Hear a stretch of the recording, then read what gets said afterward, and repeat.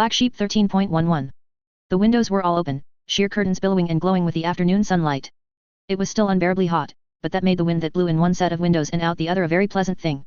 Stronger than a breeze, and very refreshing. I closed my eyes and enjoyed the moment. The greater set of games had been played and won, and things were just about as perfect as they could get.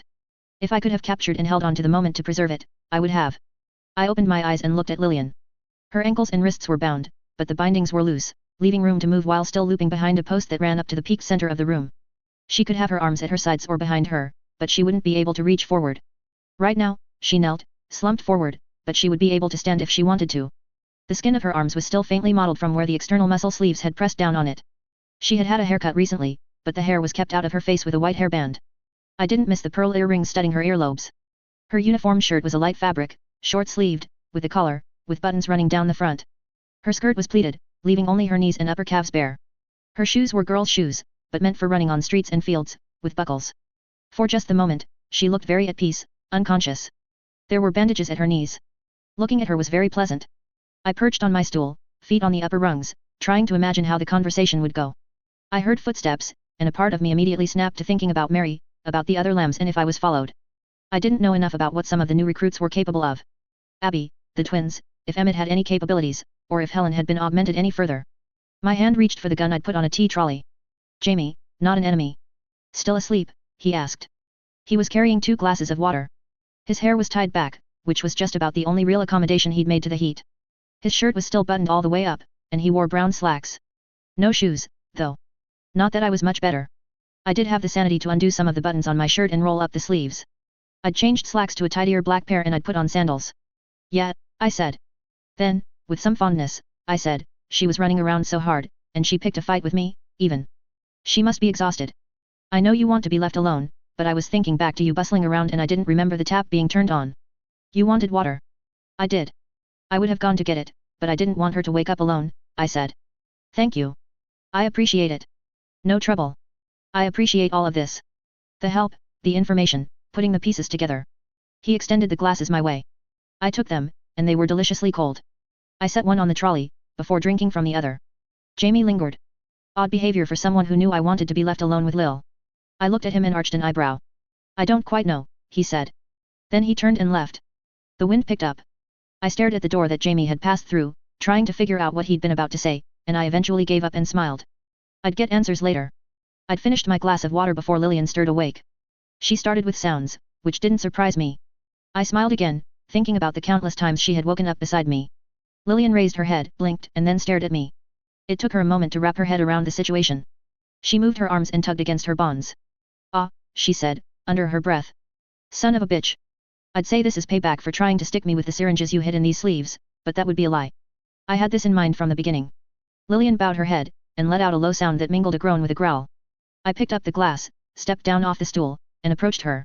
I leaned down, and spoke in her ear, the retribution for that little stunt will have to come later.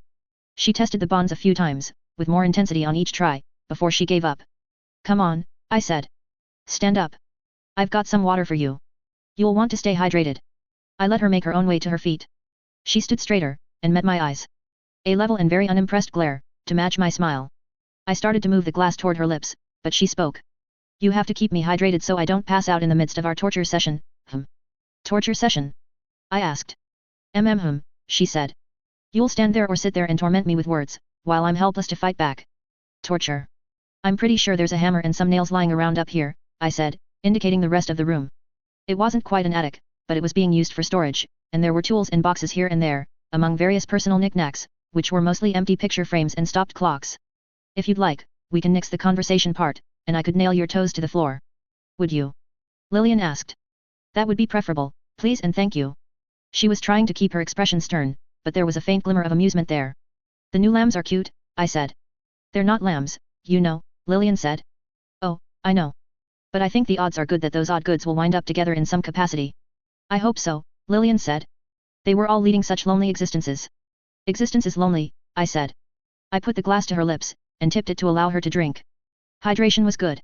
She was beaded with minuscule little droplets of sweat. When the sheer curtains billowed in and the light slipped through, she seemed to glitter. I fixated on the glittering along the length of her throat as I said, that's what makes it so wonderful and bittersweet when we're able to find each other and cling to each other in the midst of it all. Lillian, watching me looking at her, made a noise. I moved the glass away so she wouldn't sputter and choke.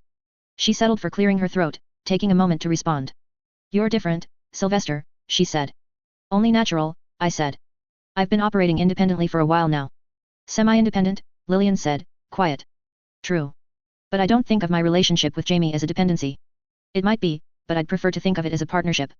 He's okay? I assume he's the one who did these bandages, Lillian said, lifting one leg that had a bandage at the knee. That was me, I said. Oh. You've picked up some skills, then. Jamie is as good as can be expected, I said. He caught the plague, whatever they were calling it. Ravage.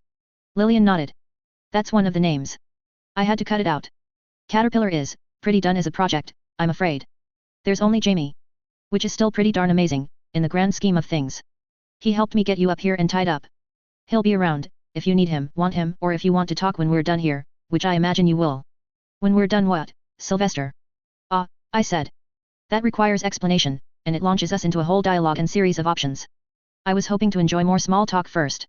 What's going on, Sylvester? What am I doing here? Do you want more water?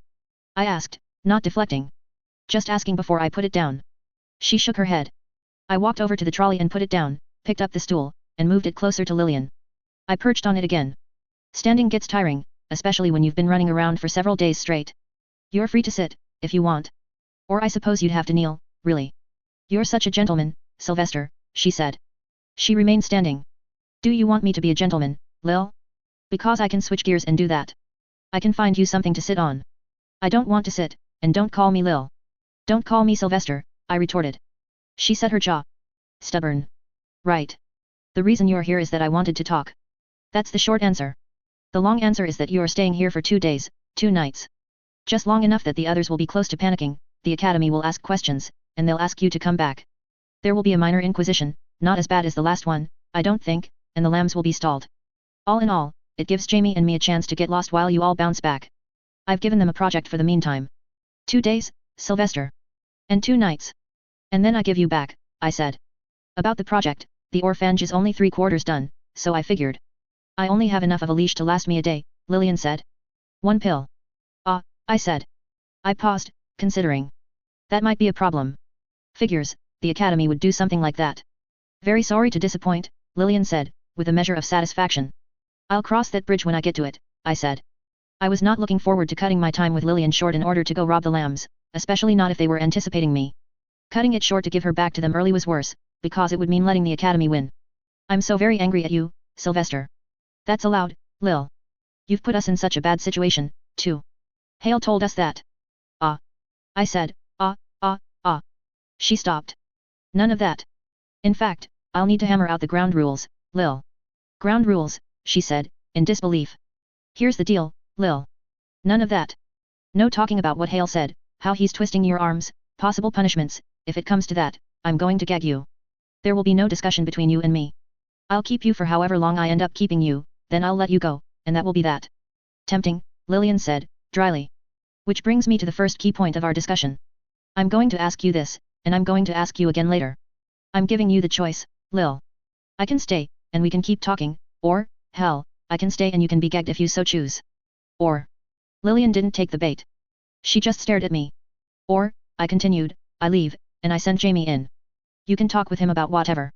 He can give you the update on how I'm doing, how he's doing, you can tell him about the lambs, old and new, and he'll fill me in after.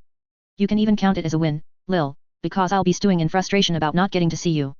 You follow. Gee whiz, Sylvester, Lillian said, her words at odds with the lack of playfulness in her voice. I can stay stuck here while you talk circles around me, or I can get rid of you. I wonder.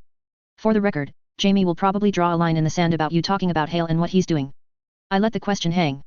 I wasn't wholly positive I knew what answer she would give. A lot depended on how raw her feelings were, beneath the facade she was showing me. I waited, thinking, while Lillian mulled over her decision. After a minute, I ran out of patience. For all that you were talking just a bit ago, you don't seem to be very quick about answering. Shut up, Sylvester. Harsh words. Stay, she said. It doesn't really matter, and you'll have to ungag me at some point to give me food and water. I can talk then. You'll have to hear me out eventually. I can get some wax to put in my ears. We do have a bag, tubing, and a needle to give you water without having to remove the gag, if need be, among other things, I said. We're not having that particular discussion, Lil. This is where I'm going to be exceptionally unfair to you. If you were to catch me fair and square, then I'd be the one who was tied up, and you'd be the one who was free to lecture at me. But you didn't. So you aren't. Those are the rules. Somehow I don't remember agreeing to any terms of engagement, Lillian said. I shrugged. They're the rules. Take them or leave them. I could see her considering. I ventured, if I end up going back to Redham, I'm going to wither away and die. I don't have it in me, Lil. I'm pretty sure they'll kill Jamie in an effort to salvage what they can of the caterpillar. So please don't bring it up. Don't make me feel even more like shit. Whatever Hale might have said, it's not an option. I've got a few years left. Jamie's got less than that, I think. We have every intention of spending that time free, and I plan to do everything in my power to ensure the lambs aren't punished for that in the meantime. The consideration on her part stopped. The wind picked up, and I closed my eyes, enjoying the present moment, while putting those thoughts momentarily out of my head. But my brain ticked forward into other things I wanted to say, when I was sitting close enough to Lillian to smell her, to reach out and touch her. All of the countless nights of the past half a year of tossing and turning and reaching out to pull her closer and finding that half of the bed empty, I wanted to make up for it right here, right now. "SY," Lillian said, at the same time, I said, "if." In the awkward moment that followed, I got up, moved the gun and the sleeves from the trolley to the nearby table, so that only the glasses were on it, and rolled it on its squeaky wheels until it was closer. I poured some of Lillian's water into my glass and drank it. I don't even know what I was going to say, SY. You go first. I offered her glass again, and she shook her head. I drew in a deep breath, then said, if there was a way I could have stayed, Lillian, stayed with you, then I would have. I hope you know that. She didn't respond to that. She looked very uncomfortable, more than anything. As I looked at her, trying to decipher it, she seemed to become even more uneasy. I looked away, staring out the window. The silence was hard to manage. I wasn't sure how to move forward from this. Help me out, I thought. It was a well-practiced exercise at this point, to conceptualize Lillian, her appearance and mannerisms, her way of moving, her personality and patterns of behavior, and to twist them into a very fierce imagining of what Lillian might be like if the circumstances were different, if she wasn't tied to the pillar. If she wanted to be here. The specter of Lillian came to stand behind Lillian, leaning past the pillar to wrap her arms around the real Lillian's shoulders, head tilted so it touched Lillian's head, a gentle embrace. I know that you would have stayed if you could, the specter said. Yeah, I said, in response to the silence and the imaginings. So that's the rule. If, at some point, the lambs decide to catch me and bring me in, then it's already a conclusion, and you can let me know just how badly inconvenienced you've been by my rebelliousness. But until then, if you say anything on the subject, I'm going to have to gag you. More silence from Lillian. Don't be too hard on me, the specter suggested. With one of my socks, maybe, which I imagine is still very dirty and sweaty from me running around all day, I said, smiling. Lillian looked up. She and the specter were nearly in sync, asking, seriously, SY. Or a pair of underwear, I said, still smiling. What? How would that even work? Your underwear or mine? Lillian asked. My smile became an ever-widening grin, as I watched her expression morph through several different emotions, ranging from disbelief that the question had passed through her lips, to anger at herself, then confusion, then something mingling shame with depression. I walked into that, she said. Actually, that was very much you, Lillian, I didn't plan for you to waltz right into it, I just brought up underwear to embarrass you and lighten the moment. She hung her head a little, staring at the floor.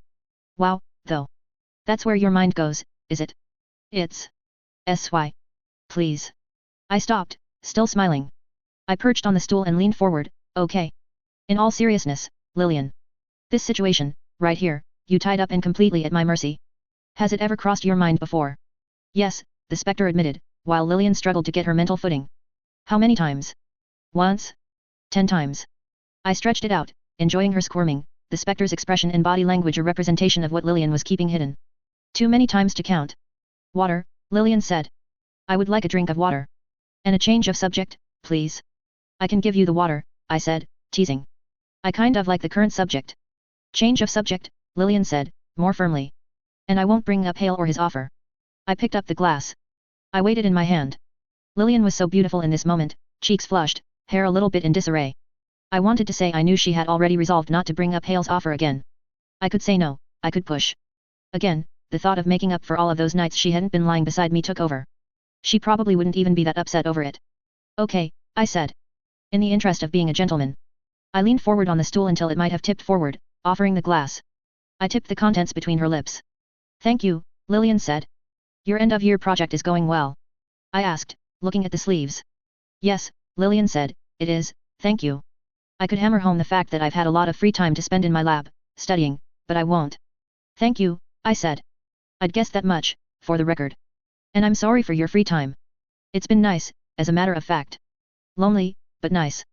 Mary was training me in hand-to-hand in the downtime, and I was getting caught up in a way I haven't for a while. I thought the training might be the case after dealing with you earlier, I said. You put up a fight.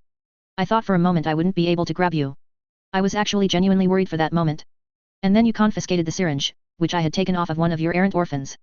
And stuck in your waistband, I said. Yes. And I stuck you with it. When it counted, earlier, and when facing you, I didn't quite have the courage to make myself move into her people, Lillian said. I'm still a scaredy cat in the end. You did fine, I said. Just about everyone did. I'm not sure about Abby, but I don't even know who or what she is, except that she loves animals of all kinds. She was supposed to serve as someone who could decipher, even better than you can. Human nature, animal nature, read body language, read tone and expression. If she'd worked, she would be better at cracking people than you are. As is, she's good with animals. Nothing like Yvette, then. Lillian smiled. We brought her because of her physical similarities to Yvette. Jamie had a picture of Yvette in one of his notebooks, and described how you used to sleep on the floor by her vat. Dirty, I said, but I smiled. I liked that she liked the lamb I left for them. I had no plans for them to keep it. But when they did, and they went up into the tower where I couldn't follow or listen in, I scrambled to get everything together so there would be more animals waiting when they left the building. I'm so pleased I was able to. Duncan was bothered by the chicken. I thought there was a chance they'd pick up more pets and have more dead weight if I included variety. That's what I said, Lillian said. He thought it was a jab. I struck my forehead with the heel of my hand. It could have been, too. I could have said something to him, needled him. I feel so dumb. You were hard on him as it was. I snorted, then looked for a change of topic. I still have to get the details about what Emmett knows from him. You do, Lillian said. I'm sure you'll manage. Her disposition had improved considerably. The flush still hadn't entirely left her cheeks, which was important. Now's a good time for what you're thinking about, Lillian the Spectre murmured. Speaking of, I said. Speaking of, the real Lillian asked. Of managing. As much as I would very much like to be able to be in this room and watching you for the duration of your stay, I don't think I'm capable. That means, well, I need to make sure you don't have any tools or tricks that could deal with those bonds while I'm looking the other way. What? Lillian asked, caught off guard by the change in topic. I'm going to need to frisk you, I said. What? She asked, again. No. Yes, I said. No. SY, you little shit, that's not negotiable, I said. Not negotiable. But, like I said a few minutes ago, you do very much have the option of kicking me out of the room. I can go get Jamie, he can take over, and I'm positive he'll be an absolute gentleman for you. And you won't. I'll try, I said. But I'm not very practiced. So if you give me the signal to go ahead and we leave Jamie where he's at, then you do so at your peril. I met her eyes as I said it, giving her my most serious look in the process. I saw the flush start to return to her cheekbones. Before she could back out, I ventured, I highly recommend you ask for Jamie. Are you that perilous? Lillian asked. I don't think so, but you're a scaredy cat and a crybaby, and I think we're on good terms right now. I don't want you getting mad at me again. You'll be stuck here with me for at least the whole night and part of tomorrow. Scaredy cat and crybaby, she said. I smiled. You could have searched me while I was unconscious. I could have, I said. But that would have been rude. Her body language and expression told enough of a story that I knew I didn't need to look at the Spectre for clues or validation. Not that the Spectre was anything but a fun way of exercising what I already knew. I want to see you try and fail at being a gentleman, she challenged. I smiled, and stepped away from the stool, bending into a small bow. Good start, she said. About your presumption of failure on my part? You forget. I'm on Wyvern. I can be and do anything, given a chance to adjust, I said.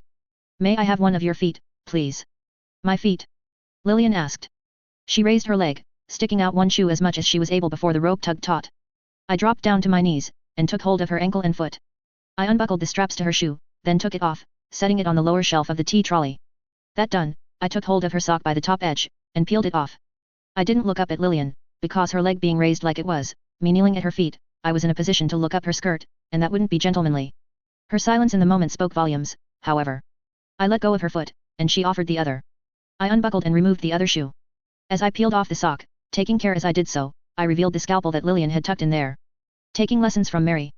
I asked, collecting the scalpel in one hand as I took the sock in the other. Not at all, Lillian said. I name thee a liar. I pronounced, picking up the second shoe. I flicked it, hard. The blade flicked out of the sole, coming to a stop in a position where it stuck out in front of the toe. Oh. You recognized it? Lillian asked. Recognized? I asked. They're Mary's shoes. She outgrew them and lent them to me for today. No. I recognized the thickness of the solace. I never paid that much attention to Mary's clothes, except to think of how fancy they were. I paid more attention to what you wore. I still have a vague recollection of all your different nightgowns, now that I think about it. Careful, gentleman SY. You're slipping. I set the shoes together on the trolley, and draped the socks over them. I held on to the scalpel until I'd straightened, and placed it on the top. I took a position in front of Lillian, our noses a few centimeters apart. I beg your pardon, I said. She started. She stopped as my hand seized the front of her skirt, balling it up in my fist. I pulled at it, until the waistband was a short span away from her waist. Had I looked down, I could likely have seen everything clear from the bottom of her button-up shirt to her knees, but I didn't look down. My eyes were locked to hers. With my other hand, I ran my fingers along the inside of the waistband. I could see the dilation of her eyes change, the pupils expanding. She didn't break eye contact any more than I did. What's this? I asked, as I found the first obstacle. A twist of metal, which held 3 thin vials. Lillian was silent. She did all of her communicating with her eyes and the flush of her cheeks. Yeah, I said. I put the vials on top of the trolley. I switched hands, using the tension of my finger against the waistband to hold it away from her body, touching the clothes while not touching her. And another. Look at that. I'd discovered a syringe, preloaded with a half dose of fluid. I set it on the table. Excuse me, I said, as my finger traveled along the circumference of the waistband, reaching further back. At the last moment, before my hand would have struck the post, she pushed her pelvis out, toward me, giving me room to reach the waistband that would otherwise have been pressed between her rear end and the post she was loosely bound to. Just because you're saying beg your pardon and excuse me, doesn't mean you're actually being gentlemanly, she said. Being polite about this is just one of the rules.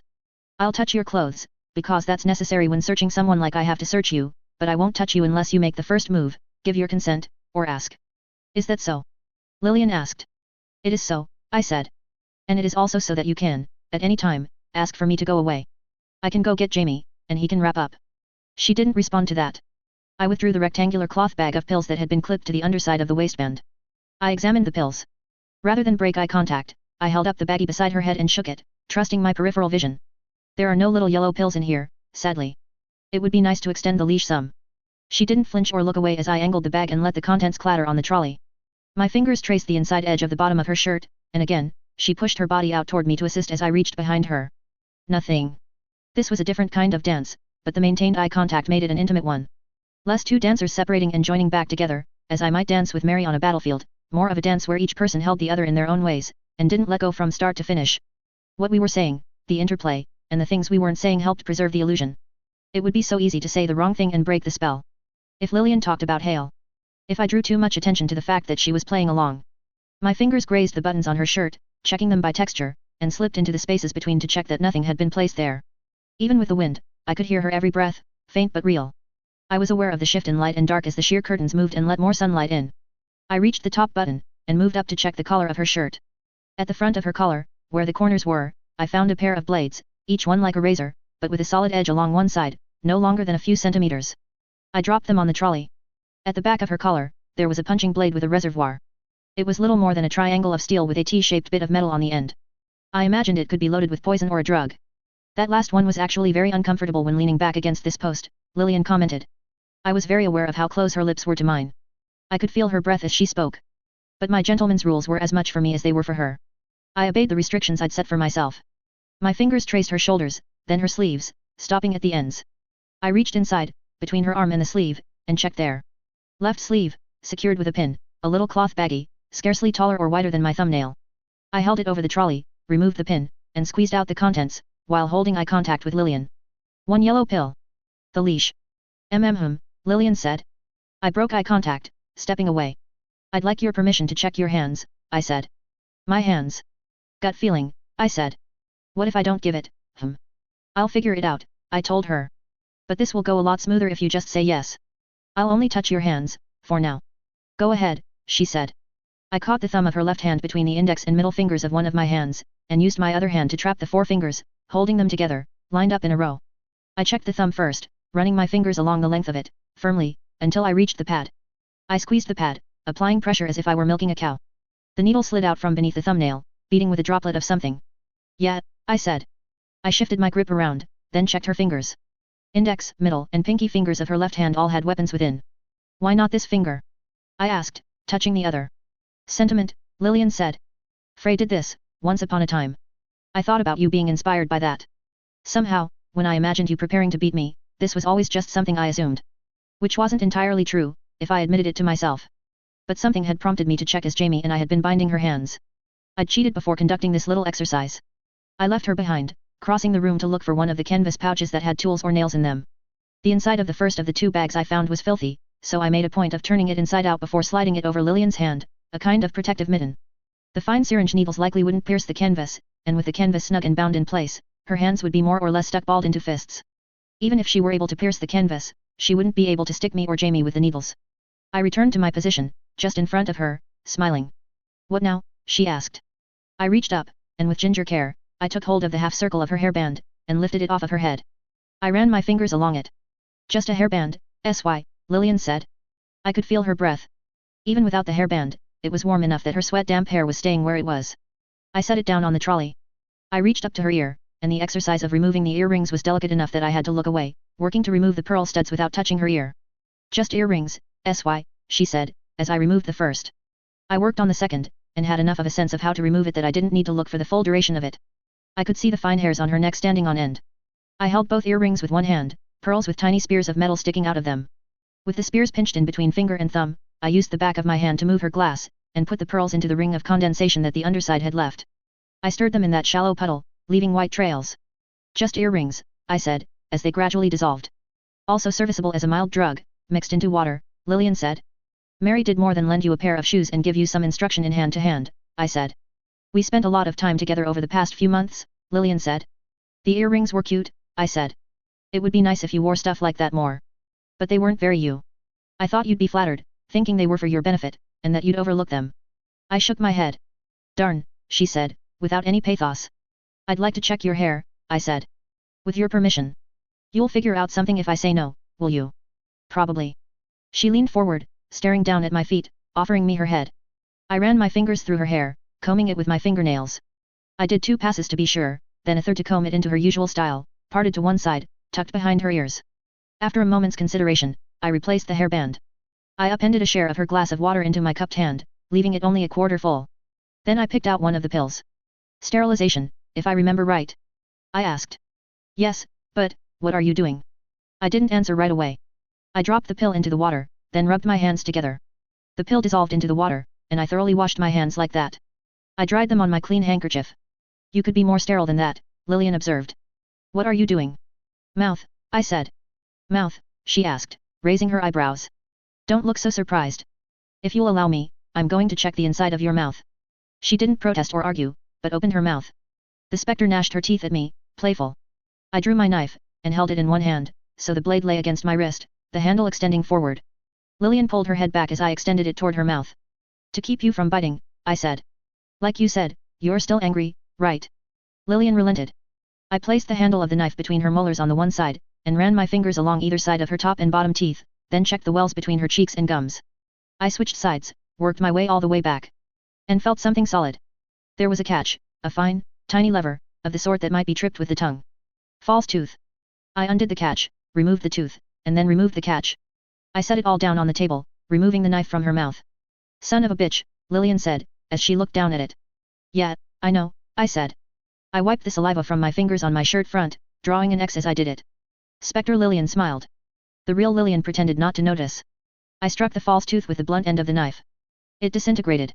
I used the blade to nudge the individual pieces away from the tiny yellow pill that was nestled within. "2 little yellow pills," I said. "Fancy that," Lillian said. "Guess you're staying with me a little while longer," I said. She nodded, her expression unreadable. The spectre, however, gave me a faltering smile. "Was the plan to pop the tooth free, crack it between your teeth, and spit the yellow pill into my food or something?" I asked. "Maybe," Lillian said. "How did I do? Did I get all of it?" "Do you seriously expect me to answer that?" Lillian asked. "I'll give you a choice," I said. "Another choice," she said. "You tell me what you hid, and I'll remove it, or you do a very good job of sincerely telling me that you don't have anything more, that I won, and I take you at your word." You trailed off there. "What's option 3? "Option 3 is that you leave me no choice, I can't take you at your word, and I have to assume you hid something in your undergarments, like Mary typically does." I saw her freeze a little with that. "I did," she said. It was my turn to mentally stumble over her words. A part of me expected her to claim it was a joke. "In my bra. A paper packet of poison," she said, raising her chin a little. "A challenge. Testing my limits as a gentleman." Did she think it was her victory in more than one way? That she'd hidden it successfully, and that she was going to make me balk?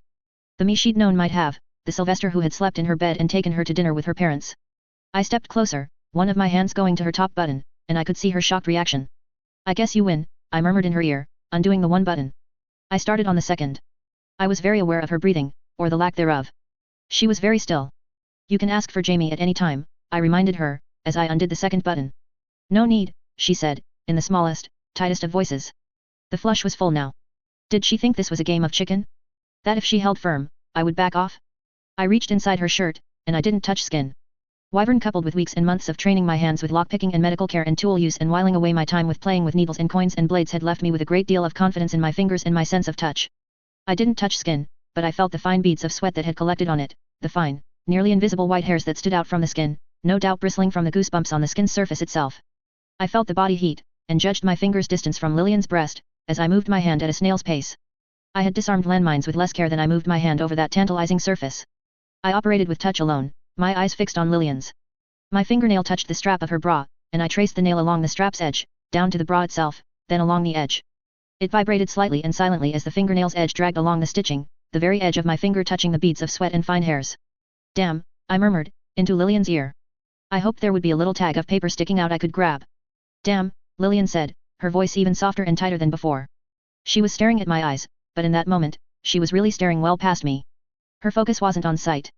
I beg your pardon, I said, reaching behind her with my other hand. With utmost sincerity. With one hand and a snapping motion of my fingers, I undid the clasp on her bra. She jumped as if she'd been stabbed, and her focus returned to me, her eyes on mine. I moved my fingers down, tracing more fine hairs and more waves of warm body heat, then crossed the void to the concave of the now loose bra cup. With 2 fingers, I retrieved my prize, and maneuvered my hand out of her shirt. I held up my prize between our faces, then flicked it through the air, letting it land on the trolley. In the moment it smacked into place, the spell was broken, and she let out the breath she'd been holding in, shivering visibly as she did it. Not a bad sort of shiver, either. If you cut me free from this post, I would pounce on you in an instant, the spectre said. And get payback for all of the teasing you just put me through. Payback in the form of a beating, or in the form of making me follow through on every tease. The spectre smiled. Can you imagine? I asked Lillian. Next time, I'm going to have to assume you'll be better with the hiding places. I'll have to be even more thorough.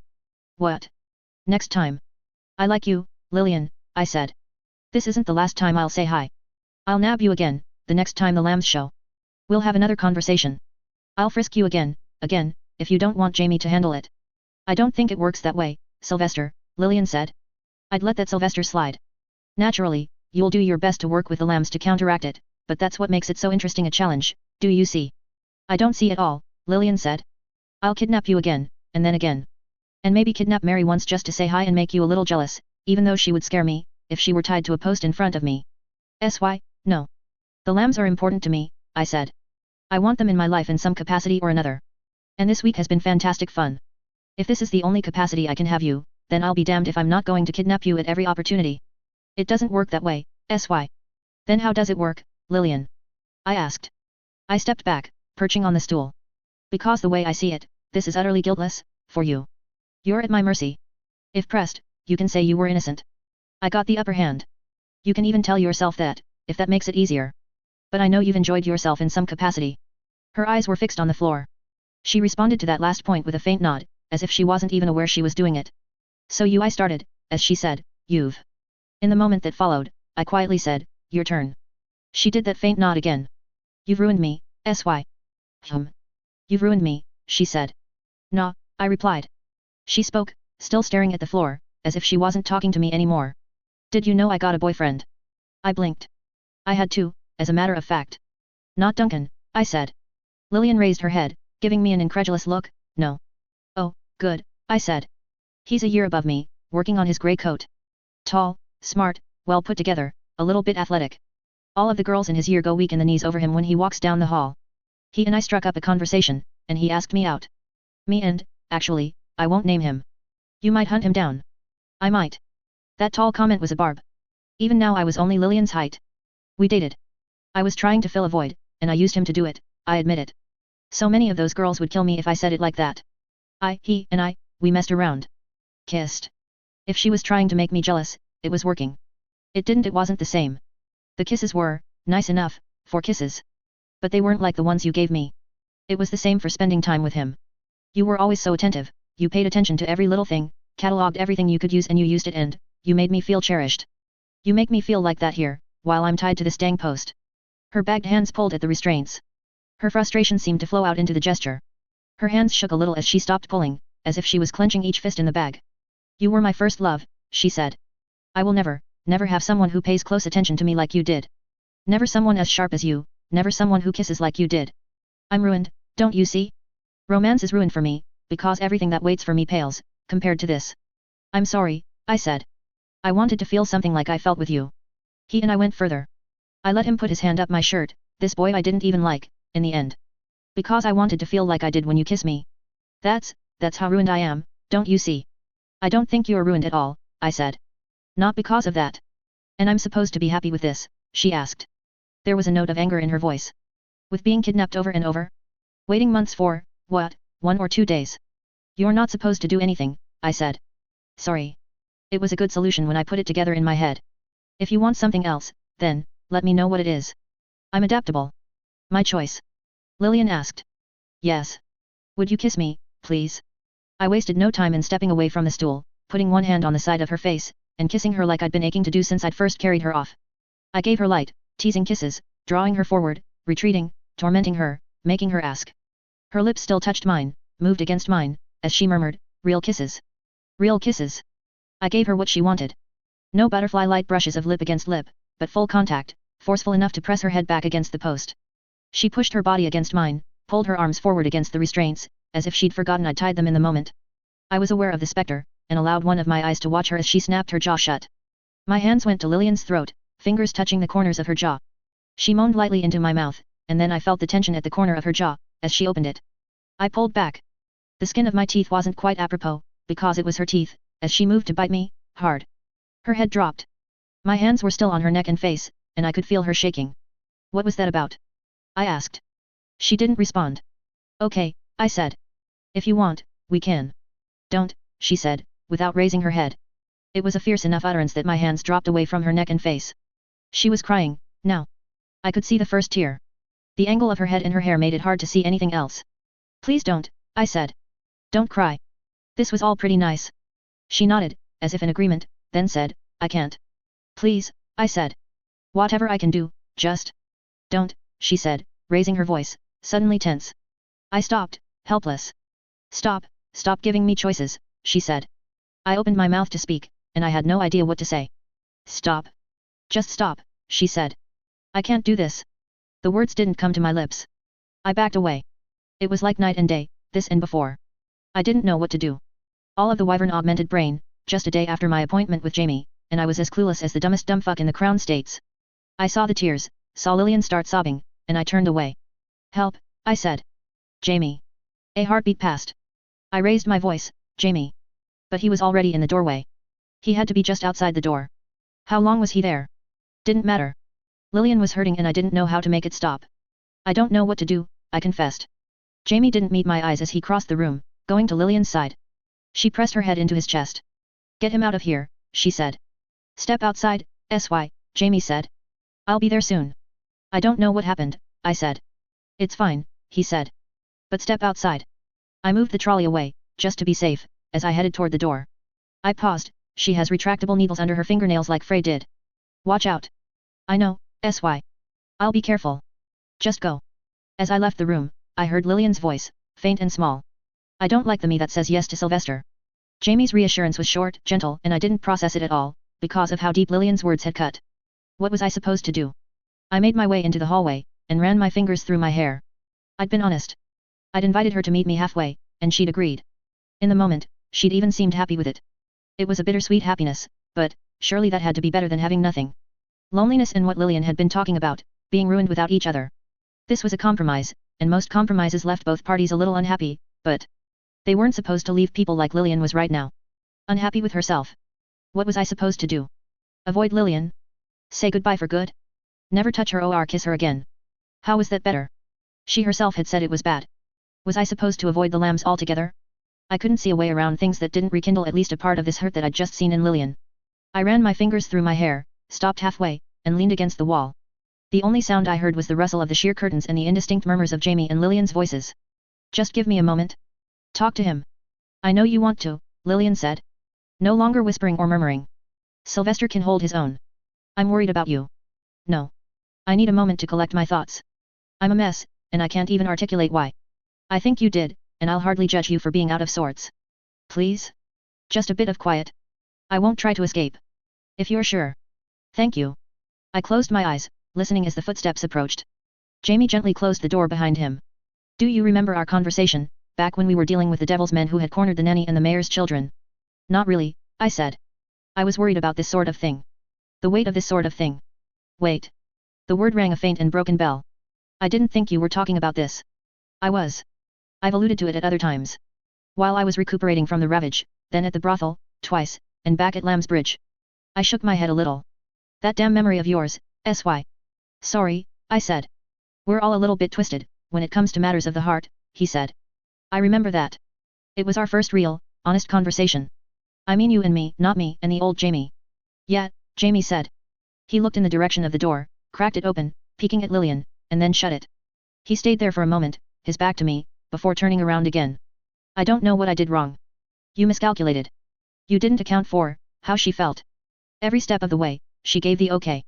She wanted the kiss, she challenged me to fish for the packet. She said I could search for the tooth, touch her hands, examine her shoes. Her body language, all the while, right up until the end, it reinforced that. She was happy in the moment. It still wasn't okay, SY. What is? I asked. What was I supposed to do that would make all that all right? Think beyond the moment, for once. I know it's not common practice for you, but think longer term, Jamie said. Think about Lillian having to go back to the Lambs, with her feelings for you rekindled and all stirred up. I set my jaw. And she has to live with the fact that she said yes, and that she was weak and romantic in the moment instead. Stop, I said, my voice firm. Jamie stopped. He fixed me with a level, unreadable stare. There's nothing weak about Lillian. There's nothing bad about being romantic. I agree, Jamie said. But right now, she feels weak. She wasn't thinking straight, and let's be entirely honest. You aren't exactly operating on a level playing field, are you? Are you talking about the ropes? Because. He stabbed his finger into my chest. I'm talking about you, SY. You. You're a manipulator. Yes, she said yes. But you led her to that answer. I shook my head. Are you saying you didn't? I'm saying I might have. But that's hardly fair. Existence isn't fair, SY. Especially ours, Jamie said. I'm me. Manipulation is me. I toy with people. I toyed with her for years and she called it a lovely romance that she won't ever be able to live up to. Because that's how she operates and that's how I operate and that's how we function as a pair. There is no pair anymore, SY. You left her. You can't cling to the scraps that remain. There's more than scraps, I said, more defensively than I might have liked. When you left the room, she said Hale warned her about you, after your first kiss. That she only just now realized why. It's not because you'll cross the line. It's because you're clever enough to redefine the line. You have to realize that dragging out a half relationship with Lillian isn't going to make her happy in the long run. Because I think, right there in that room, in that moment that your time with her took a turn, Lillian sure realized it. What am I supposed to do, Jamie? Because you can say life isn't fair, but that's a whole different ballpark from Sylvester can never ever have a relationship, because that relationship will never be a level playing field. And that sounds pretty shitty. I didn't say that, Jamie said. I shook my head. There are people who can stand on a level playing field with you, Jamie said. Experiments. Mary? I asked. Started down that road. Would be even unhealthier then, I flailed inarticulately in the direction of the door. It was good of you to realize that, Jamie said, voice soft. I'm not about to wait for Abby or one of the twins to grow up. I'll be a goner before then. Yeah, Jamie said. So, what, you? I asked, a little bitter. Jamie was silent. He didn't meet my eyes. I like girls. You and I both know very well that I like girls, Jamie. I know. So what, you want me to go find some back alley doctor, see if they can mess with my head, twist things around? Would that make you happy? I realized the words that were coming out of my mouth as I spoke them. This was a dark echo to a prior conversation. One that had played through in my head at least once a night for years now. No need for something that extreme, Jamie said.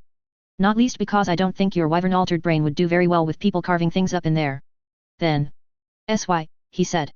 I've come to know you. I've made peace with that. With who you are. I'm okay, I think. Your company is good as is. I stopped. Then I found the words. Because I couldn't let the conversation end with that. I spoke with more bitterness than I would have liked, so all of this. Your counsel, telling me how to deal with Lillian. It's biased. Because you like me. I do. I wouldn't have come to find you in Tineware like I did if I didn't like you at least a little.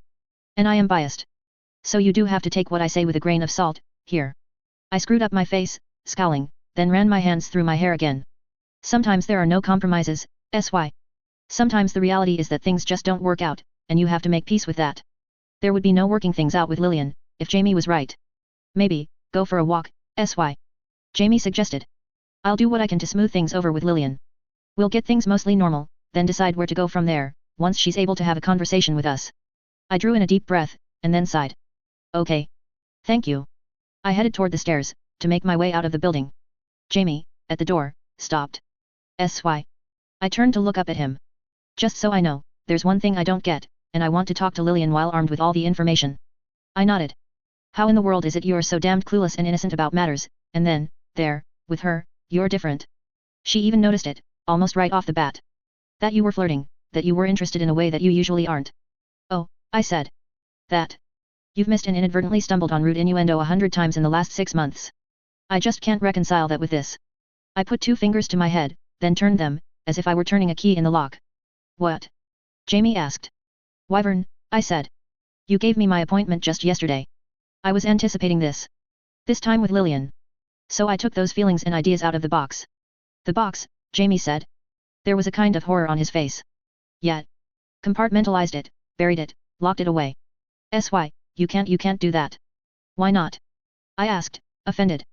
Because it's one thing if they warp you, if this messed up existence of ours and life with the Academy twists us around and makes us strange, but it's something else altogether if you do it to yourself. I shook my head. That's not Jamie started. He shook his head. That's not good, Why would you even do that in the first place? Because of the nights I spent with Mary.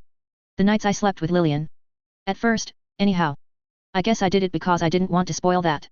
Didn't want it to get weird, didn't want to push them away. Those moments, frozen in time, were good enough as they were. I didn't want to let those feelings push me to change that and risk breaking it. So I made myself innocent. More innocent. The horror was still on his face. I didn't quite understand it. You castrated yourself. I didn't castrate myself. I asserted control. I left just enough of the less innocent parts there because they seemed to amuse you and the others. It's really not that important, Jamie. Hell, I halfway forgot about doing it until I started thinking about spending time with Lillian again, and making the most of it. Jamie, always rock solid, looked anything but in the moment. You cannot alter yourself and then forget about it, Obviously I didn't. I caught myself in time, I said. You can't no. That's not fair. You almost said that a bit ago. That this wasn't fair. What's not fair about it, Jamie? I was here for you, I left everything behind, I came to help you.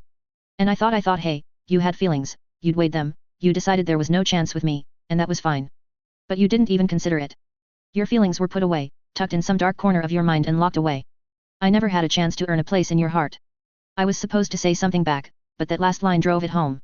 Now I was the one who felt the horror that Jamie seemed to be evidencing, because it was dawning on me just why he felt that way. It had taken longer to get there, but in the long run, this conversation was playing out just like my last conversation with Jamie. I'm sorry, I said. But you know I couldn't bring myself to say it again. There was never a chance, I said. Please trust me on that. But you can't know, can you? Jamie asked. I don't know. I'm 99.9% sure. I would have appreciated you letting me have that 0.1% chance, Jamie said. I gave a lot to be here for you, maybe even years of my existence. I don't regret that, even now, but it sure would have been nice if you gave me that iota of a chance, in exchange. I could see the hurt. I could see the damage I'd inadvertently done. The wedge. I didn't know what to say, and there was no calling out for help, asking for some other person to come in from just around the corner and rescue me from this situation. Just tell me, Jamie said. Tell me that, in the end, my feelings, or the possibility of me having feelings wasn't a reason you walled off that part of yourself. That you didn't throw up that barrier in between us. I opened my mouth, then closed it. You did, he said. I nodded. Just go for your walk, he said. I'll talk to Lillian. I'll think things through. We'll talk later. I knew this would happen, I said. Or something like it. That's why I put that barrier there. That there was a chance you would get jealous, or upset, or my feelings in another direction would push you away. I put the barrier there because I valued you.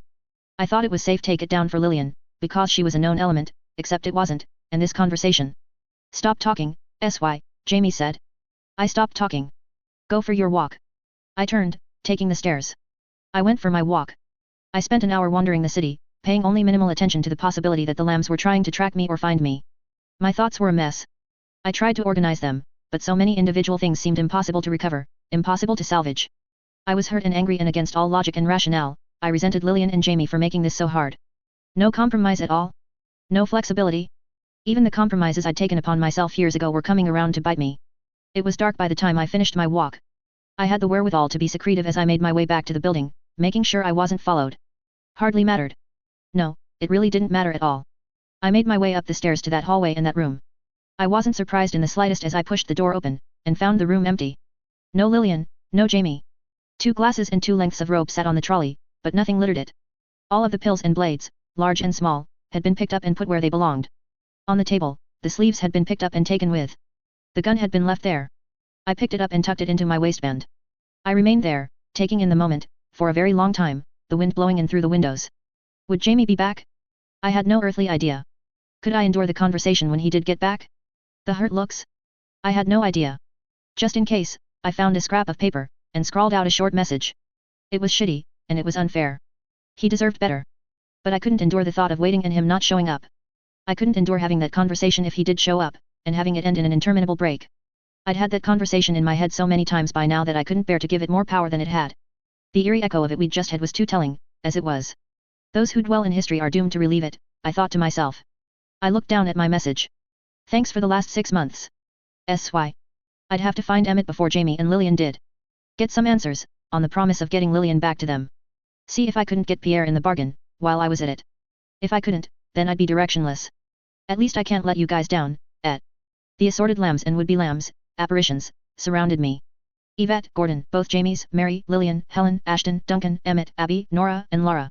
I was stupid, I said. Tried too hard to be a lamb. Hold on to the past, you know. I could picture the individual expressions, the body language. I appreciated the sympathy, hollow as it was.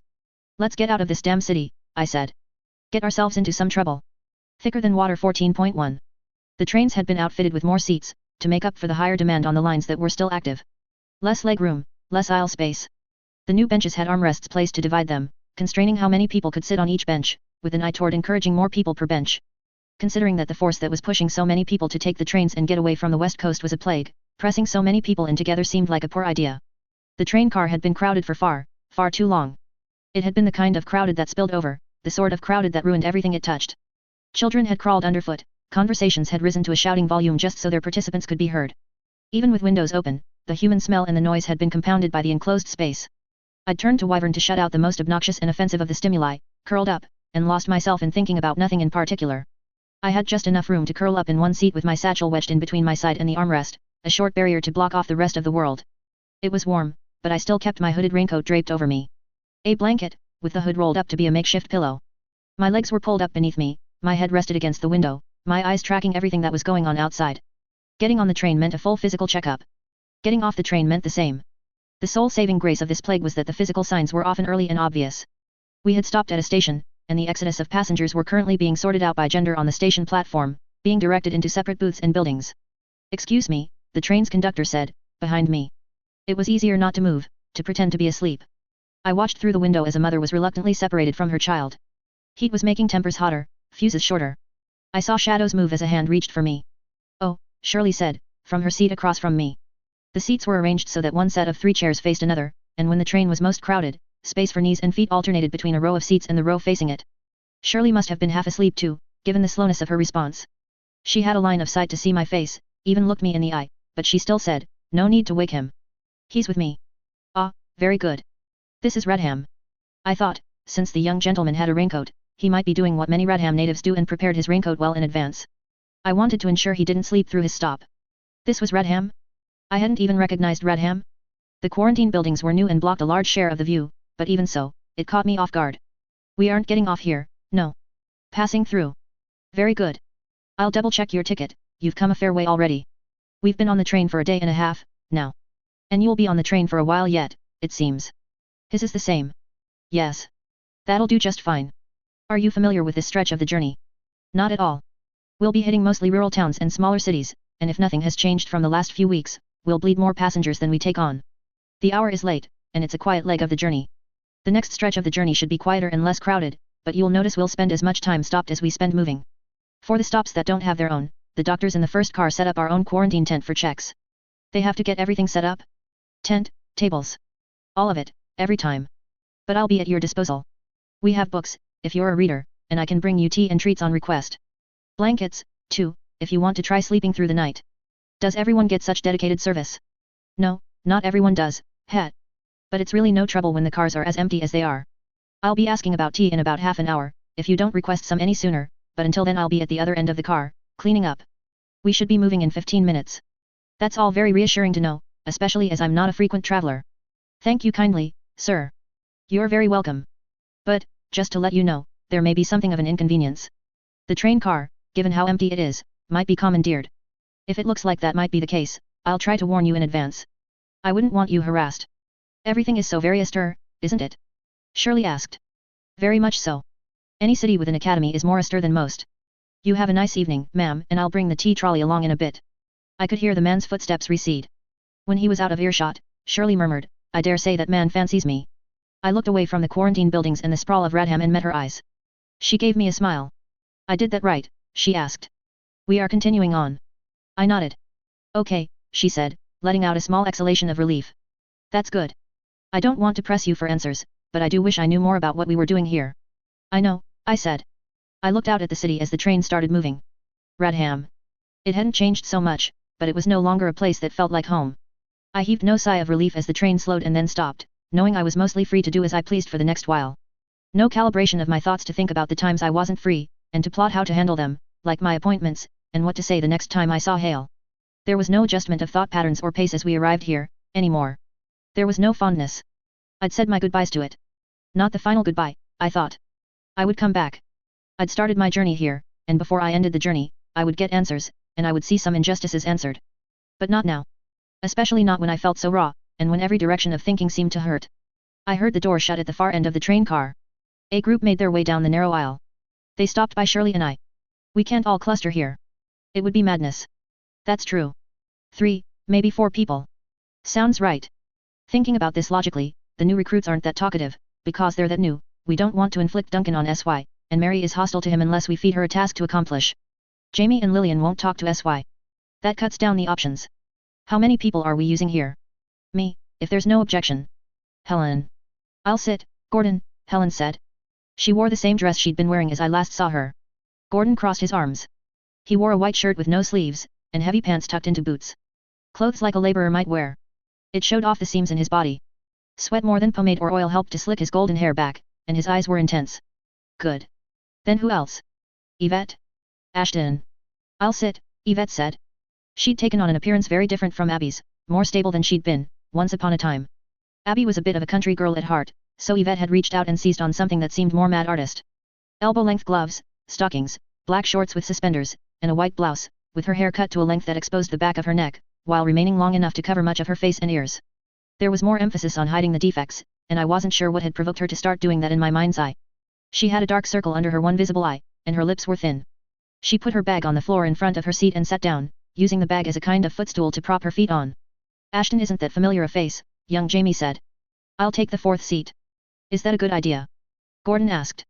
I think it will be okay. All right. Keep an ear out, Ashton. Pay attention. I can do that. Gordon, Helen, Yvette, and Jamie sat in the seats near Shirley and me.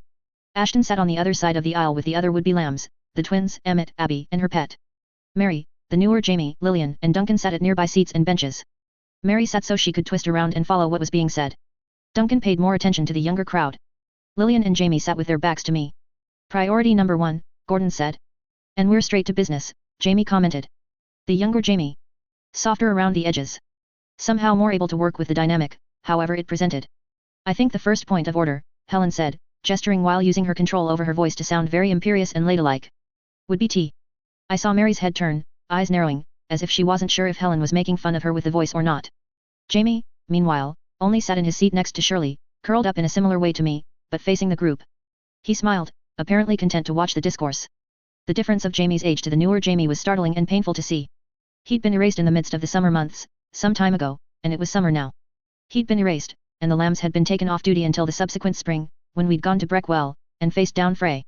A season later, the next summer, the 1-year anniversary, had been damnably quiet, leaving me little to do to keep myself occupied, except to enjoy Lillian's company and make initial overtures at getting to know Ashton and the new Jamie. Then, at the cusp of fall and winter, it had been Lug. The Primordials, Mauer, and the Duke being shot. I remembered snow had been falling as I left the lambs behind, broke it off with Lillian, and went after the Baron. This spring had been Tyne-Wear. Now it was summer again. That meant we were at, just past, or just approaching the 2-year anniversary of losing the first Jamie. He looked so young, so insecure, hugging that book of his.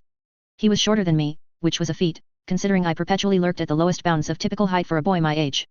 I could look at him and tell, by body language alone, that he was more introspective. I'd left him behind at some point, and I hated that that was the case. There are bigger priorities than tea, Gordon said.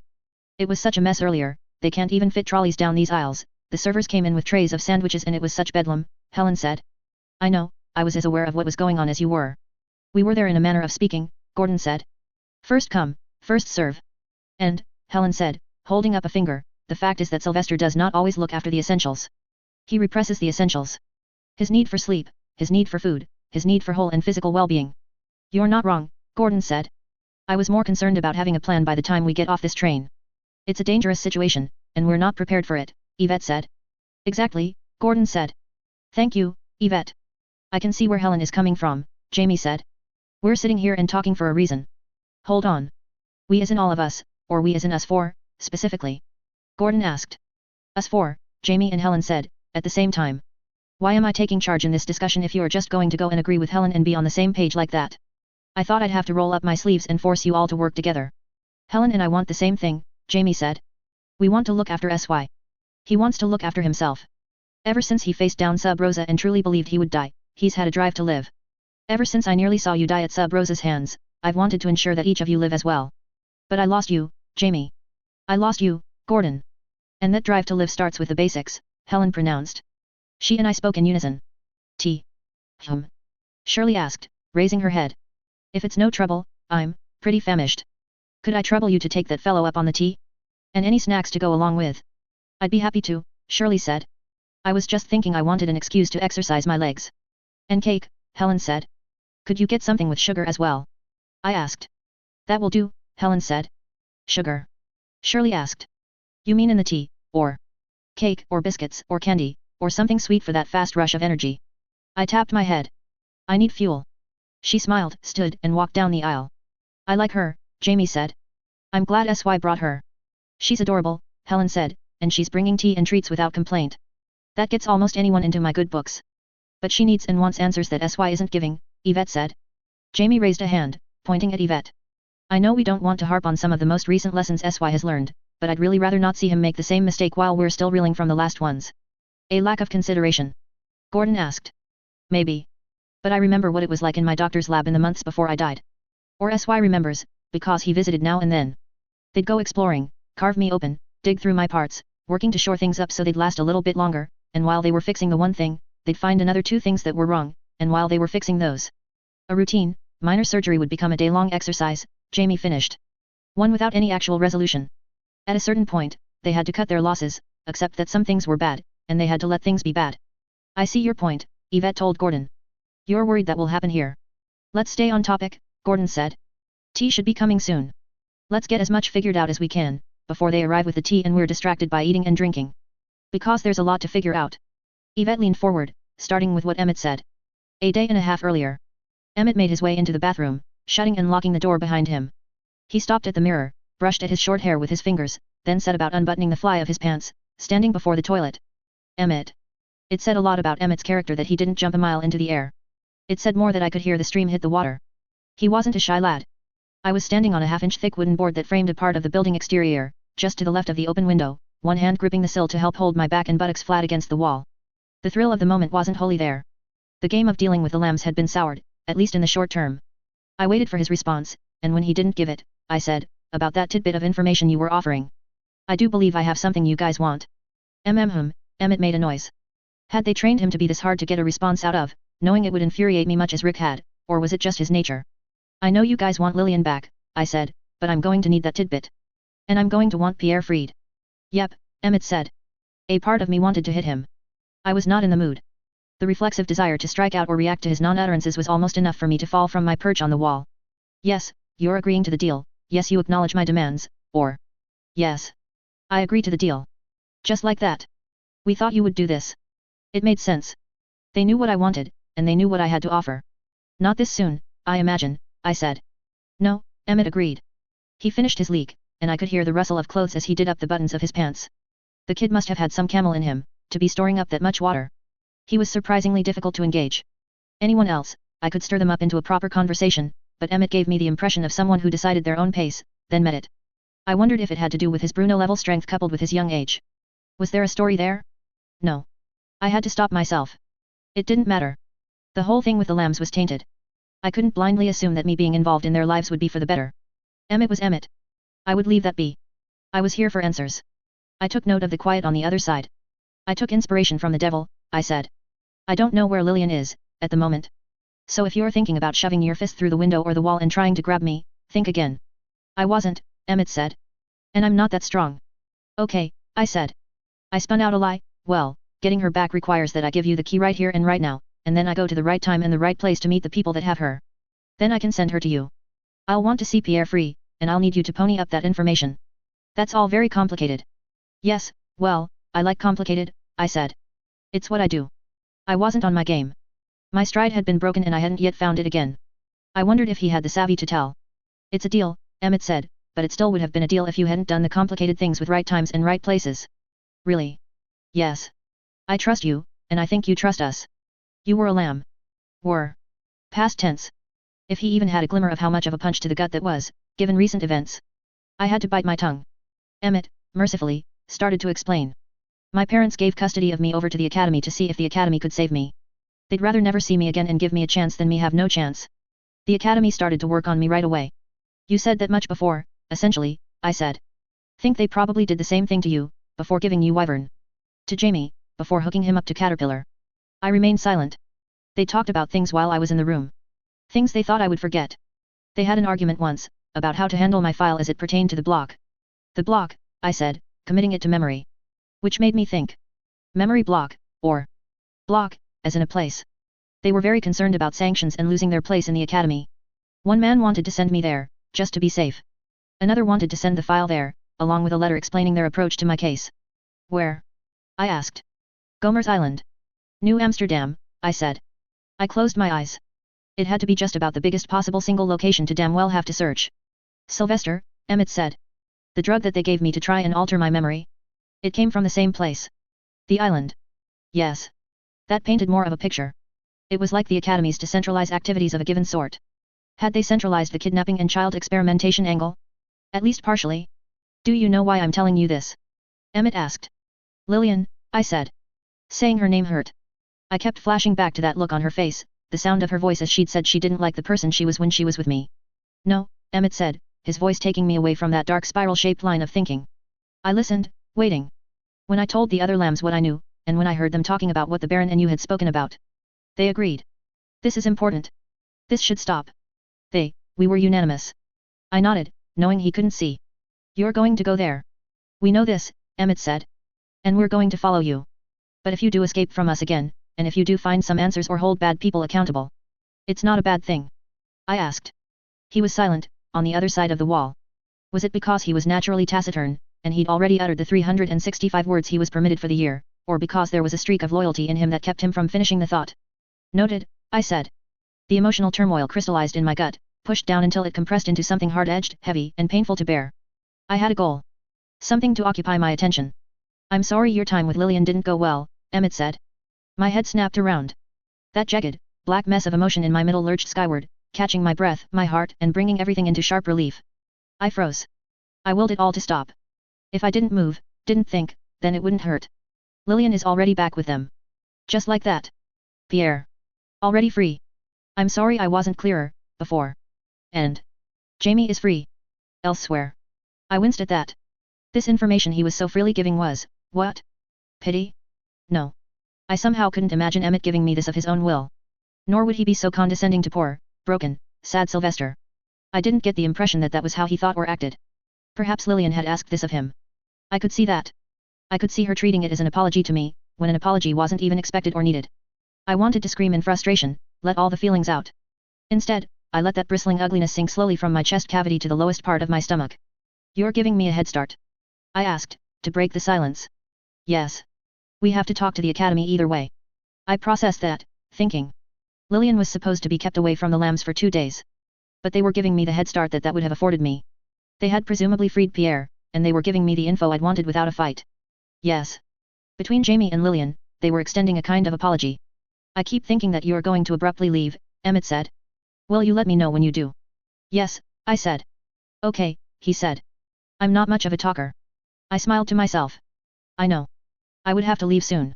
The fear of being spotted and caught by other forces was only part of it. Another part, knowing that Lillian was somewhere in this very building, and Jamie was somewhere outside of it, it meant I had to leave if I wanted to get away from this. Emmett, I said. I need favors. And I know I'm not in a position to bargain. I felt so far from the mighty lamb that I'd painted myself to be, as I'd taunted them all. I'd have to hear the favors before agreeing. Can you tell me if you told Jamie any of what you told me? About Gomer's Island, in New Amsterdam? No. The conversation with him was brief. I don't want to know, I said. Please. No is enough. That might have been the first time in years that I've been interrupted, Emmett mused aloud. Or been told I'm talking too much. Sorry. Emmett grunted. I wanted to ask him not to tell Jamie. To keep it a secret and to let me go. I was aware of how monumentally unfair it was of me to do that. To black Jamie out. Did it sound like he said goodbye? I asked. Like he was leaving? Or that he had plans? Do you want the long answer or the short one? Short, I said, hating myself for my cowardice. Then yes, to all three questions. I nodded, and made sure my exhalation of relief was silent, and that Emmett wouldn't hear. The city.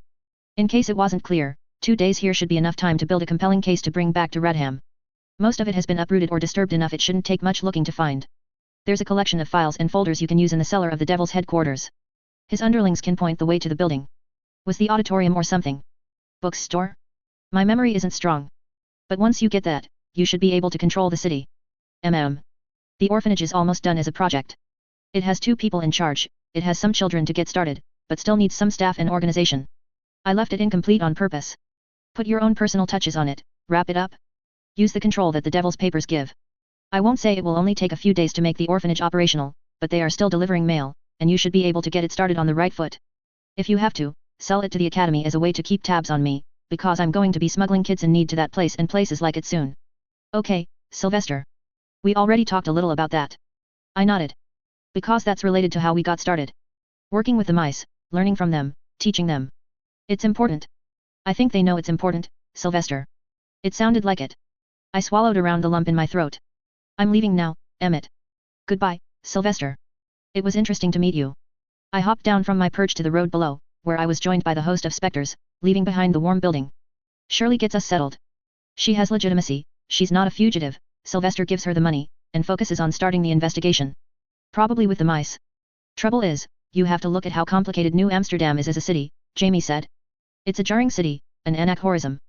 The seat of the Academy's power in the Crown States, and, just as an example. He hesitated, in that way that he used to do, trying to dredge up the information. Yvette picked up the slack. The very name, New Amsterdam. Yes, Jamie said. That. When they won the war for the Crown States, they took a city named after an English city, and gave it its original name. Just to show that they could, to display that control. Even if it made the city sound less crown and more foreign. Gordon spoke, or the fact that it's where the nobles and Academy elite gather, the, as you say, seat of the Academy's power in the Crown States, and yet it's one of the places where the Academy's hold is weakest. Too big, too unwieldy. Too messy, Yvette said, smiling. The door at the far end of the car arrived. Shirley. Helen perked up. And tea. And treats. Then, just as fast, she was deathly serious. The lambs, as a group, rose to their feet. They were reacting to something I couldn't see. Prey instinct was giving me some minuscule details, something about the weight of the footsteps, the sounds, or lack thereof, or that I was belatedly putting things together and realizing that Shirley should have been back by now. Not tea, Helen said, as I let my feet drop to the floor and stood. Crown Police? Was I caught? As I moved toward the aisle, I could see them. Not police after all. Just 7 other passengers, going to the same place I was. So this was what the conductor had been saying when he'd said we might have to leave the car to make room. I'd thought military, but no. 7 young men and women, adolescents, to look at them. All tall, most gorgeous, and all wearing the finest and most modern fashions I'd seen, no doubt custom made to their individual forms. They had intensity in their eyes and cold, mask-like expressions. Window, Gordon said. I bolted. The window was open, and the train was going full speed. The fact that I could see the upper halves of trees and not the bottom halves suggested it was a slope, and it was a fall that was likely to kill me. Preferable to this. One hand on the side of the window, one hand on the bottom, I moved to launch myself out. The hook end of a cane caught me by the neck. I was wrenched back, stumbling, then neatly deposited in the middle of the 3 seats. The one that Jamie had been sitting in. The young noble took a seat opposite me. He raised a long leg and propped one foot up on the seat to my left, then moved his cane so it was the other way around, bottom end facing me. I moved to escape, and the cane caught me again. I froze, pinned where I was, the end of the cane pressing against my guzzler's knot. Size not at his best, Helen commented, from the sidelines. He really isn't, Gordon said. Go fuck your dead self, Gordon. I think, Jamie said, weighing his words, I think we're on point, here. Provided he and Shirley survive the remainder of this train journey, Yvette commented. Thicker than water 14.2. Fugitive, the noble said. Ah, Gordon said. That's no good. I exhaled, as much as I was able, with the cane pressing against my throat. The young man who was sitting across from me looked as though he had just had a team of hairdressers, a barber and a tailor just finish working on him. His black hair was slicked back, the faint messiness at the front of his hair and over his ears looked sculpted. It was late, but his chin was clean of even the shadow of stubble. Chin and cheekbones were sculpted, giving his face a mask-like appearance that I couldn't quite put my finger on. He wore a white-collared shirt with ornate silver trim at the edges of the collar, a tie, vest, and a long black coat. The silver ornamentation extended to his cufflinks, embossed buttons, the buckles of his shoes, and, now that I looked, to the irises of his eyes. He was the biggest threat, so I fixed the whole of my attention on him. What a shame, he said. By bringing you in, we're denying a good citizen the ability to do the same. There was good money placed on you, sir. Good money the crown was willing to part with, a sum that could have raised someone up from obscurity to aristocracy. Wouldn't it be nice if we could kill them all? Helen asked. Make a lovely bloody mess. Not practical, Gordon said. We need to play along for now. We kill them later. Lord Monty, one of the two girls in the group spoke, with a posh accent that pronounced Monty as Monty. I didn't take my eyes off of Monty as she continued, if you talk about the citizens of the crown in that way, they might get offended. She made it sound like play. As if to set up Monty for a retort, a joke at the citizens' expenses. But he was more focused on me than on verbal wordplay or making light of the citizens' feelings. You don't look like much, do you? Monty with the silver ornamentation spoke, studying me. But you certainly did something to deserve being worth that reward money. Jamie's voice overlapped with his, think. Gordon's right, we need to play along, and we're getting swept up in the observations without picking out the things we can use. You used Wyvern to shut out the world, SY, but we need you to access the world again. I stared into Monty's silver eyes, and I was reminded of how I'd met Lillian's, when she and I had been so close. It was a painful reminder, but it was a barb that helped wake me up to reality, connect this situation to the way I'd been thinking there. The emotional equivalent of reaching out, seizing a knife by the blade, and squeezing. Something must have changed in my expression, because Monty said, there you are. Good evening, I said. Titles. Jamie urged. No titles, Yvette said. Yvette was now behind Monty's seat, arms folded over the top of the seats. Her chin had been resting on her forearm, but now her head was raised just enough to let her talk. Look at him, look at them. They're differing. The woman, the way she talked, you know he's the leader of this pack. Your instincts said to focus on him for a reason. Whatever the case, the window of opportunity had passed.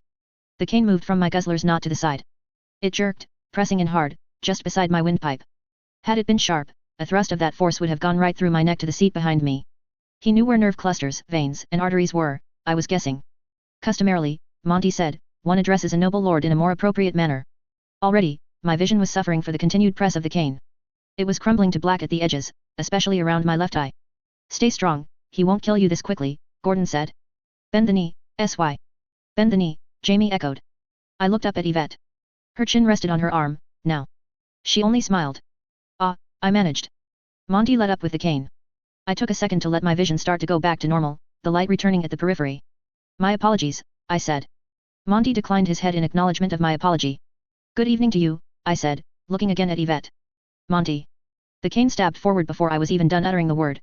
Fast reflexes. The butt end of it thrust past my teeth and into my open mouth, then stabbed at the soft flesh at the back of my throat. My eyes went wide. The contact there and the natural physiological reactions mandated that I gag and upchuck, but the fact that I hadn't eaten in recent memory, giving my lunch to Shirley instead, and the fact that I'd dulled my senses and put myself into a kind of hibernation mode meant I was only barely able to repress my reaction. My hands went out, gripping the armrests to either side of me, as he pressed hard, the back of my neck being compressed against my pillowed seat back. He kept me like that, my breath coming in short, pained gasps, while he continued to stare me down. The others stood on the sidelines, quiet and analytical. Even bemused. I don't think Yvette gives very good advice, Ashton commented. I'm inclined to agree, Gordon said. He gave Yvette a pointed look. Why are you even here? Yvette spoke, you're all here for SY, you're paying attention to him, you know him. I'm more focused on them. You're in lockstep, you work together, and one of us has to be a little unconventional. Distant, sitting back, the problems beyond. That made a degree of sense.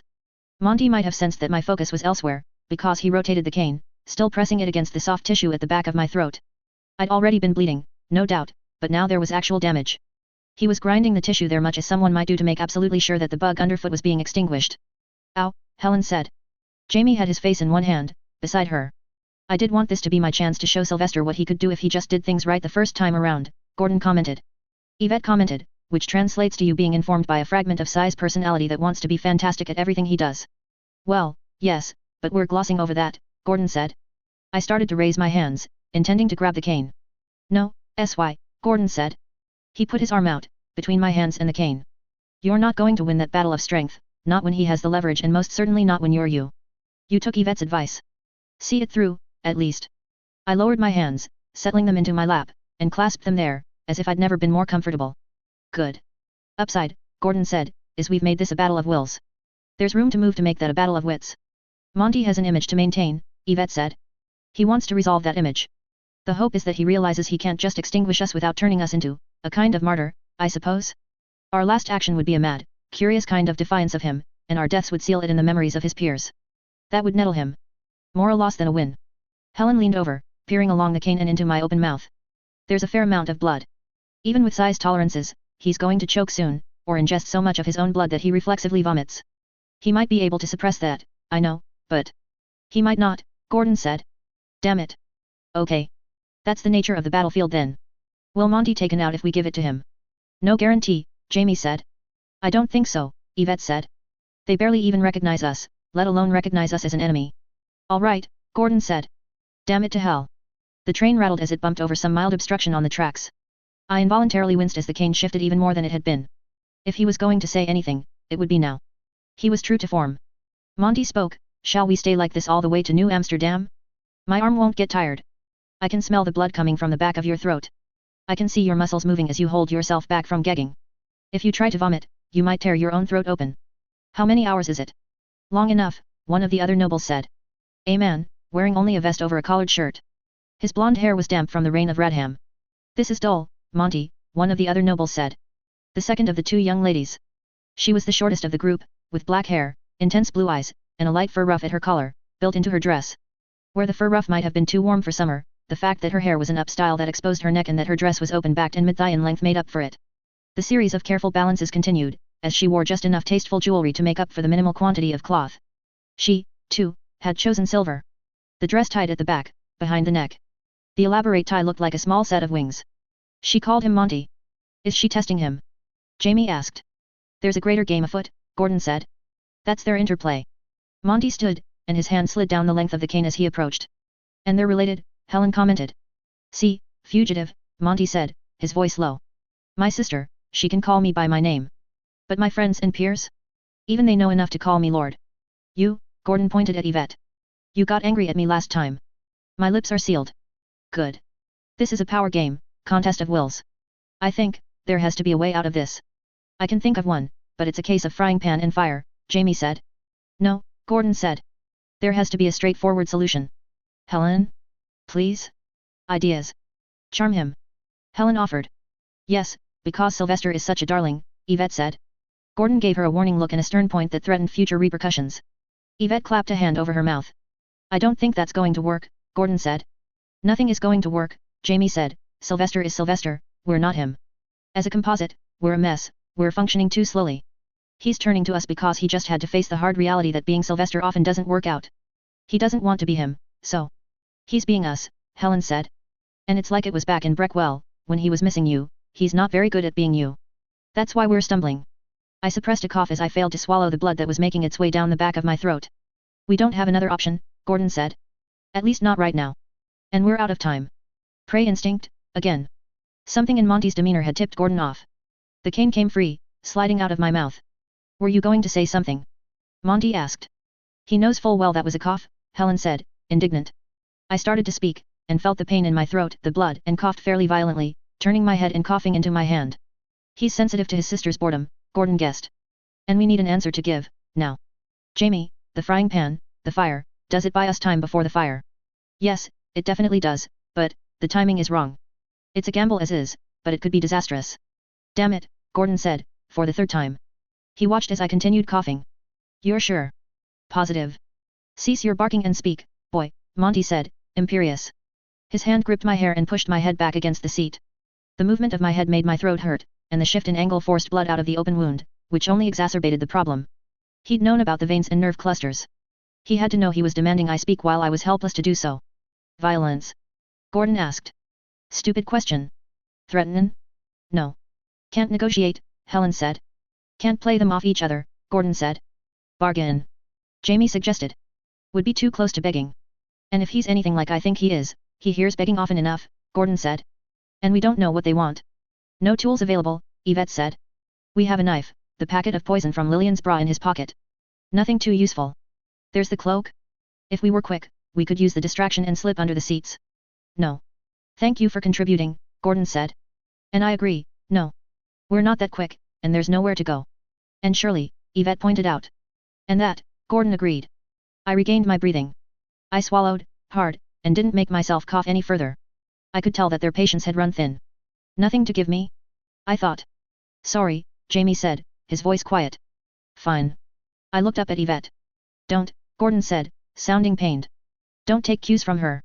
I confess, I managed, and my voice was hoarse, my throat much abused and heavy with fluid. If your friends and peers have the sense to call you Lord, I must be exempt from that same rule, because I am not your friend, and I am most certainly not your peer. Ah, I could see, the way his face changed. He didn't like the response. All that remained was for him to figure out the best way to punish me. But his sister broke into laughter. My eyes moved, and I saw smiles spread across several faces. I like him, the sister said. You are notorious for your horrible taste, dear sister, Monty said. He had to be taking note of the expressions of his peers. His sister's response had disarmed him. He couldn't take action now without seeming petty. And you've grandstanded long enough, she said. She moved down the aisle, gave her brother a light push, and flounced down into the first available seat, sitting across from me. And this is my first time meeting a notorious criminal. Hello, notorious criminal. Sylvester, I croaked. I suppressed a cough. Sylvester, the sister said. The others were drawing nearer. The specters of the lambs moved to accommodate the group. Monty is the leader, he gets first pickings, Gordon commented. But if he doesn't maintain that standing, the power moves to the next figure in the hierarchy. We have hours left on this train, several stops, and they'll keep rotating out until they find an excuse to eat us alive. The sister was shooing at her brother, talking, sit. I don't like it when you're looming over me like that. I'll stand, thank you, he said. And I'll point out that insolence can't go unanswered. It won't, she said. She met my eyes, but damage to the body is one of the least meaningful ways to destroy a man in our modern era.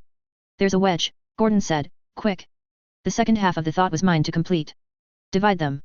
I quite agree, I said. I'm rather resistant to pain, so physical torture doesn't work very well in the short term, either. My lady, Helen whispered in my ear. My lady, I finished, seamlessly. I gave her a small smile. The sister looked up at her brother, offering him a polite smile, followed by a very smug, Yes, dear sister, Monty said. I know. You catch more flies with honey. But this involvement soils the honey. The sister rolled her eyes. Don't be a sore loser now, Monty, one of the other nobles said. The blonde male that had been doing most of the talking. Third in the hierarchy, Jamie guessed. Sylvester, the sister said, as if she was trying on the word. Yes, my lady, I said. I suppressed a cough. With my luck, I would have spat a fine spray of blood into her face in the process. What did you do? The sister asked. Wow her, Gordon said. He sounded dejected. Might as well. I murdered the Baron, for a start, I said. Her mouth made a very neat, practiced O of surprise. I was put in mind of Helen. That was you. It was, I said. I've done quite a bit else. Much of it in service to the academies, not nearly as exciting. Exciting is not the word I would use for murder of a noble, Monty said. How curious, the blonde noble said, ignoring his friend. You say in service to the academies. Not in service to the crown. Is this the way it is normally said? Misstep, Jamie said. No, Gordon said, we need to wow them. Buy time. Try. When I spoke, it was in coordination with Gordon, and the response was for the sister, not for the blonde noble. I shifted my body language to match my words, to use the very same key pieces of body language I'd taught Shirley to convey attention, power, and the same sort of intensity I'd used to ensnare Lillian. Another painful barb, that. A firm grip on the knife blade, emotionally. But necessary. Gordon's voice in my head overlapped with my words in reality. I might be the wrong person to ask, my lord, given I've just admitted to murdering one of you. Are you flirting with a noble? Helen asked, caught between incredulity and horror. I ignored Lillian and Jamie, who had been sitting in the background, their backs to me. Were they turning around? Reacting? What would I feel, if I let myself recognize that in my internal responses to it? That's flirting. Jamie asked. Another self-inflicted barb.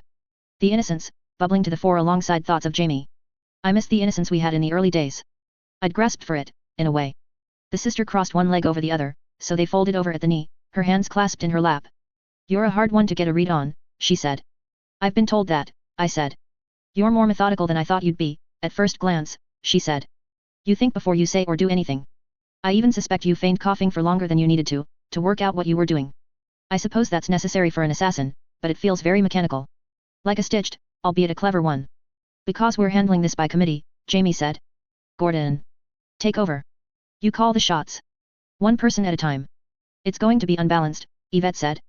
SHH, Helen shushed. I'm an experiment, after all, my lady, I said. But I can be more fluid, if that would please you. We'll see, she said. A non-answer. Then, abrupt, I'll confess, I thought this time on the train would be a bore.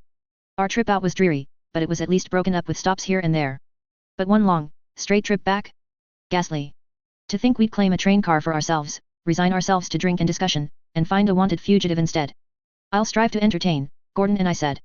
Care was being taken to emphasize certain words without actually putting stress on them. The last word or two of each sentence was key. I'm sure you will, she said. About your traveling companion, who was getting UT. No, Jamie said, in the background. Surely, Gordon and I said, without flinching. Aiding and abetting a known fugitive. I'm thinking, for punishment, a bidding. And how would that work, dear sister? Monty cut in. His sister gave him an annoyed look at the very calculated intrusion. Each member of our group here has our own doctors, who are occupying the next car and keeping Miss Shirley company. There are 24 doctors in that train car. Many were the top of their class in their respective years and academies. They can bid with ideas, from their polished, academy-trained brains. The doctor who can devise the most fiendish punishment for Miss Shirley gets a reward. Predicated, mind you, on their follow-through after the fact. I imagine, Gordon and I said, that if they can't follow through, they'll be discarded. Or perhaps, you could offer up the reward to any of the doctors who can follow through, but using the doctor who failed as the subject, this time. The sister smiled, looking at her companions. I do like the way he thinks. My lady, Gordon and I said, I am honored by the compliment. I'd very nearly said we. I was fairly certain that would have been a disaster. Every my lady was a jab at Monty, a courtesy we'd refused to give him. Gordon and I were both calculating how much we could push him before he snapped. How did that play out? The moment we gave any evidence that there was something we wanted or valued, he was liable to dash our hopes and take that from us. Strengths, weaknesses, attack, defense. That was the focus right now. Can we participate, my lady? The blonde asked. We. In the bidding, the sister asked. Yes. This is bad, Gordon observed. I was in agreement. If there was a way to keep the young nobles out of it, build the idea up and then deflate it, or make it too complicated to see through, or to buy time, at the very least, then there was a way out, and Shirley could be okay. Not so, if they had a personal stake in seeing this through. I think so, Lord Leeds, the sister decided. Lord Leeds, the blonde noble, smiled. What would you do, my lady? I pressed. Deny the enemy the chance to maneuver, don't give them time. Force them to act without enough time to reason. Me, she asked. In this sort of game, it's a disadvantage to go first. I only encourage the others to top me. It's only fair that you set the bar, as the inventor of the game, I said. Besides, I suspect you are more interested in seeing the creative efforts of others. I imagine you have an idea in mind already. She wanted us to be fluid, less mechanical. Now we were responding faster, ready with answers the moment she spoke. Throughout, we maintained the eye contact, the confident body language, the faint mirroring of her own body language here and there. And she had to know that we were moving to force her hand. If she said that no, she didn't have an idea in mind already, then she looked ignorant, she forfeited power in the eyes of her peers. Where the eye contact, the body language, and all of the word choice up to this point were important was in making this more of a tease than an attack. It wasn't so different from how I'd approached Lillian. I know you're capable of handling this. I could handle teasing, as painful as it was to execute. So could Gordon, for that matter. His teasing had been a different sort. Natural, less manipulative, and more because people had been drawn to him automatically, and all he'd had to do was step back and let them follow. She knew what I was doing.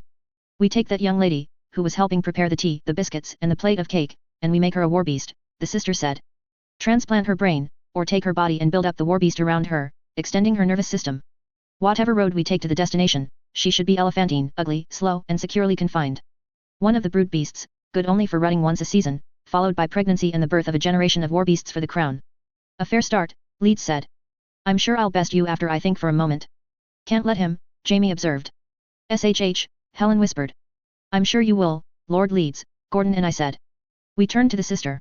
It doesn't seem terribly fair that you have no consequences for losing the contest. How do we decide if it can be followed through on?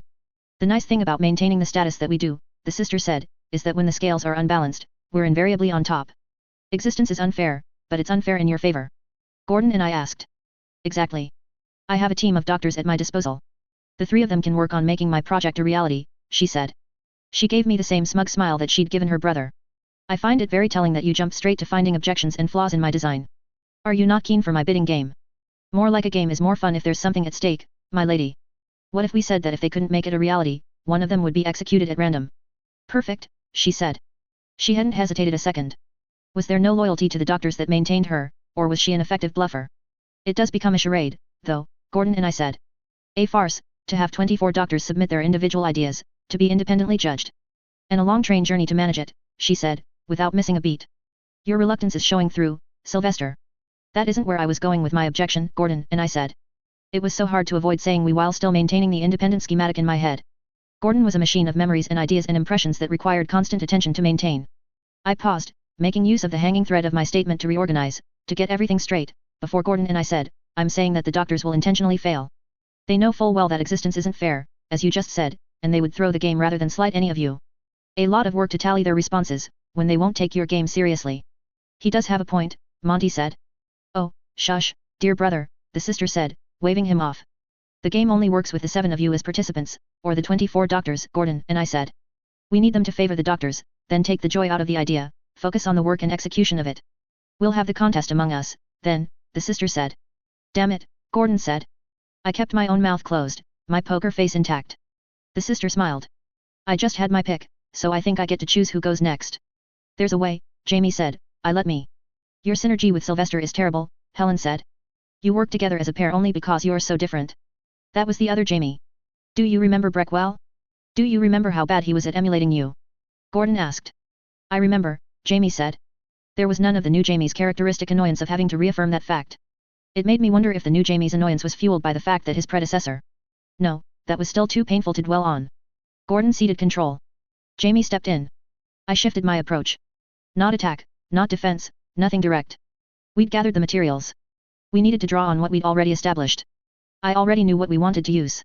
Jamie and I patiently watched as the sister seemed to decide on the other girl as the next to take her turn. The taller, blonde noblewoman, the only other girl in the group of 7. The finger pointed, the sister enjoying her moment. Marcella, dear. My lady, Marcella said, curtsying in the aisle. Patience, timing. I leaned forward, knowing the movement would draw attention. They were still wary of me sprinting for freedom. Jamie and I spoke, and in it, I felt a moment of the playfulness we'd enjoyed, roughhousing, teasing each other. Not a barb. No fierce gripping of a knife, that made me feel pain while sharpening my focus in the moment. Just a sad, dull ache. My lady Marcella, we said. What's your greatest fear?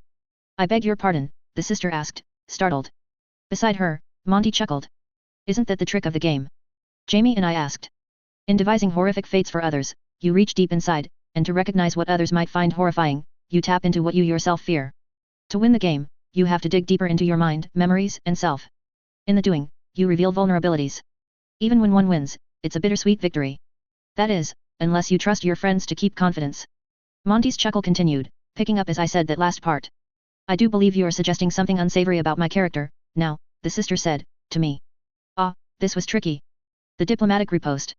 I could say yes, and she would kill me for the insult, or I could say no, back down, and risk letting her recoup and continue forward. Were I dancing with Gordon in the here and now, we might have said no, maintained our stance, as part of the conversation, and tried to steer things as it continued, so that one sour note Jamie and I had seeded it with would recur, spoil things, and create divides we could use. But I wasn't. Yes was an answer, so was no, but silence was the third option that remained at our disposal. Patience. Let 1 second pass, confident, accusatory. I'd expected Monty to take the bait. He didn't. It was Leeds. Not to worry, Moth, the blonde noble said. Our collective lips are sealed. Joining his strength to mine, to bring down the lady. Moth, though, was a curious appellation. Moth, Leeds, I thought. Then, Monty? Nicknames. Place names. No. Mothmont. The place was named after the people. Members of the branch of the family that the school was named after. Nothing we could use, but a detail to file away later. Monty's chuckle died. You walked yourself into that one, dear sister, with your made-up punishment. It would be like you, to fear being grotesque, huge, and good for nothing but. And, Moth said, very pointedly, it would be crass to imply any more. I don't think you are going to find any more takers in your game, Monty said. The lady Moth pouted, the expression very calculating. True. I had my try of it. Shall I have my try? The Lord Leeds asked. No, she replied. Her affront was feigned as well. No, that wouldn't be fitting. We've toyed around, but at the end of the day, my dear brother is the highest-ranking noble born on this train. The pause was a loaded one. She was passing the lead back to Monty. Not everyone would get their try. I'd insulted her, and now Monty had no reason to play, no reason to tear me down strategically before finishing me off. My idea about the cloak, and going under the seat. Yvette murmured. Won't work, Gordon said, his voice soft. Fire and frying pan, I thought. The timing was good enough, and the situation dire enough to warrant the gamble. The first part of the gamble was plain. If our educated guess was correct. Unfortunately, Jamie and I said, you are not the highest power in play here, Lord Monty. The sheer audacity of what I'd said gave him momentary pause. We're on our way to New Amsterdam for a meeting with the Lord Infante, Jamie and I said, with confidence, our voices still ragged. The sheer audacity of that bought me another moment of life. Then Monty said what Jamie been worried about him saying, the Lord Infante is not in New Amsterdam, fugitive, so that meeting is unlikely and impossible. My eyes and the eyes of every phantasmal lamb in the train car turned his way. He is, we said. And I'm sure he'll thank you for delivering us securely to him. Thicker than water 14.3. The young Lord Leeds sat across from me, his narrow sword laying across his lap. The other nobles were at the far end of the train car, talking among themselves. Leeds was tall, but that wasn't unusual. All of the nobles but the Lady Moth were. His hair was immaculately slicked back, his skin lacked any sort of blemish, and he sat with such perfect stillness that I might have thought he had died on the spot. That would have been quite the thing to deal with. I shifted the position of my hand. Leeds' hand moved almost in unison, as if there were strings attached to me, and any movement on my part made for an equal and matching reaction on his. If I moved my hand in any way that put me in a better position to grab the sword, his hand moved closer to the handle. No other part of him moved. No tells, no tricks. The other lambs sat around us, but he couldn't see them. In practice, Gordon observed, this is working better than the discussion was. Agreed, Yvette said. She was still standing on the seat behind Leeds, arm draped over the top of it, looking down at the rest of us. Her other arm dangled, touching Gordon's hair. Helen sat beside Gordon. Jamie sat beside me. Sylvester is good at a number of things, Jamie said. I kept my mouth shut as he talked. Action, acrobatics, fiddly things with his hands. Fiddly things? I thought. He cracked a smile. Social manipulation, thinking fast, assessing and investigating a situation, consciously or subconsciously, making mental connections, problem solving, presentation, I could go on. He's clever. Too clever, sometimes, Gordon said. SHH, be kind, Helen said. Sylvester is in a rough spot. Don't kick him while he's down. He's resilient, Gordon said. Point is, Jamie said, patiently, right now, he's doing what he always does. He has the same capabilities, but they're divided between us.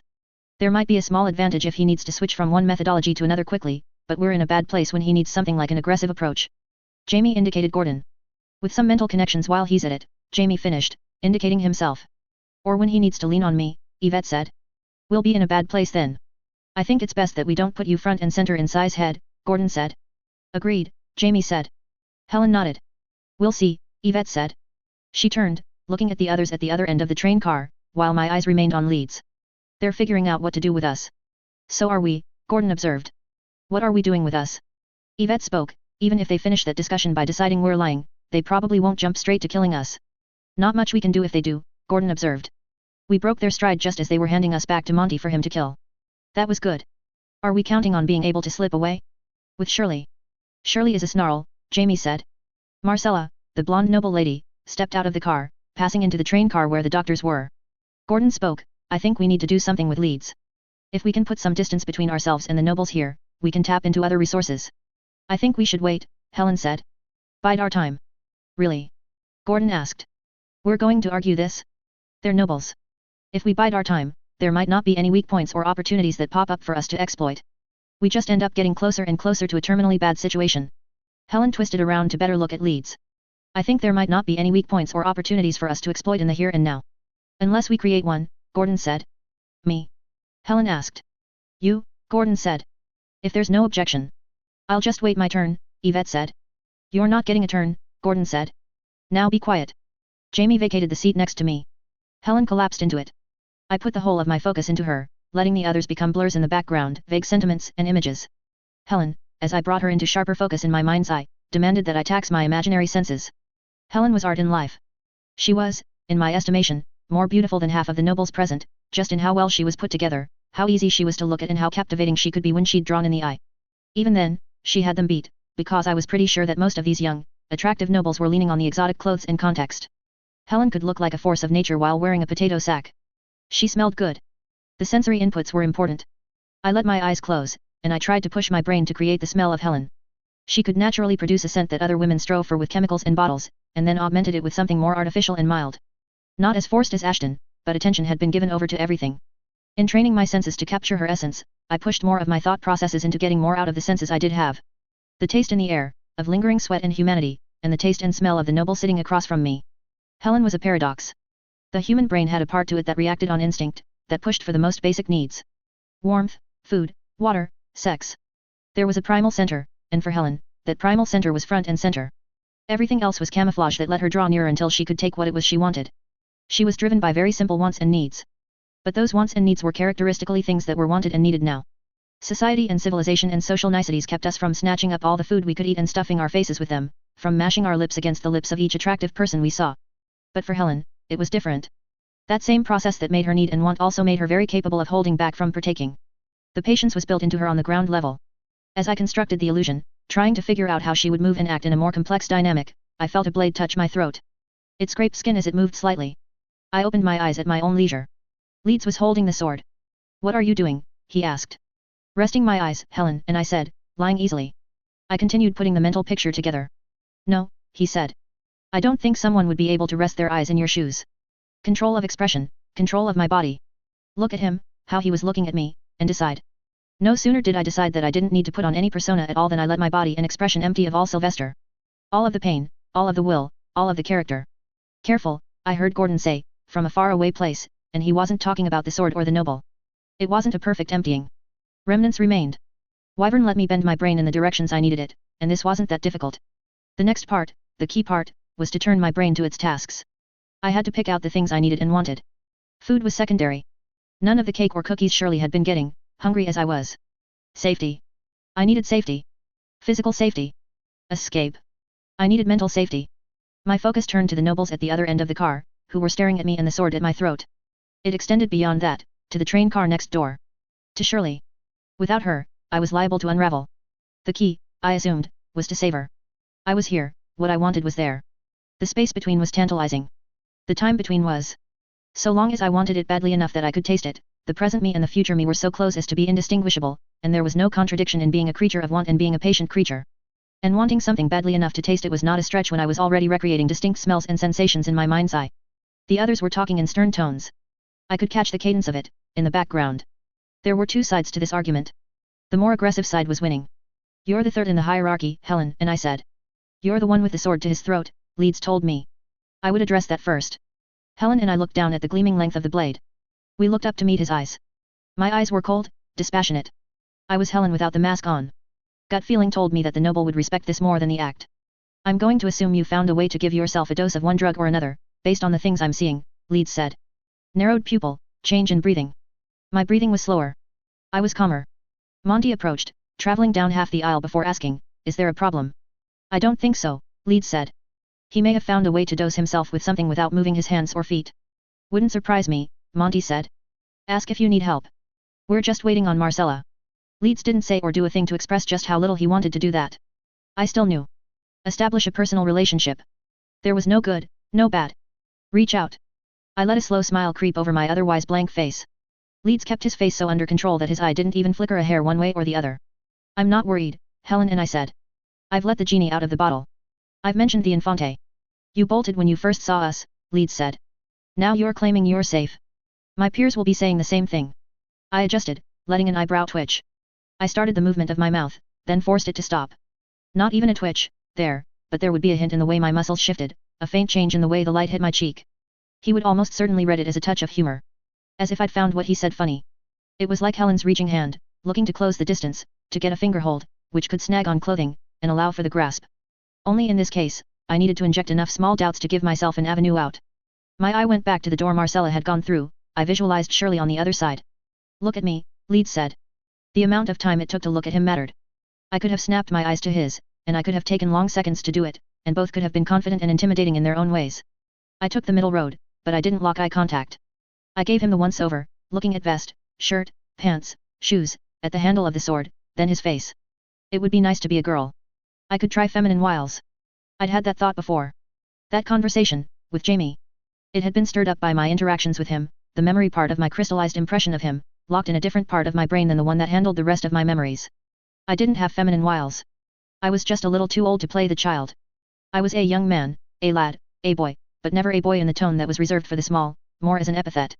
While I was trying to figure out how to get a hook in him and create an opening, I picked up on something with instinct. It might have been prey instinct, except I didn't feel very prey at the moment. He was thinking about killing me. I could follow his thought process all the way through. Kill me, cut my throat. Fuck the Infante, fuck his peers. Just be done with the problem. He would say I tried to run. I turned my eyes toward the others, and again, I used the smallest of expressions, a faint lowering of the eyebrows, drawing them together, a pinching together of the lips. Concern. Believe that they're coming. I saw the faint movement of the sword. It wasn't the attack. It was Leeds holding himself back. This little trick would only work until he was sure he didn't hear them, that they weren't looking or doing something. He would realize I was up to something, that I was successfully manipulating him, and I would die. The door of the train car opened. A terrified Shirley was brought through, past the 5 other nobles with Marcella and a doctor right behind her. I saw Marcella hand Monty a large piece of folded paper. I recognized the image on the upper half. It was my portrait. The wanted poster. They must have had it in the staff car. I couldn't dwell on that. My timing had been about right, stalling Leeds. Leeds couldn't kill me now, especially now that the others were paying attention to me. My lord, Shirley said. Fear made her voice almost non-existent. She strained to speak louder and more clearly, and her voice only broke. My lord, my lady. She tried to curtsy to each one while still moving forward quickly enough to appease the crowd. It was a mercy of sorts when she was able to move ahead of the nobles, eyes like dinner plates, as she walked down the aisle to me. My lord, she said, still sounding deathly afraid. She gave Leeds a curtsy. She didn't curtsy for me. Sylvester. Sit, Monty said. He'd finished reading over the note at the bottom end of the wanted poster and handed the paper to one of the nobles I hadn't placed yet. Leeds moved the sword away from my throat, raising it up and out of the way, to give Shirley room to pass to her seat. The other 6 nobles were stepping out of the aisle, allowing the doctor to come through. He stopped a distance away, beside Monty. One of his personal attendants, it seemed. Shirley sat next to me. She very carefully avoided looking at me. Poor thing, Helen murmured. I looked at Shirley, I reached out, took her hand in mine, and squeezed it. I was disconnected enough internally that I had to frame what I was trying to express. Reassurance. I had very low expectations that the reassurance would be warranted, but the more confident Shirley was, the less likely we were to have a disaster. You guessed the Lord Infante was in New Amsterdam, Monty said. But that's not a difficult guess to make, if sufficiently educated. But the idea of you being here on an errand to see the Lord Infante doesn't hold up. He tried to run, earlier, Leeds said. Shirley's hand moved under mine. A reaction. Why did you try to run? Monty asked. I'm not permitted to say, Helen and I said. Really, now, Marcella said. She was standing next to the Lady Moth. We're nobles. If we ask, you say. I could see the other lambs more distinctly, in the background. Jamie wanted in. He had something to say. Gordon seized Jamie's wrist and shook his head. We couldn't afford to give up the act. Helen and I turned back to humor, instead. That look as if we had far less self-control, we would be laughing at this situation. I wanted to project power, to draw on the Infantes, and put these people on their back foot. I saw Monty and Leeds exchange a glance. They'd come to a conclusion, and now there was doubt. Do we take Helen out? Jamie asked. He wanted in so badly. I don't know, Gordon said. We have an opening, but... The window had passed. There wasn't room to discuss, to switch patterns, when things were so time-sensitive. Monty moved his hand, indicating me. The doctor they'd brought out of the last train car approached. He paused. It's an experiment. It is, Monty said, without looking away from me.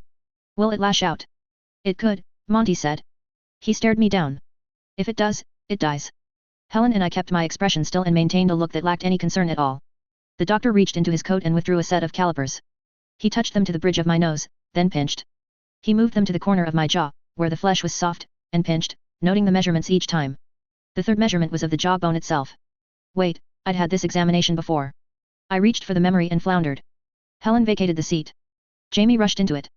The machinery of my mind began clunking, shifting directions here and there, a wet, biological sort of clock taking on its own dimensions. The attendant doctor continued his work, the calipers pinching into the top and then the underside of my wrist. The pinch was brutal enough that I thought it would puncture through and bite into my artery there. The complex mechanical calipers had fluid and hydraulics as part of the design, so there was some give, but the doctor wasn't forgiving in the least. I could remember a session with Lillian giving me the same examination. Some different body parts here and there. Hat, Jamie made a noise. It wasn't a wholly happy noise. There was something behind it, much like how the recollection of Lillian was bittersweet. Not like that, I thought. The fixation in the moment and the so far useless eye for openings was giving way to a slower, more careful way at looking at the bigger picture. She had told me I needed to put on more weight. Just after going for the thigh. There had been a few before that. He might not go for the thigh. I forgot how exactly it went. Was it better to be firmer or weaker? I couldn't go weaker, but if I could throw off his numbers. I very carefully tensed my leg, well in advance of him reaching for it. I relaxed it, then tensed it, just a little harder than before. He poked at my stomach, then moved to the thigh with the calipers. He frowned slightly as he recorded the number. I also haven't eaten today, I commented. Quiet, Monty said. The doctor moved over to Shirley. I didn't miss the slight pause as he looked her over. I doubted Shirley did either. Still, she submitted to his measurements. We'll entertain you, Monty said. And we'll assume you are indeed in service to the Infante. We'll deliver you to him. Tranquilized. He'll warrant a higher dose, attendant. He's resistant to drugs and poisons, according to that poster. He has a lifetime of tolerances built up from being a lab rat, injected with some very noxious chemicals. I'll account for that, the attendant said. But he's underweight, and the lack of food in his stomach does matter. I'll trust your expertise, attendant, Monty said. Damn it, I thought. The 7 nobles stared me down in relative silence as the doctor finished measuring Shirley. He reached into a deep pocket, retrieved a syringe, and then slammed it into my chest. I gasped, from surprise and the pain. I could feel the contents spread out, numbing. There was something I was going to say, Jamie said. Provide some doubt. I drew in a deep breath, exhaled. I wobbled a bit. Part of it was my recognition that I was under the influence and exaggerating a touch. I think, Jamie said, very slowly, we can talk as we go under. Try to remember how you smirked, with Helen, but don't hold back, not now, but soon. The doctor didn't slam the needle into Shirley's chest. He was actually gentle, finding a vein in the arm. Her dose was half the size of mine. What we've been piecing together, Jamie spoke to me, is that these nobles are very small. They identify by their families. The Mothmonts. By places. Leads. But they sure as hell aren't major players in those families or places. Monty is the one with the highest rank and he's only a lord. They're small. Shirley squeezed my hand, looking for reassurance. It'll be okay, Shirley, Jamie and I spoke. As if our tongue was looser than it was, maintaining confidence. None of Helen's act, but a person succumbing to drugs was a sloppy enough picture that it worked on its own. Jamie spoke, launching off from the tail end of that sentence, while my lips remained shut. But they're operating in a cluster. The way they talked about the train stops, about having to return home, and the timing, they had places to be, a schedule. They were on an errand. Maybe for the Lord Infante, and maybe it was big, maybe it was a mid-level errand and they just don't feel the need to brag about it, but they aren't carrying it with them. So why are they in a group of 7? I could feel the drugs taking hold. I didn't feel like I was passing out, but I had to pretend to be. They're not just small nobles. They're brand new nobles. They've probably been raised by their families in houses like Richmond House was for the Baron. This might be some of their first exposure to the world, their first time being expected to act. They're insecure, Gordon observed. It would have been a nice realization to have in the beginning. We could have anticipated some of the violence they directed our way, and we could have used that. It could have been the in we needed. But, Yvette said, from the seats to our far right, on the other side of the aisle, we couldn't. No use dwelling on it. Sylvester's broken. We'll make do. You're not going to say you want to be in control? Gordon asked. No, Yvette said. She grinned. Well, yes. But not now. There isn't a lot we can do now, and Jamie's talking us through that. Right, Helen said. SHH. There were a long few seconds of silence. My body was heavy with the drug. Jamie spoke, and in the haze of the tranquilizer, his voice was very similar to the voice in my head. They're insecure nobles, only exposed to the proper world in the last few years, and we want to unsettle them. So, let's say. He said, Jamie and I spoke, mumbling, the Mothmonts don't face the firing squad yet. For now he wants you alive and he wants me alive, so. Monty lunged forward, shouldering his attendant doctor aside. He grabbed me by the collar, pressing a blade to skin. We're okay for now. Not to worry, my lord, Jamie and I said. I slumped over, letting all of the muscles in my upper body go slack. It wasn't hard to manage. They wanted to, with the tranquilizer coursing through me. It was just on the edge of knocking me out. I wondered if tensing my leg had done anything, or if my tolerance was higher than he had estimated. Possibly both. My head lolled, and Monty shook me. There was a long pause. Thank you, attendant, Lord Monty said. I know this business is menial for a man of your talents. See to it that they don't die on the journey, keep quiet and don't speculate on what you heard, and I'll end your rotation in my service 6 months early. You'll have a year and 6 months to use as you see fit before I see you again. You're too kind, my lord, the attendant spoke. I could tell from the way he was speaking that he was bowing deeply. I make it routine habit to put all matters outside of science outside my head at the first opportunity. You can count on my silence. Good. Then leave us, Monty said. The man's footsteps retreated from the car. The door at the end opened and then closed. What he said was trickery, Lord Monty, Leeds said. Trickery is very possible, one of the others said. The firing squad? The Lady Moth asked. I had to pull myself back from the brink of actually passing out. Their voices had almost lulled me into letting my defenses down. Nobles have been getting shot. The rebellion leader with the grotesque arm. Ex-soldier. He made the guns that took off half of the Duke of France's head. I can't imagine what else they would be referencing, Monty said. Trickery, Lord Monty, Leeds stressed. Marcella spoke in that grating voice of hers, over-enunciating here and there and injecting an accent into her words. His woman here didn't know anything about where he was going or who he was seeing. No contradictions. He saw his friends in West Corinth and was upset after. They're hunting him. There are advantages to not telling your friends what you're up to, I thought. Then I thought about how some thinking in that vein had spoiled so many things so very recently, and I felt less victorious. Moth spoke, what he just said, pretending to be working for the Infante, being expected, and now this? It implies collusion between the rebellion soldier with the guns and the Lord Infante. What you just suggested is treason enough to get us all executed, my lady, Leeds said. The Lord Infante primarily operates in the capacity of magistrate and judge. Particularly over other nobles. He wouldn't be shy about using the guillotine. He said yet, Monty said. We don't face the firing squad yet. He didn't say it was you two, either, Leeds said. Be rational, my lord. Monty's voice was as strained as a noble's voice ever was. A difficult thing to do, given the stakes. I've been floated over the ocean to come to this place, which no self-respecting noble besides the Duke bothered with. We've been going to and fro trying to placate the elements of the Academy who are getting too cocky for their own good. Now we return to New Amsterdam amid noise of rebellion and people making monsters in their basements and bathtubs, a fugitive with a story, and possible conspiracy involving a man who may very well wear the crown in my lifetime, and I'm being asked to be rational. The fact is, my lord, Leeds said, very calmly, if such a conspiracy exists, then there is little to nothing we can do about it. If he wants us dead, then we die. If he has a greater plan that he has not deigned to share with us, one that involves a supposed rebel leader who is killing nobles, then we are to smile, bow, and accept that this is our lot. No, Monty said, the word short. You would not be saying the same thing if it was you. I would. I promise you this, my lord. But there is no decision we could make here that would change the course of events. We cannot kill him. We cannot keep him secret and keep him to ourselves. From the moment we get off this train, eyes will be on us. If we hesitate to bring the fugitive to the Lord Infante, then he will wonder why. We're being tested on our loyalty and ability as it is. We can't fail in something like this. We obey to bring him, my lord, Marcella said. And this girl, Monty said. If you might have guns to your heads in the future, my lord, my lady, we can't give the Lord Infante the excuse to use the guillotine in the here and now instead. Yes, Monty said. Yes, dear sister. Yes, the Lady Moth said. She didn't sound happy about it. And, Leeds said, pointedly, we shall keep our eyes open, our hearts loyal to the crown, and we shall be guarded. The conversation moved on to other things. I started to lose my ability to track it. That will have to do, Jamie said. SHH, Helen said. Sleep, Sylvester. You won't be able to stay awake the entire time. Let it happen now. I wondered if the real Helen would suggest that, or if my tired and abused mind was telling me lies because it wanted so badly to sleep. All the same, I let myself succumb to the tranquilizer, hoping I would be awake by the time we arrived in New Amsterdam. Thicker than water 14.4. More permanent measure than what we're doing now, Duncan said. I don't agree, Gordon said. Of course you wouldn't, Duncan said, clearly exasperated. But, as I've been trying to outline for the past while. This isn't working, Gordon said. There are clear weaknesses, it's only going to break down further, and while we're doing this, we aren't resolving the problem, right? That's what you were going to say? Again. Yes. And there's the part where this problem may be actively getting worse as he leans on us as a crutch. We all caught just how bad it got when we put Helen in charge. Yes, Gordon said. Nobody's saying this is good or perfect. But I'm loyal to SY. Of course you are. Dunk, if you try that patronizing tone with me one more time, I will extinguish you, damage to SY notwithstanding. Be nice, Gordon, Lillian said. You're all too nice to him. Far too nice, considering what he's suggesting. Don't take me being quiet as me agreeing with him or tolerating him, Jamie said. I can't stand him any more than SY can. He's been improving, but this? I can't agree with this.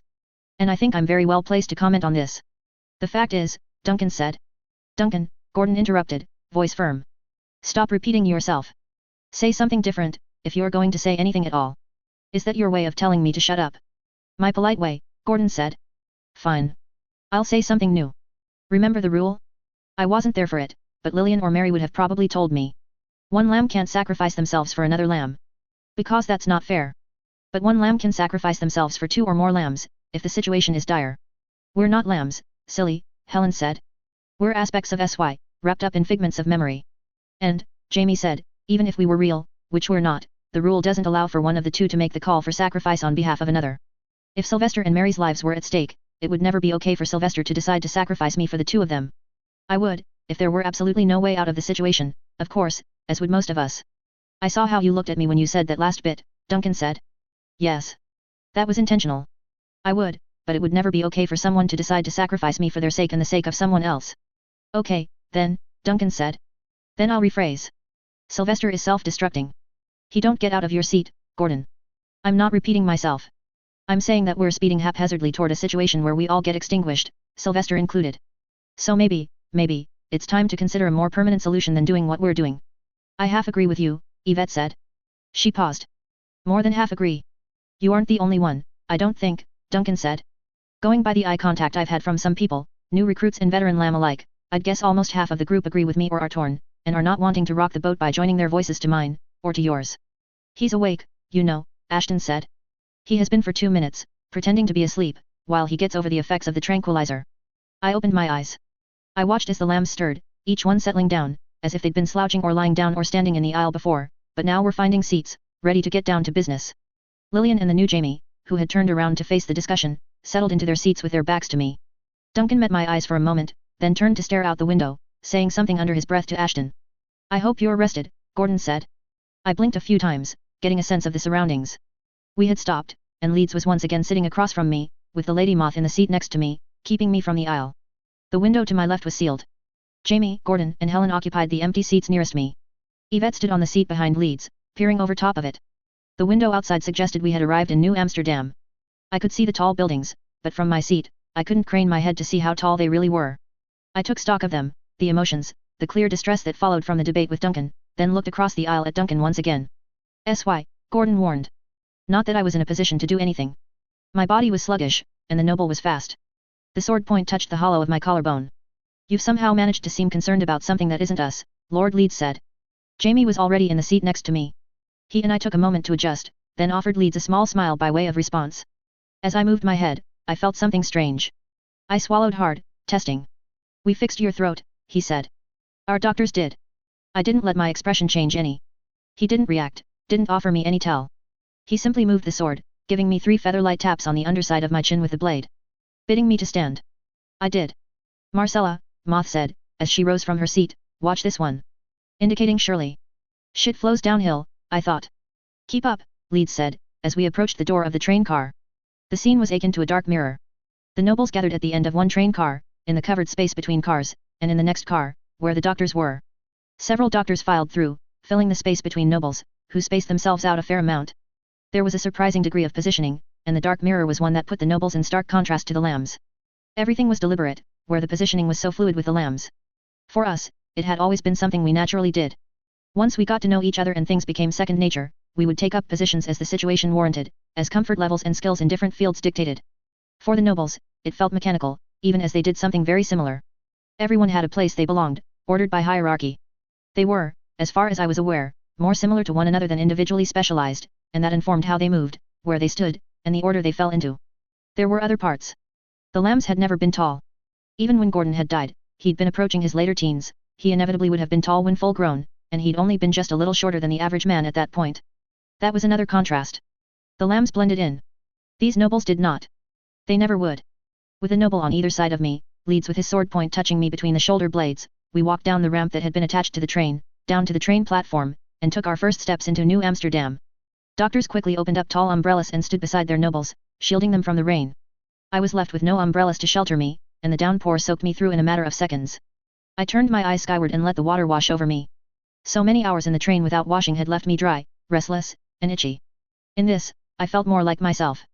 The fact that it was a city of perpetual rain but not Radham made it feel more like familiar ground than I might have in Radham itself. It was eerie to be looking up at the sky and to see the buildings spearing up in my peripheral vision. I had seen buildings that were 10 stories tall, but they were unusual things. Breckwell had had towers, which might have been that height at their highest. Here, it seemed like 1 in 5 buildings were about that tall, and another 1 in 5 were taller.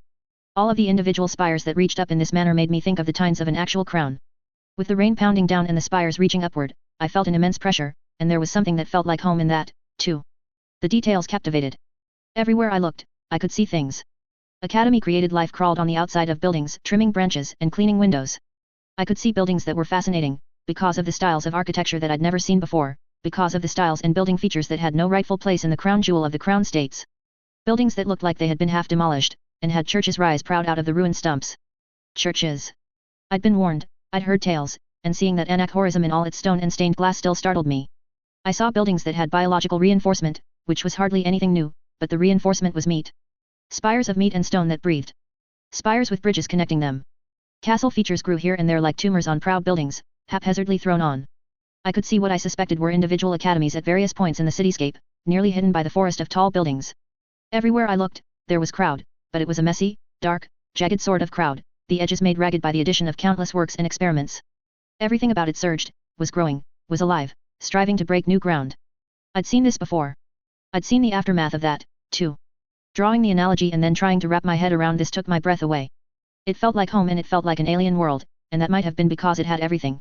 I took it all in, water running over me, and there was a stillness and a silence that made me feel even more disconnected from this city. I looked closer, and I saw the lambs. Some were close. Gordon, Helen, Yvette, and Jamie. Others were further away. All were silent, all stared at me. And as I realized why, as I looked for Lillian and Jamie and saw them standing beside one another, their backs to me, I lost what I'd nearly reclaimed. The loss might have been intentional. Self-sabotage. I'd very nearly snapped out of the fugue that had held me for the duration of the train journey. Jamie found his place beside me. My focus turned to picking out the pertinent details, to assessing the situation. Escape wasn't possible, so I didn't try, not yet. Jamie was the right one to have at my side in this moment. The doctors and the remainder of the nobles filed out. A large stitch held Shirley in its arms. As if we were a military regiment, everyone with their preordained places, Monty near the lead, with 2 doctors on each side of him, a row 5 people wide, 2 stitched carrying bags, then another row with Moth and her 3 doctors, and so on, with me toward the middle, Marcella at the tail end with the overlarge stitched and Shirley. We marched on, the sword periodically pricking me to keep me moving, and I took in all of the details I could. There were so many.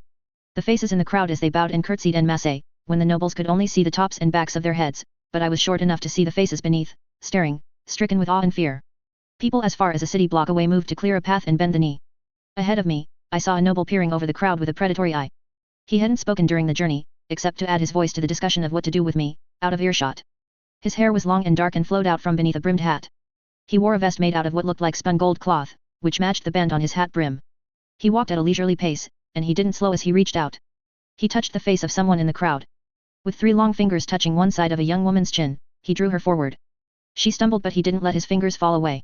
She dropped her bag, leaving it behind, and she quickened her pace to match the casual walking speed of a man 2 feet taller than she was, though she was a grown woman of 20 or so. She was beautiful, her hair pitch black, kept dry by a fashionable hat that was as wide as my arm was long. The hand held her chin up and out, so it was raised, her back straight, her footsteps quick, as if she was being held off the ground and she had to stretch to touch the ground and propel herself forward. Not that she was being held up. Because I could see her in profile, I could see that her eyes were large, dark, and very expressive. The expression evidenced 3 different sorts of horror and terror. If I had to guess, she had been slow to curtsy, and the noble, with a keen eye for beauty, had picked her out in advance. It was as if those 3 fingertips had the same ability to find purchase as Helen's did. One touch was all it took, and the target was ensnared. But the power being used here wasn't physical power or perseverance. It was purely one of influence and standing. Fingers as long as my hand was from heel of the palm to fingertip reached out, and drew pins out of the young woman's hat. Freed where it had been pinned to her hair, the hat fell free, drifted my way, and was trampled under the feet of doctors. The hat no longer shielded her from the rain, and water ran down her face and the neck exposed by her up hairstyle, not so different from the moth's. The fingers pulled out more pins, and the hair came free, falling out of its careful arrangement. Finished with that, the noble settled a hand across one of her shoulders, guiding her forward. She cast one quick glance back, over her shoulder, toward the family she'd just been pulled from, and I couldn't see her face because of her hair and the angle. Then she looked back over the other shoulder, into the thick of the procession, and her eye fell on me. In the downpour, without her hat, her hair now falling free, hair stuck to her face, and her makeup ran, a streak of bold blues and black tracing down from her eyes to her chin. It was a desperate look. I almost saw hope in it, and that was a sad, sad thing. She'd looked back at family, and had turned away, no doubt with the realization that there was no hope to be found there. Her family couldn't petition, nobody would call out and rescue her, no solace would be found. But then she'd looked at me, and I was an unknown.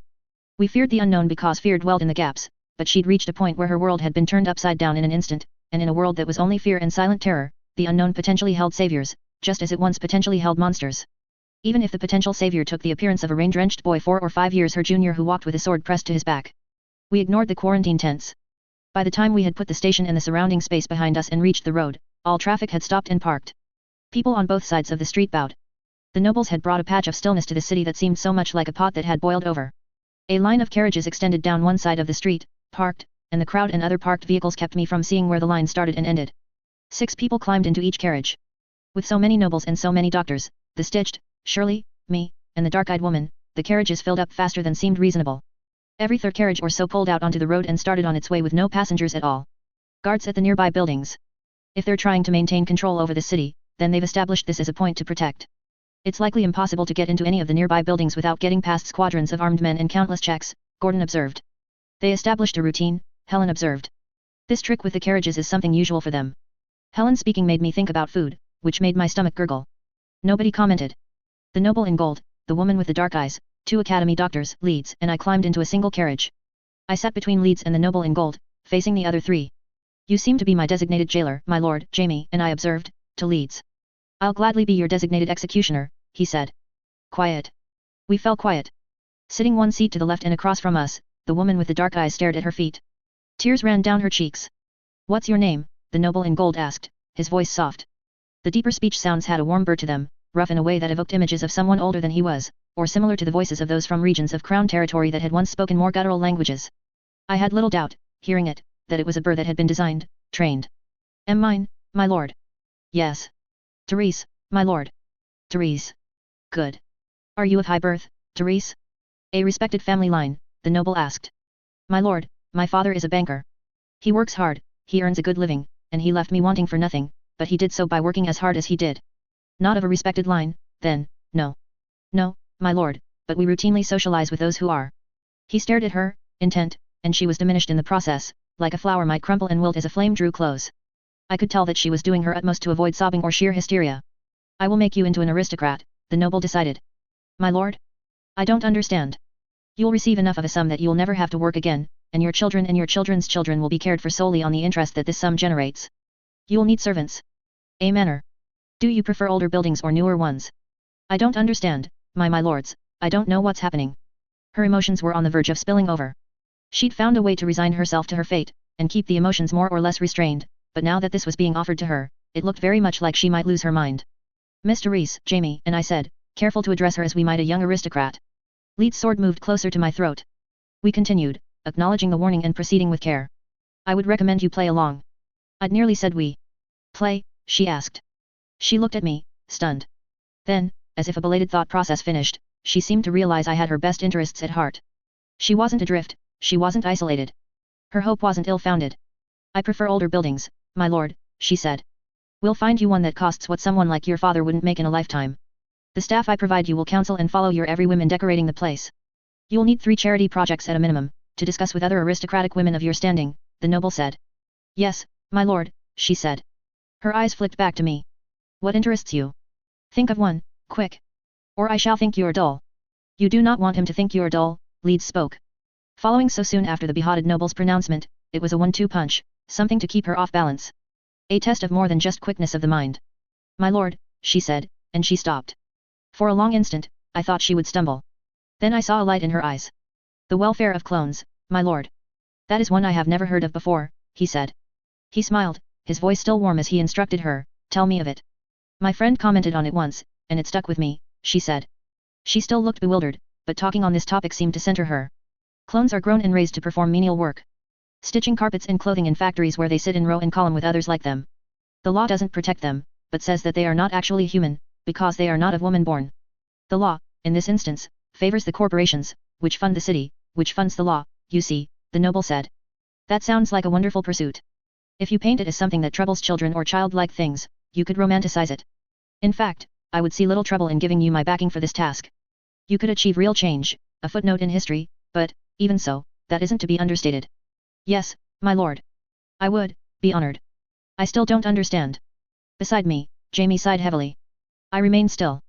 The grip of the nobles was too strong. Jamie and I working together couldn't see any gaps, couldn't make out any chances, weaknesses, or opportunities. The forecast the lambs had made in deciding whether to try for escape on the train or later seemed accurate. These nobles weren't about to make a silly mistake that would give me a chance to slip away. No. No, except maybe this farce with Miss Therese. Maybe there was a way there. I wanted to believe that the city was so large, chaotic, and crowded, that if I slipped away, I could disappear into it. I harbored doubts, all the same. Jamie and I waited, watched, and listened carefully. Were you fond of horses as a child? I was, my lord. But New Amsterdam doesn't allow much room for horses that don't pull carriages. Even then, it almost mandates the use of stitched ones. Very true. But I'm thinking of an estate with a stable. We'll get you started with 3 horses of a beautiful pedigree, racers, if that's all right? Fast as the wind, beautiful, healthy. My lord, I fear it's too much. As she said it, I could see the glimmer of fear on her face. As if the more he said, the less likely it all was to happen. Not at all, not at all, the noble dismissed her. He waved her off. I pride myself on my generosity, you see. Your beauty seems a rare and natural sort. That should be rewarded with wealth and power. I dream of putting Wallace's law to work, of putting the beautiful together.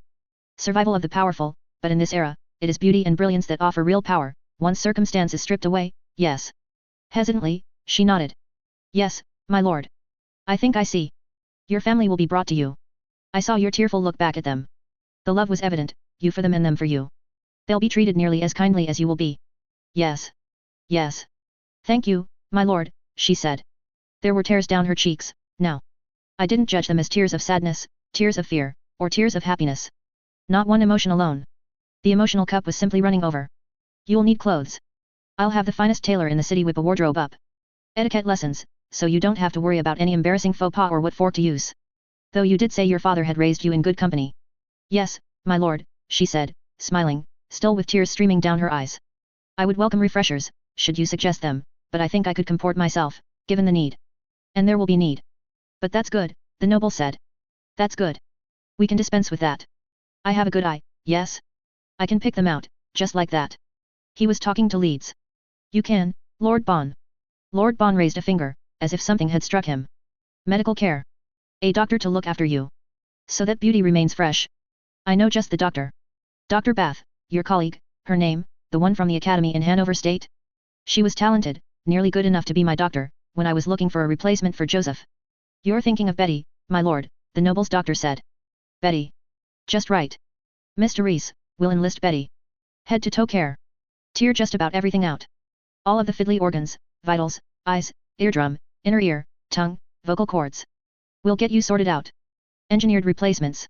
We can put Betty to task phoning and mailing around to see what the various academies have concocted. If they have any inventive replacements for the heart or the uterus. We'll leave your skin intact, of course, and your brain. Beauty and brains, so very important, yes? We'll find a way to do it all without leaving a blemish.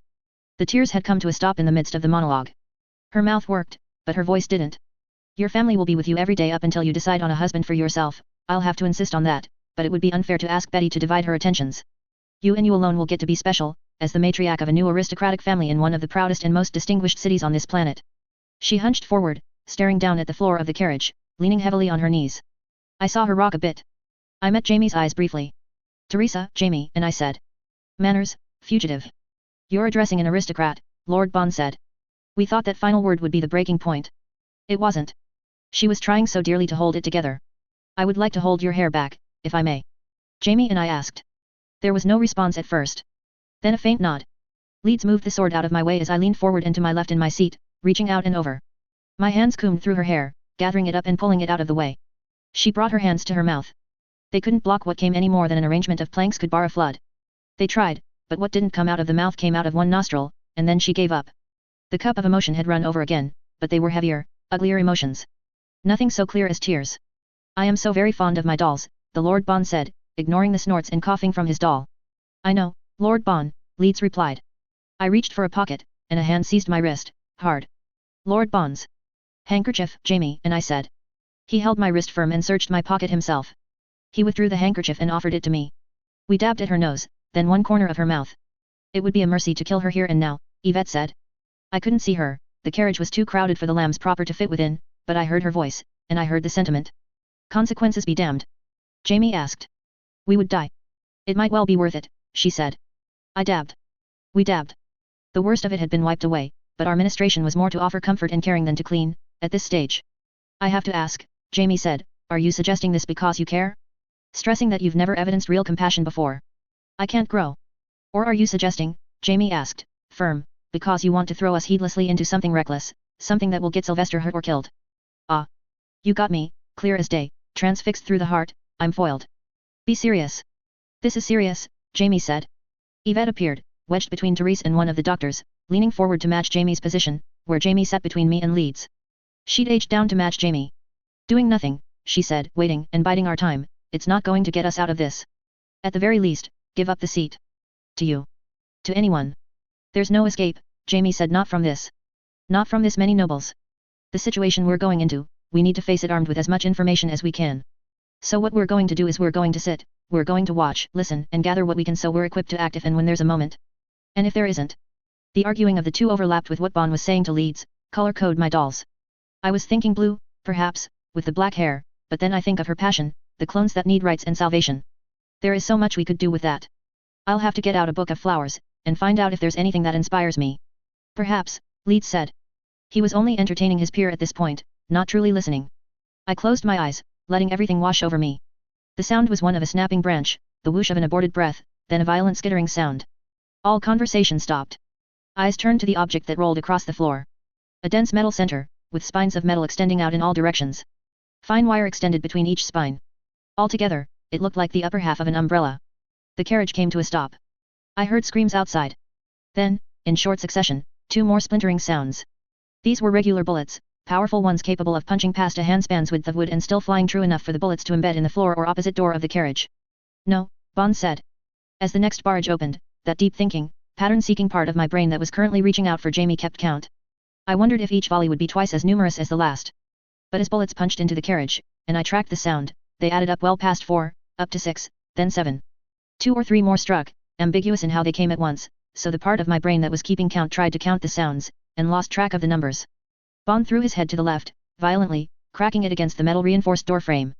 Not intentionally, I realized. He'd been struck, a bullet to the head. Ruining brains and beauty both in an instant. The bullets came from both sides.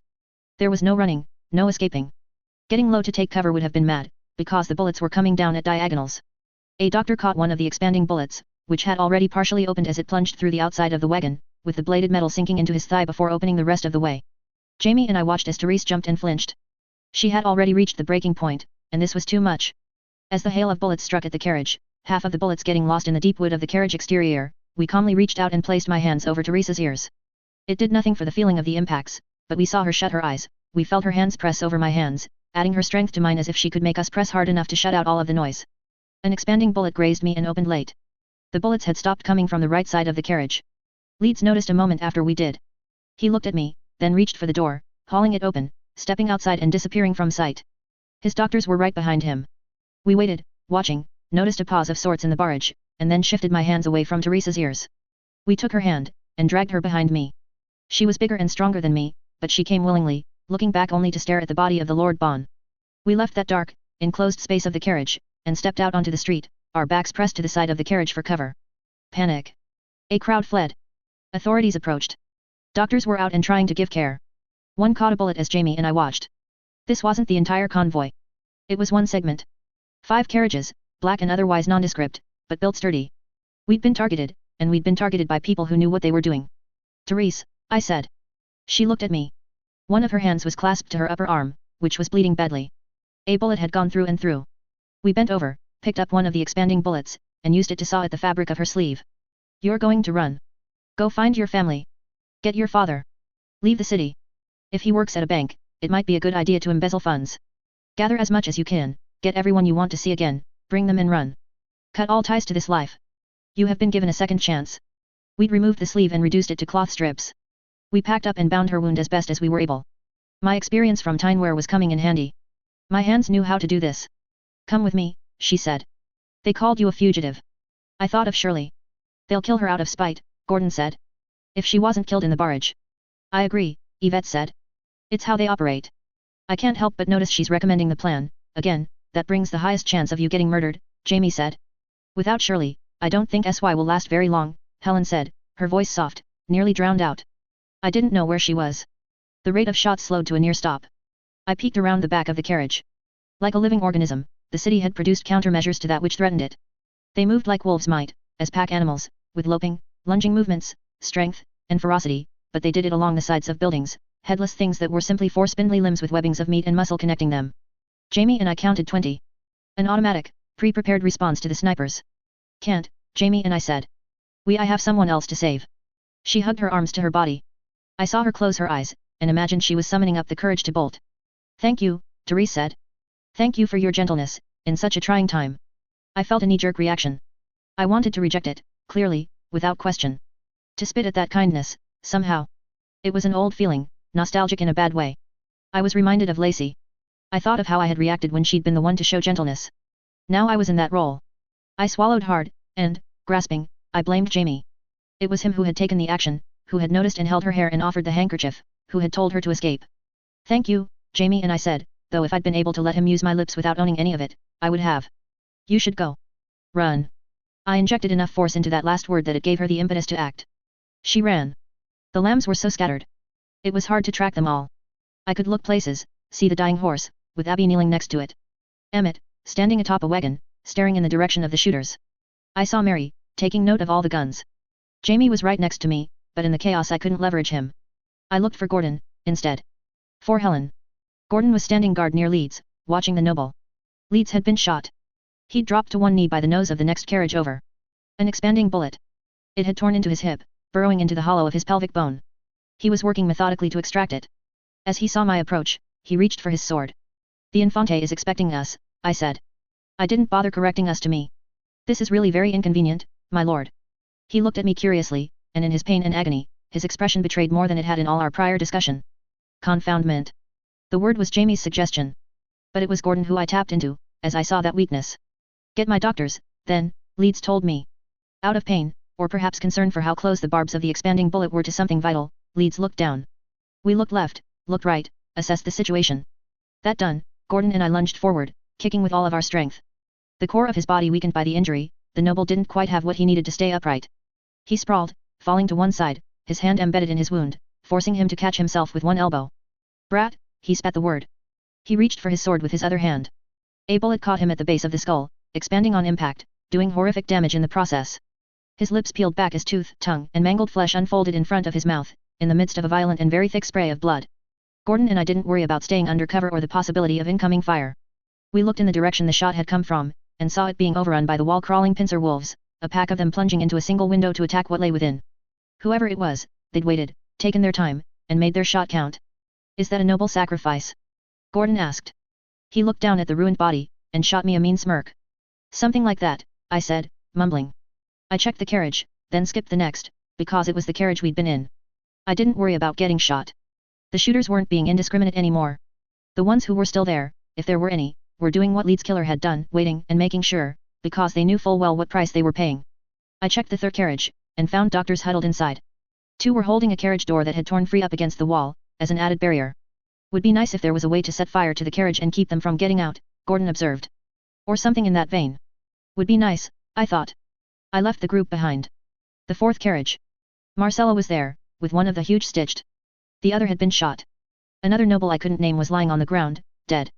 Gordon and I ignored her, checking inside. Empty. She grabbed me by one shoulder, hauling me around. She pressed a very pretty little pistol against my forehead. Gordon and I didn't flinch, and we spoke with confidence. The Infante is expecting us. He won't brook excuses. It's the only way to reunite with Shirley. I actually almost believe you, Marcella said. She double-checked over her shoulder, then led me away. There were no more shots, nobody who had lasted this long and positioned themselves to put a bullet in her back. The attack had concluded. 3 nobles dead out of 4, for our little caravan. Let's go, she told us. Thicker than water 14.5. The carriages pulled into an enclosed space, and the light that was filtering in through the windows faded. This was another protected space. An area of the city the nobles had carved out, where raids like the one they had just weathered wouldn't be possible. Guards, more thorough countermeasures, and fortifications would abound. Climbing out of the carriage, I was surprised by the surroundings. Calling the space a stable or a garage felt wrong.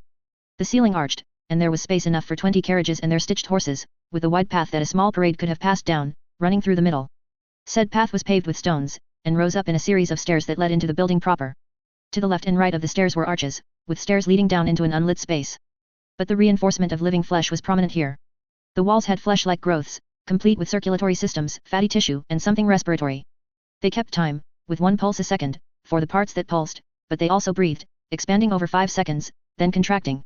Whatever it was, it also served to hold the stones of the walls together.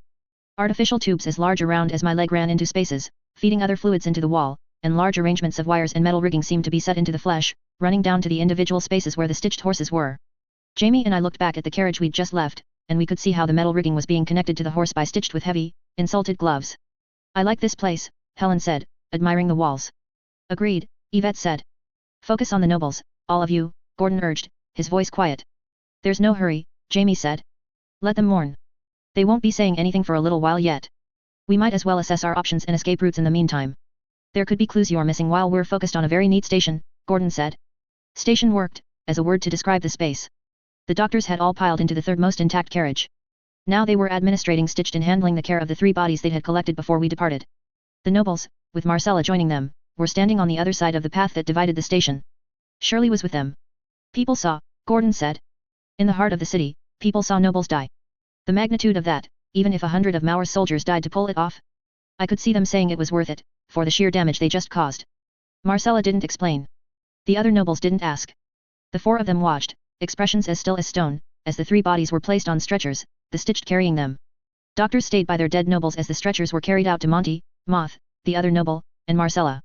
The 4 nobles looked down at the bodies. Jamie was right. There was silence, and nobody talked, nobody moved. Some of the doctors turned their heads. They dropped to their knees, and the nobles in front of us did so a moment later. Jamie and I took their cue and set one knee on the ground. There goes our chance to get away, Gordon observed. There was never going to be one, Jamie said. The moment we failed to get through the window and jump from the train, there was never going to be any getting away. Unless we'd used the ambush to abandon Shirley, Helen said. Which we can't. That's taking Duncan's path, Gordon said. We destroy SY, and it skews things in a bad way when it comes to the rest of us. I might have a role, but I'm imagining a scene where we're left with Helen in full-on bloodlust, Yvette, Duncan, and maybe Mary in play. I'd be so busy managing that nightmare I wouldn't ever get a say. Yvette sighed. We need Shirley, Jamie said. He needs Shirley, Helen said. Shirley looked so scared.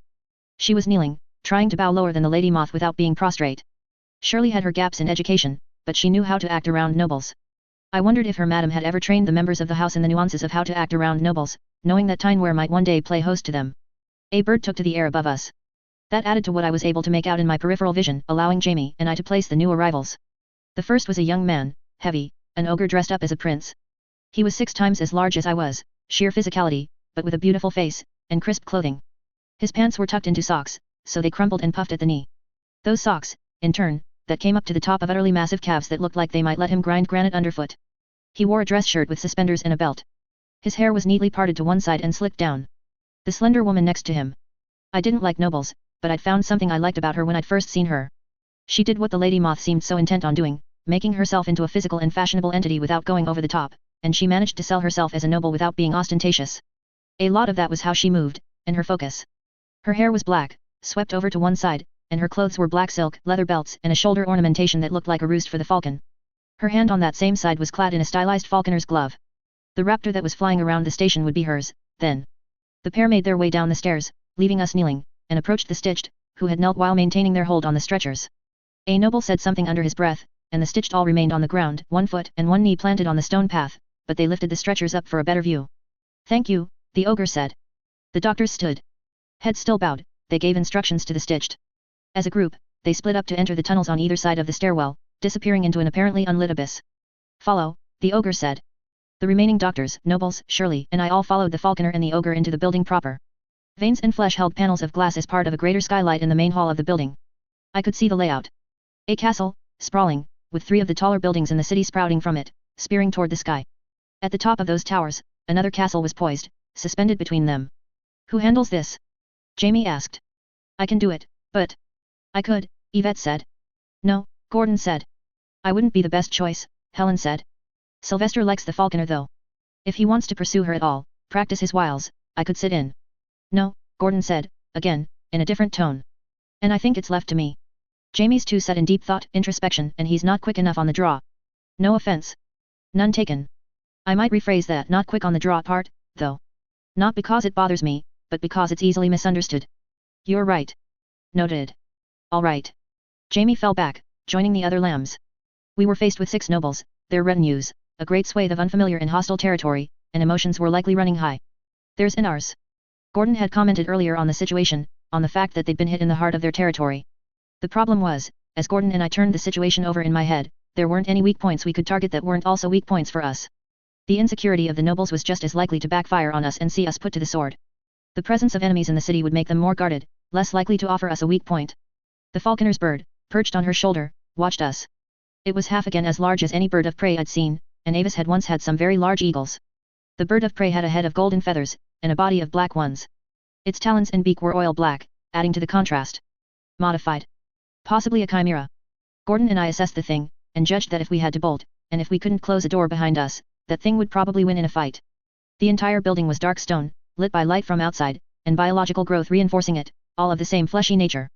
When the daylight faded, they would have light by other means, yet there were no torch sconces, no artificial lights. It went back to the biological growths, stylized stretches of flesh, running along walls. Veins twined their way between stones. In the castle proper, the growths were more elegant, less like tumors or unidentifiable masses of flesh, and more akin to pillars. The networks of veins and the beads of fatty tissue formed fractal patterns and geometric arrangements. When the lights went out, the biological growths would likely provide bioluminescence. The veins would light up. But the placement of them had another purpose. There was a strategy to it. Something that an intruding agent or group might miss, after a lifetime of acclimating to the wooden growths that supported buildings across the Crown Empire. They were positioned at key junctions, and there was little doubt that they were loaded to the brim with biological weapons and agents. None of the nobles talked. It was as if the hierarchy left the ogre with all of the power, here, and it was up to him to decide if conversation was permitted. Even if the mood had allowed for talk, we doubted he would have said much. The place was crowded. There were stitched servants everywhere, perhaps a third of the people we saw were stitched, but every last one of them was work on par with phrase stitched, whatever her name had been. Stitched without stitches, at least not in visible places, their nature only noticeable if one knew what to look for. They wore uniforms, and they moved with purpose, attending to tasks up until a noble came into sight, at which point they stopped, stepped to the side of the wide corridors, and bowed or curtsied, freezing in place until we were past them. Another third were alive. They were hard to place, more important than servants, but not in charge, either. Facilitators, if I had to guess. Administrators, aristocrats, suppliers. Political grease. The final third of the people present were doctors, and there wasn't a white coat to be seen. It was like an academy, almost, but the standard student or white coat had been replaced by a grey coat specialist, and the remainder wore black coats. Professors, top of the heap. The best at what they did. If they hadn't been doing as the servants did and been stepping to one side, heads bowed, Gordon and I imagined we would have heard heated debates, strict orders, and calls to action. There was a power in surrounding oneself with smart people. The lambs were an indicator of that. This place, this building, it was where the brightest minds gathered, one of the peaks from which the greatest ideas flowed down to the rest of the Crown States. Professors looked forward to the day they got an invitation to join a discussion here, and then they burned with envy for those who got to lead the discussions. And, in exchange, the nobles could call on this collection of minds, name a task, and expect that the task would be seen to. We watched as Lord Monty spotted one group of professors, broke from the group, and leaned close, to whisper a few words in the ear of a man who had had 10 other professors trailing in his wake. Monty caught up with our group, returning to his prior position. The man he'd spoken to broke into a run, heading in the direction we'd just come from. His retinue followed. Gordon and I glanced back, and saw, halfway down the corridor, that the professor was recruiting others, and sending others running elsewhere. All business. All hands on deck. Leaving that isolated storm behind us, we reached the end of the main corridor. Large double doors were framed by an arch of stone and fleshy growths. The ogre pushed the doors open. We entered the garden, where the Infante waited. The falconer's bird found its roost. The area was a space beneath a partial dome of glass that kept the rain at bay while allowing sun and wind through, all framed in growths of wood and flesh.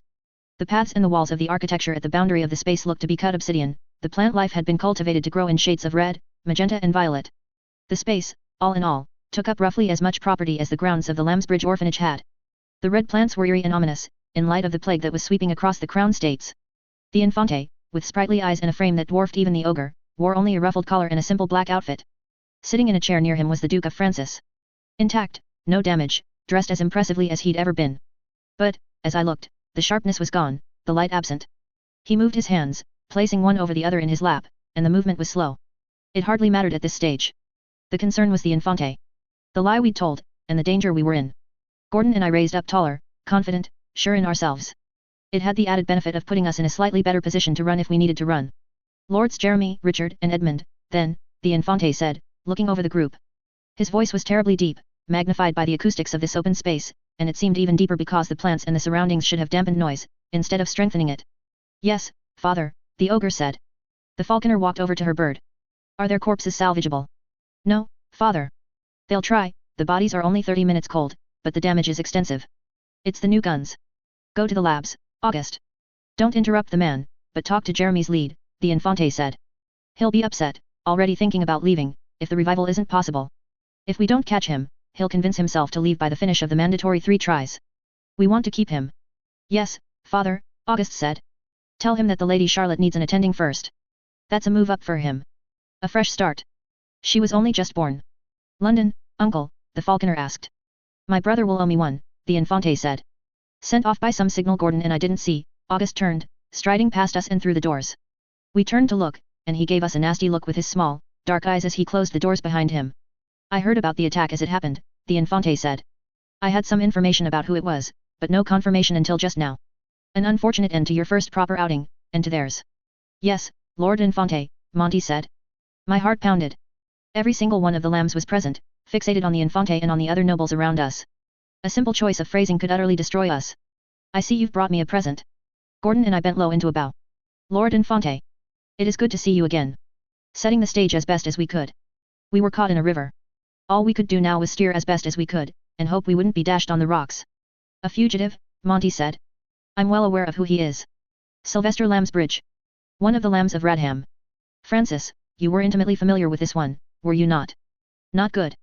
We saw Monty shoot us a sidelong glance. The lack of familiarity was telling. The first rock, and very easily the one that might sink us. Gordon and I watched the Duke's eye move. There was a delay. As if it took willful effort to direct his eye, to fixate on us. Whether there was recognition or a complete mental blank, the man gave no indication. A pity you're not up to talking, the Infante spoke. Your counsel would have been appreciated. A heavy hand settled on the Duke's shoulder. You may leave, the Infante said. I wish that meant us, Lara said, from the sidelines.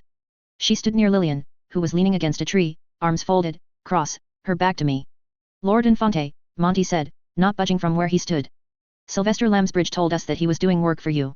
That we were to bring him to you. Is that so? The Infante asked. Monty bowed deeper, then took his leave, joined by Moth and the others. It left the Duke, the Infante and the falconer in the garden with Shirley and I. A shame about Jeremy, the Infante said, as if he were speaking to the Duke. But I do like Montgomery. Nascent promise, there. The Duke, striving to put in effort, moved his eye, looking up in the general direction of the Infante. I see a lot of the Baron Richmond in him, as a matter of fact, the Infante said. What? Gordon asked. My lips remained closed. The Infante set his eyes on me. Richmond was clever, once upon a time. He could have climbed a fair way up the ladder, done more with himself, and done more for the crown. But he learned the wrong lessons along the way. Tragic, but all too common. His death at your hands was just. Gordon and I bowed deeper, acknowledging the statement. Montgomery could go either way, the Infante said. Straighten up. Look at me. We did. You lied to them, telling them you worked for me. I did, Gordon and I said. You have your audience. Will I now find out that your companion there is plague infected? No, my lord, we said. Have to take the subject off of Shirley. My understanding of you is that you appreciate strong, bold, meaningful strokes of the brush. Cornered, my first thought was that, instead of dying, I could make myself useful to you. Had you phrased that as being useful to me again, I might have had you killed, the Infante said. Easy enough to see what he was thinking about. With all due respect, Lord Infante, I took the death of the Baron Richmond to be a neutral thing. As much good done as bad.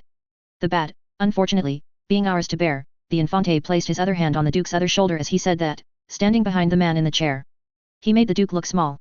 The act of killing the Baron was the nail in the coffin, my last act as a lamb. I was cornered by a former ally, I had to shoot. Mary Coburn. In one knee, the Infante finished for me. I'm well aware. Faced with a strange boy with high aspirations and two dead noble ladies already killed by his hand, I sought to inform myself. I asked after you, and I obtained my answers. Yes, Lord Infante, Gordon and I said. We bowed, acknowledging him. I've remained aware of you as you cut a violent and explosive sway through Tineware. I read your records and I put good minds to work on analyzing data about Wyvern and similar drugs, to project forward and to reach conclusions that your doctors wouldn't have found until 5 years after you expired. The falconer was watching. Very quiet. Her eyes matched the Infante's. Dark, penetrating, and suggestive of something very clever going on beneath the surface. The Infante continued, when word of you being on a train heading south from Tineware reached my ears, I had investigators track down people who were on that same train. We traced things backward, in the midst of some of the greatest chaos this continent has ever seen outside of wartime. Gordon and I remained silent. I could make threats, but what good is a threat? You've lived with Wyvern's venom stinger for all your life, promising pain today and lost sanity before you're 21. I could threaten the life of Shirley Pope, hold her hostage, but you grew up with your fellow lambs and you knew you would likely live to see them die. They've been hostages all your life, and they remain hostages now. You lost your childhood friend and brother Gordon to one pull of the trigger. Jamie, another childhood friend and brother, lost to oblivion after a throw of the switch. Threatening you and holding things you love hostage is old hat for you. Those things have permeated every day of your existence for a long time now. Jamie loomed in my peripheral vision, to my left. Gordon loomed in my right. I wanted to say something, and I couldn't. I wanted Gordon and I to say something, and he wasn't volunteering anything. You left them behind, he said. All of the rest of the lambs. One by one, you'll hear stories. Your Mary Coburn already has notes in her file. Fatty deposits under her skin, in the armpit, behind one ear. Moles. In a year and a half, they will be noticeable. Within 6 months of that point, she'll be slowed or crippled by it. In 3 years, she'll be dead. I looked over in Mary's direction, then wished I hadn't. My mind jumped straight to trying to paint her with the Infante's brush, complete with lumps and blemishes, and in the effort to erase that part of the image, I blurred the picture and lost the clarity in her. Duncan reported to Professor Hale early on that year Helen was becoming emotionally disturbed. I've had other sources say that Ibit is neglecting her as a project. He invests too much energy into the political side of things, when his talent is solely limited to the art of biology. She'll soon reach a point where she requires more upkeep than he is willing to provide while he is so eager to seize greater opportunities, and the idea of a custom wife, pillow companion and personal weapon that he grew in a vat will lose out in the end. I didn't look at Helen. I didn't want that image to be blurry like Mary's had. But the Infante kept talking on the subject. She will go to his lab for a standard appointment, bubbly, smiling and laughing. That preferred personality is in her records. She'll be nonetheless obedient as he asks her to lay down across the counter and opens her up to examine her organs. And I can assure you, that spiteful, vitriolic little man will be in the midst of palpating her insides with a scalpel lying within arm's reach, and he will find his way to the decision that frees him to pursue his politics. That is, if she doesn't break before then, slip up, and lead him to the conclusion herself. Whatever the case, he will make a single small cut, deep inside her, and she will go quiet and cold. Shirley shot me a nervous glance. I remained very still. You've condemned yourself to a very lonely existence, Sylvester Lambsbridge, he said. You've put considerable distance between yourself and the people you love to avoid having to see them go. But word of their passing will find you, no matter where you hide, and you will, with your last vestiges of sanity, wish you had been there. He released the Duke's shoulders, and he approached me. I didn't move as he placed his hands across my cheeks, cupping my head in his hands. What do I do with you, child? He asked. I have all the resources in the Crown States at my disposal, and you've confounded me. How do I invent you a punishment fit for hell when you seem so intent on flinging yourself there first? He knelt before me, and the weight of him made the thick black stones under my feet shift slightly, crunching with a stone against stone sound. He embraced me. Even kneeling, he was far taller than me, but he hugged me to his prodigious stomach. Wretched child, he said. I looked up at Shirley. Gordon, Jamie, and Helen didn't volunteer anything. The other lambs were unreachable, indistinct, or too far away for their individual reasons. There were ways to salvage them. I could work my head around it. Dig for them if I really wanted them. But to do that, I had to acknowledge that they were as fragile as they were. That they were smoke. I was legitimately afraid at how easily it had crumbled. I hadn't anticipated the Infante doing this. I'd expected a challenge. A challenge, I could rise to. This wasn't a challenge. This was the epitome of what I'd hated, in the very earliest days, with Lacey and the other doctors. Acknowledgement of my reality. Do you want something to occupy yourself with? The Infante asked. Yes, I spoke, finding a voice. Belated, we added, Lord Infante. Then find and kill Mauer for me. He's in the city. As you wish, we said. The Infante released us from the hold. He gave us a measured look. Then take your companion with you. I have no need for hostages, I have no need for threats. I'll give you a general direction, pointed away from me, and we'll see if you do more damage to the other side than to mine. If I may make a request, we asked. I'd thought I was being generous enough, but you may. My resources are at your disposal, should you want them. I certainly have enough. I'd like access to a lab, Yvette, and I said. Thicker than water 14.6. The cell was dark, dry, and spacious, with very nice furniture, all considered. There was a desk and chair that would be fit for any of the more respected businessmen or politicians in Radham, a modest bed with nicer sheets than I'd ever had, a stocked bookshelf, and some basic lab equipment. My hands moved through practiced motions, putting together smoke canisters. We only had the materials for 3, pieced together from canisters that were intended to be thrown at fires to extinguish them and from basic chemicals in the kits. We only worked with the basics anyhow. No education to draw from, only what Marv and Jamie had been able to impart, with a little bit of ingenuity and problem solving. Problem solving could get us 90% of the way there. The trick, it seemed, came down to either luck or having the right resources to tap. We were in a very interesting place when it came to resources. Smoke bombs, Yvette, and I said. Smoke bomb with nerve poison, smoke bomb that suffocates, smoke bomb that nauseates, smoke bomb that suffocates, again. Pause. Wait, listen. We smiled, setting the 4 bombs in a line on the desk. We reached out, and set one of the tall glass cylinders to spinning precariously on its end before snatching up a piece of paper.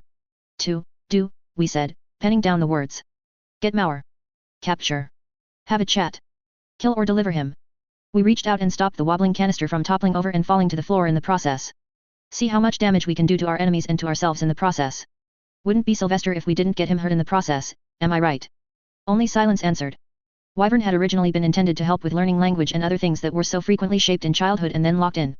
Academy students were often pushed by their families from a young age to learn their ratios and study texts, attend tutoring, enroll in academy prep schools, attend summer classes, and to treat every experience as a learning experience, without a spare moment to play or to draw. They often reached the point where they could do the work, they could study well, but with all their prior experience, they hadn't been equipped to have an original thought or idea.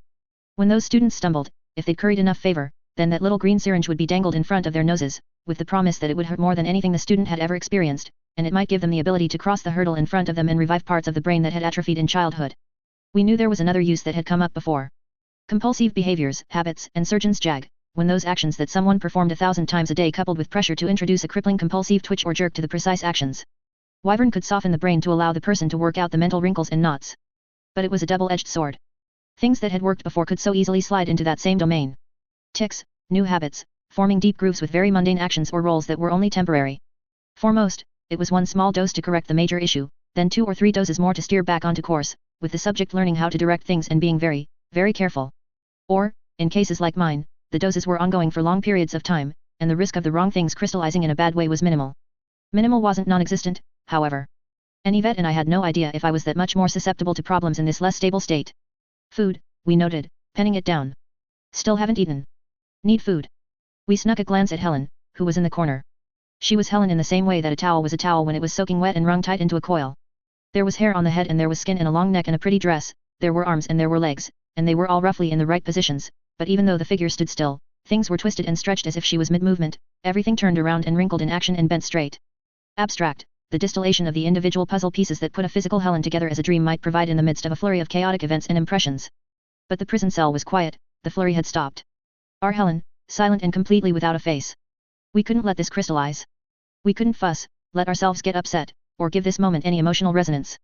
That would make it more likely to stay this way. Sugar. Brain food. Cake, we spoke aloud, penning it down. The hope that we might be able to snap our imaginary Helen back into being was dashed when the image didn't respond to the prompt. We couldn't let ourselves be disappointed. Disappointment could be an emotional connection, something that tied this impression of Helen to our emotions. We had to control how we thought and felt, to avoid this broken image tainting the deep-set impressions of the Helen we knew. The trick was to keep moving, and not dwell too long on any one point. We'll need information. 2 ways we can go about that. We'll probably need to go after his people, see if we can't trace them back to him. We'll need to get the shape of his approach. What he's doing, the moves he's making, what his group structure looks like, the resources he has, the direction he's thinking. How we position in respect to that, Gordon said. Yes. Yvette said. Her glee mirrored my own relief that this was sort of working. And how we position in respect to that, Yvette and I said, noting it down on the paper. The scrawled letters joined the other points that were scattered around the page, including a large, angular shape, labeled the shape of his approach. I looked up at Gordon. Gordon, in response, only stood there. He wasn't all twisted up and wrinkled into ambiguity like Helen was, but the spectre lacked a face. There was only an irregular expanse of skin. Nope. Not about to dwell on that. Couldn't let myself worry about what happened if I lost that face in my head forever. Were there even pictures of Gordon anywhere, to let me remind myself? In Lambsbridge, perhaps, but that was a tricky place to get into. A hell of a task. In Radham Academy, in his files, perhaps. I huffed out something that might have been a laugh if there had been any humor in the moment. Radham Academy, easy peasy place to go, if we needed a reminder. Focusing on the task at hand, Yvette started. Yes. The task at hand. Mauer. We like Mauer, she said. He's fascinating, and he probably enjoys the brilliant moments where it all comes together just as much as we do. We've run into him before, we know he likes the slow burn, setting everything up, then the flare. My hand shook as we brought the pen closer to the page. We wrestled for a moment, working to try to get it steady enough to write something proper. Giving up, we embraced the messiness, drew exaggerated, sketchy circles around resources on the paper. Then added notes. Time, materials, people. Multiple sketchy circles around time, then, leading to moves. Together, we diagrammed it out, dipping the pen into the inkwell a few times to make some bolder, sloppier lines where needed. It was likely indecipherable to anyone but us, but it was, on paper, the shape of the problem. That scrawling, Jamie's voice came out of nowhere, is not a good sign, sy. It's worrisome. Genius usually is, to a mere layperson, Yvette and I said. A mere layperson. You two are lucky I'm a ghost, sy, because I'd normally punch you in the shoulder for that. Yvette and I grinned. I looked for Jamie, and the spectre was there, intact as far as we could tell, but the image jittered, darting to the side, like a spot of light on my vision, remaining in my peripheral vision. We took a deep breath. In. Out. This was doable. Disheartening, but it was progress. We'd been thrown off balance when our guard was down, and it had hit us where we were already hurting. The coherency had suffered. I had built the images in the first place, and they were something we could rebuild. But we couldn't push, and we couldn't let things settle in a bad way. We would have to put off sleeping, make the most of our recent dose of wyvern, and ideally, we would need a distraction. It was hard to say if 5 seconds or a quarter hour had passed when the knock on the door sounded, but the sketched-out shape had doodled wings, courtesy of Yvette, that hadn't been there when Jamie started talking again. "Come in," Yvette and I said. The door was ajar, and someone pushed it open. Doctors. Ones with black coats, one male, one female. Both youngish. Younger than 30, which was pretty damn respectable. "Sylvester," the woman asked. She wore a stylish dress beneath her lab coat, and her hair was coiffed with tight rolls down one side, the other side pinned. "Yes," we replied. The man was a very staid, stoic man who looked more like a Stitch than a man, with hollow cheeks, a long face, and deep-set eyes. He was silent, frowning as he looked over the room. "I'm Professor Betkinney, this is Professor Arunt. We are apparently at your service. You weren't the doctors for any of the recently deceased nobles." The mention of the nobles' deaths made Professor Kinney's expression visibly darken. "No. We happen to be around." Yvette smiled. "You're rolling the dice." "Beg pardon. They had to have told you." "Full disclosure. If you work with us, you're putting your lives in the hands of a known enemy of the crown. I'm a fugitive, but the Lord Infante wants to equip us to do as much damage as possible to his enemy, to Mauer." My finger tapped the page that still lay on the desk. Kinney gave it a dubious look. "Us?" she asked. "Yes," Yvette and I said. "No. Never mind that. You're distracting from the point." Yvette was always going to be miserable at the social graces, Gordon observed. That was a niche that Ashton was planned to fill. If she made it and Ashton didn't, I was going to be the face. If Ashton made it and Yvette didn't, I was going to be the problem solver, but when the both of them didn't make it. The pair looked uncomfortable. Yvette and I watched them as Gordon's voice continued in the background. "The point," we picked up the so-called thread that had dangled, "is that you know this is a risk, but the Infante asked if people were interested, and you said yes. A random invite here is nice enough, but an opportunity to place yourself on a noble's radar? All you have to do is make it through the next few days without humiliating yourself, getting killed, or fates worse than death." "Essentially," Kinney said. "Except Professor Arunt." The Gaunt Arunt interrupted. "I wasn't randomly invited. I was coerced into helping a colleague, and I'm happy to have an unassailable excuse to fuck right off and do something else. The risk of dying is a small price to pay for the confidence that my colleague is going to humiliate himself in front of 20 professors and 5 different nobles without my help." Kinney sighed. "I can't understand that mentality. He may well die. The mentality is that the asshole has reveled in being a festering cyst in my nethers for half of my life. He placed second in the class every year I placed first, but he has enough rat bastard in him that he's been able to reach up and snatch the positions, accolades, and jobs I want most from me, take credit for my achievements," Arunt said, his expression grim, a skeletal glower. He didn't smile in the slightest as he said, "This is the best day of my life." Yvette and I, however, smiled. "I like you," we said, steering clear of the we. "Let's try to keep you alive." Arunt bowed slightly. "And me?" Kinney asked. We gave her a blank look. "Never mind," she said. "I couldn't help but notice you were talking to yourself as we came in." Had I been? I remembered pausing, noticing the doodles, but I hadn't been talking, had I? A blackout? Duncan, Yvette, and I realized, aloud. "You bastard." "Who?" "No, I'm just thinking aloud," I said. We had to stop. We drew in a deep breath, then centered ourselves. We were erratic, all over the place, and things were spotty. Yvette was largely unstructured by design. I had to slow us down. Decide on a direction, lest everything we do in this state was left as messy and incoherent as the parchment we'd scrawled on. "May I ask another, unrelated question?" Kinney asked. "You can," we said. "Why the prison cell?" "With the door open." "Because I wanted some space of my own with some quiet." "It was the Infante's suggestion," Yvette and I said. We paused, then added, "Eerily prescient." "Prescient," Kinney said. "I won't ask. We're doing lab work with you. For now, you can come with," we said. We clipped the canisters to my belt at my right side. "Come with?" she asked. "We're investigating.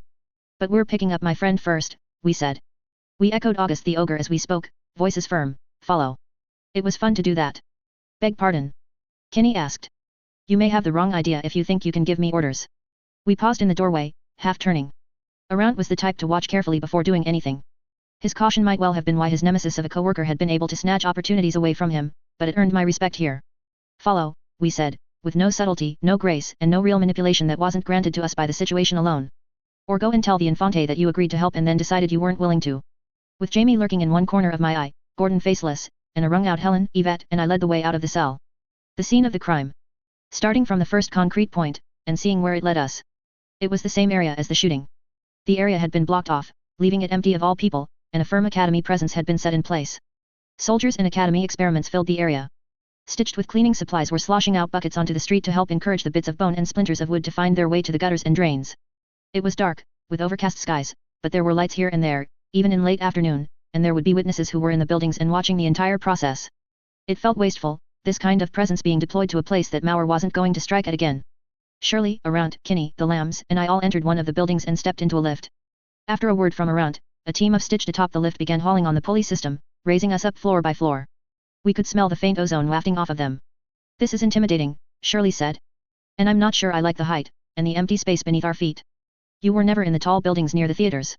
Yvette and I asked her. She shook her head. Heights never bothered us, we replied. Are you actually using the royal we, now? Kinney asked. We being the Lambs, we lied. I was a member of a team of experiments working for the Crown, once. We passed each individual floor. Through the stylized wooden door of the elevator, which was very easy to see past, I could see the individual floors we were passing. Each one had a different Lamb standing in the hallway, facing the elevator. I was a member of the team. Emphasis on was. Once. None of the Lambs were intact. Intrusive images, abstraction, incompleteness, it riddled the whole package. Yvette and I watched them. My heart rate was picking up, and it had nothing to do with what Shirley was complaining about. Nothing to do with height. I'm not sure I understand what's going on, Sylvester, she said. I know, we said. I owe you answers. We passed another 2 floors. Nora and Laura, in turn. I'd meant to ask Lillian what the inspiration for Nora's name had been. I knew Laura was derived from larva. Nora had me drawing a blank, and my mind wasn't in the right frame to dig through and find the right connections. I might have recruited Jamie's perspective, but I wasn't sure things were on a solid enough foundation. Yvette. Just Yvette, for now. Things made sense a few days ago, Shirley said. Things were good, a few days ago, Yvette and I agreed. Something happened, she said. We didn't volunteer a response. Months ago, you and I got to talking. You helped me find a kernel of courage. I thought, if I stayed with you, then I could repay you for that, by helping in small ways, and I knew I could learn things from you. Because I admired you. The elevator passed a floor where Jamie remained out of view, peripheral. I only barely caught Jamie saying, past tense. I want to repay you, still, she said. So long as I'm able, I'll try to repay you. Arant and Kinney were in the elevator with us. Shirley wasn't saying everything she wanted to say. She knew full well that something was wrong. Had we been alone, she no doubt would have said more. She wanted to help. The lift took us up to the higher floors before stopping. We stepped out into a hallway. These tall buildings were off-putting. These floors were too high off the ground, to the extent that it wasn't a useful kind of height, where we could work our way downward to affect what lay below. Things were out of reach, and it was oddly difficult to move downward, or upward, or through any of the hallways or rooms, without constant obstruction or space considerations too much or too little. Crown officers were waiting in the hallway. Arant handed one a note, and they waved us through. When you took this task, Yvette and I asked the pair, did you think you'd just have to do some lab work with a troublesome fugitive, or did you realize you'd have to go out into the field? I didn't expect it, but I can adapt, Kinney said. Past experience? Yvette and I asked. I went on field trips, she said. Yvette and I laughed, short, abrupt, and deeply offensive to the proud professor. I didn't care, Arant said. Didn't care, we asked him. About whether this was field work or lab work. Gordon spoke, you have to appreciate the single-mindedness. We entered the room. It was the scene of a battle. The wall-crawling warbeasts had come tearing in through the windows, bringing broken glass and 3/4 of the frame into the room with them. Each was roughly 100 pounds, all muscle bound around 4 spike-like limbs, with a fanged head. Light, mobile, and made of nothing but power and natural weaponry. Roughly 6 had entered the room and summarily died as they were stabbed and shot at. The sheer damage to the room and the wall around the windows suggested that something close to another 6 had been in the room at another time. Deep gouges I could hide a hand or foot in carved through every surface and cut through furniture. The force of the mass of muscular forms tearing through the wall had turned the windows into gaping holes. The wind and a steady patter of rain blew into the room. 8 to 10 men had died here. Shirley hung back, staying away from the bodies and the blood. 4 Crown officers, 2 doctors, and 5 different experiments were in the room. The experiments wore masks with filters and heavy coverings, akin to robes, with hoods, leather boots and gloves. They were also my height. The officers marked down things in their books, the short experiments pawed through evidence and brought their faces down close to it, and even rubbed themselves in it. Yvette and I pointed, raising a quizzical eyebrow at our accompanying professors. Scratchers, Professor Kinney said. Brought over from the heart of the Crown by the Infante, then replicated by his teams. They can tell the difference between dirt from one patch of earth and dirt from a patch of earth on the other end of the same field. Ah, we said. Enhanced senses? No. Another sense entirely. The closest analogues would be smell or touch. Enhanced hearing? No, Kinney said. I like this, Yvette added, the investigation. Taking it all in. It was good. A relief. Something to occupy the senses. I wish we could have seen this play out, Helen said. The chaos, the looks on their faces. Without being a part of it, you mean, Jamie said. Do I mean? Helen asked. We turned my head to look at her. She had a face now. Her dress fit better, instead of being a choked mass of cloth. Progress. How long before we take another 2 long steps back? We approached the guns that lay by the windows. Destroyed. Intentionally destroyed, we observed. By Mauer's men. The crown officer nearest me glanced in the direction of Kinney and Arunt. He must have received a signal or a nod, because he answered, yes. Built into the guns. They twist a key and haul it out along with a band of metal, and it melts internal mechanisms. We looked across the floor, at broken glass, at rubble, and bits of flesh. We picked our way carefully past the dead war beasts. Yvette and I spotted a band of metal with a key attached lying beneath a war beast, and towed at it until it was out in the open. The officer bent down and picked it up, carrying it over to the scratchers. You're welcome, Yvette said, sneering. I kept my mouth shut, but it was hard. If I hadn't been able to maneuver in very comfortable territory, doing something very much like I'd been doing all my life, I might have lapsed, and fallen too closely into step with the lamb that wasn't. Helen chirped, if I may say so, this is going much better than we anticipated. Sylvester and Yvette have been paired up for several hours, and nobody is dead yet. Not even Sylvester. I'm offended, Yvette said. You had to say it, Helen, Gordon said. Doubly offended. Just keep us alive, Yvette, Gordon said. We finished picking our way over the broken bits of wall, furniture, and window frame.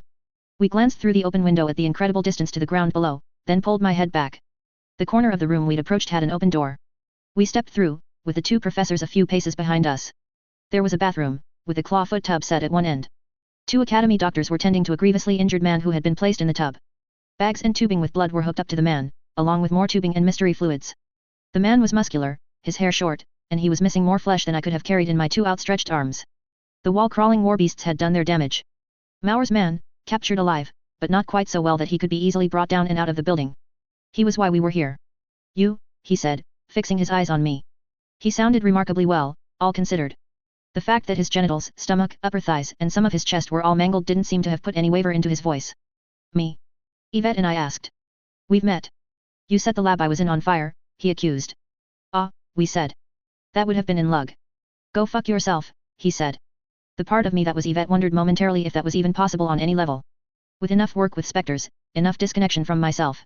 I'd say you're thoroughly fucked enough for the both of us, we replied. I wish I could step in, Gordon said. Negotiate. His face was back, we realized. The relief was palpable, and put a smile on my face. Only a moment later, we realized that the smile would seem taunting to someone we'd just accurately described as fucked. Fuck you, the man said. You know they'll get the answers out of you, we told him. They'll try. They'll find drugs and inject me, and they'll push me, and maybe eventually I'll slip. But it won't be soon. It took them this long to get me conscious, the man said. And don't think you'll do any better. By the time someone figures out what you know, Mauer will be gone, we said. He's gone already. But by the time someone figures out what I know, he'll have a head start. A fanatic. He would die for Mauer. Mauer did a good job of fostering this kind of loyalty. Maybe, we said. But you know who I am. I've spent the entirety of my life getting answers. Understand? I'm a better torturer than some people who torture as a trade, on behalf of the crown. Because I grasp people. I know how people tick, and I can find the weak point that breaks them in an instant. He narrowed his eyes. It was clear he was faintly drug-addled. He'd been given chemicals to help him survive despite the damage that had filled the bathtub with enough blood to cover the less mangled bits of his unmentionables. Yet, he asked, setting his jaw. Some people aren't that weak. You're a zealot, we said. You believe, both in Mauer and in his cause. A lot of the soldiers under him have been with him for a very long time. And, to top it off, you're winning, after getting 2 nobles in one day. A task you were willing to die for. All we have to do to break you is to target the one weak point in it all, and everything unravels. Yvette, it seemed, like the monologues. He was silent, forcing me to volunteer the nature of the weak point. Mauer. I tell you one little thing, and you'll know it's true. You'll realize a fact that you've been keeping from yourself for years, and your world will crumble. Try me, he said. We smiled, and we leaned forward, over the tub, shooing back the doctor that was working on the man. One hand went on his shoulder for stability as we leaned close. In his ear, we murmured, working on a double cross against the crown, on Mauer's behalf. I want you to give me a location you know he isn't. He frowned, looking up at us. Gordon, too, was frowning, sitting on the ledge at the other end of the bathtub. You had to jinx us, Helen. We glanced back at the professors and crown officers at the other end of the bathroom. Kinney was standing on her toes to look over and around and try to get some sense of what was going on between us. We'll convince them Mauer just left. That will give me time to take action. I can set some things in place in the meantime. But I need help convincing them I'm cooperating. Sylvester, Kinney interrupted. Look confused, we whispered, before leaning back, turning to look at Kinney. What's this? She asked. We saw her look between our conspirator and us. She'd seen the mock fear. Give me another minute, we said. Leaning close, we provided some verbal instruction to the soldier on how to look properly horrified. Swear at me, we urged him. Fuck you, he raised his voice. We realized a moment later it might have been genuine, because he reached for us with a good arm, seizing us and trying to drag us into the tub with his naked, bloody self. Fuck you. Hands seized me, and hauled us back and away from the tub. The grips remained strong even after we were well away from the tub, securing me. We stared the man down. Willed him to cooperate. If I were anyone else, I might have been able to manipulate it out of him. The force of will proved fruitful. A full minute passed, and we could see the surrender gradually take him over. There's an apartment block on 31st and Queensway, he conceded. He won't be there anymore, but there was enough stockpiled there that he wouldn't have left right away either. The tail might be warm. Fuck him, if you're not lying to me. We liked this guy, even if his loyalty wasn't to me or to us. We looked over at the professors. I guess we're visiting the next location, Around said. No, we said. We left the bathroom, stepping into the living room. The Crown Police can go, confirm, or deny. But I've been thinking. We need you in the lab. We have ideas. And, we thought, we need you out of the way. One of us can work on projects, Around said. Depending on what it is you need. Special stitched. With gas inside. It's been done, Around said. I need it done in a few hours, we said. And we need something that can produce a disruptive sound, and we'll need equipment. Lockpicks, knives. Yvette and I continued to ramble, but we were aware of the grumble of dissent. Turning on the Crown, just like that. Gordon asked. I don't object, Jamie said. But it feels precarious. A double cross. If this isn't a quadruple cross by the time we're done, Yvette and I mused, internally, then we've shamed ourselves. A quadruple cross.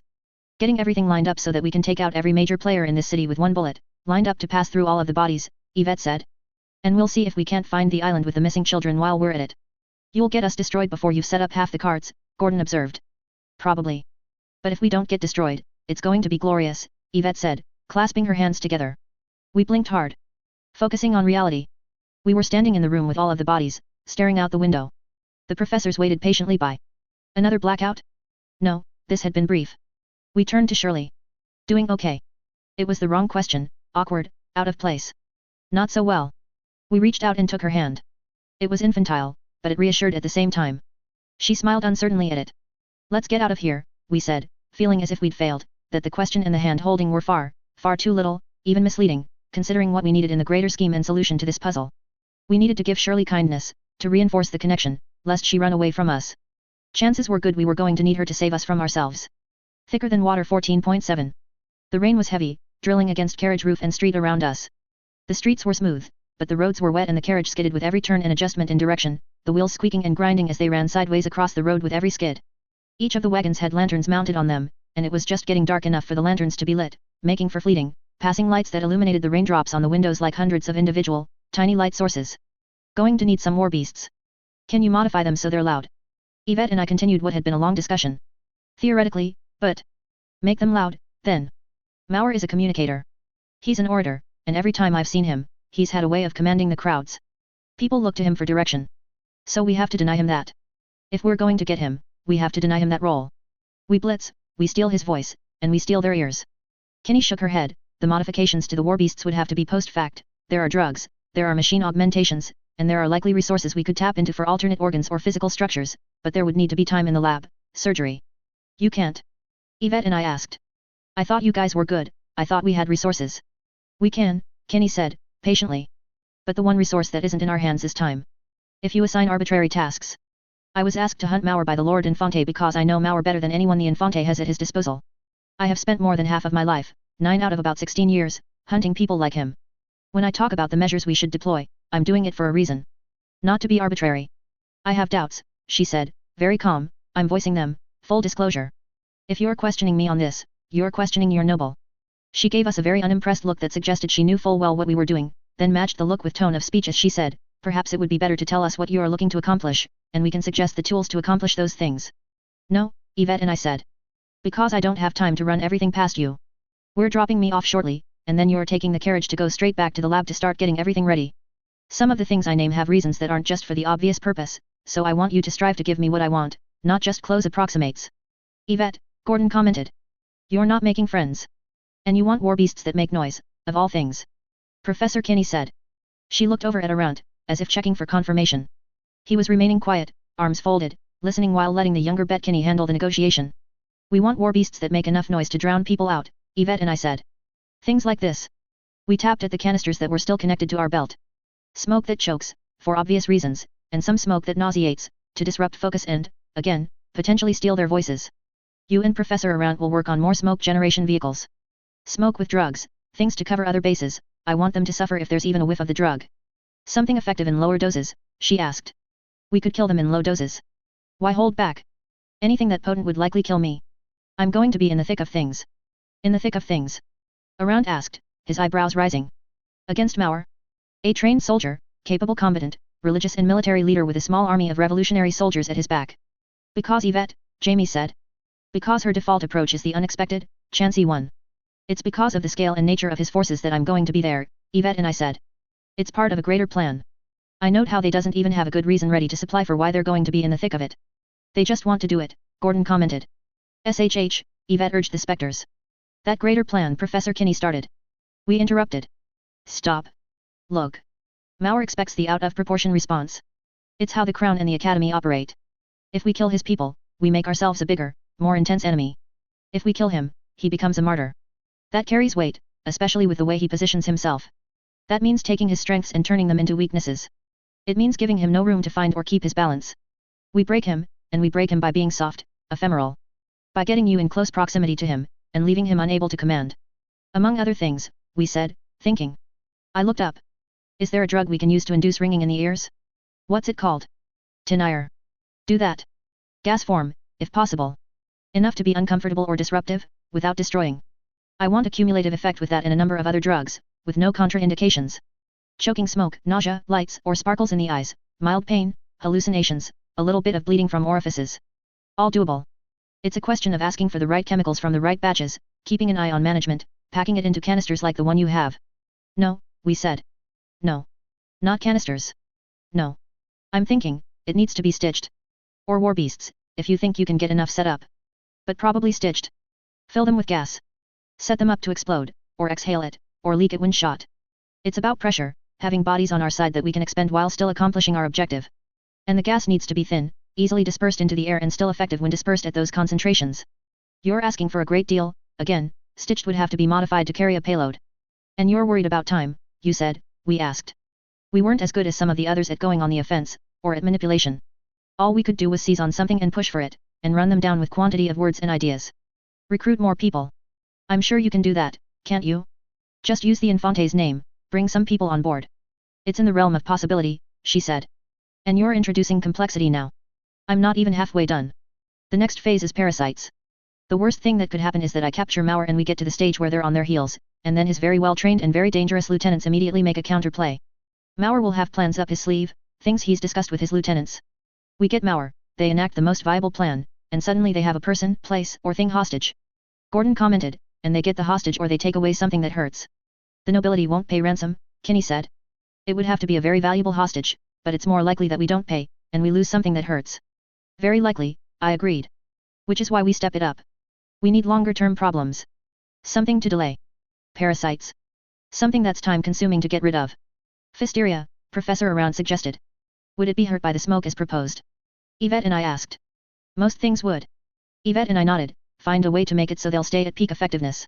Hamper Mauer's men, don't kill.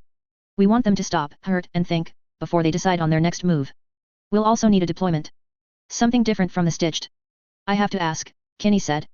Why aren't we outright killing them? I covered that, Yvette and I replied.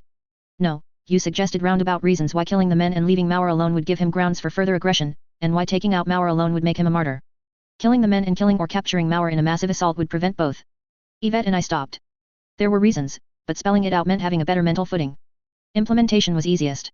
Theoretically, we said, stalling. Gordon. Help. Gordon spoke, you want a reason her approach won't work? Mauer's forces are too spread out. They won't be concentrated in a way that can be easily attacked. Yvette and I repeated it, virtually word for word. We were speaking with a delay before we spoke, and our attempts to cover it with body language and manner of speaking weren't perfect. Far from. The gas and the parasites, distributed well enough, will be able to reach or inconvenience most of Mauer's men on the fringes. The lookouts and the groups that are waiting to flank us as we attack Mauer in the heart of his group. We repeated Gordon's phrasing. With a distribution that wide, you're talking about affecting civilians, Professor Kinney said. Definitely, Gordon said.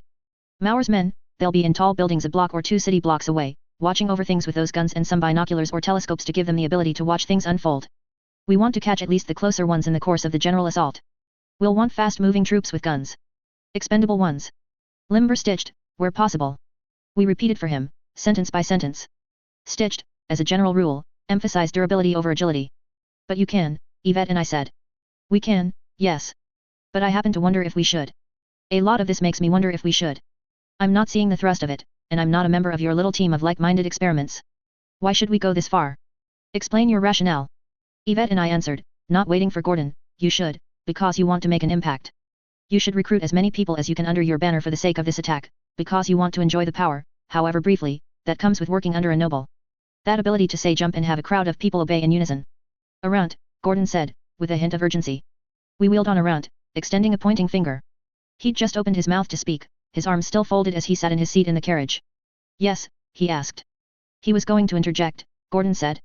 He's been waiting all this time to find a point to jump in and devastate your argument. You were going to interrupt us, we said. I was going to add a comment, the gaunt professor around said. A comment about your recklessness, Gordon said. You're painting a picture, staking everything on this plan, the drama of it, and he's too conservative and careful to truly want to be a part of it.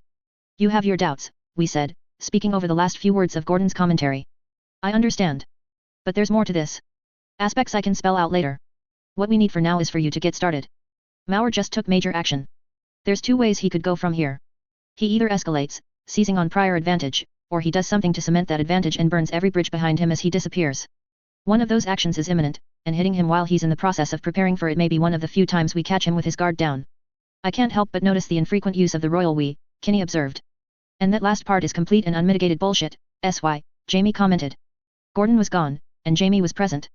He wasn't lurking in my peripheral vision anymore, but I still couldn't look directly at him without him dodging off to one side, like an afterimage from a very bright light very close to my eye. That isn't how Mauer operates, Jamie said. SY doesn't get all of the credit for the unmitigated bullshit, Yvette said. I helped. You helped, Jamie conceded. Kinney had said something in the midst of the conversation between Jamie and Yvette, and my observations of Jamie. She was looking at me expectantly. You said something, I said. What was it? I was thinking. Timing is sensitive, then, Kinney challenged us, allowing herself a private smile at the irony. This is doable. You have your black coats. I know you're capable of recognizing that something is achievable and making it happen, we retorted. Around dryly commented, it's a question of motivation, I think. We serve the noble Lord Infante, of course, and we do our utmost to produce the best work possible for him and his extended family. But the best work possible looks very different when we truly want something ourselves, and when we are simply doing our duty. There it is, Gordon commented. This isn't entirely untrue, Kinney said.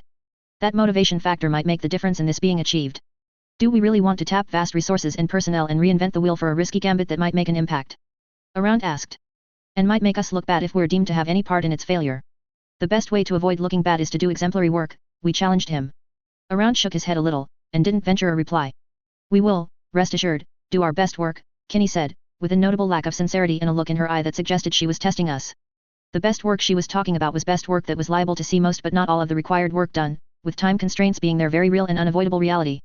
They wouldn't do any more work than was necessary to meet their goal. Leaving it like this meant that she and Around won the argument, and it meant that Yvette and I weren't achieving our goal of keeping them sufficiently busy and out of our hair. What you're doing doesn't make sense as an approach, SY, Gordon said. And why would Yvette be clever about planning and strategy and treat social problems as if she's bashing her face into a wall and hoping to win? The carriage came to a stop. The driver knocked on the carriage roof. We arrived. We looked over at Shirley, who was sitting beside me, trying to look as inconspicuous as possible. I can do this, Gordon said. And criticizing you two as you've stumbled through this conversation has given me renewed life. I'll get the professors on the same page as us. Swap out with me, Yvette. I don't want to keep doing the thing where I talk and you two repeat after me. I relaxed, shifting my thoughts to allow for the swap to happen. No, Yvette said. The syllable rang in my head for long seconds in the midst of the uneasy pause that followed. My skin crawled as goosebumps took over. Yvette remained sitting beside me. When I looked, there was nobody in the space of the carriage that we had allocated to Gordon, where Jamie had appeared. Where Helen would appear if she wasn't so uncomfortable to look at, so unnecessary to this current situation. With only Yvette at hand, faced with prospective allies who might well be uncooperative, we had no idea how to convince them. I reached for things and there was a distinct nothing instead of the lamb that should have spoken up, a void in place of the part of me that should have fielded that aspect of the problem. Stiffly, we rose out of the seat, opened the door, and stepped down onto the rail beneath the door. We stopped there, already getting drenched in our brief exposure to the rain. Shirley had partially risen out of her seat. You stay, we said. What? She asked, eyes wide. Stay. With them. If they go back to the labs and I'm out here handling things, they'll think I've absconded, and they won't work. It'll be my word against theirs. If you stay, then they have reason to believe I'm coming back. I'm collateral. I need to be active out here, they need to be active in the lab. My plan will work, and it will make a lot of old problems manageable. I'm collateral, Shirley said. She stared at me, quietly horrified. You're treating me like something you might pawn at a store to have some money, sy. That's not wholly wrong, I thought. I felt a pang of conscience. This was where the other lambs were supposed to speak up. Yvette started speaking, and I moved my lips to match. That's not wholly wrong, except you're a lot more valuable than any item. You're priceless, because you're that close to me. The only one that was close to me. We were playing it up a little to exaggerate, but only a little. We weren't good manipulators like this, me and Yvette. And the Infante himself recognized that you had that value to me. Which is why they won't and can't touch you, and why this will even work in the first place. She shook her head, staring at me. I will be back, I said. Browsing the pawn stores in Tineware, I saw a lot of people who lived beyond their means pawning treasured and sentimental items to cover debts and make bets. All of them convinced themselves in the moment that they would get the money, they would return, and they would have what they wanted and their personal treasures too. Yeah, we replied. There's a reason those pawn stores stay in business, Sylvester. It's not because they routinely give back those treasures they held as collateral. Yeah, we replied, our tone less confident, less proud. Yeah, she asked. But there are still ways to make sure things work out, we said. Big picture and small. Trust me. We looked at the professors. You've memorized what we want? Yvette and I asked. Yes, Kenny said. She smiled, self-indulgent. Not because of the exchange between Shirley and us. Because she wasn't being wholly sincere. I'll be back later. I'm most comfortable skulking around on my own, and I need to get my head around the shape of what Mauer's doing, and what the battlefield might look like. I'll come back with more ideas on what we need to tackle this, and a more exact idea of what his big move might look like, I said. More ideas, Kenny said, in mild disbelief. Yvette and I smiled, and we shut the door with some force. The chill that had come with Yvette's refusal to vacate hadn't wholly left me, even though the evening was hot. It was warm enough that the rain didn't cool us down so much as it got us thoroughly drenched. We were free, in a manner of speaking. There was an indistinct time before we had to return for Shirley. We would come back to find that the professors had churned out some but not all of the work. Much of it would be the easiest tasks. The gas, the chemicals, produced in large quantities. The stitched would be put off. The war beasts too. Perhaps they would have students recruited to do the grunt work. It wasn't ideal, but we were free. You're building a house of cards, Gordon said. You realize this? They'll interrogate the soldier you convinced to lie, and they'll use drugs, the same ones they used on Lillian. We ignored him, walking briskly. The numbering of the streets made navigation fairly easy. Putting Shirley at stake like that, it's not good, Gordon said. You would never do that. We continued to ignore him. This isn't sustainable, sy. You're going downhill, hour by hour. I could have pushed him away, but I didn't want to. I should have been able to push Yvette out, but I couldn't, even though I wanted to. There was a part of me that refused to let go of that aspect of her. We walked, moving through the crowd. Even in a city where people walked with purpose and a brisk stride, we were faster, which meant having to navigate the people, the war beasts, and the other obstacles. A fast-moving zigzag through the forest of moving bodies nearly saw me walk into more than one stationary obstacle that I hadn't seen until it was too late. Maybe this works, Jamie said. Maybe you find all of the pieces you are looking for, you arrange everyone perfectly, keeping in mind that Mauer is clever and capable, and the Infante is monumentally powerful with the wisdom to use that power at its most effective. Maybe the stars align, and absolutely nothing goes wrong. And maybe, just maybe, you accomplish this. He paused for emphasis. Moving through the crowd, I saw a girl that looked very much like Lillian had when Lillian was young. The same face shape, the same nose shape, enough that I thought she was a very distinct spectre. Then I saw the blonde hair, and the features that didn't quite fit, the fact that her upper arms were thicker, implying a different body type, and that Lillian would never dress that way, and then she was gone and the image of her flew from my mind, and I was left with only annoyance at myself that I'd seen any resemblance at all. Jamie spoke softly, in a voice I shouldn't have heard through the hustle and bustle of it all. Maybe you even achieve your quadruple cross, with all of the pieces of your and Yvette's intricately constructed setup serving their roles, playing out with grace and impact and all of the desired fallout. In part, what you and the other Jamie were plotting during that long winter and spring in Tineware is achieved. In part. That's a lot of maybes, sy. A lot of gambles, with narrow odds. On another day, with help, you might achieve it. Might. If you were at your best.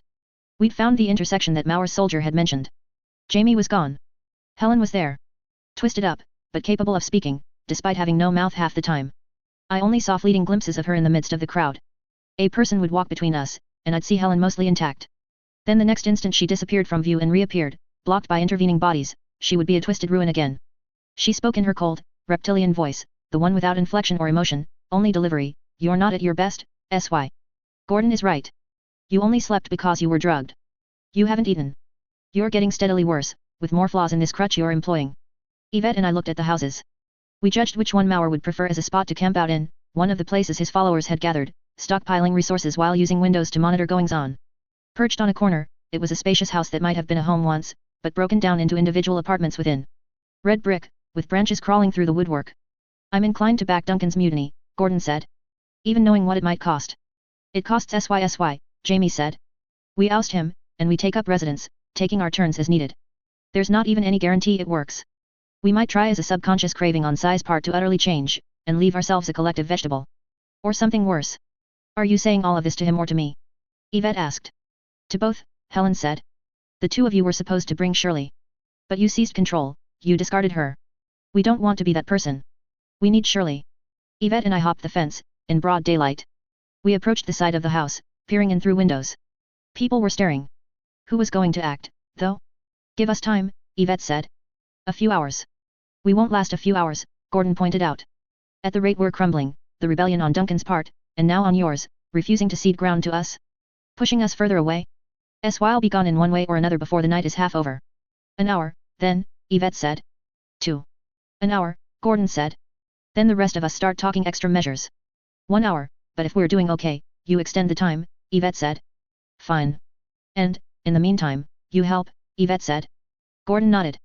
Yvette and I nodded, as we found an entrance that might have worked. A window was slightly ajar. The sill of that same window, we noted, had glass shards worked into it, the points sticking up and out. Deterrents for would-be thieves. We climbed up, careful, using other aspects of the building, and peered into the room, checking all was clear. There was a mechanism in place, tucked into one corner of the window. It took some doing to fiddle with the mechanism and raise the window up without cutting me on the glass shards. We managed it, then held the mechanism firm while climbing through the window. Gas and chemical, sorted out into containers, all arranged in a battery that was reminiscent of the Caterpillar project's brains. Wires and mechanisms fed from every entrance and exit of the house to the battery. The window had been a decoy. Shove it open and boom. Fire and death. Even if it were a real, unwitting thief, the explosion would distract the crown.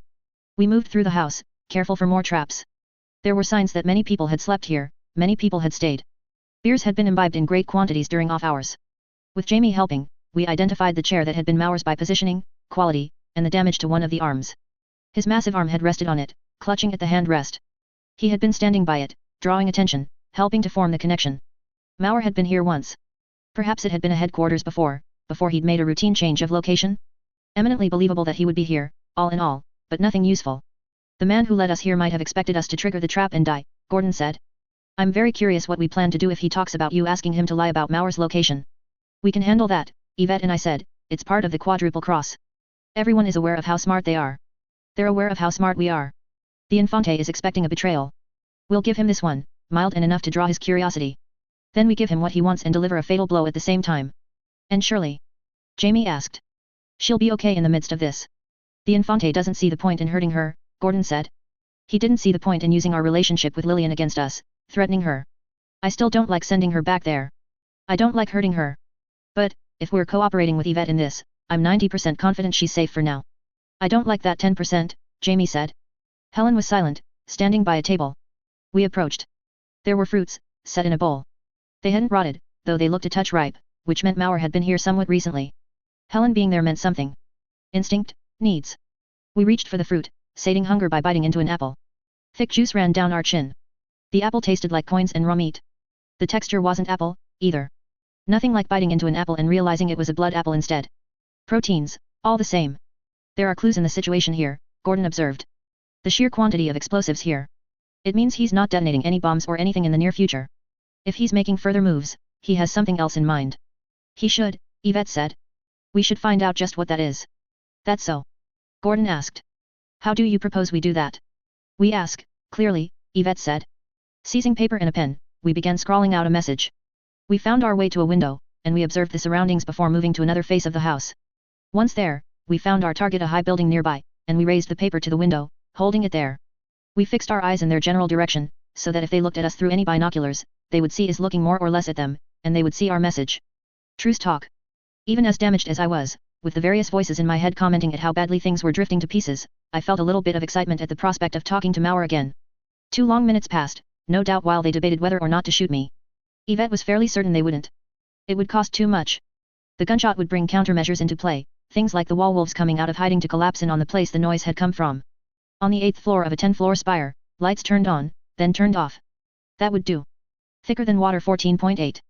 There was no elevator, and Maur's men weren't inclined to be kind and meet me halfway. Stairs, stairs, and more stairs. That was the problem with these tall buildings. They required too much effort to get from one point to another. Humans, according to Wallace's law, had developed to confront the plains and the savannas. Large tracts of flat ground. The reason the lambs liked operating from high places was it positioned them to operate in a dimension their enemies didn't. But operating from up above was very different from getting there in the first place. I'd used the word them to think about the lambs. Not us. Was that why I couldn't get the ghost of a person who never was to leave? The recalcitrant Yvette took the stairs with a kind of grim determination. We worked through ideas on how to tackle Maur. Maur. My thoughts rambled, with Yvette. I didn't have enough to hold on to, no past experiences to think back to. I could try to organize them, but then I was fighting her. I could embrace them, but then there was no guarantee we would find our way to a resolution. You're slouching, Helen pointed out. You're making SY slouch. SHH, Yvette said. Thinking. There are only so many times we can approach an enemy to have a face-to-face with them before one of them decides to be unkind, Gordon said. I know this. But we have a lot of ground to cover, Yvette said. Too many things to do. Case in point. I need the opportunity to figure out how this is all going to take shape. Which means you all need to shut up and let me think. The alternative is you get to shout at me, nothing changes, and we're hobbled. Wasn't that the whole point of the one person takes over thing? This isn't the way to do it, Jamie said. Not in the big picture. You're shrugging off advice and counsel. You're not letting us offer our input. Think, Yvette. Think, SY. What roles are the various lambs playing here? We're representing parts of SY. And there are parts that are small and parts that are buried, that don't get a lot of representation. Those lambs aren't doing much. I'm going to let you talk, but then you're all going to have to be quiet and let me damn well think, Yvette said. I think that's a deal. It should be one, anyway. Gordon. Yes. Fine. Deal. I hope you've got a good argument, Jamie. I hope so too, Jamie said, his voice soft. Helen's obvious enough, SY. She's instinct, your wants and needs. Food, sleep, and a bit of identity, on the most basic level. You as an organism. I'd like to point out that aside from that blood apple, we haven't eaten in a long time, Helen said. Gordon's trying to handle all the rest of us. He focuses on the action, he makes the calls, he's negotiating, Jamie said. He's us as the composite, understand? All the different pieces working together. I'm annoyed at that, Gordon said. Doubly annoyed that I'm very clearly failing. I'm about the connections, the deeper thoughts, the analysis. I've always been slower than the rest of the lambs. I've always been more rational and inclined to educate myself on the details.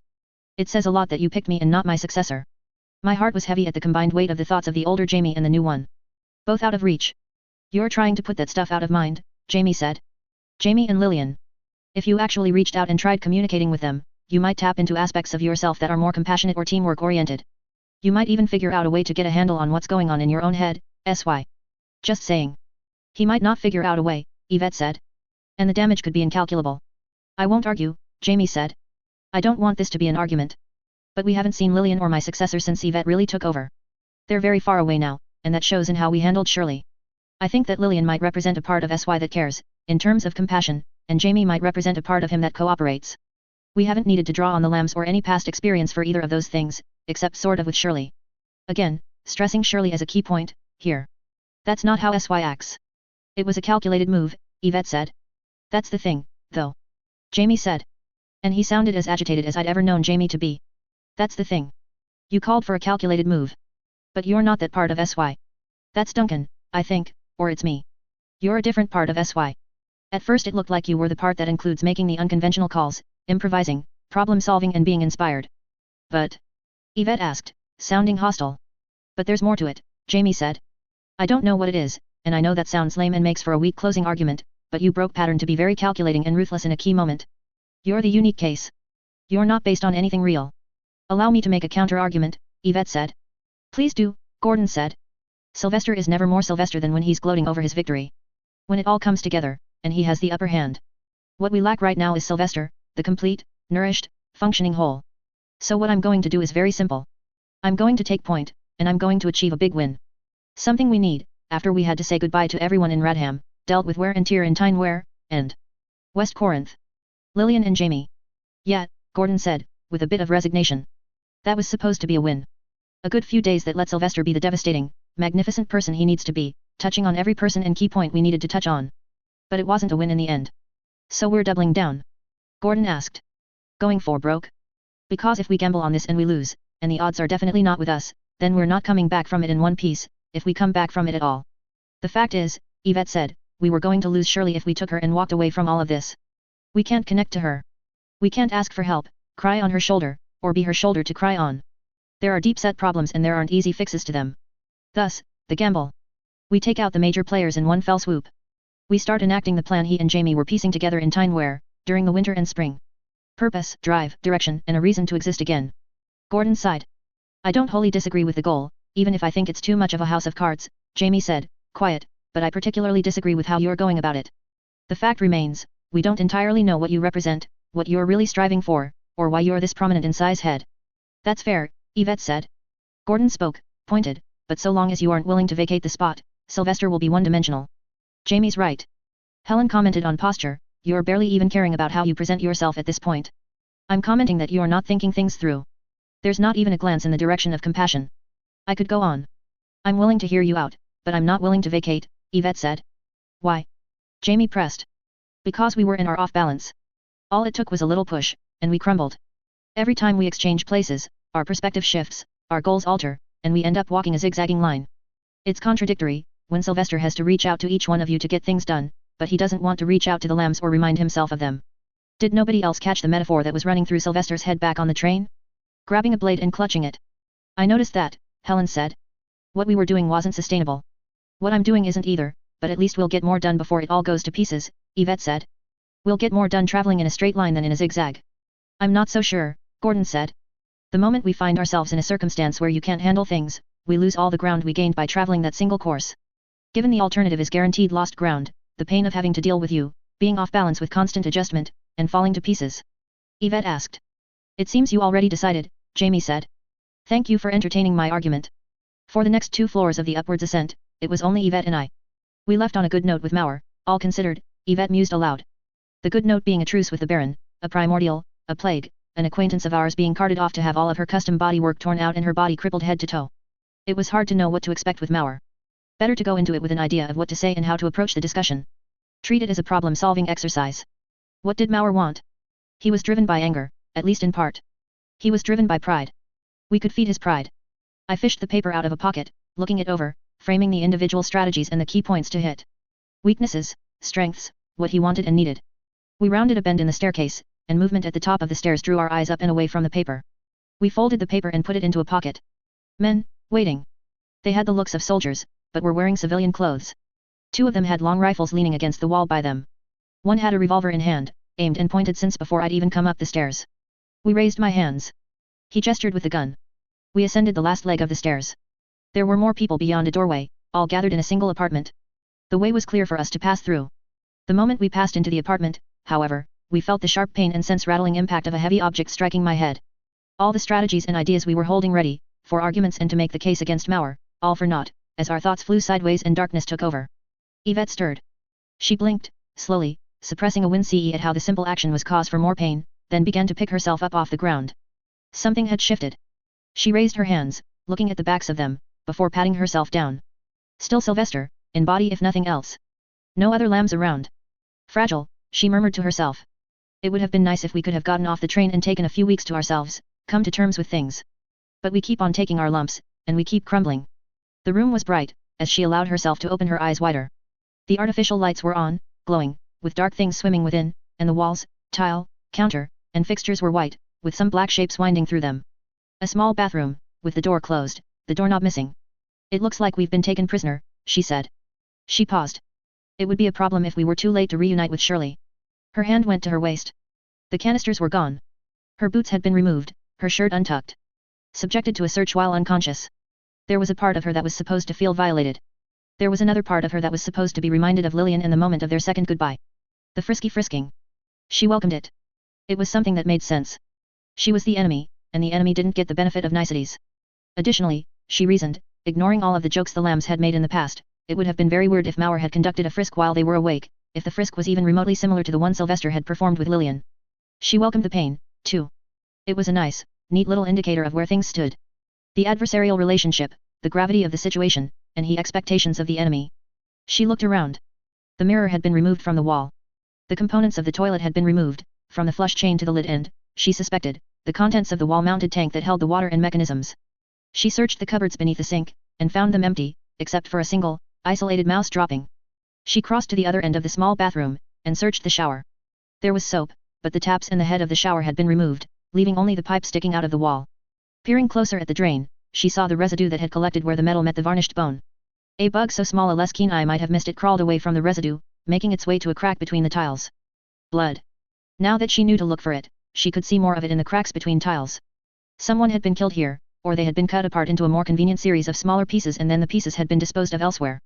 She closed her eyes, halfway to anticipating the others speaking, interrupting the scene with interjected thoughts and ideas. The silence was blissful. Troubling, to be sure, but it was a problem that could be solved later. For now, she was finally free to think. She walked over to the sink, and checked out the wound to her to size head. She turned on the water, slowly, so as not to make too much noise, and filled the sink. With her sleeve, now damp, she daubed at the wound. She bent her head low and then washed her face, immersing the upper corner of her scalp where the skin had parted and the congealed blood had formed what she suspected were the beginnings of a scab.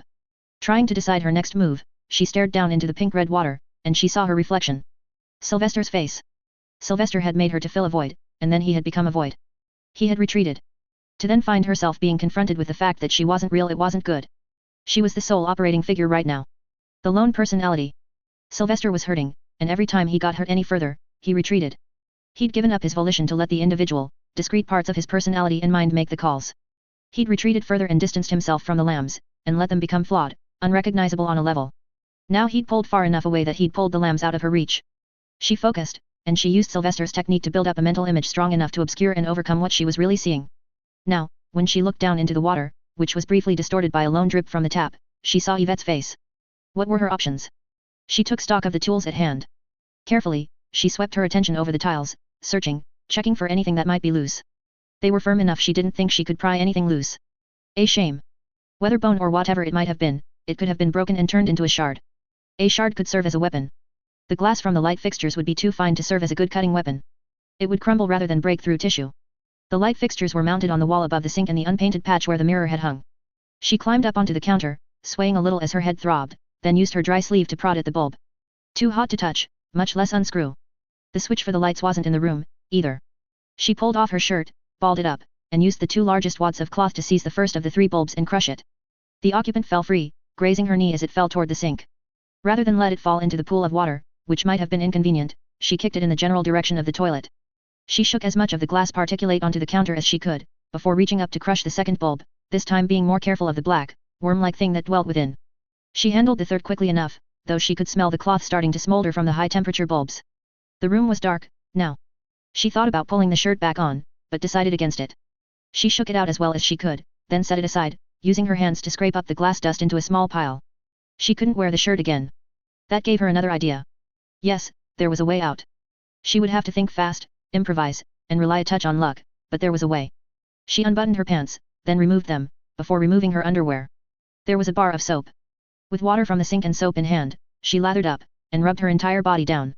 With cupped hands, she pooled water on the floor, and ground the bar of soap into the tile there. The clothes were set aside, pants bundled in one hand, the crushed glass collected and kept as a reserve measure. The trick was to keep her feet dry. She avoided stepping in the puddle she'd made as she retreated to the tub, so she could plant a foot there, kicking off against the tub's edge to give herself a forward push.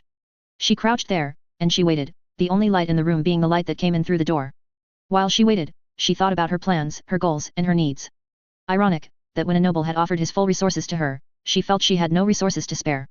The problems she had to figure out, problems with Sylvester, with needing to wake him up, with the lambs and with various enemies, weren't problems that academy medicine could easily solve. When her skin started to crackle and the soap film began to flake, she dipped her hand into water and wet herself down again, reapplying soap. If she concentrated, she could hear the noise outside. Voices, people talking, discussing. She heard the change in pitch as the conversation changed, and she tensed. The key turned in the lock, and the door swung open. What had been a muffled mumble became a voice. Lights are off. The soldier, a revolver in his hand, stared at the scene she'd created. At the naked adolescent that was curled up in the corner by the wall in the tub. He shut the door. The key sounded in the lock. Damn, Yvette said to herself. But she remained where she was. She counted off numbers in her head and considered the details of that scene of the open door, the room beyond. The light had been glaring, her memory wasn't any better than Sylvester's, but she'd see people in the room beyond, multiple, and the floor, and the distance to the wall, which had windows running all alongside it. The exterior wall of the apartment building. Again, she heard voices change. The door opened. There was a different man there, this time. Not Mauer. And the first man was there too, standing behind him. Faced with a tricky and questionable situation, he turned to a superior for counsel. The superior drew his gun. Yvette didn't move. Cuffs, he instructed his subordinate. She heard the jangle of the chain. I'm going to come in there, the captain said. You're going to give me your hand, and I'm going to cuff one of your wrists. Yvette waited. The man stepped into the room, set one foot on the puddle of soapy water, and sprawled. She lunged, driving one foot into the man's stomach as she walked on him, kicking him across the face as she entered the doorway. The subordinate that had first opened the door was there. She'd noted the nature of the floor earlier. Now she dropped. Still slick, soapy all over, she slid hard into one of his legs, toppling him. His hand grappled for her, his fingernails scraped skin, but found no purchase. He's getting away, the man roared. Fuck. There were others in the apartment. A man sat by the window with a long rifle. Quick to react, rising to his feet as he drew a gun. She figured out the way to the front door, then bolted for it, using the passage into the hallway as a way to get out of the man's field of view. A fourth man was in the hallway, guarding the closed front door. A harder barrier to pass. Still sprinting, she hurled the handful of crushed glass in the general direction of his face and eyes. She had to bring her shoulder down low to drive it into the man's solar plexus. Being shorter had its advantages here. While the man suffered, knowing the other three were about to appear behind her, she passed the pants to the other hand, which had fine glass particulate embedded in the skin and countless fine cuts across the surface, and used the other, unhurt hand to turn the key and knob. She hauled the door open, found herself with a grown man on one side of her and a grown woman on the other. Their hands found no purchase on her slick skin, but the attempts at grabbing her put her off balance. She half fell, half slid down the short flight of stairs, caught herself, and then hurled herself downward, one hand on the rail to keep her balance as she ran down the stairs. Soap and water had transferred from her to the stair, and one of the two that she'd just now evaded slipped, catching themselves on the railing or their comrade. Whatever it was, she only saw a glimpse through the gaps between stairs and railings, and that glimpse suggested they'd stopped, at least for a moment. There were others catching up now. She flew down flights of stairs, jumping down as much as she ran. After several flights, a glance suggesting they were a little ways behind her, she paused to catch her breath and pull on the pants. The texture against her soaked-up legs was uncomfortable. The other lambs would be making comments now. Still a concern, that. But it could wait. A lot of things could. The noise of the soldiers coming down after her spurred her into action again. She ran down the stairs, hit the landing and stumbled, then took 2 steps and jumped the remainder to the next landing. There were people coming up the stairs. Timing. Timing was key. She knew there were people coming down from upstairs. There were people coming up from downstairs. If she waited too long, then the ones from upstairs would catch up. If she was too early, she'd throw herself into the clutches of the people below. Timing. She dropped down to a crouch, bracing herself, and then, on seeing a glimpse of the people below arriving at the top of the stairs below, about to round the corner and look up at her, she took a few running steps, and then threw herself down, one hand reaching for the railing. She vaulted over, down to the stairs well below her, reaching for the railing on the far wall as something to catch and keep her from landing on the stairs and tumbling the rest of the way down. A hand seized her by the ankle, coarse and rough enough to bite into skin and find purchase there. With sheer strength and a twist of the man's body for leverage, she was hauled down out of the air, onto the stairs and landing. It was Mauer, and 2 of Mauer's lieutenants. She might have recognized one as being from Lug. Mauer looked tired, far older than he'd looked the first time she'd seen him. Or had Sylvester painted a prettier picture in his mind's eye? Mauer's coppery hair was longer and shaggier, his face slightly drawn, but his eyes were sharp. Trust you to make an entrance, Sylvester, Mauer spoke. That voice. The younger Jamie would have a perfect word for the sound of it. She looked up at the man and smiled.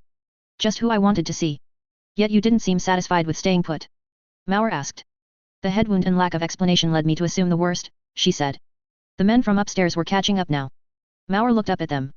Charleston got the soap from the tub, but forgot the soap by the sink, or vice versa. The boy might have blinded Flynn, we didn't think about the lighting. Mauer pursed his lips. We left our last meeting on good terms, Yvette said. I hoped this one would go considerably better. Mauer made a sound.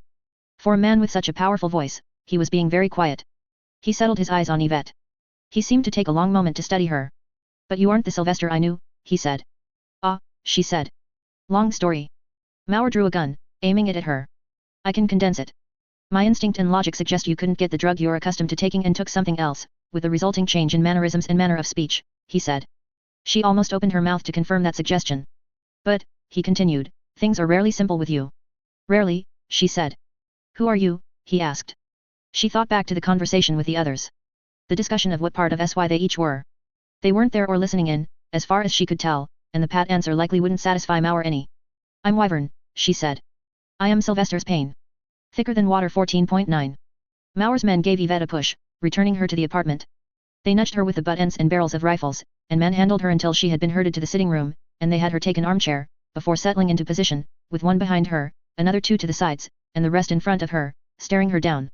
The other soldiers filled out the rest of the room. Mauer was one of the last to enter, followed by 2 doctors who went straight to the man in the bathroom, who was hunched over the sink. The one who had had glass thrown in his eyes. Mauer had donned his coat, which had fallen off when he had reached up to seize her out of the air, and it now hung over his shoulders, more or less hiding his monstrous arm. She watched him carefully. He took measure of everything in the room before finally relaxing and turning his attention to her. Even then, however, he gave her a once-over before assessing her as a non-threat. "Tea," he asked. "Please." He nodded, and signaled one of his men with the hand of his good arm. "For everyone who wants any." One of the soldiers stepped into another room. "Sylvester's Payne," Mauer said. "Yes," Yvette said. "Shall I address you as Wyvern?" Sylvester's Payne is a mouthful, and addressing you as Payne makes me think of the nobles with their pet projects. He didn't even sound like he was humoring her. Explaining about the Yvette personality was too complicated. "You can call me Sylvester. It's fine. Names aren't important." Mauer nodded. He took a moment, thinking. His men waited with no sign of impatience. 1 or 2 heads turned to glance in the direction of the bathroom, but their focus was more on Mauer than anything. The rain pattered against the window. It was dark out. "Sylvester," Mauer said. "You and I, whatever might have happened in Lug, are far from being allies." He made it sound worse than being simple enemies. Yvette withheld comment. "I know you're a fugitive and that you've distanced yourself from the Crown and Academy both, but the very nature of what you are, or what Sylvester is, it means you can never be trusted." "I know," Yvette said.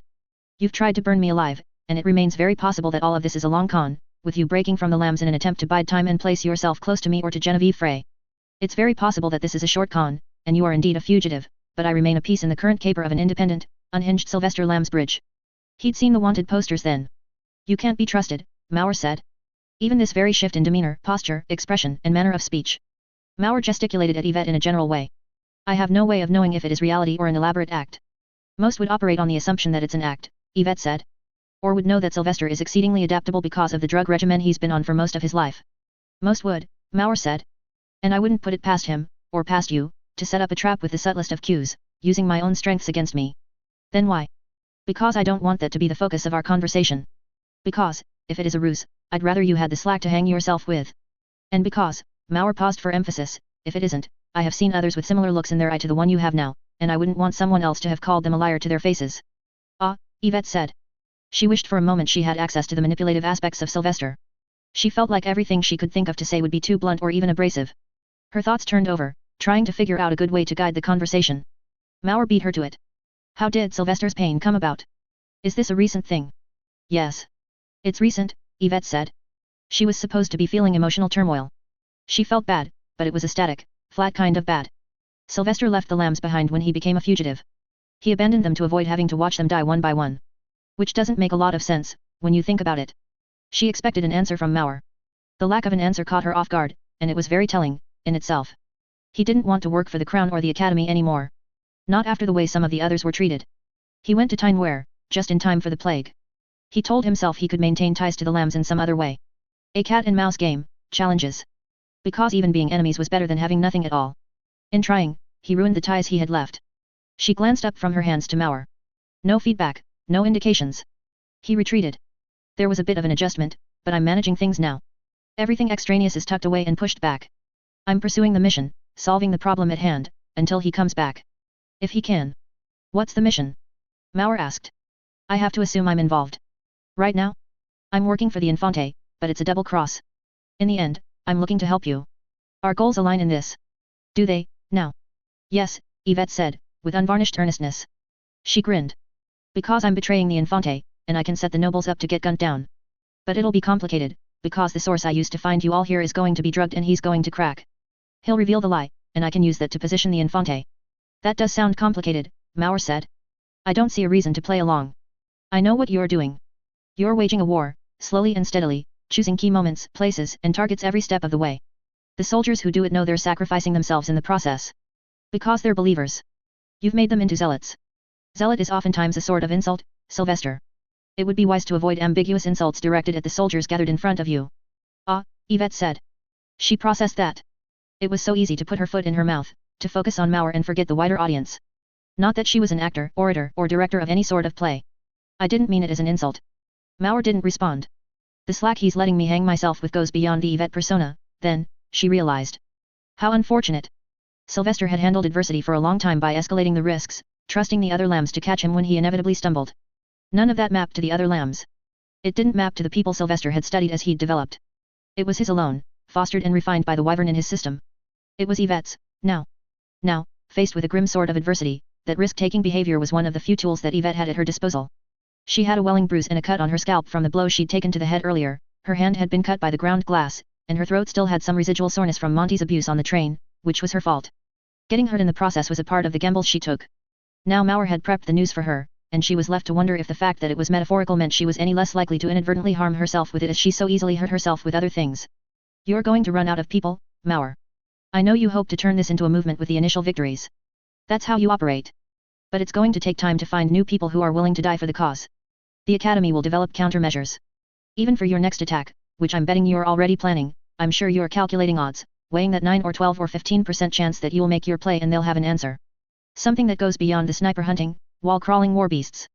The next mission will be riskier, as will the one after that. Do you see me as a zealot? Mauer asked. Hey, she asked. She didn't miss that he'd used the word, so soon after criticizing her for using it. The real, whole Sylvester would have been able to gather something from that, but she was left trying to wrap her head around the question. You seem to be implying I'm not as willing to die as any of my soldiers. I don't imagine you are, she said. But that's not what I'm trying to convey or accuse you of. You're working with Frey. She probably has something up her sleeve. But maybe she hasn't told you. Maybe you have doubts, after the primordial thing. I have doubts, Mauer said. Her eyebrows went up. I'm on the verge of failure. The Academy is a monstrous entity, as is the Crown. You lowballed it on the chances, I imagine. The real number is supposed to be higher, but we won't talk about that, Mauer said, his voice soft. The look in his eyes was dangerous. Faced with all of this adversity, what am I to do, he asked. There was a note of concern in his voice. I've worked for years at this, lost good men. Frey is unreliable, and I've spent a very, very long time in hostile territory, waging a long war. His voice had started to waver. She heard a hint of panic now, she heard the exhaustion. She saw some of Mauer's men exchange glances. And you, he said. He extended his one good hand. She didn't miss the tremble in his voice. You, Sylvester who is not really Sylvester, you have the answer. You are our salvation. And with that final word, all of the tremor and the emotion dropped away from his voice. The waver was gone, the insecurity banished. The tone he gave the word was almost one of condescension. Everything he'd said from I have doubts onward had been solely to bait reactions, to build to that condescension. Create a problem, he said. Then solve it. I've done it myself. That's not what I was doing. No, he asked. She could see a flash of anger in his eyes as he swept his monstrous hand out from under the cloak and extended it her way. It trembled, as if it was a distillation of the anger that was etched into his words and face. Muscles here and there stood out against the skin of the arm, twitching spasmodically. Sylvester's pain? That wasn't what you were doing? That mention of pain. The twitching seemed to intensify with that last word, as if he'd willed it to get worse. The dissent against the crown? The mention of lost comrades, or the hollow look in your eyes. These weren't elements you cobbled together to strike a chord with me and my zealots. No, Yvette said. She shook her head. Every time Mauer used that last word, it was all the more damning. No, not at all. Had he doubted her all along? Had he saved up the little details and clues that would have sounded so petty on their own had he called her out on them one by one, and built up a case? This conversation was a mistake. She wasn't equipped for this any more than she was equipped to outpolitic the Infante. Whatever you might be plotting, I'll have no part of it. I won't put myself or my people in harm's way at your suggestion. That's not. Sylvester, Mauer said, with gravity. Yvette stopped. I have complete and utter confidence in the path we are taking. But as I said, we are far from being allies, Sylvester, and everything I know about you, from our first meeting to Genevieve Frey's fondness for you, it tells me you are too dangerous to leave alive. He reached into his coat. Yvette startled at that, immediately rising to her feet, turning, with the aim of putting the armchair between herself and Mauer. A knife, not a gun. Mauer's foot went out, a leather shoe and one leg barring her way, so that she ran into his leg instead of escaping. With his overlarge hand, he grabbed her, and he pinned her against the seat of the chair, in a way that had her lying sideways across it. Wait, she said. Wait. He drew the blade of the knife across her throat. Her eyes went wide at the initial leap of blood that appeared before her eyes. She hadn't even had a plan for what to say. What could she say? If not the Infante, then... Island, she said, voice a squeak. He moved his overlarge hand and embedded the knife in her chest. The blow wasn't remarkable on its own, but it felt like he'd used the giant hand to deliver it. All of the wind went out of her. Her heart strained to beat and failed the attempt. It failed the next, and then the next. With every failure to beat, more and more strength fled her. The amount of strength that seemed to pour out of her was surprising. Gomers, she managed, with a last gasp. But Gomers Island didn't mean anything unto itself. That meant nothing to Mauer. It gave him no reason to spare her. Missing children, she said. Too late, she realized that she hadn't actually said anything at all. Her lips had moved, but there had been no sound. A part of her reached out, emotionally, hoped, prayed, for Mauer to understand. It had nothing to do with sparing herself, finding a reason to make Mauer want to keep her alive. She simply wanted answers. She wanted Mauer's curiosity to be piqued. Maybe he would choose Gomer's Island for a place to hide out for the next stretch, and maybe, one shot in a million, he might find out something about the missing children. Perhaps there would be resolution there, and the children would be okay. That part of her wasn't Yvette. It wasn't a bundled together mass of the behaviors and reckless thinking, nor any representation or fallout of the countless sessions of agony and disorientation that Sylvester had endured to gain what Wyvern had offered him. Hello, Sylvester, Yvette thought. Nice of you to join us. Us. Lambs, catch me. Put the book down for one damn minute, Jamie, Sylvester said. He had to dodge around the littler members of Lamb's Bridge, who were playing a violent variant on the game of tag, in order to reach the base of the tree, where Jamie sat. The rain was lighter today, but Jamie still needed the dense leaves of the tree to protect his book from the water. Important bit, a 12-year-old Jamie said, scribbling something down, tongue sticking out between his lips. Gimme a minute. On the other side of the yard, Gordon roared as he lifted one of the smaller children over his head. Mary, still reticent, not wholly used to the group, hung back, at the furthest end of the yard. Her hands were clasped in front of her. As an indicator of how nervous and out of her element she might have felt, the hands were minor at best. The fact that she kept looking at Sylvester for reassurance was more telling. Sylvester met her eyes and smiled. She smiled back, and unclasped her hands. Lillian was beside her, chattering madly about something. Sylvester turned his attention to Jamie, and plucked the book out of Jamie's hands mid-word. The pen scratched against the paper in the process, no doubt drawing a long line down the page. Give that back, Jamie said. I want to see what you're saying, Sylvester said. Jamie stood, reaching for the book. Sylvester blocked Jamie with his body, putting the book as far away as possible. Don't be a dick, Sylvester, Gordon lectured him. Some of the other children picked up the cry of, don't be a dick. It became a chant. I'm not being a dick. Sylvester protested. He mashed a hand into Jamie's face, very intentionally making Jamie's glasses sit ajar and smudging them, in an effort to keep the book away. Helen, who had been braiding one of the older girls' hair on the back steps of the house, handed over her work in progress to another one of the girls, stood, and carefully dusted herself off before stalking in the direction of the two boys. Drat and dang it, Sylvester said, on seeing the approach. Whatever she does to you, you deserve it, Jamie said. He jabbed Sylvester in the kidney. Sylvester, in turn, got Jamie into a headlock. He did his best to unseat Jamie's glasses, which forced Jamie to have to catch the glasses and use up one hand. Jamie, with glasses and pen in the same hand, lightly stabbed Sylvester. Ow. Uncalled for. Called for, Gordon judged. You can shut up, oaf. Sylvester declared. Oaf. Jamie hooked one leg around his, and the two of them tumbled to the ground. With that done, Jamie tried to mash Sylvester's face into the grass. Extending one leg out, Sylvester found the ink pot Jamie had been dipping into. In the midst of the struggle, face being ground into dirt, Sylvester caught the pot between 2 feet, and jerked it up and in Jamie's direction. Jamie froze, releasing Sylvester. The ink had splattered all over Jamie's back, the back of his head, and one shoulder. Some had gotten on Sylvester's clothes, but he'd gotten Jamie far, far worse. Jamie's jaw had dropped open. Sylvester let a grin spread across his face. Moving slowly, so as not to disturb the still image, he reached up and over, touching the ink at Jamie's shoulder. So lightly it was little more than a tap, he planted an inky handprint on Jamie's cheek. What is wrong with you, you little goblin? Lillian asked, horrified. Poor Jamie. Helen protested. Sweet Jamie. The children took up the cry, much as they'd taken up the call of don't be a dick. Sylvester could see Mary's expression, the awe and the horror and the confusion. Gordon stood off to the side with one hand at his mouth, hiding the smirk. I won, Sylvester said. You always tell me I never ever won a fight, but this is a win. This has to be a win, that was perfect. Jamie hit him in the ribs, adjusting position to better pin him down, and hit him again, harder. I won. SY protested. Tell them, Gordon. Jamie pressed the heel of his hand into Sylvester's face. Tell them. You lost, Gordon intoned. No. No I didn't. You lost because you were a jerk to your best friend. He can take it. And because you're getting your tiny ass beat right now. No. I delivered the finishing blow. SY protested, in futility. It was glorious. You all saw it. Lillian cut in, you're the worst, Sylvester. I'm the worst and I won. Jamie shoved dirt and grass at Sai's lips. Some slipped through, despite Sylvester's attempts at keeping his mouth sealed shut. Sylvester caught a glimpse of Jamie's face and he saw the smile. Spitting, twisting his head away, Sylvester said, Jamie. What? Very sorry, good sir. You should be. Very sorry. I was PFF. I was wondering if you might allow me to borrow your journal. After that display. Yes, kind sir. If it would be no trouble. You looked so happy while writing, and I was yearning, absolutely, positively yearning to know why. Jamie finally relented. SY lay on the ground, panting, while Jamie remained where he was. SY looked at the others.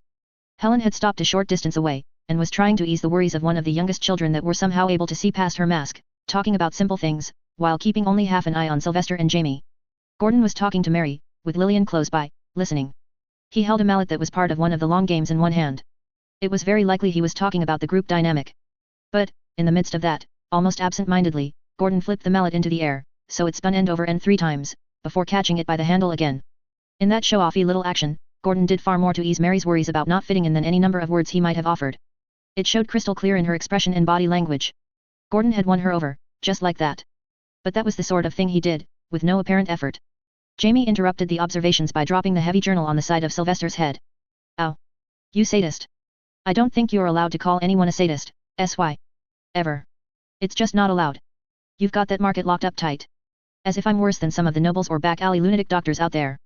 You're worse than all of the nobles put together, Jamie said, climbing off of Sylvester. Because at least they look pretty while they do horrible things to undeserving people. And you're worse than the doctors, because at least they have talent. SY gasped, melodramatic. Shut up and read while I figure out if this ink will rub off. You're an absolute ass, for the record. SY happily sat up, scooted over to sit with his back to the stone wall that surrounded the yard, and placed the book across his lap. He paged through it, looking at the illustrations and the keywords. Jamie was only a third of the way through this one. It started with the snake charmer, and moved on to the bad seeds. Then there was Mauer, their first mission with Mary. And finally, a page with a line running down a third of it. On that page, sketched out in thin black lines with lots of hash marks, there was a depiction of the scene in the yard. Mary standing in the corner, hesitant, Lillian chattering at her, Helen braiding Francis' hair, and Gordon playing with the kids. Sylvester had a spot of his own, hanging from a branch, observing it all. He read the words. Mary looks very tidy and fashionable, with lace at the edges of her clothes. I wish I could draw well enough to represent it, but words will have to do, Sylvester said. She does. You don't call a girl tidy, Jamie. You call someone tidy if you are trying to be polite about the fact that they're not very pretty. Do you? Hey. May I make edits? Sylvester asked. I don't see why not. You already added a long line down the page, and more ink to my clothes. Scratching out very tidy, and adding rather pretty dot. I'm fairly certain she heard that, SY, Jamie said, his voice quiet. She jumped as if you'd pricked her. In an equally quiet voice, Sylvester added, what a darned shame. Good thing it's the truth. Helen is all charms, no argument there. He looked up at Helen, who had returned to braiding. She was some distance away, but she still looked up and winked. Sylvester grinned at her. And Lillian? Jamie asked. Lillian is doing a very serviceable job of entertaining our newest member. She's not a complete disappointment. Don't you dare put that in the book, Jamie said. That's not right at all. Fine. If you're actually sorry at all for getting ink on me, I want you to come up with something genuinely nice to say about her. What? That's unreasonable and over the top, compared. Jamie stared him down. 2. Jamie continued to stare. Fine. Fine. Lillian makes a fine pair together with Mary. Her school uniform fits her as well as the lace does Mary, with sharp looks to match her talents as a student and medic. That was better than expected. Thank you. And she glanced our way as you said that. Dang it. She heard. She heard. Dang it. Too late to redact. Too late. Sylvester dutifully wrote down the bits. Only thing I want to add about Gordon is that he was smirking after I got you with the ink. I'll figure out where to work that in. But don't get things out of order. All right, Sylvester said. He looked over the book one more time, then handed it back. Thank you, Jamie said. Sylvester bowed. Don't act like it was a great service you did me, Jamie said. I'm still miffed. And Ms. Earls is going to be too, when I go to scrub down and I turn the bathtub black. Why? Sylvester asked. Why the scene? You said it was an important bit. It's a good day, Jamie said. He found his seat again at the base of the tree, and carefully righted the ink pot, moving it aside. It's worth remembering. Sylvester made a sound. He looked at Lillian and Mary. For the past little while, Mary had shown signs of insecurity that would fade only for a few moments, when he gave her close attention. A glance, close proximity. But that knot was unwinding. She was embroiled in a three-way conversation with Gordon and Lillian, and there were only faint signs of discomfort. She would work out. She wasn't close to Helen in the here and now, but she slept in Helen's room. It would work out. He felt a pang of fondness, looking at them as a group. Even Lillian. A little. Ugh. Jamie. Oh my lords, Jamie said, without looking up from his book. You're going to pester me all day, aren't you? Absolutely. Absolutely. Are you going to add the scene with the scrap between you and me? With the ink? Is that part of the good day? Of course, Jamie said. Sylvester smiled. You dick. It was less a gasp and a lurch to step back from the darkness, and more an immense pressure, a terrible resistance, and finally pushing past a barrier, to stagger exhausted to the other side. There we go, Mauer said, his voice soft. Gamara. Yvette shook her head, opening her mouth to ask a question, and found she didn't have the strength. Her vision was blurry. She could see the equipment that was strung into and out of her chest. Sylvester's chest. 2 of Mauer's doctors were working on the damage. Fought our way back. There we go. She felt profoundly lonely. Sylvester was somewhere in there, but he wasn't showing himself, and the lambs, Spectre or no, weren't there. Gomer's Island, Mauer tried. Also known as Gamara. You mouthed 2 words, and it looked like missing children. He lip reads. She nodded. I do believe I know what you're referring to, Mauer said. We'll talk when you're strong enough to speak. Thicker than water 14.10. Why me? Mary asked. Yvette lay on the bed, working hard to breathe. Her vision had cleared up from what it had been, but that only let her see just how extensive the damage was. In the gloom, tubes ran in and out of Sylvester's chest, leading to an external heart that lay on the table, pumping its mechanical rhythm. The heart was flesh and bone, the bone shell encapsulating the upper left quarter and the bottom right. With every beat, the corners of the 2 quarters clicked together faintly.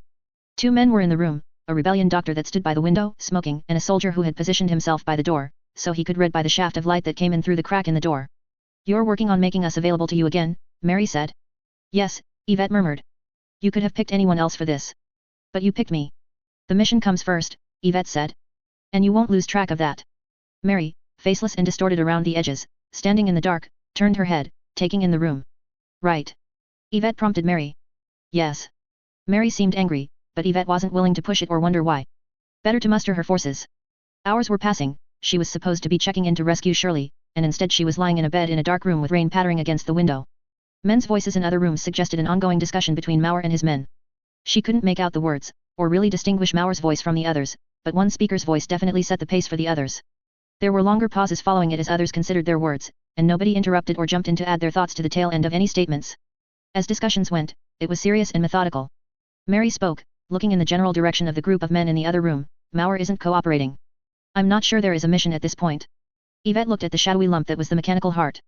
It didn't keep as steady a rhythm as she would have liked, and it made her feel particularly out of sorts as she felt her pulse maintain a different course than her thoughts and feelings did. All part of the plan, she murmured. No it isn't, Mary said. Don't be that way, Han. You and I, we can learn to dance, Yvette said. We could have gotten along. There's something Sylvester and I share in common, Mary said. Yeah. Fine. I get it. If you'd existed, Sylvester wouldn't have. I wouldn't have. I get it. Lordsy. So you're keeping me at arm's length. Fine. And I'm not going to let you pretend. No lies. No disruption. If we do this, we're going to do it right. I can stand separate and do that because there was never going to be a Mary and Yvette. Gordon and Yvette? Yes. Helen and Yvette? To be sure. But our stories never converged. I was a bad seed and you were the problem solver.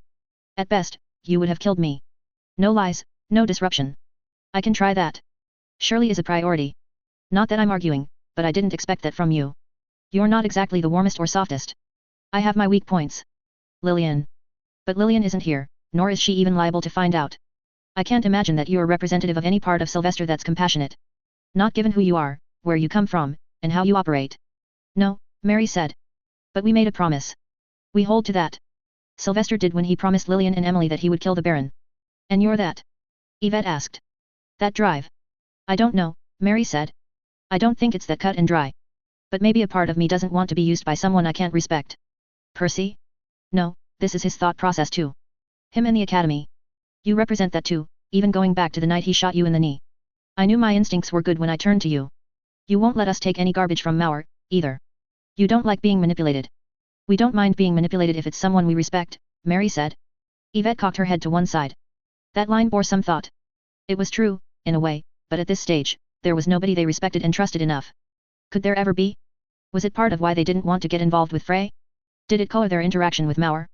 Looking across the room, she saw the soldier with the book wasn't reading, but was staring at her. Was it her little head movement that had drawn his attention? Mauer's men were good at what they did. Alert and effective. He lowered his lead, facing his book, but she was pretty sure that, in the gloom, he wasn't taking his eyes off her. Still watching. We'll need help, Mary said. Work on bringing back the others. Not like I can do anything else, Yvette muttered. Helen first. Helen was safe, predictable as an element. Stable, and relatively unchanging over time. Her act had become more refined, less like a mask she wore, but the monster beneath the skin was more or less the same. That monster was angrier now, bloodier, more dangerous. But more or less the same. The same measures worked for winning her favor and for staying out of her clutches in the here and now as the measures and safety protocols of 4 or 5 years ago. Jamie was next. Jamie the younger, the one she'd seen as she had blacked out. One of the few old memories that Sylvester held onto with any ferocity or clarity. She was working on Gordon when the door opened. Mauer stood there. 2 piping hot mugs of tea were in the palm of his oversized hand, which he held with his other hand to keep steady. "You're awake," he observed, as he crossed the room. "Yes," she said. "He's been awake for some time," the doctor said. "He's been talking to himself under his breath. Incessantly. Fever? Infection? No, and no. Nothing physiological, I don't think. Psychological." Yvette raised her head up to look at Mauer as he came to stand beside her bed. He took care in lowering a mug of tea to the bedside table, just beside the artificial heart, before lifting the other with his good hand. "If you would, Mackenzie, would you help him sit up? I don't want to speak to someone that's lying down." Silent, the soldier by the door rose to his feet, put his book down, and walked around to the other side of the bed. He put one arm under each of her armpits and raised her up, propping up pillows behind her. "Thank you," Mauer said. "I'd like to speak to him alone, now." "Shall I guard the door?" Mackenzie asked. "You can. You can listen in and interrupt if you think I'm in danger. But give us the illusion of privacy in the meantime," Mauer said. The soldier gave him one short nod, then left the room, closing the door behind him. Yvette reached out for the mug, but the handle was too hot to hold. Mauer had held the cups in the one hand? Was it supposed to be a show of strength, or did he just not care? "You know what I'm going to ask," Mauer said. "You've been talking to yourself, so I would think long and hard before happening to lose your voice now. I'll end you if you try to be clever." Yvette nodded. "Speak," Mauer ordered. "I left West Corinth because I broke from the lambs. I came here because one of them, a new lamb, he'd been taken as a child, and unlike many others, unlike..." She hesitated. Would it be seen as a trick to imply she wasn't Sylvester? "Me," she decided. He remembered details. He was taken and he remembered what people said. And what they said was that the children went to Gomer's Island. A number of them. To something called the Block. Mauer nodded. "Strip away everything else I am, everything I've been cultivated to be, everything I want to be, and I'm always going to look out for the children. I'm always going to protect them, and shelter them. I tried to set something up in West Corinth. The I here was Sylvester." Yvette wasn't so invested in it. It made her sound, she realized, very insincere. "I hope it works," she said, without passion. Maybe the fact she was relying on an artificial heart to live would explain it. "If you're trying to distract me..." "No."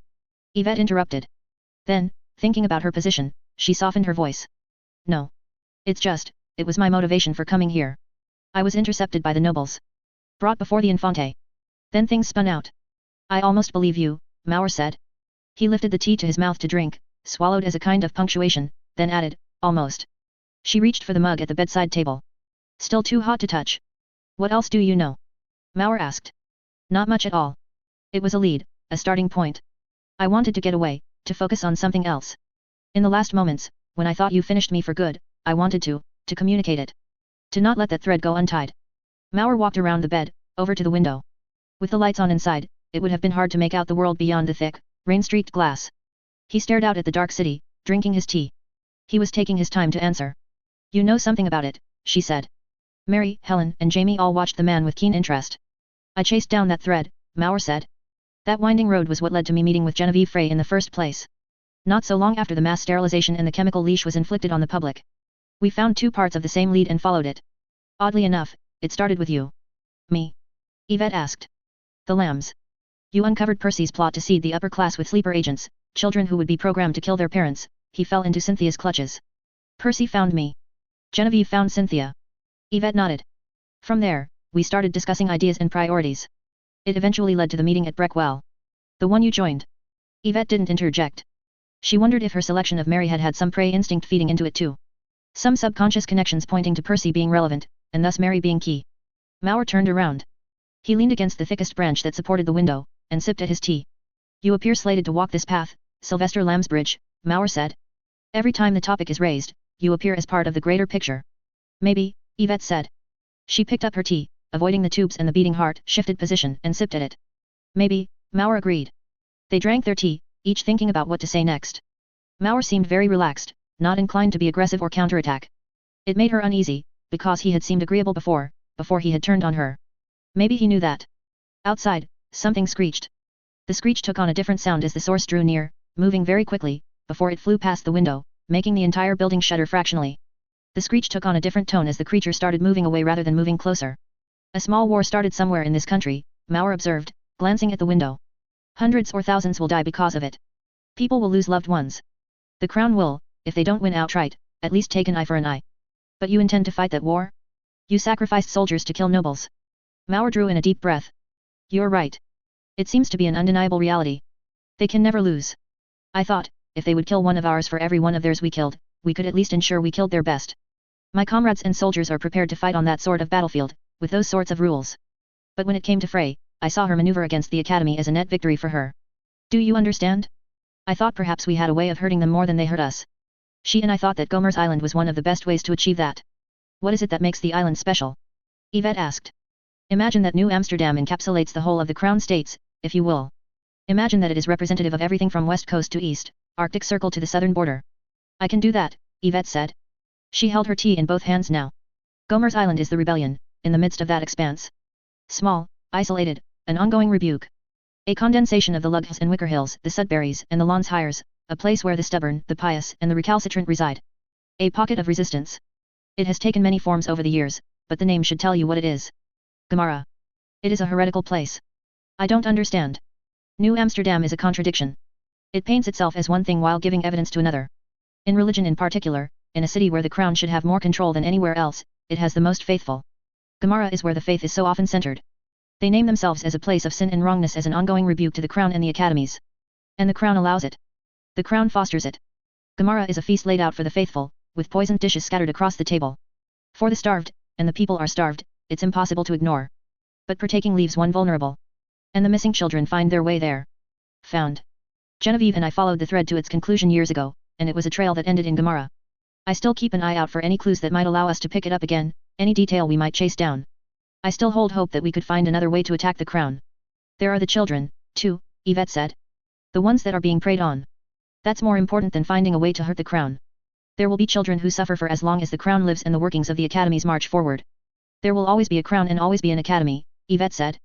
And we have a circular argument, Mauer said. One I've had with myself. Give me a choice of saving children and hurting the crown or the academy, and I'll choose the latter. Their abuses and wrongs will cause more harm in the long run. There was a bitter, angry note to his voice. He sounded spent. Powerful, dangerous, but there was a faint ragged edge to the tail end of his words that suggested he'd talked himself raw over the past day. I don't think I can agree, Yvette said. She started to speak, then stopped herself. She had to weigh her words before speaking again. Jamie and I spent the winter and some of the spring in Tyne where? Jamie. He died of plague, according to my intel. Yvette nodded. My condolences. She smiled sadly. The condolences stung, given how Sylvester might well have lost Jamie forever, given how things stood. He had lost the lambs. We spent our time plotting how best to hurt the crown. We weighed plans of attack, and decided our priorities. Given the choice, I think Sylvester would choose to spare children before he chose to hurt the crown and academy. You referred to yourself in the third person again. She closed her eyes, cursing to herself. Go on, Mauer said, glossing over the misstep. You spared us because you thought we might give you that lead. We haven't. You haven't. You haven't stayed here, dug, searched, or targeted people. You haven't gone door to door, searching for answers. You said it yourself. You wrapped up things in pursuing this, and then you went to Breckwell. Nothing so tidy as that, but yes, Mauer said. If it's so important, then why didn't you keep looking? Mauer didn't volunteer an answer. Or did you make the choice? Leave that behind, wage your war, eye for an eye, breed your primordials, and start targeting nobles with those guns of yours. Mauer tipped his teacup back. He didn't stare at Yvette, or at anything in particular. His gaze fixated a distant point. Because Yvette said, before stopping herself. A doubt in the back of her mind told her to stop talking. It was a hard voice to listen to. The phantoms around her weren't strong enough or complete enough to jump into the discussion and make her stop, either. Because those guns, right now, they aren't helping you much, in the grand scheme of it all. This is their battlefield. The costs you're paying are too great. They adapt to any challenge they're faced with. She expected him to argue. To tell her something about how he could adapt to, or about the choice he'd made and the rationale for it. He was a clever enough man to come up with good reasons, and he was talented enough to frame them in a clever argument. Instead, however, he simply said, I can show you. Mauer hadn't joined her in this particular carriage.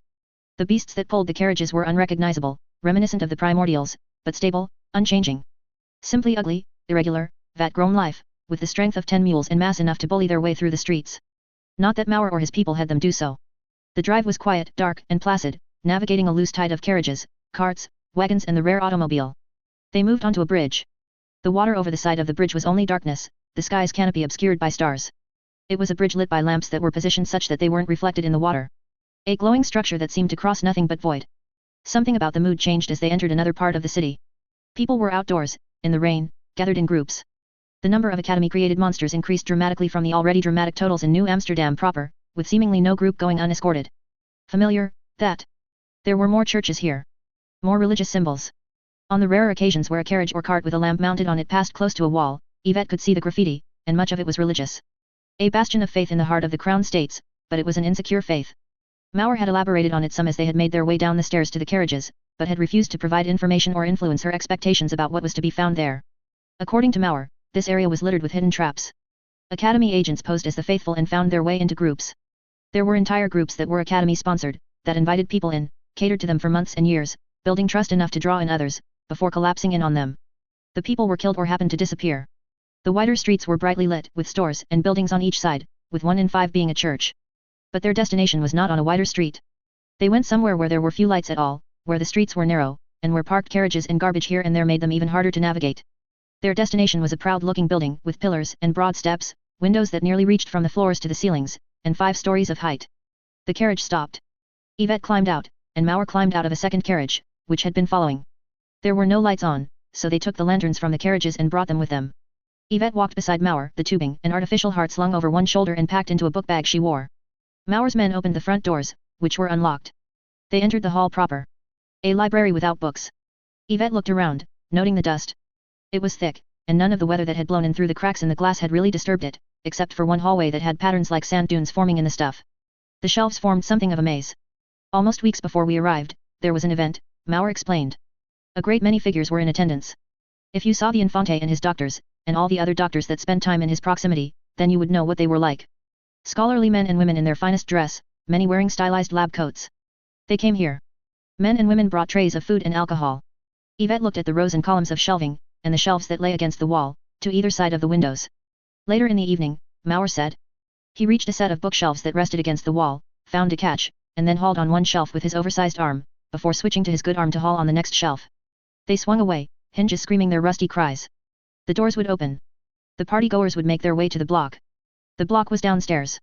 The set of stairs leading down was wider than any of the hallways at Lambsbridge Orphanage had been long, leading into a basement. Yvette saw the first of the corpses, lit by the lantern. She saw the next, all tangled together, arms and ribs interlocking, making it impossible to see where one of the skeletal remains ended and the next began. Not because they were modified. No, they had simply been embracing as they'd died, huddled together. The bodies had collapsed into each other. Behind Mauer and Yvette, Mauer's men ignited lanterns and lit candles. Slowly, the area grew lighter. Slowly, Yvette, being sure to keep the light behind her, was able to make out the details. Bodies littered the area. Mauer was a man of words, very effective words, but he'd been unable to convey the scene. It was something he'd needed to show, not tell. The corpses had dessiccated, or been devoured by bugs and by vermin. There were so many, dropped where they'd stood, crumpled on the floor in awkward positions. The block, based on what I was able to find out, Mauer said, was an event held at this location once every 2 weeks. We counted the bodies of at least 80 children and 20 grown adults here. Our doctors tested the remains and it suggested they were all drugged to be complacent. One by one, they would have their numbers and ratios rattled off, along with grades for psychology, wellness, nutrition, and more. We came from a place like this. Sylvester did. Jamie did. After each one had their numbers read out, the bidding would start. They would be dragged away, very frequently to be experimented on. Modified. Quotas for the best, the healthiest, the brightest, all were demanded and met. Money changed hands, and that money went to the academies and the crown, with a share going to procurers. An endless supply of test subjects, fed through this engine. Yvette looked around. She could see the bodies, and she could easily imagine it was 100. She could imagine it was more. You're clever enough that I'm sure you can figure out what Genevieve and I figured out, Mauer said. The count was wrong, her gut told her. Then, as she looked at some of the bodies, she realized that there were piles that were misleading. A pile of 2 adults could easily look like 3 children. But she saw the black fabric of a lab coat, and she moved it, looking closer at the long-decayed corpse, all bone and dried-on tatters of flesh that the mice and rats hadn't elected to eat. Academy people had died too. She looked around at the bodies, and she realized what had unfolded. They killed them all, she said. All of the children. All of the adults. And then they killed themselves. Yes, Mauer said. The bodies were still cooling when we made our way down here. She could look at Mauer, and because he wasn't trying to hide it, because the pieces were all there, and because he'd hinted at it, she could see how it all came together. They killed all of these people, then themselves, all because you came looking? Burning bridges before you could cross them. Yes, Mauer said, sounding very tired again, even as he tried to put a kind of emphasis on that. It was, in a word, the end of the story Mauer had been trying to tell her. The final stroke of the picture he'd painted before her. No leads? No clues. Some, Mauer said. We chased down what we could. There were two, with one we intended to hold in reserve. In reserve? Then this trail isn't cold. It's very cold, as trails go. Mauer said. There were two people who knew the full story about how this worked, and just why they had a protocol like this in place. One of the two people was the Duke of Francis. I put a bullet in him, destroying his brain. Word from within the Infante's castle is that he drools and doesn't eat unless a tube is pushed into his throat. Leaving one person, Yvette concluded. Her mind caught up, drawing connections. Whisperings of the word noble found their way from Jamie's mouth to her ear. Oh. The Baron Richmond, Mauer said. He knelt, his hands moving in a gesture of supplication before he touched a child's skull, one that had been picked clean by vermin. He took a moment, praying silently, then stood. You utterly destroyed the man, and with that, you left Genevieve and I with no people to chase, and no people to interrogate. I'd happily spared him in hopes of getting answers at a later date. Not so. I thought I had time to apply pressure on him. Not so, Yvette echoed Mauer. She felt a damaged, non-functional, broken heart plummet into her stomach. The false heart in her bag continued to pump away. Yvette looked at Mary, who stared down at the bodies. Percy led you here. He bought from this place, once. He had a friend from the days he attended Radham, who gave him access. It was a way for him to get the funds he needed to maintain his enterprise. Given the chance, Genevieve hoped to slip into their ranks and observe things herself. We never got that far. Sylvester asked the Baron, once, about what happened to the children, Yvette said. Did he? What did the Baron say? The Baron laughed, and took this to his grave. I think he liked the idea we'd find our way here, and we'd stumble on this scene, or one like it. Maybe the bodies would still be warm. Mauer was only half listening. One of his men had approached, and now whispered in his ear. I have to go, he said. Yvette nodded. It would be hypocritical to blame you for your part in this when I had the other lead killed. I believe you when you say you want to solve this particular riddle. My only concern is that you will get in my way. Swear to me that you won't, and I'll leave you here, to make your way. Yvette couldn't swear it. Not without consideration. She looked down at the sea of bodies, dropped where they stood. I want you to comb this place for evidence. I want you to find what you can, Sylvester. To share the information, or even covet it for yourself. Search out answers elsewhere. Whoever bought from this place years ago has found a new place to go for the purchase of test subjects. I want you to find them, if you can. You could do it with my blessing. I want to let you. But I need you to promise you won't get in my way. She was being asked to make the choice. She nodded. I won't. I wish you the best of luck, then. She remained in the graveyard, watching as Mauer and his men made their way up the steps to the library. In a minute, they would be getting into their carriages, riding off to fight the next battle in an unwinnable war. Yvette spoke to her phantoms. Two different people were able to find this place, but something was important enough to keep under wraps that they had loyal Academy people kill themselves. It doesn't add up, Jamie said. Yvette shook her head. She moved her hand from behind her back. Her fingers were crossed. She uncrossed them. She looked at each of her phantoms in turn. She stopped by meeting Mary's eyes. You don't intend to keep your promise of leaving him alone, Mary said. Not at all, Yvette said. Does that bother you? I know promises are important to you. Promises from the heart are important to me, Mary said. Yvette nodded. Let's go save Shirley, then. And see if we can't get my actual heart working again, without them asking too many questions. Thicker than water 14.11. We have nothing left to lose. We always knew this time would come. Wyvern takes a hold in the mind. It leaves behind residue. It collects in the body, stunting growth, taking resources away from other things, as the body heals, sequesters the toxins, and filters them. Things are steadily lost and worn down. With effort, with concentration, and with mindfulness, there's a way to recover, to keep up. Rebuild as things fall, with time and effort. Keep the memories, the faces, the skills, the overall construction. Practice, repetition, and care make much of it routine. But the fact was that it was hard to rebuild faces when Sylvester didn't want to face those same people. Now the faces were slipping away, and it was getting harder to rebuild. It had been in the cards from the beginning. From the first time he had snuck a glance at his own file, he'd known what was in store for him. He would be the last to expire, and it wouldn't be by way of dying. Sylvester's memory had always been faulty, but it would get worse. A crude detritus would hit a critical mass in some lobe of his brain, and he would lose things. It would be a steep drop, but it wouldn't be a swift one. Very different things. He had decided, very early on, that he didn't want his brain to be his undoing. He'd made something of a decision around the time Mary had joined, and he'd made that a promise to himself at a later point. It was around then that Sylvester had started to take on a different approach. He'd always been willing to get hurt in the process of achieving goals, especially when it was something that could be readily mended. Flesh was cheap, and experienced medical care could be bought in any back alley. But he'd started to wrap his head around the future, the day his memories and thoughts started slipping. He'd been 11, around then. Though he wasn't wholly sure of that, anymore. He'd never known his actual age, and, somewhere along the line, he'd started to realize the impact of Wyvern on his size, and he'd mentally adjusted his age. He'd drawn comparisons between his behavior and thought processes off of Wyvern with that of other children he'd met, in the mice. But he'd been in that vicinity. 11. 12? Maybe 13. Probably not. Regardless, it was a young age to start thinking about how he was going to die, but he'd decided it would be in a blaze of glory. Not a slow and lonely brain death. He had refined his style. He had made the moments of glory more important. He had figured out tolerable risks and the ways to do the most damage. On a level, during his extended winter and spring in Jamie's company, they had been working on the task. The blaze and the glory. We didn't expect it to be this soon, Yvette said, to herself. The borrowed shirt was far too large, and fell down around the knuckles of her hands even with the sleeves rolled up. The weather was warm, the rain cold, and as the bag that she carried got soaked, she could feel her blood run cold. Not because of any emotion, but because the external heart itself was getting cooler, because the tubes that ran into her body weren't warmed by surrounding flesh. It might have been only the difference of a degree and a half, but it could be felt in the areas where the tubes entered the body at the collarbone and beneath the ribs, much like how her hands felt cooler than the trunk of her body. She could have caught or stolen a means of riding back to the Infante's place, but too many things were about timing right now. The countdown, Shirley, needing to set things up, needing to prepare herself and to prepare Sylvester. The moment of glory was at hand. She wouldn't try to die, but if it happened, then it wouldn't surprise her. This was what she was for.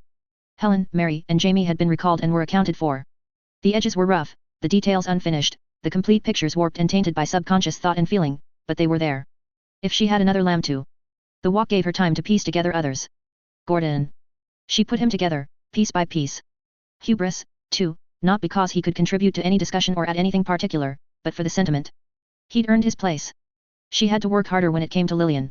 What had the others theorized? That Lillian was Sylvester's compassion, his ability to care? Important, when it came to Shirley. Even if it was only to have her there as a reminder, standing off to one side, her back forever turned. She worked on the other Jamie, for much the same reason. Because without him, she didn't think about the dance, about cooperation. Without the newer Jamie in his spectral, imagined form, she walked her path alone. She walked alone regardless, whether she was missing Jamie as the spectre or the real Jamie. It was only a question of degrees. She developed Ashton, starting with the thoughts and feelings that went hand in hand with Ashton, the nascent fetus that had grown in the vat-like plant structure. The rest of him grew and reached forth from that central point. One by one, she collected each of the other lambs, who she had known for such brief periods of time. Then, all of that done in the course of an hour-long walk, silent, staring only at the sidewalks and roads in front of her, her mind entirely elsewhere, rainwater soaking through cloth and flesh to the point that it felt like it saturated her bones, she had the lambs start to talk. Those things were all there. The individual things that each of them represented. They were accessible, even if the faces and fine details weren't, even if the figures were bent in odd places or tattered or bloody. Surrounded by her carnival of imagined lambs, Yvette had them babble, talking over one another, no one voice louder than the others. The same tools were available, simply a little clumsier to access, slower to respond, while needing a little bit more effort before they cooperated or before any one thing could be dwelled on. Yvette let the chatter wash over her. Her mind wandered, in a sense, but it wandered in a measured way. What are our priorities? Gordon asked. Health, Helen said. We're literally heartbroken. We need a doctor. There's no shortage of those in New Amsterdam, Gordon said. We need an effective doctor who can treat us in time for us to get back to Shirley, Helen said. That's harder.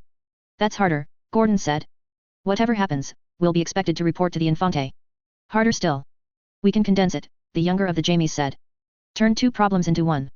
We go back, and we explain to the Infante. Yvette navigated the crowd. There were experiments being led around as pets.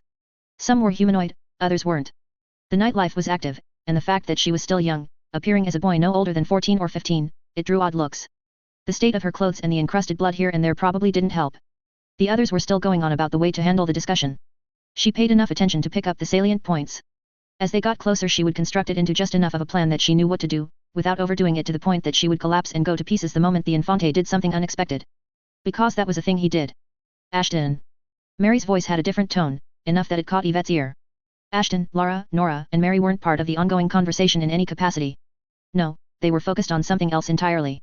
There were any number of explanations as to what was going on there, but Yvette had a sense of what it might be.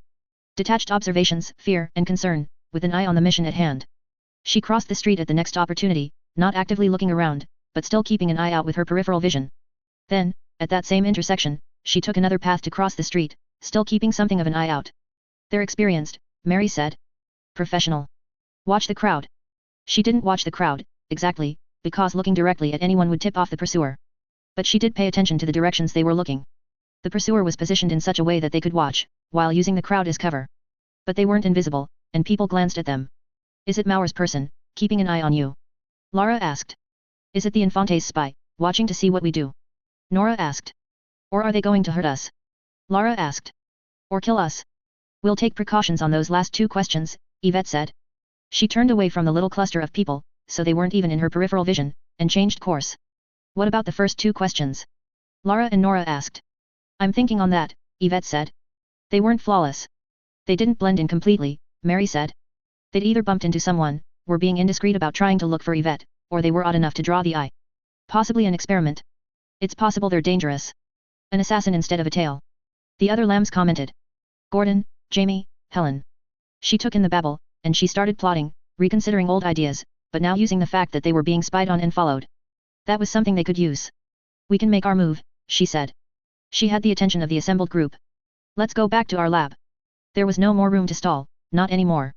Yvette looked for a taxi carriage and flagged it down. She had her lambs, faceless and fading. She had the means to lead some of her enemies around. She only needed the tools to put everything to rest. Yvette climbed out of the cab. Hey, the driver called out. You little bastard. Yvette kept moving, turning to look at one of the guards near the entrance. The man put a rifle out, blocking her path. I'm working for the Infante, she said. She glanced back at the cab driver. Pay the man. He didn't move the rifle, but he didn't stop her from moving it either. She moved past the barrel, pushing it slightly out of the way, and then let herself into the building. She was pleased that had worked. Pushing things a hair. She would have to make her existence worth it for the Infante, to avoid owing any sort of debt for invoking the name. On a level, she hoped that it would find its way back to the Infante. That could be good.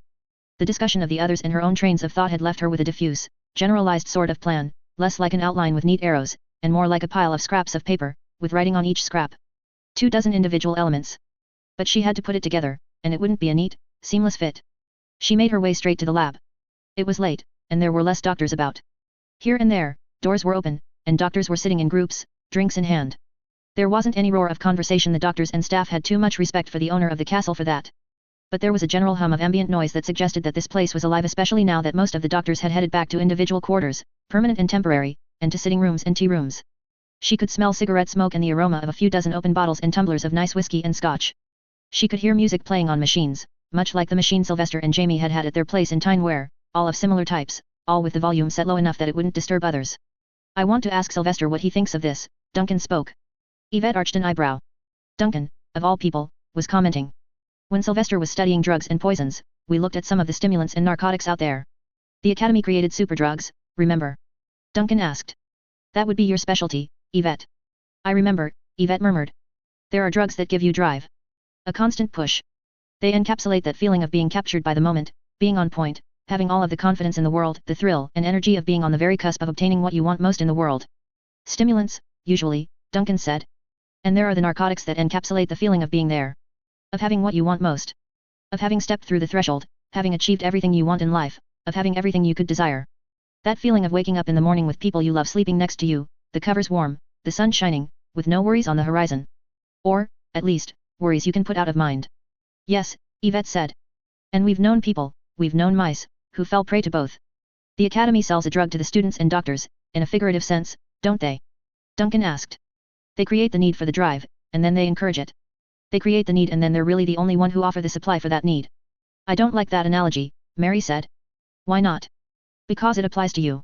Because it applies to Lillian, Mary said. Exactly, Duncan said. She does have that need. None of you will argue that. She needs her black coat. When she achieves it, she'll need to climb to the next rung of power. But what happens in the long run, Yvette? Sylvester. The same thing that happens to the junkies. They hit the point where they can't keep getting their supply, they destroy themselves, or they build up a tolerance and get dissatisfied. And move on to something stronger. Some people who use the stimulants, they really chase that feeling of being on the cusp of achieving, and then they switch over. They want that feeling of having achieved. Of having crossed that finish line. I think I could be that person, easily, Duncan said. He gestured, and he drew in a deep breath. I could be here. In the Academy's equivalent of the narcotic. Well past the finish line. I could enjoy this.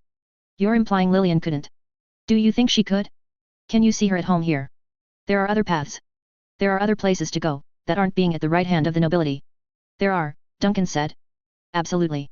If you're going to say something, then say it. Lillian could run an academy. She could run the city that it is a part of, too. But she'll always want that challenge. She'll want to be on the brink.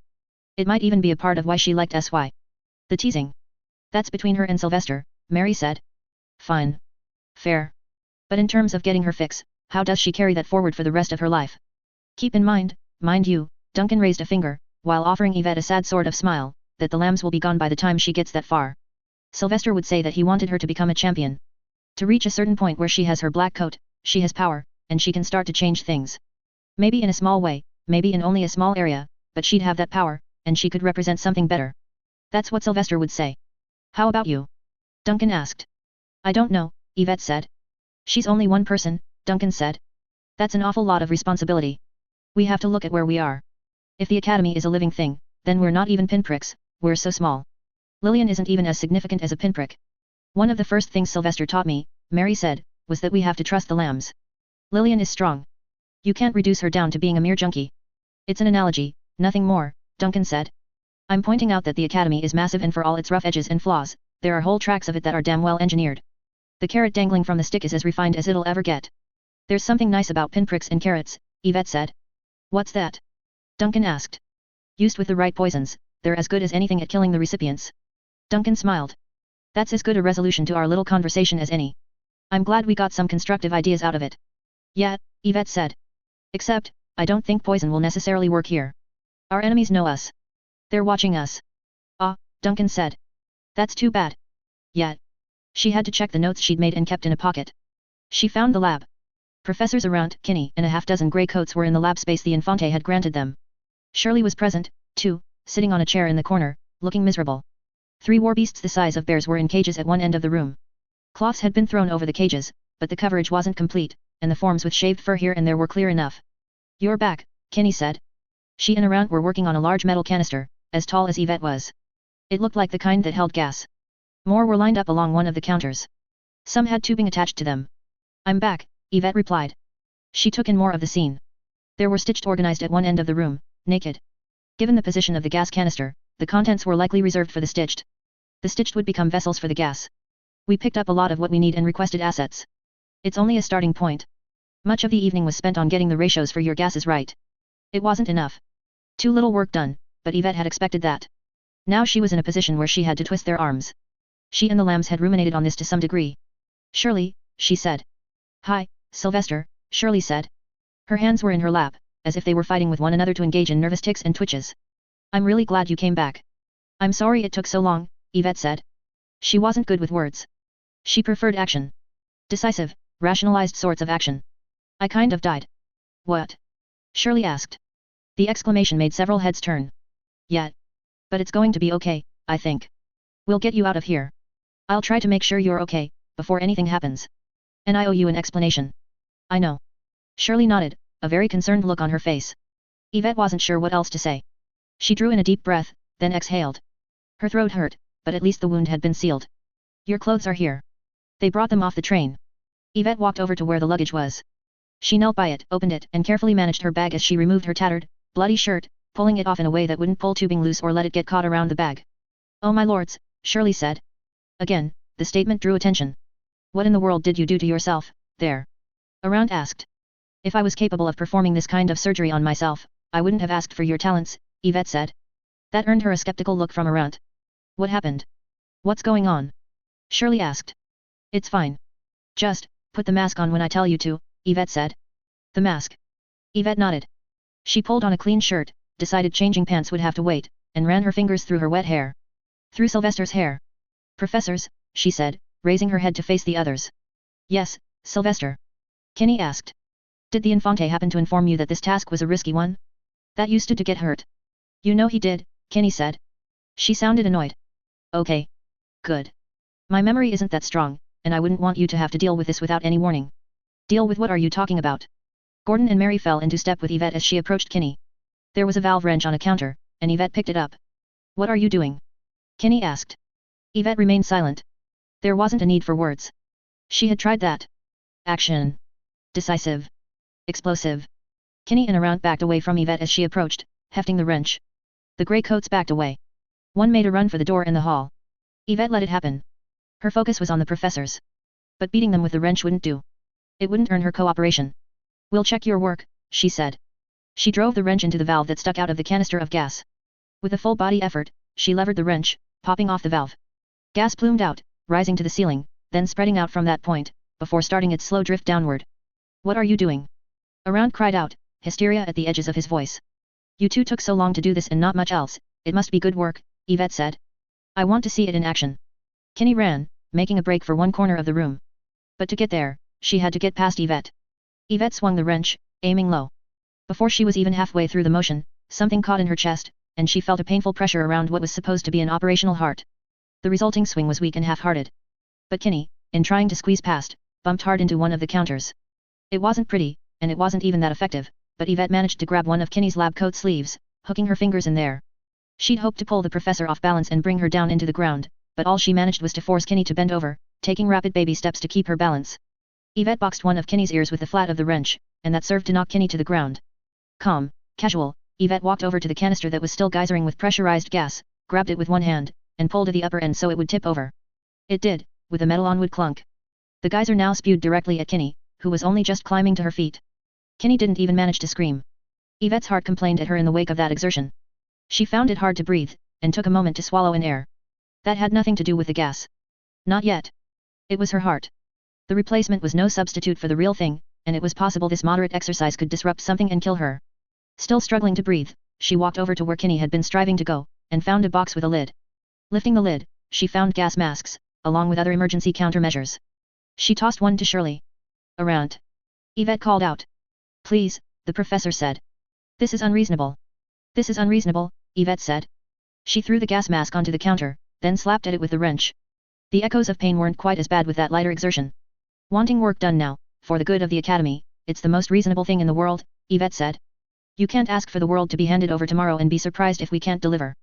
I didn't want the world, around, Yvette said. She'd approached the first of the tall, Yvette-sized canisters that was lined up. She used the wrench to tear off another of the valves, letting it fall to the floor. Another plume speared skyward, but this one, displaced by the cloud of gas that already hung overhead, spreading and dissipating into the room below, was far faster to descend toward Yvette and all the people who were near the floor. I want my countermeasures against Mauer, she said. Please, no more, Around said. Give us the rest of the masks, or let us leave until this gas clears up, but... He stopped talking to cough. The cough soon became a retching gag. Yvette was only just starting to feel the most preliminary of sensations from the poisons. She had asked for a long series of very minor chemicals, in hopes that they would be spread out, no one chemical achieving a high enough concentration in her body to really affect her. She wrenched the valve off another of the tanks. No. Stop. Whatever you want, I'll provide. Around protested. I want the work to get done, Yvette said. You can spend all night working on this, to make up for time we lost with this little exercise. Whatever it takes. Just please. Another retching spell. This one was violent enough to dislodge the contents of his stomach. Had she broken these wild creatures, successfully domesticating them? And we'll have to make up for all of this gas we're losing, Yvette commented. Oh well. We'll manage. She moved the wrench toward the next canister. No. Around said, voice sharp, his tone completely different. No. That's not poison. It's a component we've been using in small quantity methane. And if you fill the room with it, we'll have bigger issues than going blind and suffering coughing fits. She wondered if he was telling the truth. She bent down to pick up the valve. It took some doing and a turn of the wrench to get the valve back into place on the first tank she had opened. Doing so served to stem the tide from it, so it no longer emptied out violently in Kenny's direction. The woman was curled up into a fetal position, her back to Yvette. It was hard to see in the gas. She had to fish around to find the next valve, and this one went on more easily.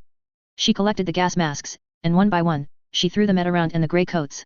Not that they would do a great deal of good, given the state of the room and of the men, but it was a goodwill gesture, a token effort that would set the tone. Her heart wanted so badly to pound, but it couldn't, and in the failure to do what it wanted to do, it tried to tear itself apart. She felt that empty, throbbing weakness in her breast, as if her ribs were about to cave in on her from the negative pressure. You have our cooperation, Around said, voice modified by the filter of the gas mask and by the gas he'd suffered from. The professor went on, but we can't stay here like this. Let us go. We'll clean up, let the gas vent for an hour, and then we'll come back, we'll do everything you requested, and we'll do it well. I don't have any guarantees you'll come back, she said. Except. I know how the nobles operate. Around was quiet. He tended to default to such. I know that if I tell them a way to absolutely control you, then they'll use that. Because they adore control. You made a mistake, Around, wearing your heart on your sleeve. You made your weakness too clear. Your colleague, who you hate so much. She could only hear the raspy breathing of the gas masks. If you run away or fail to fulfill this promise, she said, with all the menace she could muster, then I'll tell the Infante that all he needs to do to destroy you completely and utterly would be to promote your nemesis and demote you. And he'll do it. She saw the change in Arant's body language. Anger. Fury. Frustration. Arant was very clearly debating killing her. It showed in the way he planted his feet, took stock of the room, and clenched his fists. Go, she said. But be sure to come back. For the next day, at least, you're mine. You do everything I say. And be sure to take her with you. She gestured at Kinney. Then she realized the professor couldn't see well in the smoke. He wouldn't see her if she jumped on the spot and waved her arms. But the man seemed to have gotten it, or he had guessed that the her was Kinney. He approached, and Yvette backed off, giving him a wide berth while holding the wrench. He collected Kinney and led the way in retreating from the room. It left only Yvette and Shirley. There, Yvette said. That's only the first step. I can give you the explanation you deserve, but you'll have to bear with me. There's a lot to do in the meantime if I'm going to pull all of this off. Shirley only nodded, breath rasping through the mask. Yvette walked over to the large tanks of pressurized gas and found the one that Arant had said was methane. Standing in the midst of the multicolored clouds of gas, she had to fumble for a scalpel. Using the scalpel, she began lifting the edge of the label from the canister. It took time. In the meantime, Shirley approached, silent but for the noise of the gas mask. What are you doing? She asked, her voice distorted. Changing labels around, Yvette said. That canister of gas over there is going to retire. This little gem, well, with luck, they'll fill up some stitched with it, and we'll have ourselves some exploding stitched. All gathered up in academy ranks, ready to strike out against Mauer. And because they're filled with the mildest, most inconvenient poisons, people won't think to be overly careful. You're siding with the Reverend, then? Shirley asked. No, Yvette said. No, I'm not siding with anyone. But that's too complicated to get into. Too many variables. I'm going to get my ticker fixed, I'm going to look after you, and I'm going to destroy them all. A blaze of glory, she thought. One that might consume me. Thicker than water 14.12. She'd cracked the whip. Now the whip were working the way they were supposed to. The collected stitched were being modified, surgically outfitted with contained bladders, flesh added to encapsulate these growths and other internal structures given to allow the growths to be triggered remotely. Arant was handling the mental programming so that hearing the right word would prompt the bladders to burst and the pressured gas within to be released. He was nearly done the batch of stitched, tying a purple ribbon around the arm of each stitched that was primed and ready. Once they were filled with gas, the ribbons were replaced with other colors. The war beasts had already been handled. Other gas canisters were being loaded and prepared. The work had gone on all through the night. But for a detour where Yvette had escorted Shirley to her own quarters, lending her bed to the exhausted young woman, Yvette had spent the night awake, watching, and thinking. The chatter of the lambs was a constant background noise. Slowly, things had taken shape. Mauer's men had taken the paper that had the shape of the man's agenda on it. Not too important. Her focus over the course of the evening had been to recreate it, and figure out the general shape of the Infante's plans. She watched as the doctor's pump stitched full of flammable methane instead of gas.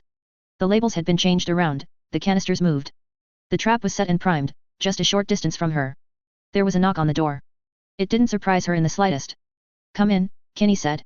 She looked considerably worse for wear after her poisoning. A little bent, a little worn around the edges, her eyes rimmed with red and then by further dark circles. She'd showered and changed into fresh clothes and a black lab coat, but fat had been stripped from the bone, metaphorically speaking. The makeup rinsed off, the little touches of style gone. Only the hardness and faint hint of madness that any professor needed to make it this far, now. Yvette didn't recognize the man in the black coat who entered the room, but she did find him a very interesting person. He was a professor by rank, and had an emblem on his sleeve she didn't recognize. Between the decoration and the way he'd styled his hair and the fine clothes he wore beneath his coat, she knew he was someone with money to fritter away.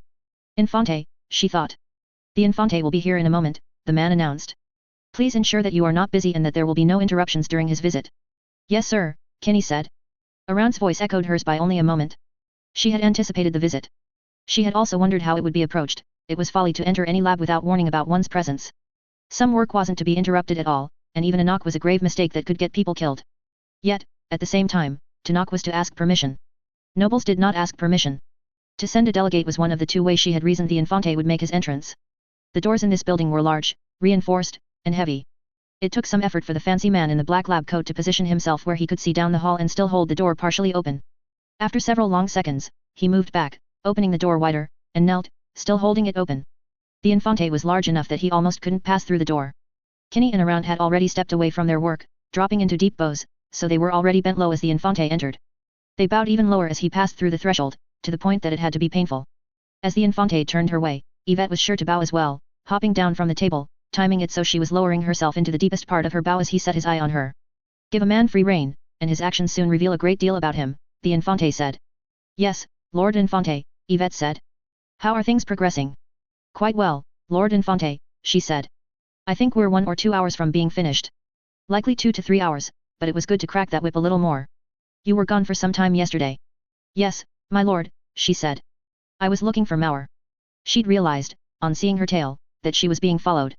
Since leaving the Infante's company, she had likely been followed by one of his people or experiments.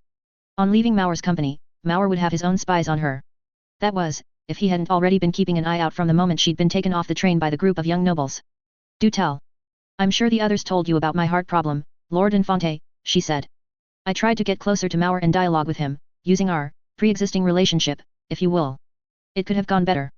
I asked you to kill Mauer, and gave you resources to handle the task. Yet you dialogue with the man. Yes, Lord Infante. For my plan to work, I needed to position him. Left alone, he'll carry on doing what he's been doing. Every time the lambs have dealt with him, he's been careful in how he positions himself. So I have seen. Yvette nodded.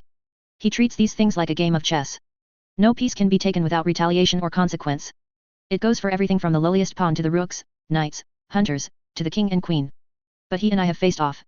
It goes hand in hand with his plans being disrupted.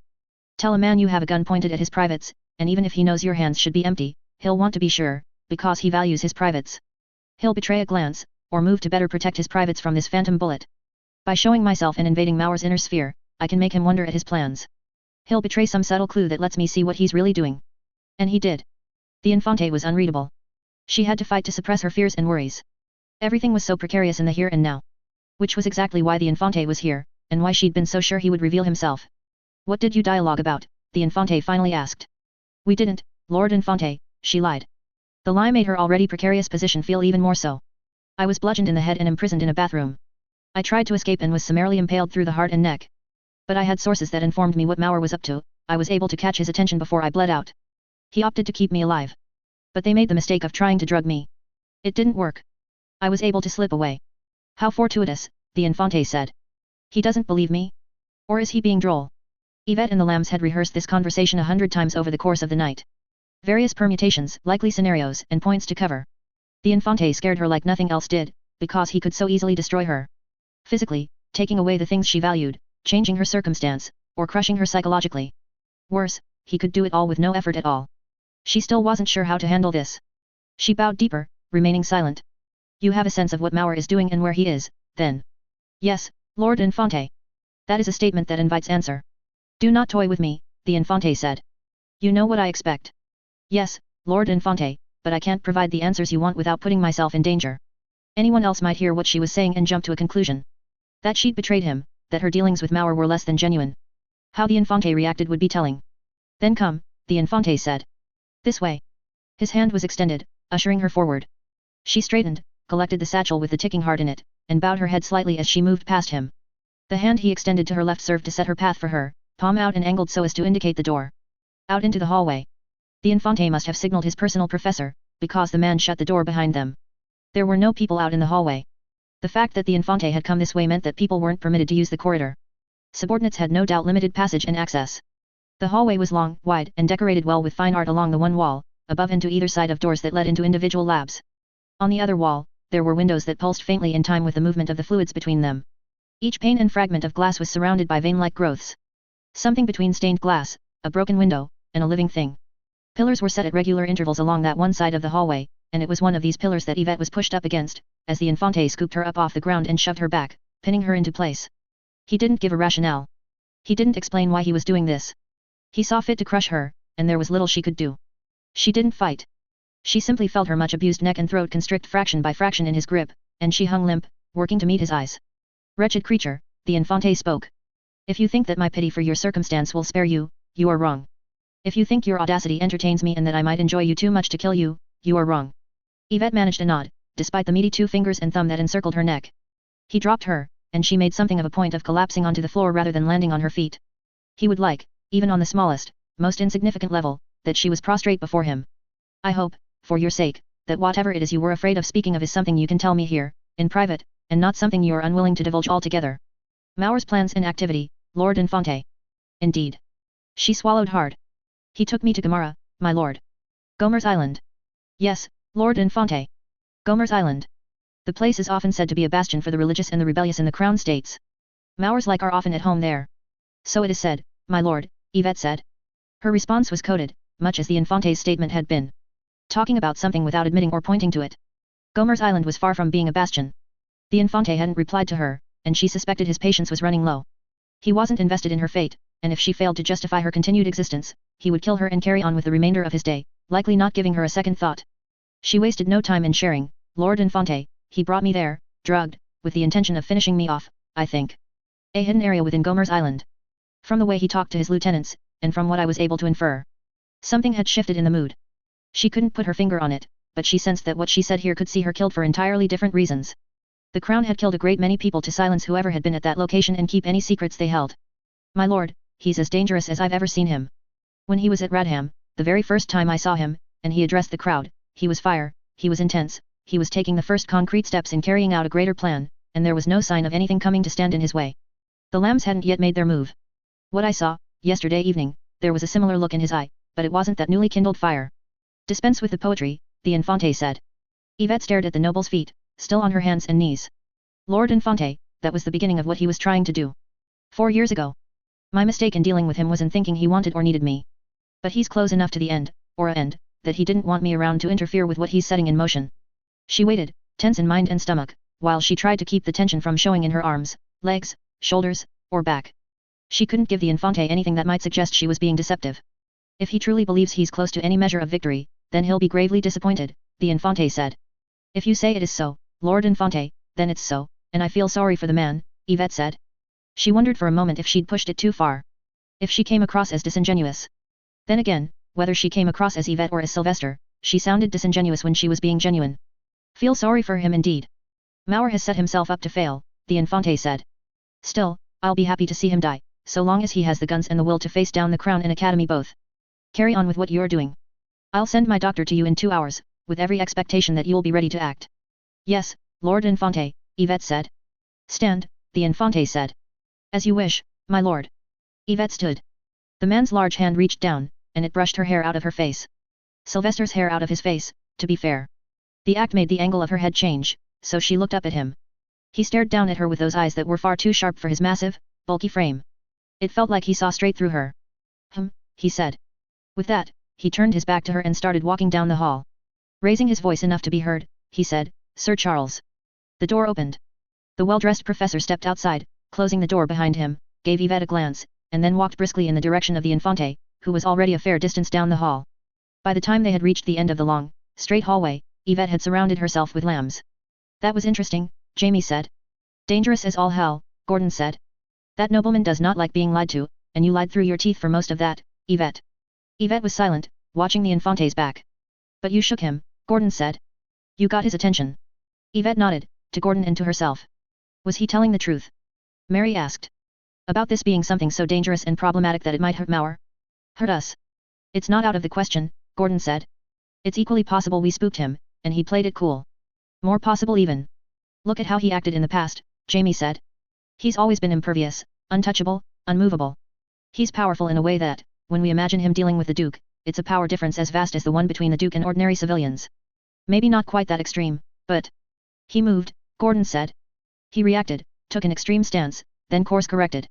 Yvette stood in the hallway, thinking, letting the lambs talk, while she waited for her thoughts to stop racing, badly out of sync with the tick of her temporary heart, which wanted so badly to beat madly in response to her fear. Which was as good a reminder as any. She made her way back into the lab.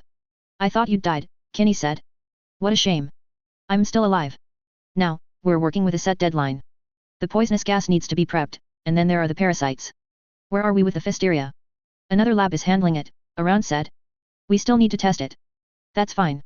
What about the fast-moving stitched? Handled, and already loaded into a wagon, ready to be brought wherever we need them. Excellent. We have 2 hours. We need 3, Kinney said. The Infante gave us 2. Because of what you said, earlier, Kinney said. The look in her eyes. It was tantalizing. Pure, utter, abject hatred for Yvette. Figure it out. And while you're at it, we'll need this heart issue sorted out. Fix my heart, so I don't need this ticker. You're joking. Yvette shook her head, her expression serious.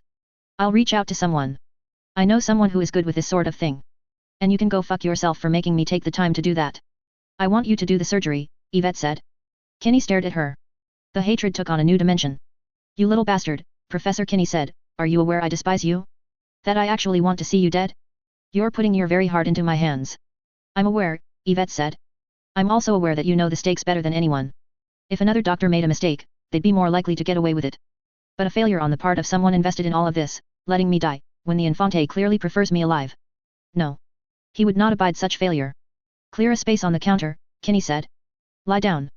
If we're going to have to do this, we might as well start sooner than later, so I can focus on what I need to. With luck, you'll be sore and tired enough that I don't have to put up with you for a solid hour to an hour and a half. Yvette smiled. This made for her second trip to Gamara in the span of a day.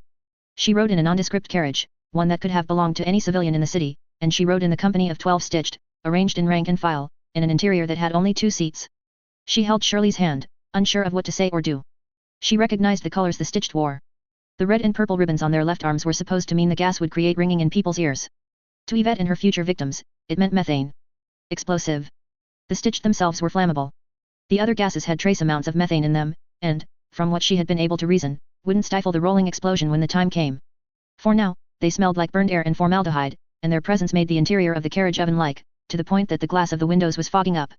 The outside was wet, with pouring rain, but it was as hot a day as she had ever experienced, all the same.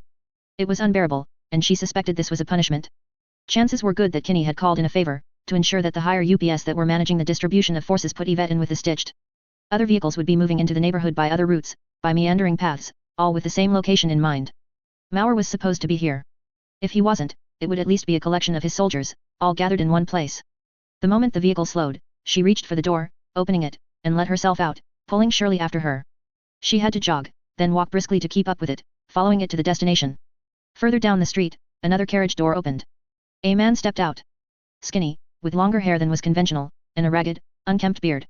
But Yvette could tell that the man had a gun, and she suspected that any one of Maurer's men with binoculars would be able to tell, too. He knew his way around guns, from the way he wore his, which suggested a soldier, but he'd worn a grey lab coat when she had first been introduced to the man, which suggested a doctor. His unkempt appearance suggested something else altogether. She assessed him as a damaged, curious man who looked enough like someone non-crown and non-academy to blend in. So he'd been promoted. He served a role here. Part of that role was to wrangle her. Sylvester, the man asked. And companion. Yvette gave him a nod. He gave them a once-over. Yvette had left her shirt unbuttoned, so it wouldn't rub up against the fresh scar across her chest. The scar was Y-shaped. Kinney had a sense of humor. The scar drew attention. Shirley drew more, and Yvette was grateful for that. I'm Lou, the man said. And I hope the person who did those stitches was a first-year student, and not anyone with a coat. Black coat. He frowned a little. I made an enemy of her, Yvette clarified. I suppose that's all right then.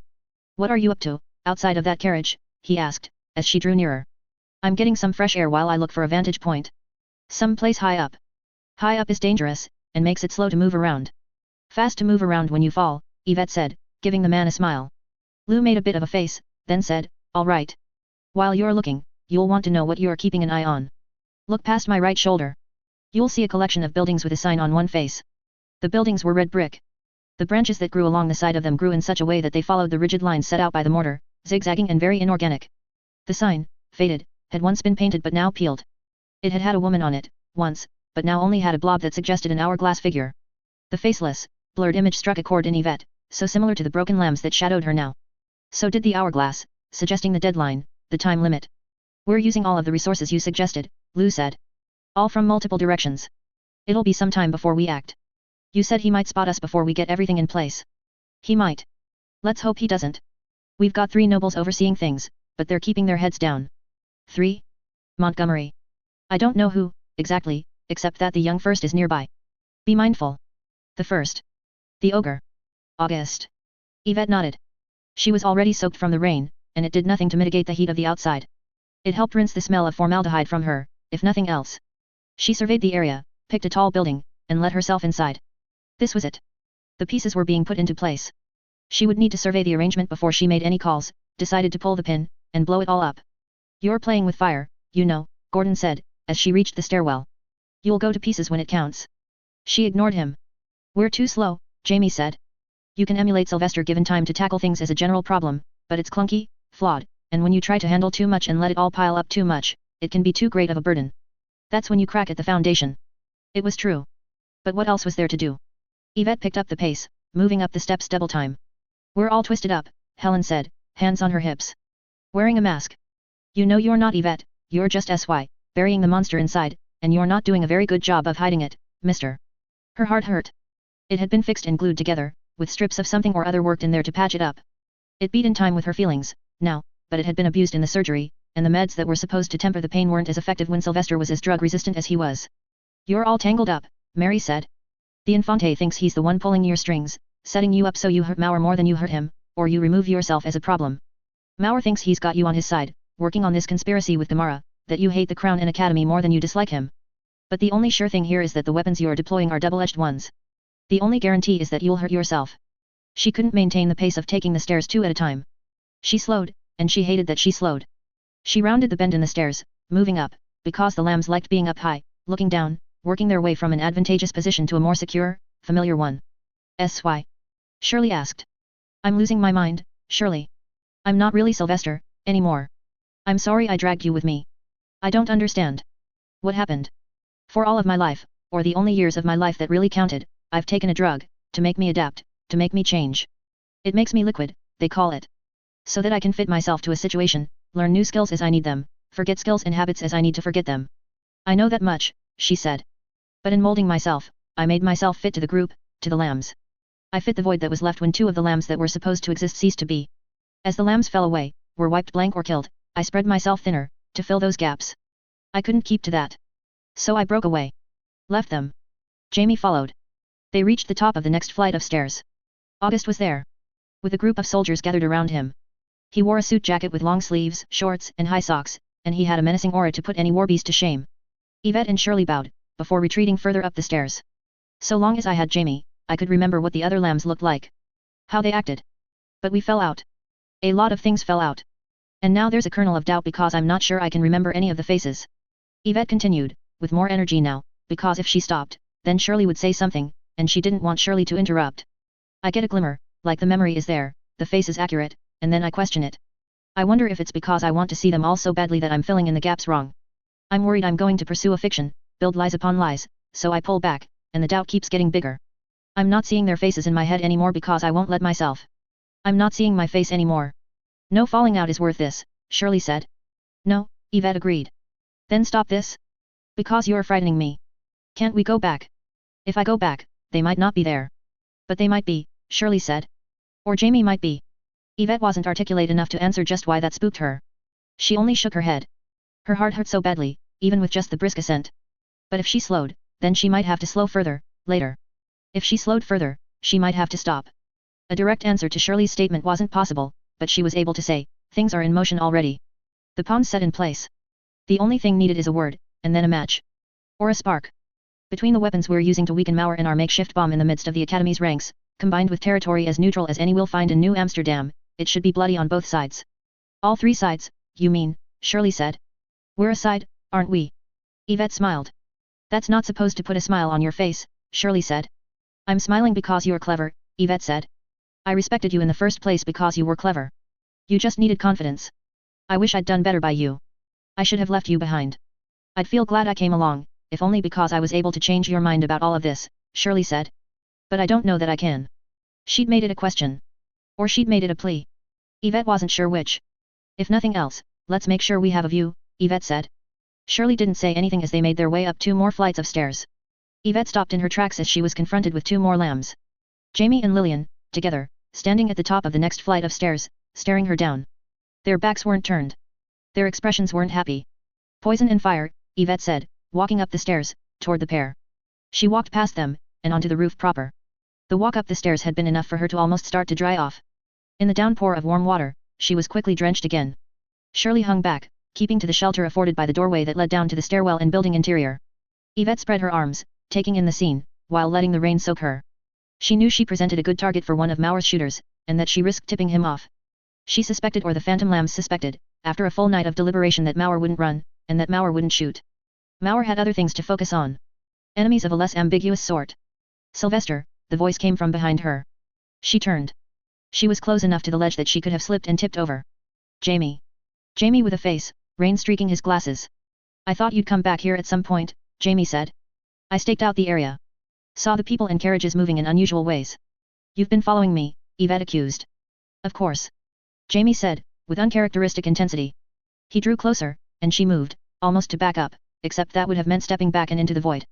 She moved to the side instead, maintaining the distance between them. Good, she said. She nodded to herself. Good. Take Shirley. Then go. Only if you come with. I'm seeing this through. It's meaningless and petty if I'm not here to take action. I have to hurt them, cripple both sides, and then step in. Surgical strikes. I know, SY. We talked about this for months on end. But you know that we planned something bigger than this. It was supposed to be more elegant. I memorized the keywords. Lip reading. I know how to control the stitched. The soldiers and doctors are the only concern, and I have ideas for dealing with them. I can take August hostage. Take the ogre. You could, I'm not denying that you are theoretically capable. It's the same it was when we fought the Baron. Just need to arrange things, set the tone, I can make this elegant. You can. But will you? Will it really work out that way? Sylvester, I want you to stop. Take your mind off the mission for a moment. Listen to me. Yvette scowled. She glanced over her shoulder, at the scene below. Listen, damn it, Jamie said. He stepped closer. Again, Yvette circled around to one side. If she just got a little closer to the stairwell, she could make a break for it. Or to the side of the building. She could see where Jamie had looped the rope and slid down. He must have been on a different building, had seen her enter the building below, and moved over while she climbed the stairs. She could use that same rope to descend. I'm sorry, he said. I'm sorry. At Corinth, I was hurt. I handled that badly. I gave you the wrong impressions, I asked you to live up to unfair expectations. She was close to being able to make a run for downstairs. She walked slowly, measuring her steps, avoiding looking at Jamie directly. I knew you were hurting and lost from what had just happened with Lillian, and I pressured you. I want you to know, when I came looking for you in Tyne-Ware, my feelings for you weren't a factor. I said that because I was hurt, I wanted to make it clear that my feelings were real, so I exaggerated. He raised his hands, then let them flop to the side. I was running away, in my own way. Bending the truth, to try and make things clearer, while not having to be honest. Yvette paced. Give me back the Sylvester that doesn't get innuendo. Who pokes fun at me, and who I can poke fun at in return. The guy who makes me tea and who I can listen to music with. Give me back the guy I can scheme with, as we figure out how to take on the most powerful people on this side of the ocean. We can conquer the world together. All of the rest of it, any other feelings, they're unimportant noise. Give me back my friend. She could hear the hoarse note in his voice. Please, Jamie said, for emphasis. She reached for her belt. She found the gas canister. Something to cover her retreat. She unclipped it from her belt, pulling the pin with her thumb in the same motion. Stepping out from the doorway, reaching out, Shirley seized her by the wrist, holding that same arm firm, keeping Yvette from throwing. The canister, still firmly clasped in one hand, began spewing gas. Yvette waited patiently for the gas to force Shirley to back away, to release her. Drop it, Shirley said. And listen to him. Yvette didn't move. Jamie watched all of this, silent. Drop it, Shirley said. She pressed the sharp point of a scalpel into Yvette's back. When Yvette didn't react, the scalpel drove in a little deeper. The canister fell from Yvette's hand. Shirley kicked it over the edge of the roof. A long moment passed. That was silly, Yvette said. She jerked her arm, but Shirley didn't release it. Now they know where we are. You just tipped off both sides of the conflict down there. Good, Shirley said. It's better than what was going to happen. If Sylvester is buried too deep, Jamie said, as if all of this hadn't transpired. Give me the chance to do what he did for me. Give me a bit of time, to help him forge a new identity and piece himself back together. He paused. I really hope it doesn't come to that, though. Yvette wrenched her arm, trying to twist it free of Shirley's grip. In the process, Shirley wrapped her arms around Yvette's arms and upper body, in a tight bear hug. Yvette struggled and failed to break free. They're coming, she said. Every second you waste here, you're bringing the bayonets and the rifles closer to us. That's fine, Jamie said. I'm here. You're not going to get rid of me this time. Yvette shook her head. Nothing's been fixed. We're just going back to the same bad situation. It's fine. We can figure it out together, SY. Whether it's the people marching up those stairs or a tricky friendship dynamic. Just so long as neither of us run away anymore. You keep doing that, she said. Doing what? Calling me SY. You call yourself my friend. But the Infante was able to figure something was up, you know. Mauer was able to figure it out, that I wasn't Sylvester. But you pretend to know me, and you missed it. She made it a needling comment. A jab. Because they're the ones who are wrong, Jamie said. Understand? You're you. She shook her head. Smirked. Then look me in the eye, Sylvester. Tell me that. Use your devastating skills at deception, lie to my face. Or show me you're really not SY and be genuinely honest. Either way works. Reluctantly, she looked up at Jamie. Sylvester's best friend. The good moments, the words came reluctantly, the high points, they're always met by falls. Pain. Loss. Yeah, Jamie said. I can see that. I get attached to people and then watch them die one by one. Yeah, Jamie said. So if you say that you're here to stay, you'd better not be lying. You stick this through. You're not allowed to die. Not before me. No going blank, no fading away. I promise, Jamie said, with no hesitation. You'll have to help me figure that one out, but I promise. That would have to be good enough. It warranted a nod of acknowledgement. The lambs. They don't get to die either. We'll have to figure that one out too. Sure, SY. I nodded. You can let me go, Shirley, I said. Jamie gave her a nod, and she released me. I looked out over the city, then over at Jamie. This is a mess, I said. Absolutely. I still want to see how much damage we can do in the midst of it, I said. He sighed audibly. Sure, SY, he said. Thicker than water 14.13. The rain fell all around us, a steady drenching of the city, that had been sustained for far longer than nature should have permitted. The entire city was shaped to accept and use the rain. Stylized gutters, roof styles, and architecture that was exaggerated enough in places to still have some character after the rain had battered it for several years. Plant and flesh growth as architecture could drink the water and grow more than the water beat it down. The entire city seemed awash in the humid haze of summer rain, wherein a kind of fog that rose up over every surface that was being drummed at by the downpour. The light of the sun fought to penetrate the rolling storm cloud cover, and the lights of the city strove to penetrate the dark haze of rain and mist. I was wet from head to ankle. Only precaution kept the water out of my shoes. Yvette had done that much. The wind, 12 or so stories above the ground, proved to be brisk and vertigo-inducing, as if I was light enough to be picked up and tossed off of the top of the building. It should have been enough to cool me down, to make up for the ambient temperature. It wasn't. I knew I was sweating, adding a taste of salt to the rain. I felt feverish, and I shivered. I was so busy with the lambs and preparing for them that I barely ate, I said. I looked over at Jamie. Yeah. I had to push food on you. And then everything happened and I hopped on the train with Shirley, and it was Wallace's law in full effect, you know? Pell-mell melee, grandmothers biting small children to get that next sandwich. Throwing money at the people bringing the food in. It wasn't nearly that severe, Shirley said. She looked a touch bewildered, as if she wasn't sure what was going on. But he did give me the lunch instead of taking it himself. He had a look in his eyes, like he was far away. I didn't want to argue. If I'd known that he was in that state, or that he hadn't eaten. I shook my head. What are you getting at, SY? Jamie asked. I haven't eaten anything in the past forever, except for a blood apple that was a few days overripe. You know you're not supposed to eat those raw, right? They're a garnish, or you use them in cooking. I know. But I was really hungry. I had to stop myself. I'd reflexively reached out, almost mentally withdrew, turning to a flicker of an image in the corner of my eye. Helen. Almost, very almost, defaulting to letting Helen say it. I'm hungry, I said. Belatedly, after finishing the sentence, I realized that Helen had had a face, and that something had fit back into where it was supposed to be. I smiled, too wide, at Shirley and Jamie. We can get you food, Jamie said, matching my smile with unremitting calm. His eyes were studying me, near constantly. Still checking, watching carefully. He finally relaxed his investigation to walk over to the edge, before looking down. There were people on the ground before that aren't, now. I think they're in the midst of coming up the stairs. We should focus on surviving in the meantime. Yes, I said. Surviving is good. It took effort to set trains of thought into motion without reflexively redirecting them through the mouths of phantom lambs. As trains went, they felt floatier than they had, before all of this. Freer, less heavy, less substantial. Caught by sudden suspicion, I looked at Jamie. Just, to make sure everything is all right. That's not a complete question, Jamie said. Because I haven't finished it, I said. You paused, waiting for a response. Okay, I said. I frowned. You're real, right? You're here. Yes, Jamie said, very firmly. I could slap you hard, if that would help. I frowned. I think it's okay. But why the slap? I thought we were okay. We're okay. And you apologized, I pointed out. I apologized and I'm bothered at the same time, and a slap would go a long way toward helping with the second part. I'm allowed to have complicated feelings, SY. Just take it in stride? That would go a long way too. You are allowed those complicated feelings. I can do in stride, I said. Shirley's real. I grabbed you, Shirley said. I held your arm. What did you think happened if I'm not real? That you did it yourself. Not wholly ruling that out, I said. The bewilderment became concern again. She'd seen a lot about the way I'd acted, she'd heard what I'd said to Jamie, but this was the moment the depth of what was going on was becoming clear to her. Shirley is real, Jamie said. Okay, I said.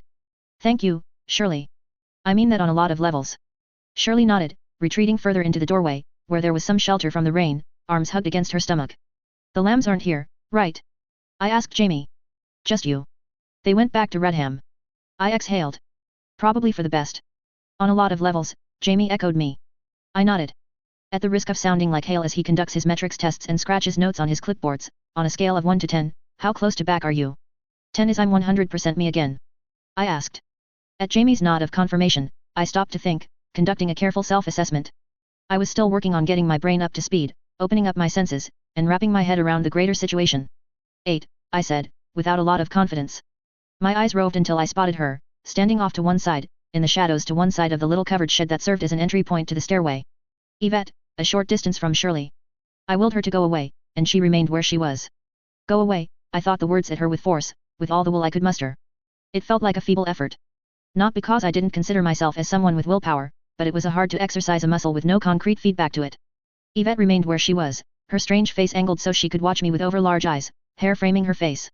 Other lambs scattered the area. I suspected they wouldn't be any more inclined to go away than Yvette was. 8, I said, more firmly. I don't think a 10 is possible anymore. I shivered. The words sounded alien to my ears, as if I didn't believe them, even as I knew they were true. Let's work to keep you at an 8, Jamie said. Sounds good, I said. Then, only minutes away from abandoning a crazed campaign at avoiding reality, I turned my mind away from that topic. Let's not go down the stairs. There's a noble down there, and I think he'd be the type to tear my arms off in the same way a proper little monster of a child would tear wings off of a fly or whiskers off of a cat. Or sit on me. There aren't many other options than down, Jamie said. The nearest building is still too far to jump over to. Do you want to go up? I gave him a look. I wagged my finger at him, taking on a mock stern tone. Now don't you go playing tricks on me, Jamie. Just because I'm in dire need of a meal and I'm not as sane as I've ever been, don't go thinking you can convince me we can sprout wings like some villain in one of those books you read. I'm not saying we should sprout wings, I'm talking about the rope. The one I used to get to this roof. I turned my head, taking in the rope. It had been lassoed to a gargoyle in the modern style, and it was tied at the upper end, to something on the roof of the adjacent building. Done up in the style of a court jester, face leering, nose too long and vaguely suggestive of something that wasn't a nose. It would take too long to climb. We'll swing across, I said. Get in through a window over there. I'm out of rope, and we need something to pull the rope back after using it. It's fine, I said. Not a problem. Watch the stairwell, Shirley. Jamie, untie the rope. I pulled off my shirt, drew a scalpel from my pocket, and began cutting the fabric. It was like peeling an orange, keeping it all in one piece. One shirt, reduced to one long ribbon. I saw Jamie eyeing me, and raised an eyebrow. Your scar, he said, as he undid the rope. We almost match, I said. Was thinking that, and was thinking about your propensity for ending up shirtless. Don't act like you don't like that habit of mine, I said. I could see the reaction that got. The blinks, the mental skip as his brain failed to get traction. If that's too far, let me know, I said, cutting at the shirt. I don't know about any of this. I'm playing this by ear, because I have absolutely no context for how to do this. I don't want to touch sensitive territory, or get hopes up, or... I trailed off. Shirley looked at Jamie.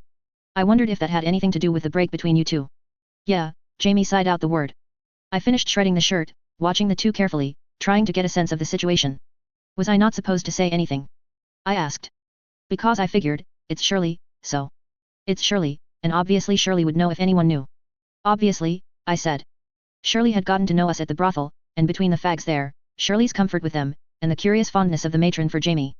Shirley would know if anyone knew, and people had to have known. That part of it is fine, Jamie said. I'm more stumped about the other thing you said. How about I'll let you know when I figure it out? Sure. On to other topics, like getting ourselves to safer ground, I said. I approached Jamie and tied the cloth ribbon to the rope. That's going to break, he said. You go first, then Shirley, I said. I can climb down the outside of the building, find another way across, if I have to.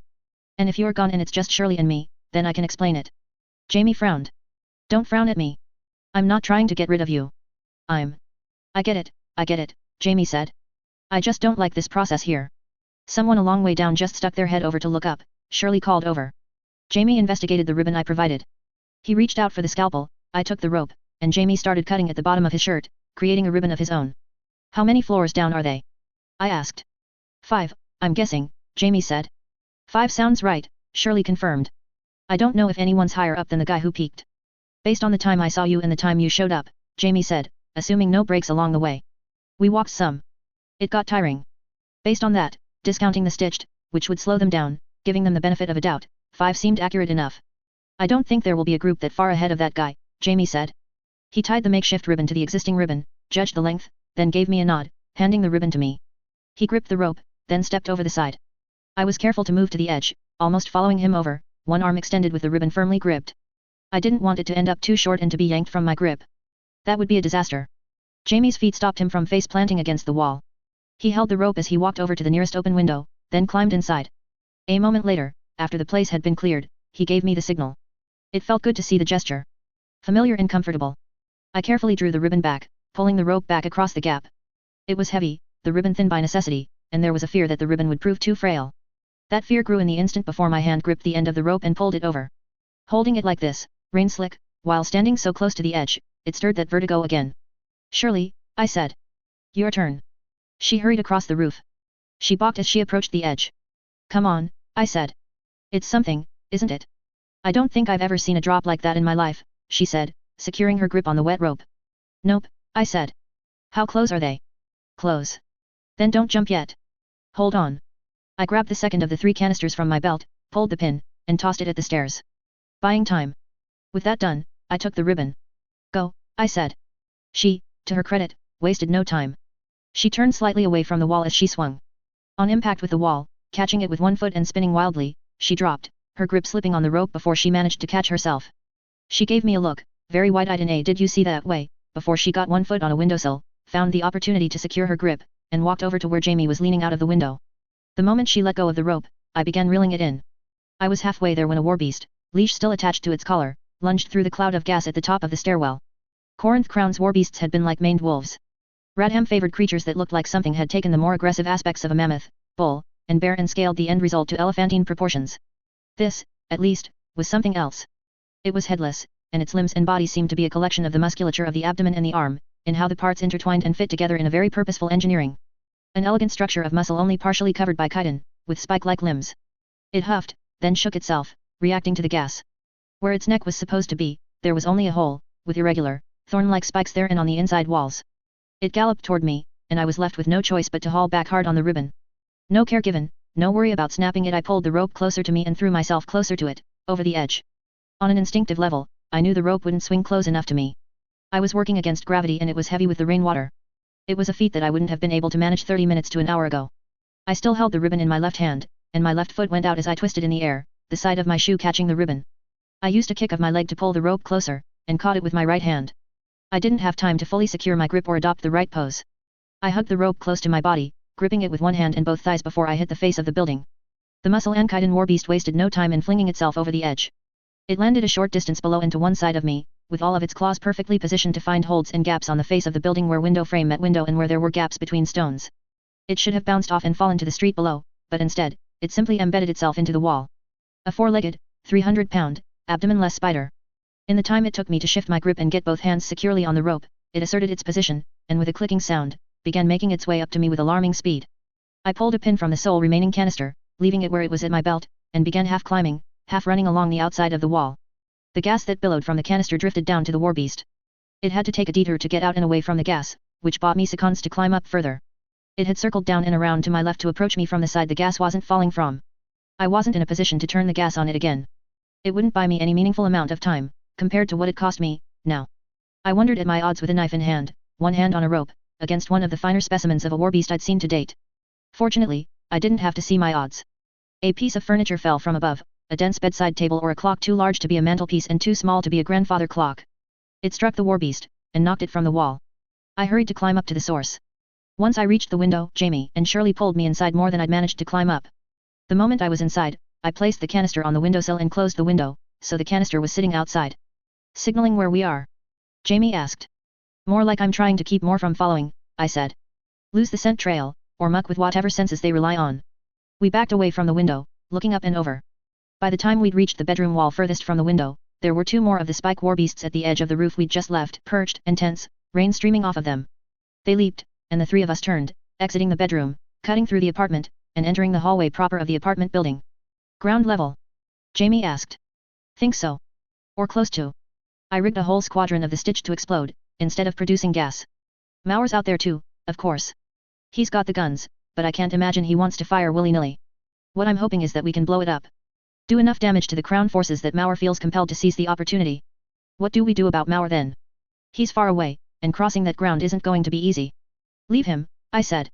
Original plan was to let them get each other bloody, set them against each other and then capitalize on weaknesses and opportunity.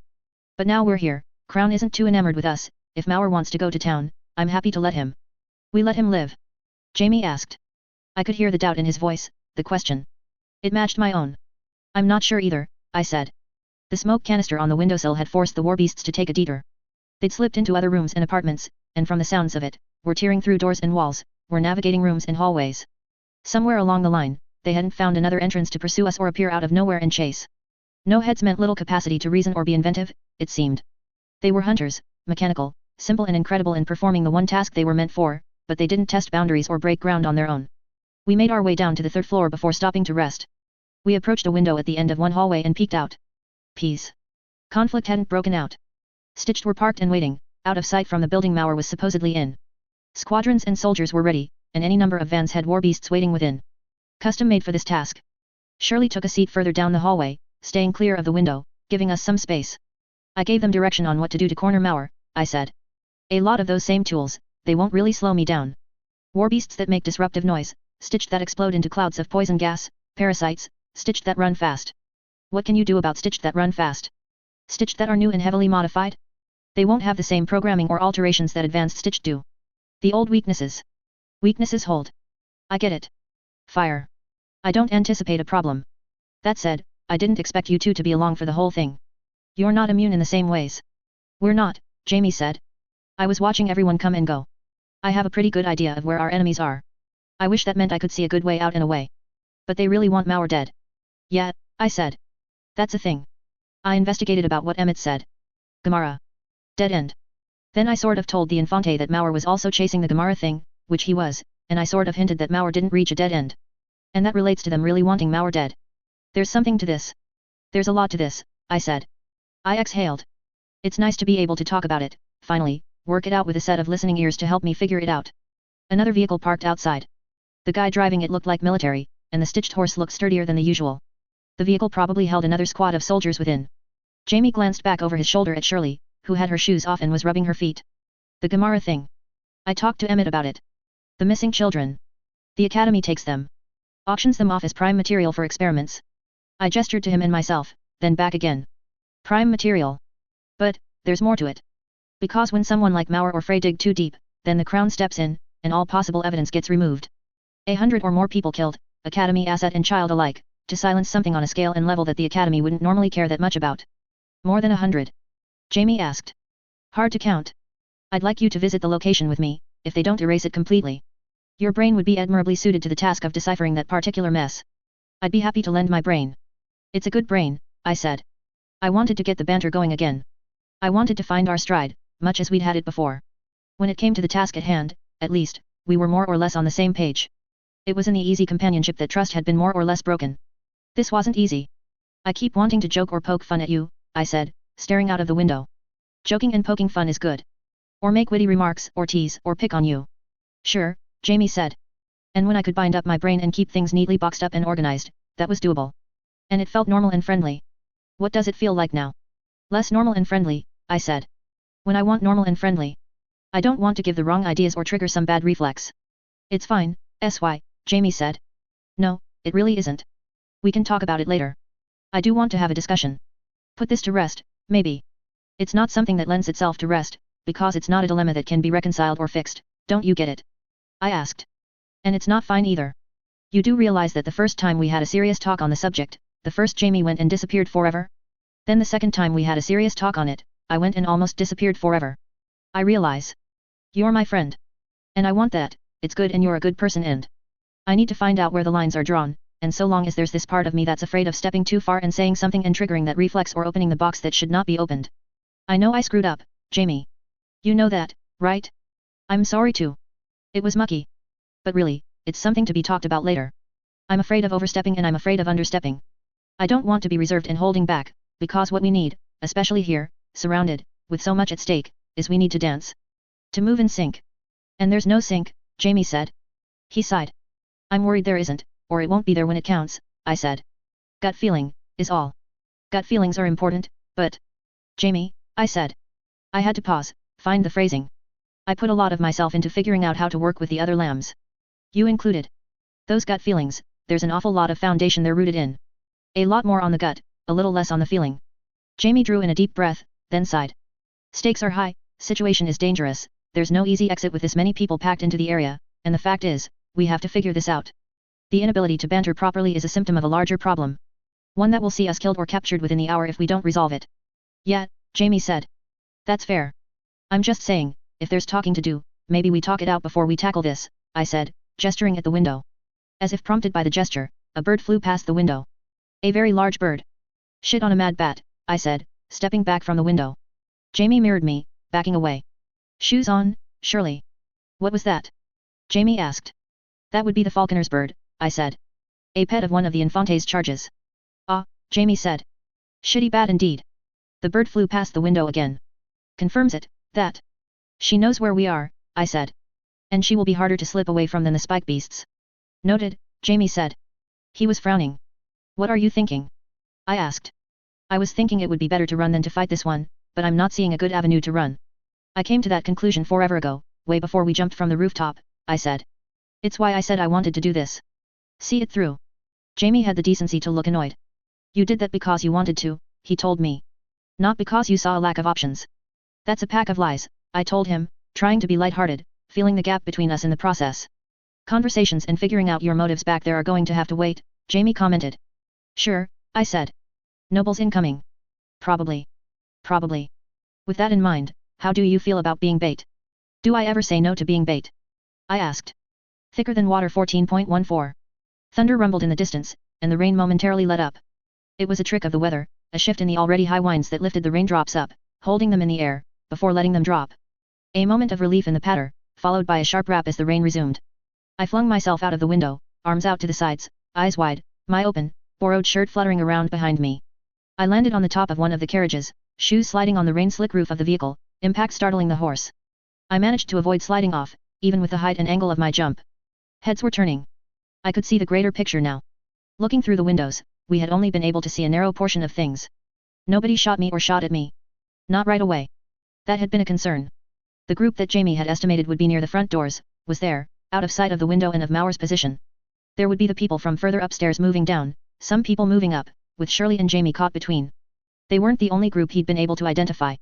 There were two other groups the falconer could be leading, based on what we already knew about the nobles looking to lead the army that was forming to surround Mauer. Jamie had anticipated where and when they would turn up, based on distance, the speed of her falcon, and the speed of the vehicles on the road. Vehicles at the end of the road changed course as I appeared, immediately looking to park, so the occupants could get out. Odds were good that Jamie had been fairly close to exactly right. The first of the people here and there started to react. The hesitation had been fed by the fact that they hadn't wanted to reveal their positions or presence to Mauer. Everything had to be done out of sight, often with other obfuscation, and deciding to stop was a call that had to be made by people at the top. That meant there had to be communication, even if it was a glance on the part of the subordinate and a nod from the officer in charge. The result was as if I'd hurled myself from that window into water in the greatest of cannonballs, but the splash was delayed by a full 5 seconds. The splash was shouts, orders, and people moving. The group by the door broke away, moving to chase. Vehicles got in the way of other vehicles. I hopped down off the carriage, onto the road, and ran, feet splashing in puddles as I crossed the street. Horses, carts, and pedestrians provided some measure of cover. Stitched exited one of the covered wagons on the far end of the street. The wagon was the sort meant for the transport of goods, and it had hosted 10 or so Stitched soldiers, all armed. I reached to my belt and grabbed a can. Grenade! I shouted, as I threw it at the group. The Stitched reacted, automatic, their instincts trained for a battlefield. They parted, moving to take cover, leaving me more or less free to run straight at the grenade, nothing more than a tin can with a key punched into the top. I moved right into the group of Stitched, who were settling behind cover, ducking, or jogging away as well as a muscle-bound Stitched could. I could see the two in the group that weren't reacting the same way. They followed the group, but they weren't reacting like it was a grenade. Stupider, less trained, their outfits basic, with no jacket and only some of the equipment. The commanding officer, still in the vehicle, began to shout out orders. Each of the Stitched had bands at their arm. I had to hope Yvette had guessed right and that I'd remembered right. Tempest to field, I said.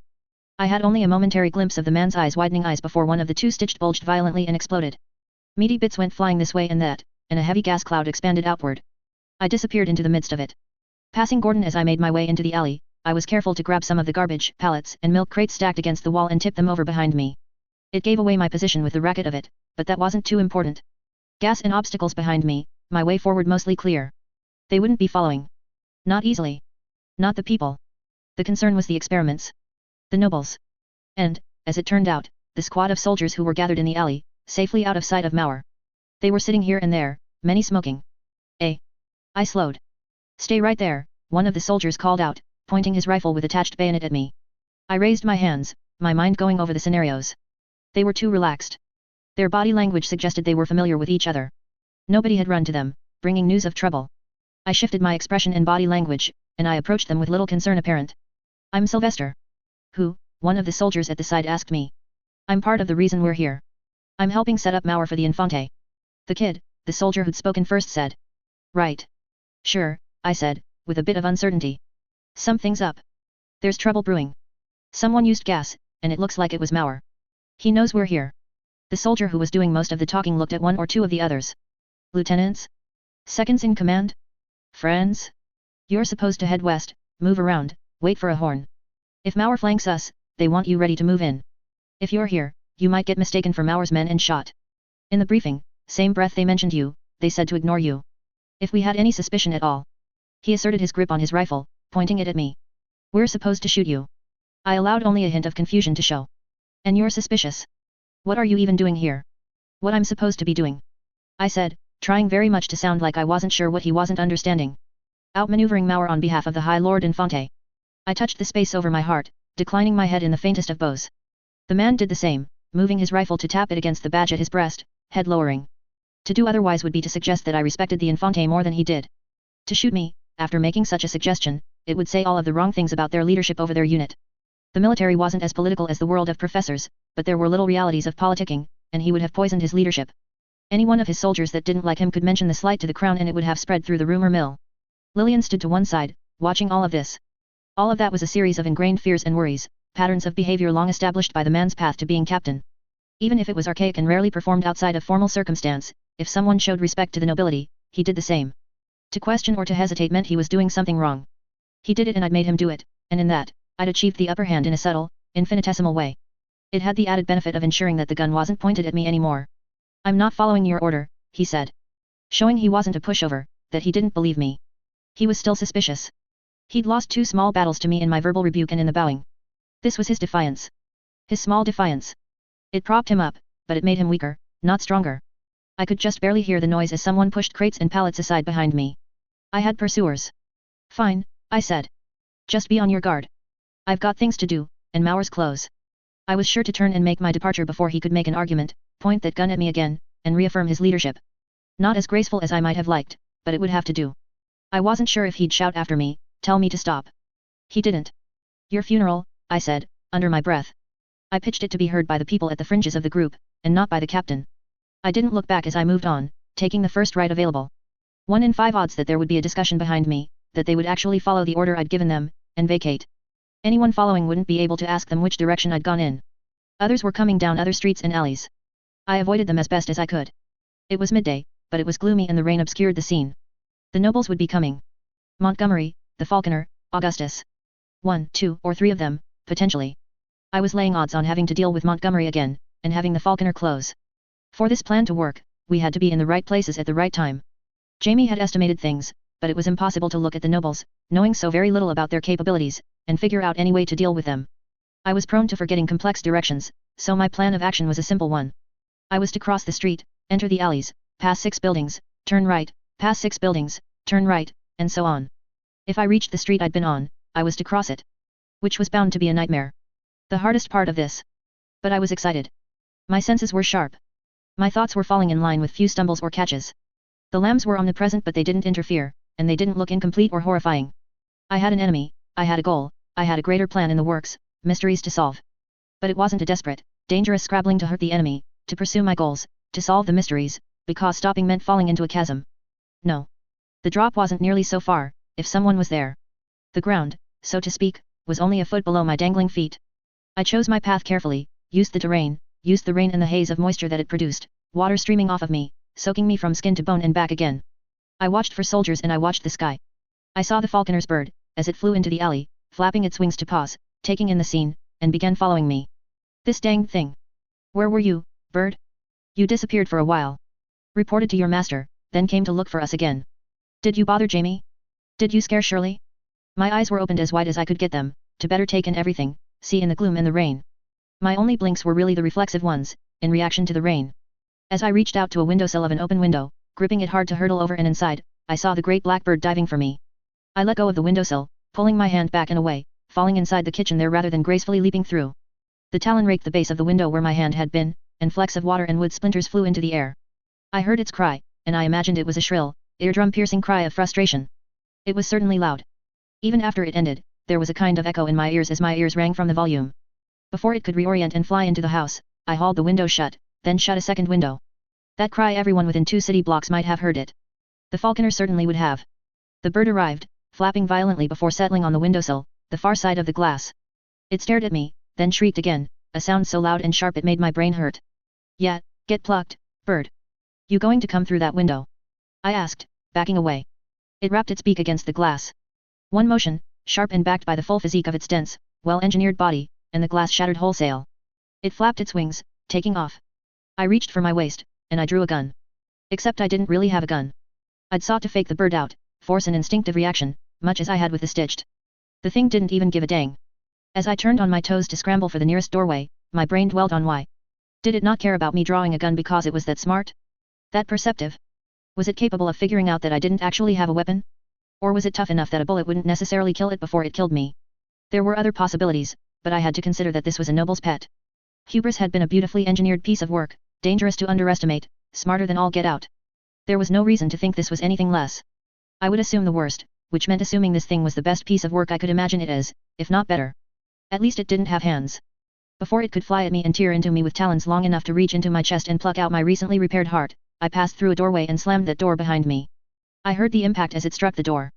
It was a sound like one I'd heard countless times before. A sharp object striking wood with confidence. Then silence. I ran down the hallway, making my way to the front door of the house. My hand had only just made contact with the doorknob when the bird came through the glass of the window by the staircase, to my left. Its wings were spread wide, making it seem far larger than it already had, and it had already been the size of a proper attack dog. I threw myself back and away, landing on my back on the rug that ran down the hallway. The bird was a blur, talons raking the door in passing before it flew into the living room. The doorway to the living room was an arch, with no doors for me to slam shut. It knew exactly where I was, and it had gotten out of the building and around in time to intercept me. It likely hadn't hesitated longer than an eye's blink before tearing away from the door and heading around to intercept. Even that attack, slashing at the door with its talons, it knew full well that I wasn't at the front door anymore, that I'd thrown myself to the ground. It hadn't actually been trying to hit me. It was a show of strength, intimidation. It perched on the mantelpiece, staring me down, extending that show. I'm not a fan of you, I informed the bird. You're too big, too sharp, and too fast. It flapped its wings and adjusted its footing, but it looked to be a show, just exercising them, posturing. Then it shrieked at me. I winced. And you're loud. Does your master put up with that? I wanted the creature to make the first move, so I could react.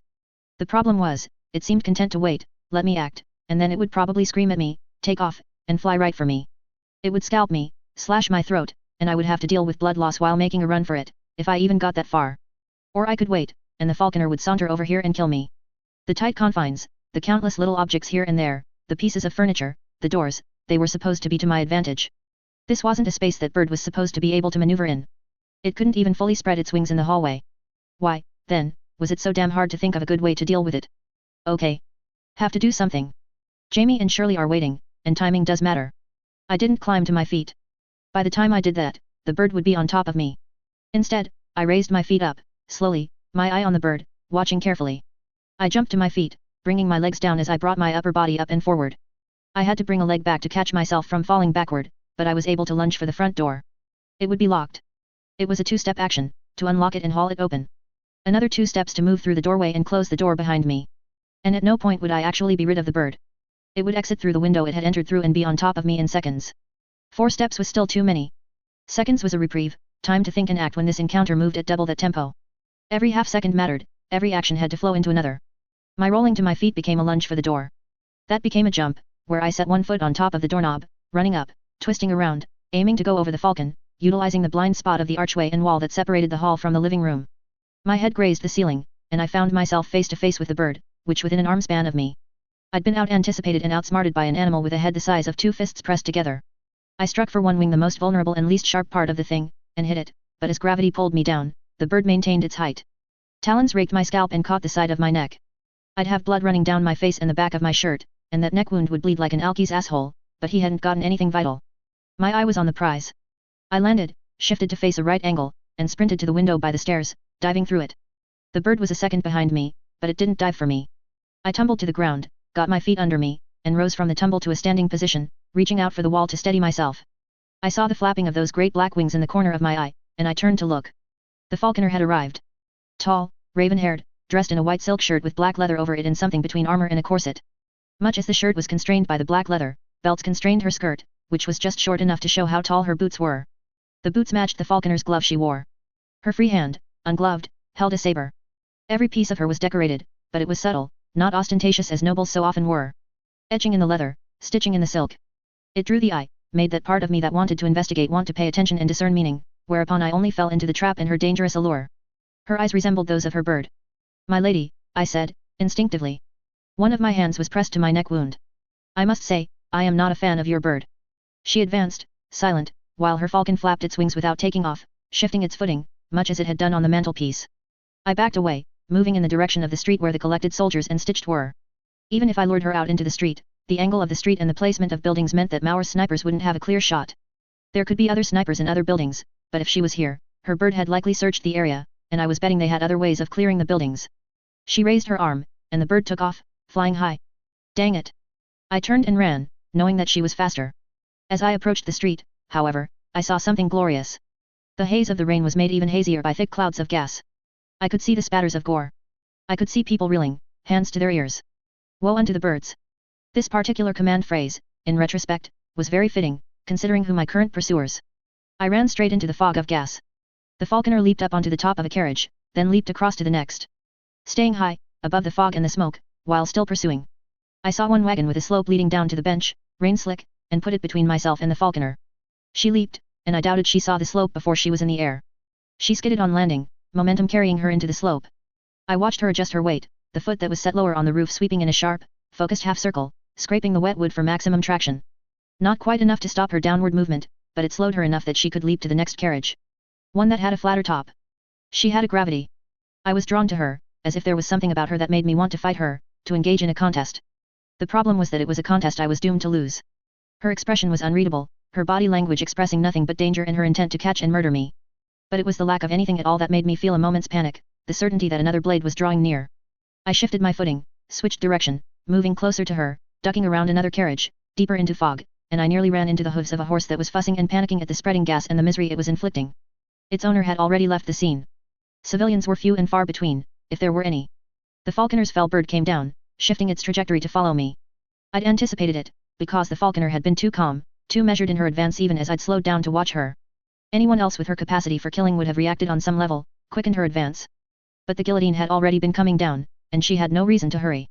I had to shift direction a second time, letting myself fall to the ground right next to the rearing, stomping horse, to avoid the bird's talons. The falconer leaped, in perfect step with her pet, and I rolled, beneath and through the stomping hooves. The puddling water I moved through made my already drenched clothing even heavier, pooling within it, weighing me down, pouring out and altering my balance every step of the way. The falconer's saber had been buried a half-foot into the road by her plunge. With cool confidence, she stood, pulling it free with no effort at all. Across the street, a stitched hat already emerged from a covered wagon. One stitched, but it had taken up the whole wagon. 10 feet tall, it carried the floor of the wagon as a shield, wood reinforced by bands of metal and bolts as fat as my arm. It was joined by a matching stitched, a second shield bearer. One had long hair, the other was bald, with a beard that reached its navel. Both wore the same robes, waterproof coverings that sheltered them from the rain, augmented with armor here and there. Both steamed as if the water that was on them boiled on contact. Not that it did, but such was the effect. I had to run between them to get where I needed to be. I was running, only running, trying to get away. I'm a chicken that needs desperately to get to the other side. One of the shield bearers raised their shield high overhead, holding only the bottom end. The other raised its shield overhead, but held it horizontally, not vertically. August dropped down from a window much higher than the second-story window I'd leaped from. Shielded from Maur's gunfire by the wall the long-haired giant had created, given a platform to land on by the bearded one, he landed with both hands and one foot on the ground. As I passed between the giants, beneath August, he stood, turning to face me. Anyone else would have been shattered from foot to hip by such a landing, but he didn't seem to have even paused. Streams of water and wisps of gas flowed off of me as I made my way to the sidewalk, passing into the alleyway. August, deposited on the ground, was supported and protected by his giants, the falconer joined by her bird, as they entered the alleyway. August said something under his breath, and one of his giants gave the pair of nobles a protective ceiling, using the great shield that was as broad as a cargo-bearing carriage and as tall as it was long. It sounded like a rock slide, starting at one end of the street, sweeping to the next. A series of detonations, one after another. The nobles stopped, looking back and over. I kept moving away, bracing myself. The explosion swept over the street, and it caught something. It wasn't the other gas, which had enough methane to keep the chain reaction alive. No. One or several of the wagons that had been parked along the street had borne gunpowder, or explosives, or fuel. Stitched were capable of burning. They were dry, combustible. Wagons were wood. Soldiers carried grenades. Whatever the case, that ominous rumble as the methane caught and was consumed in a rolling flame, it was soon punctuated by the crack and the blast of real explosives going off, each with their individual shockwaves and ripple effects. I stumbled, tripping and falling as I wrapped my head around what was happening. The nobles, their giants, and their pet bird, they were closer to the street and the nearest wagon loaded with munitions. The shockwave hit them. The nobles were bowled over, the giants staggered, one of their robes setting alight. The bird went down in that same lick of flame. The goal had been to stir the pot, to give people reason to leave or be evacuated. It also, in the roundabout path, would mean that people who had been further away would gather here, that numbers would be more concentrated. All of that required buying time. It wouldn't be a guarantee, some civilians would have been caught in the blast. The act of buying time had also given Jamie time to get in position, to spring the methane trap with the next of the command words. The nobles had been bowled over. The bird and one giant had been burned. I picked myself up, and climbed to my feet, still breathing hard from the running, shaking from exhaustion that was half due to exertion and half due to my not having wood on the fire, food in the belly. They remained on the ground for long moments. I waited, watching. August was the first to move. The falconer stirred after that. Not even looking up at me or at her pet, she gestured at the bird, and she made a short whistling sound. The bird moved, shifting its stance. Wings stretched forward, and it crawled to its master on its bladed wingtips and talons, much as the spike war beasts had moved on 4 spikes. No longer able to fly, but entirely capable of operating as an attack beast all the same. Just as resilient as the noble it served. The falconer put one hand on its back, and rose to her feet, head still hanging, hair forming a curtain in front of her face. I'd seen all I needed to see, gotten the measure of the damage we'd managed to inflict, by way of how slowly they moved. The nobles, I was sure, would chase, and they would be sure to make us answer this. I ran for it. I ran to Jamie, and with any luck, to where Mauer waited to capitalize on this opportunity. Thicker than water 14.15. People could always be trusted to do the least sensible thing. It was the middle of the day, and in response to a rollicking explosion, the people who were still at home were departing their residences, walking out into the street to get a look. Many were women, homemakers, some were young children. On taller buildings, many of the windows opened out and upward, forming a kind of cover overhead as people leaned out, craning their heads to see what was happening. As I ran as fast as I was able from the source of the explosion, I drew attention. Run! I called out. Then, a few moments later, for the sake of those who hadn't heard me run. The sentiment caught. Good thing, too, because I could feel the impacts as the giants gave chase. Their aim wasn't me, however. I crossed the street, and the first giant moved out into the street, raising his shield as a wall. The second giant followed, offering further cover. I couldn't even see the nobles as the giants escorted them across the street. Goal 1 was to get them in position where they were close to the street and I was far enough down the alley to be in the clear. We hadn't anticipated or accounted for the explosives in the other wagons, that had extended the damage. I wasn't sure if it was a pro or a con, though. Hopefully there would be a point later on where I could take stock of the fallout from all of this. I liked the mental image of standing on one of these tall buildings and looking down at what we'd wrought, while the Infante fussed. But getting that far meant evading the nobles. The closer I got to Mauer, the less free they would be to give chase. That was goal 3. Getting them closer to Mauer. Most of the traffic had stopped as a result of the explosions and then arrested further at the first appearance of the giants, but one carriage stood in their way. With the shield in front of it, the giant didn't even see the horse it ran into. The carriage the horse was hitched to toppled. The crash and the ensuing disruption might have bought me time. The elements of the crowd that were lingering gave me some room to move. The nobles were, by dint of the bodyguards, big. I could thread the needle, weaving through the crowd, that was only just realizing they were in the way, and hope that the nobles would either show some conscience and avoid the worst of the crowd, or at least stumble on the bodies and wreckage left behind and slow down because of that. I preferred the former to the latter, but I preferred living above all else. It was telling, then, that the nobles chose to deter and slow down, and that I was able to put some distance between myself and them. Good thing too, because for all of their injuries, they had caught up to me fast, and they would again. I had little doubt they had more stamina than I did, too. I rounded a corner, then crossed the street, weaving through traffic. It wasn't so dangerous. Traffic at the end of the street close to where I had come from was stopping in reaction to the giants. One automobile was on the street, and the thin tires squeaked on the road as it came to a wobbly stop. I looked up and down the street, and I saw a carriage with a closed window, a cloth caught in it. I checked over my shoulder to see that I wasn't being watched, glanced up at the man with the heavy mustache and long whip that sat under the covered front seat, and I slipped inside. You made it, Jamie said. I was worried. I flashed him and Shirley a grin as I closed the door and removed the cloth from the window. The bird didn't see you, he asked. No, I said. It got burned. But I think it could probably sniff us out, if the nobles can't. We should leave. Jamie nodded, stood, and opened his side door. He leaned out the door, and said, Get us away from here. The faster the better. Side streets are fine if you don't think we'll get bogged down, just keep us moving. The driver said something I couldn't make out, and the carriage lurched. We tilted uneasily as the wheels rode up on the curb, before we started moving briskly down an alley street, the walls of the buildings on either side precariously close to the sides of the carriage. With nothing to look at outside the windows, Jamie focused on me. He had to squint a bit in the gloom. That's a lot of blood, sy. I've learned I really dislike birds. I raised questions once upon a time about the Academy's aversion to working on flying things. But now I know. Anything with wings is evil, through and through. Let me look. I turned so he could see, and bowed my head so he could check my scalp. Detestable. Probably dirty. Can you imagine the dust that collects there? They self-groom, sy. That motherfucking avian doesn't, I promise you that. Birds eat bugs, too, don't they? You are what you eat, and bugs are pretty gross, you know. You're rambling. How much of that is you being goofy and how much is you being injured? All goofy. That's fine, then. You got cut up pretty badly there. I've got some medical stuff. Turn around there so I can work on you. I smiled, turning around in my seat so he could work. He pulled out a small pocket medicine kit he'd had with him. I bet you brought that along in hopes of getting to put your hands on me, I said. Tisk tisk. Shameless fellow. Jamie sighed. Too far. No, no. Starting to realize why you self-censored. You're a horrific flirt. You're just now realizing this? You've only really existed for, what, 2 years? 2.5? And you spent most of that time seeing how I tormented Lillian. I'm suddenly feeling a lot more sympathy for Lillian, and I had an abundance, before. You know I used Wyvern to cultivate a mindset. I cultivated a mindset where I prey on weakness. It's a reflex now, and people's biggest weakness is that connection between their hearts and their pants. Jamie sighed, again. He dogged at my neck wound. Put your hand there. Fingers like, so. So I can work, but so there's some pressure. But if it's a problem, I can adjust. I'd rather deal with you as you are, than deal with more of your adjustments, Jamie said. I meant more of a normal sort of adjustment. Learning how to keep my mouth shut and minimize the jokes. He pricked me with a curved needle, and threaded the first of the sutures.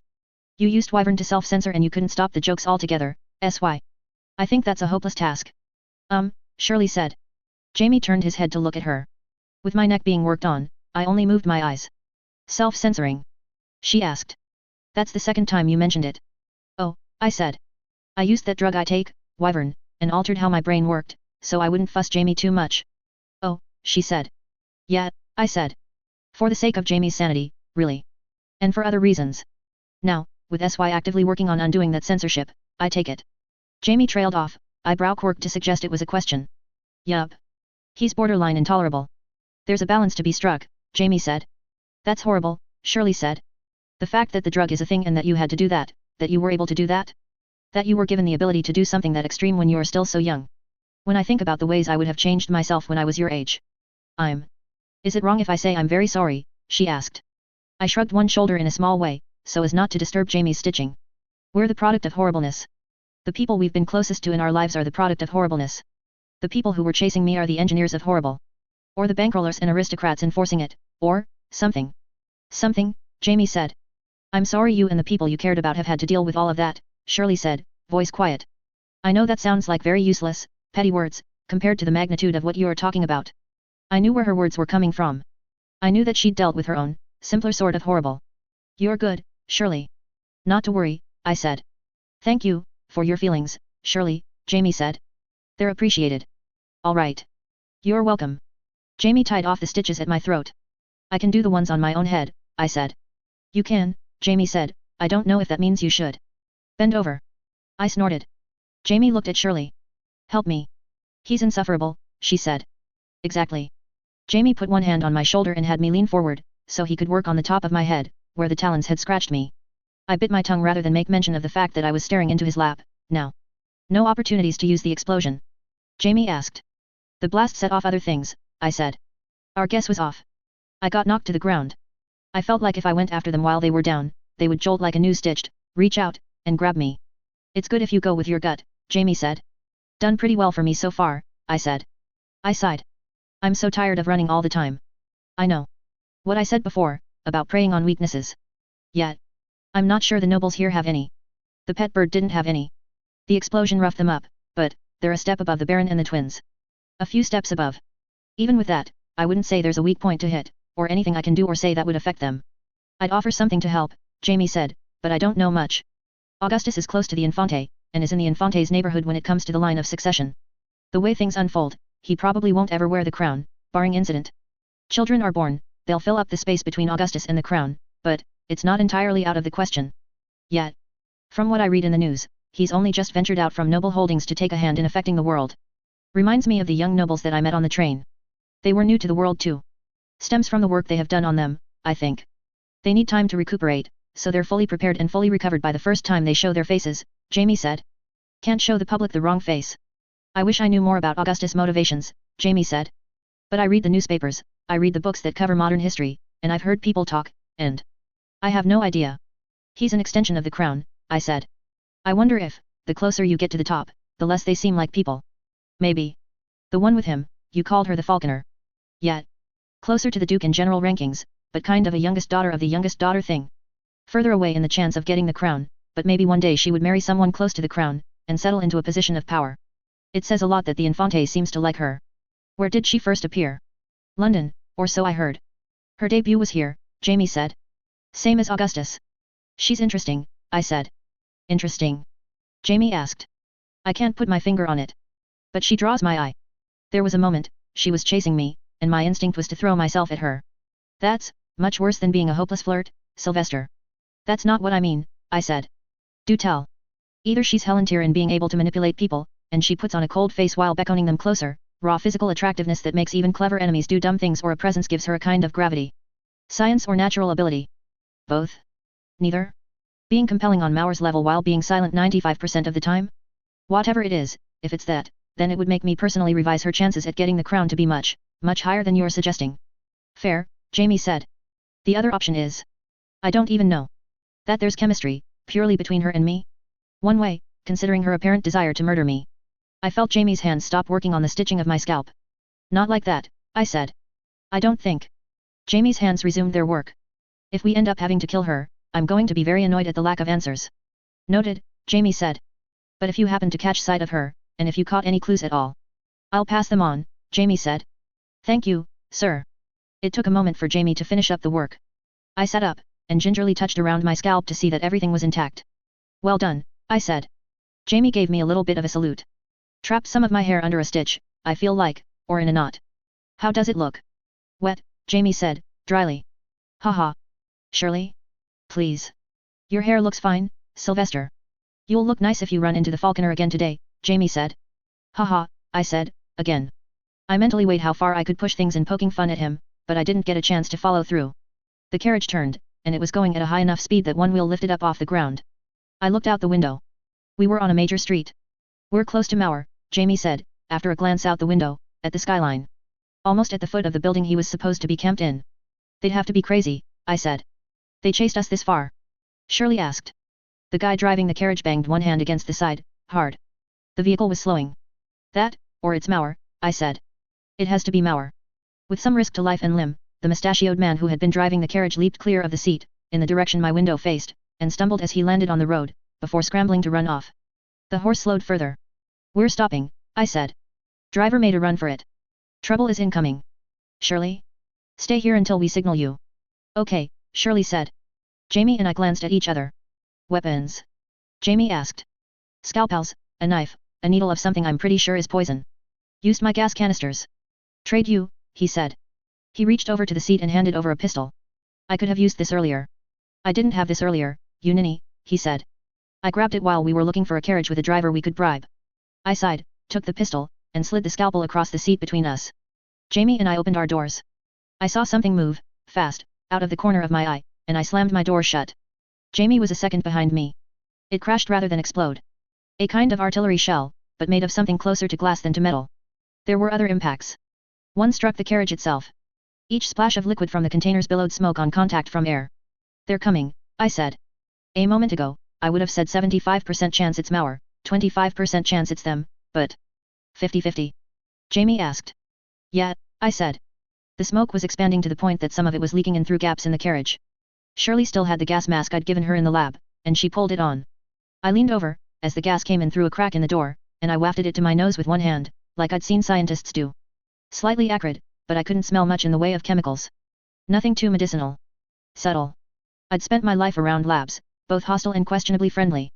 I opened my door and stepped outside, breathing deeper. Even with my emotions running high, I couldn't sense any shifts, major or minuscule, in how my body reacted. My capillaries didn't suddenly draw up more blood or vent it. My breathing was fine. The taste on my tongue was mostly neutral. Safe? Jamie asked from within the carriage. No idea. But it doesn't seem unsafe, I said.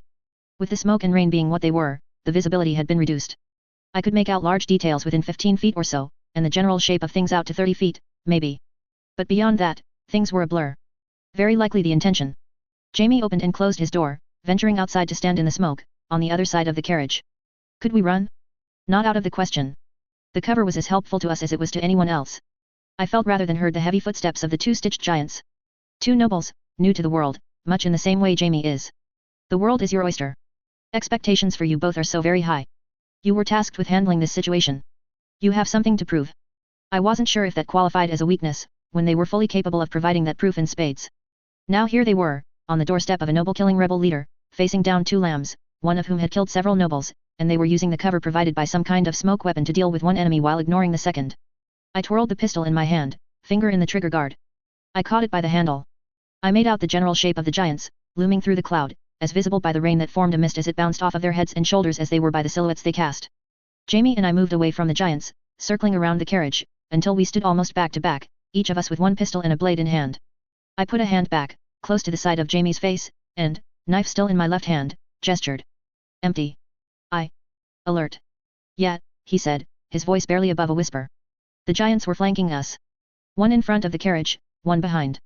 The empty, inviting space was one that was sure to have nobles lurking within it. Surely, I said, just loud enough to be heard.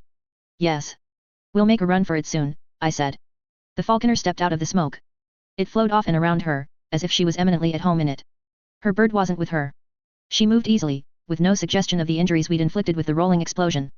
Her head was angled in such a way that she could watch the both of us with one eye.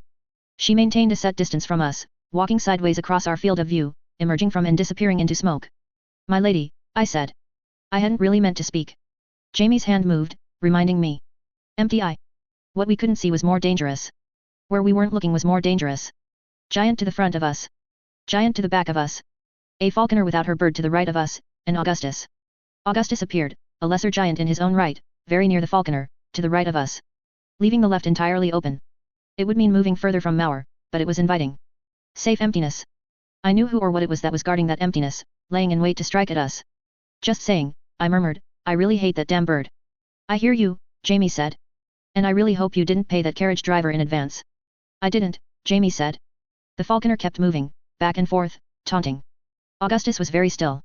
Our ability to see him was entirely dependent on the vagaries of the wind. The rain came down hard. The giants only loomed. Come on, Mauer. I know you can't see us to open fire, but even blind fire might give Jamie and I a better chance than what we had. One of the giants moved. Again, the glass or clay or ceramic or whatever it was broke. Replenishing the smoke. They'd been the source of it.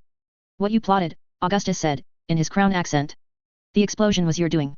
But did you intend for it to hurt Mauer too? Not so much, I responded. Father will be disappointed.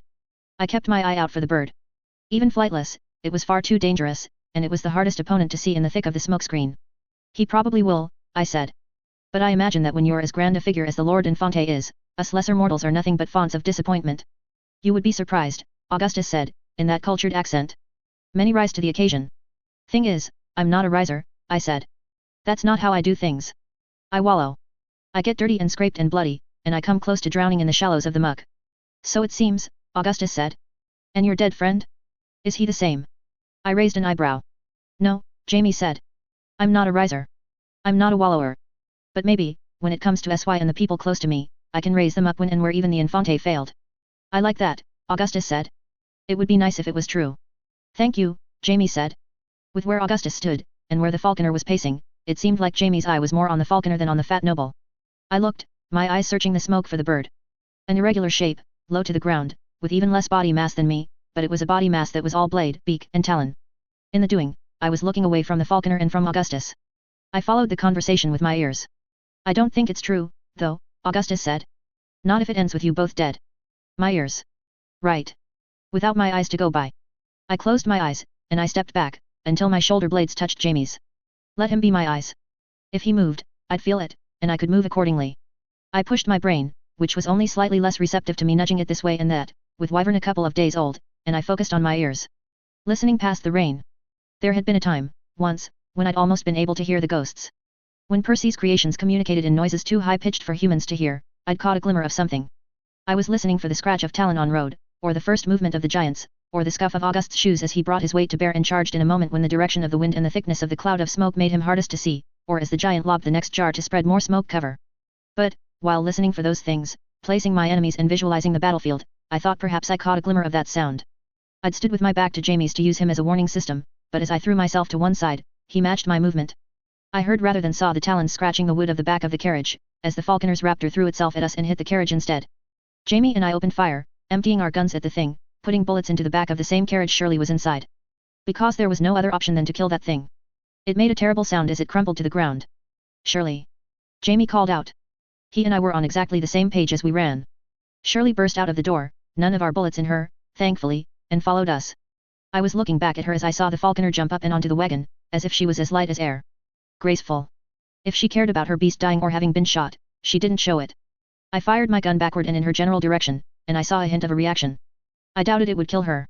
We had to flee from the direction of the tall hotel building. Mauer was inside to seek shelter elsewhere. It was very possibly what the nobles had intended, herding us lambs away from possible help and reinforcements. We were able to cross the streets before they drew close. As we did, leaving the smoke behind and entering the comparatively light alley, we saw the very reinforcements we were supposed to be getting steered away from. Mauer was in the alley, along with a small regiment of his soldiers. There were 2 rows of the men, some kneeling, others standing behind them. The guns they held were special. Exorcist rifles, and then the new ones. The noble-slaying ones. What had he called them? Guillotines? Something else? With all the guns pointed our way, Jamie and I balked momentarily. But when Mauer didn't give the order to fire, and when the soldiers didn't take their own initiative on the matter, we started forward again, weaving between the soldiers to reach the other side. Not wholly what I had in mind, I told Mauer, but this will do. His face was stone, his expression dark. I could hear the stomps of the giant, and for an instant, I thought I knew what we would see: the giant appearing, holding his shield before him, ready to plow through our ranks like a runaway carriage. But it was Augustus. Only Augustus. Fire, Mauer said. The soldiers did. 1 clean shot from each of them, the exorcist rifles first. Then the special noble-slaying rifles. Augustus raised his arm, blocking his eyes with one forearm. I saw the blood, and the flecks of flesh tearing away, and the explosions of gore as the special noble-killing rifles did their work. The shots fired, the soldiers broke rank, backing away swiftly, the ones with the exorcists reloading quickly. Augustus lowered his arm. All over his body, in places, I could see that the damage was less than a centimeter deep. It stopped at a layer of fat beneath the skin, and where whole chunks had been peeled away, I could see strange patterns. I thought those special rifles were supposed to be able to penetrate the plates of a warbeast's armor, I told Mauer. Mauer was silent. You've shot him before, and it didn't work. He didn't answer me. Instead, he said, flame. 2 of the men pulled the pins out of containers, lobbing them. They erupted with what looked like flaming oil, fiery droplets and dribblings falling as they arced in the air. Augustus moved to one side, in the same moment it made contact with the ground, he knocked it back with the side of one foot. Flames licked against his boot. With the other, the noble grabbed it with one bare hand, and he cast it back and behind him. Open flame licked his hand, front and back, and he ignored it. Ogre indeed. Retreat. Mauer called out.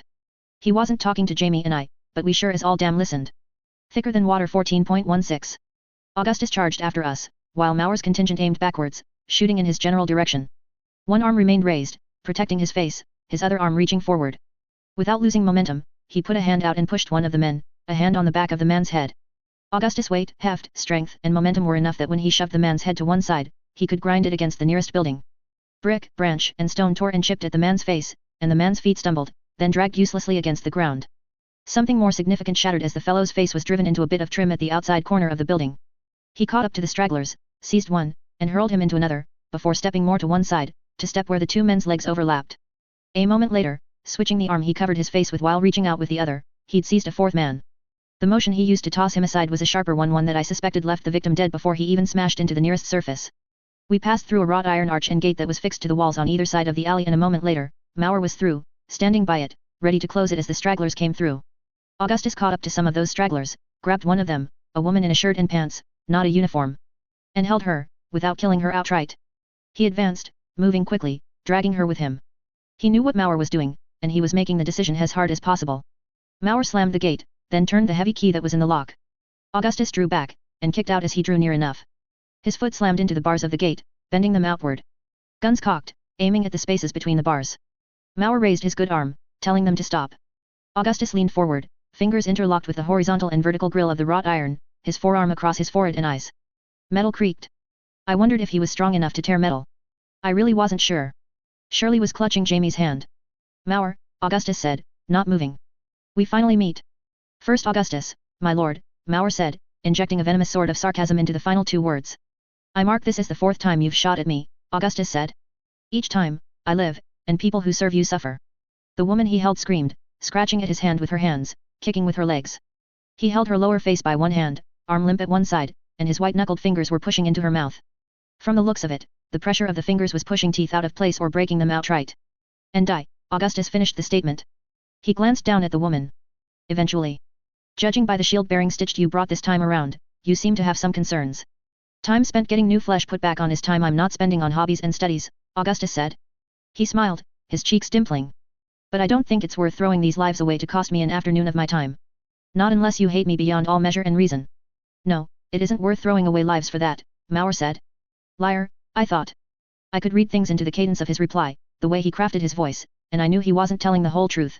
He was closer to that line beyond measure and reason than he might pretend to be in front of others. But you protect your eyes, little noble. I know you have some reason to worry. And that's reason enough to keep trying. Until you exterminate us all. Augustus asked. And then the others, who come to replace us. The line of succession in coming generations will certainly be interesting, then. I'd say you could even earn your place as a footnote in history books, but we write those. The knowledge that any noble can die will linger, Mauer said. I'm alive, Augustus said. You're an orator, Mauer, or so I hear. You know that what matters most in a statement is how it begins and how it ends. Your statement began with failure, courtesy of the youths who just recently found their way to your side. He looked at me and Jamie. And adjustments are already underway. Life always finds a way, and the pace of our engineering will always outpace your trinkets. Your statement will end with the nobility proving that we cannot die, not even in the face of your special bullets. Mauer spoke, all the same, any statement has to be mindful of its punctuation, or it starts to fall to pieces. The importance of a full stop here and there shouldn't be underestimated. He mimed shooting a gun with his fingers, as he articulated punctuation. The action or the wit made Augustus laugh, loud. Not quite as refined as the Infante. The laugh gave him away. But there were hints of the Infante there. A different sort of focus. He knew full well what he was, and he was eminently comfortable here. He was confident. I gestured at Jamie. Flank? Bird woman. Big. Yes, Jamie signaled, before gesturing a direction. He was guessing where. Was she going over rooftops? Attacking from on high? Mauer had to know. He wouldn't ignore the other enemies on this battlefield he'd prepared. He'd had the sense to set up in a place where he knew he could retreat, where the gate was ready and waiting, to bar the noble's path. But Augustus was smiling. One dimple, a lopsided smile. I knew, in the instant that I had that realization, that Augustus was going to try something. Full stop, Augustus said. We all die someday, even boy nobles, Mauer said, and he made those last two words sound more contemptuous and insulting than if he'd called Augustus a pile of bird shit. Augustus smiled. Still one-sided. One dimple, not two. You may well be right. They talk about true immortality, and we've even devised some forms of it, mind you, there were rumors about some work being done in the Western Crown states, but there are always rumors. It is always a few years on. In coming decades, we'll see if some of the current trials pan out. But I expect to live a very long, comfortable life, all the same. Don't, I thought. Just walk away, Mauer. I looked over at Jamie, who was standing on the other side of Mauer, just in time to see him glancing over at me. He had to have a bad gut feeling too. I plan to prove you wrong on that, Mauer said. Do you? Then take aim, Reverend, Augustus said. He dropped his arm. His little eyes narrowed, and he spoke through a half-smile. You alone, I'll let you draw your gun, aim at me, pull the trigger. Aim for my supposed weak point. Punctuate that statement you are trying so desperately to make. One shot. I backed away a few steps. I bumped up against the front of a soldier, who put his hand on my shoulder. Off to the side, Jamie was leading Shirley back as well. And you won't move? Mauer asked, moving his coat aside to put a hand on the handle of the pistol at his waist. Not a. Mauer drew, and the crack was sharp, audible, and visceral. The crack had nothing to do with Mauer's gun. No, that fired too, a fraction of a second later. I could see the blood at Augustus' temple, where the bullet had grazed. The ringing aftermath of the gunshot was joined by the renewed screams of Augustus' captive. Her lower face in his grip, he'd snapped her jaw in the moment before Mauer had placed his bullet through one of those small, piggy eyes. Mauer had flinched. The moment passed, and Mauer adjusted, pulled the trigger again, 4 shots in rapid succession. But Augustus was turning away, the bullet gouged flesh at the side and back of his head, and caught one ear. Mauer changed tack, aiming at the woman Augustus held. The whites of her eyes were visible. His back to Mauer and the gun that was aimed at the woman's forehead, Augustus said, take her. Give her care. I'm not without mercy. And he dropped her. Mauer gestured, arm sweeping down, and the rest of his men fired. Rifles unleashed their bullets, each aimed through the wrought iron gate. Augustus simply walked away, the bullets punching holes into him, and tearing off their chunks of flesh. When he was a distance away, bullets now pinging off of walls in front of and to either side of Augustus, Mauer raised his hand. The gun stopped firing. I watched as Augustus turned a corner. He was circling around. He'd find another path to us, possibly, or retreat elsewhere to heal. I was betting on the former. This is far from good. Now Mauer is going to be mad. Who is the nearest target for that anger? Eric, Mauer said. See to the woman, bring her. Be gentle. He wheeled around, and much as I'd predicted, he reached out, seizing me by one shoulder. Everyone else, march, he said, to his men, while he steered me. Now that I could see the group in whole, I could tell that only some were Mauer's soldiers proper. Others looked to be ragtag rebels of another stripe. The presence and lack of uniform elements marked the two groups. The woman that Augustus had maimed would be a part of the latter group, then. Mauer had probably picked up the best riflemen he could find, from among his contingent and sympathetic groups hereabouts. Worth paying attention to, that. The possibility of a rogue element among the rebels, which both Mauer and I considered likely in a place like Gamara, and the fact that Mauer had help. He'd extended his reach, included other groups. That meant he likely had reinforcements in the wings. I knew I could have said something to comment on the encounter with Augustus, but I suspected that would have been suicide. I kept my tongue and waited for him to take the lead. You got several of my people killed, Mauer said. Yes, I said. I could have been glib, turned to wordplay, been clever about this, but I had strong suspicion Mauer wasn't in the mood. I told you that if you got in my way again, I would see you dead. That explosion on the street, that was us. They were making a move against you. I was in fully aware they were making a move against me, he said. He used tone to make was in into less of a redundancy and more into nails that fixed his argument into place, made it sound that much more definitive. Even now, I wished I could pick his sentences to pieces in a less grim context. Instead, I talked, and you planned to fight it out. I get it. You lost a handful of people here, and I'm willing to bet they were good soldiers, I said. But if you'd fought it out with their full forces, you probably would have lost a lot more. Very likely, Mauer said. Was that it? Did he agree? If so, he'd likely agreed from the moment he saw us and didn't order us gunned down. He changed tacks. Jamie Lambsbridge. You were the one who read out the names of the fallen, back in Radham. People who turned out to be alive, as it happened. I was. I thought of that moment when I heard reports of your untimely end, Mauer said. Reported dead, only to be proven alive. My suspicion was correct. Even if the pursuer is only suspicious, it's not the truth. It's a good thing to be considered dead, when you're a fugitive. The fact that you were showing yourself to me, I momentarily wondered if it was you extending a measure of trust or if it was desperation. Trust and desperation are both things you can use, as a manipulator. Another small factor into why he hadn't just had us shot. And the young lady. Shirley, Reverend, Shirley said. I winced. I'm not a reverend anymore, Mauer said. These two were part of the group responsible for that. Ah. I'm sorry. Who or what are you, Shirley? Mauer asked. A bystander. A colleague of theirs. Mauer, I said, interrupting and working to take focus off of Shirley. There's a third group, led by Montgomery. Yes, I know this. I followed their movements. And the falconer, whatever her name is, she's behind us, 8 o'clock, on the rooftops. Or thereabouts. Mauer glanced over one shoulder. Then he stopped. So she is, he said. My eyebrows went up. I turned to look, as Mauer motioned for his men to stop running. She was barely visible, through the rain. A small figure on a building 6 floors tall. Her head was angled, her hair blowing across her face, her skirt flapping in the wind. She stood at one corner of the building with one arm extended, saber in hand and pointing up and out. It caught the light, and for that reason alone, she was visible. Jamie and Shirley drew closer to me, looking in the falconer's direction. So that's her, Jamie said, under his breath. Wish I had a better look at this young noble that has you so fascinated, sy. Yeah, I said. We might just get one. As if to disagree, Mauer gave his men a signal. As one, they fell into position, the ones near the front kneeling, the rest standing behind them, the butt end of each rifle pressed against shoulder, eyes looking down sights. Vic, Mauer said. You're feeling. With the exorcists, this wind, this distance, shooting up? Better chance of throwing a thread and getting it through the eye of a needle. Then lower the exorcists. Corey. Could do, Corey said, in a burr of an accent, not likely, but could do. What's she even doing? Giving direction? To what? The giants. Do, Mauer gave the order. The 2 guns fired, loud. The falconer, atop her perch, did not topple or react. Both men began reloading their guns. Rearm while you walk, Mauer said. It was worth trying. We're. Something hit the same rooftop the falconer was on. A thick, dark cloud spread from the point of impact. Those same containers the giants had been throwing before. The ones that became massive clouds of smoke on breaking. The falconer stood on the roof next to the expanding cloud of smoke. She's coming, I said. Retreat, Mauer said. And rearm. We turned to go, picking up the pace as we did so. The next 2 shells were flung so they landed on the street between where we were and the wrought iron fence that had separated us from Augustus.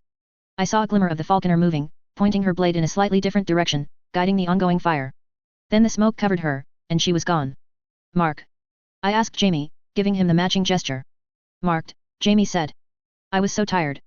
The food I hadn't eaten was getting to me now. Muscles were twitching in my legs, and my knees wobbled a bit mid-stride, as I put my weight down on them. The mistake had been stopping and then starting again. Letting the adrenaline fade, when I'd been counting on it to give me the push I needed. What's this mark? Mauer asked. Her position, Jamie said. Where she is now. Where she can be. The routes open to her, given what I know about the environment. She can travel down the building face, I assume, or jump down to the next building, detour to one side. Go down the stairs in the building itself, if she's hurt and doesn't feel up to any acrobatics. She wouldn't be that high up if she wasn't sure she could swoop down, I said. Right, Jamie said. I don't get the impression she's angry.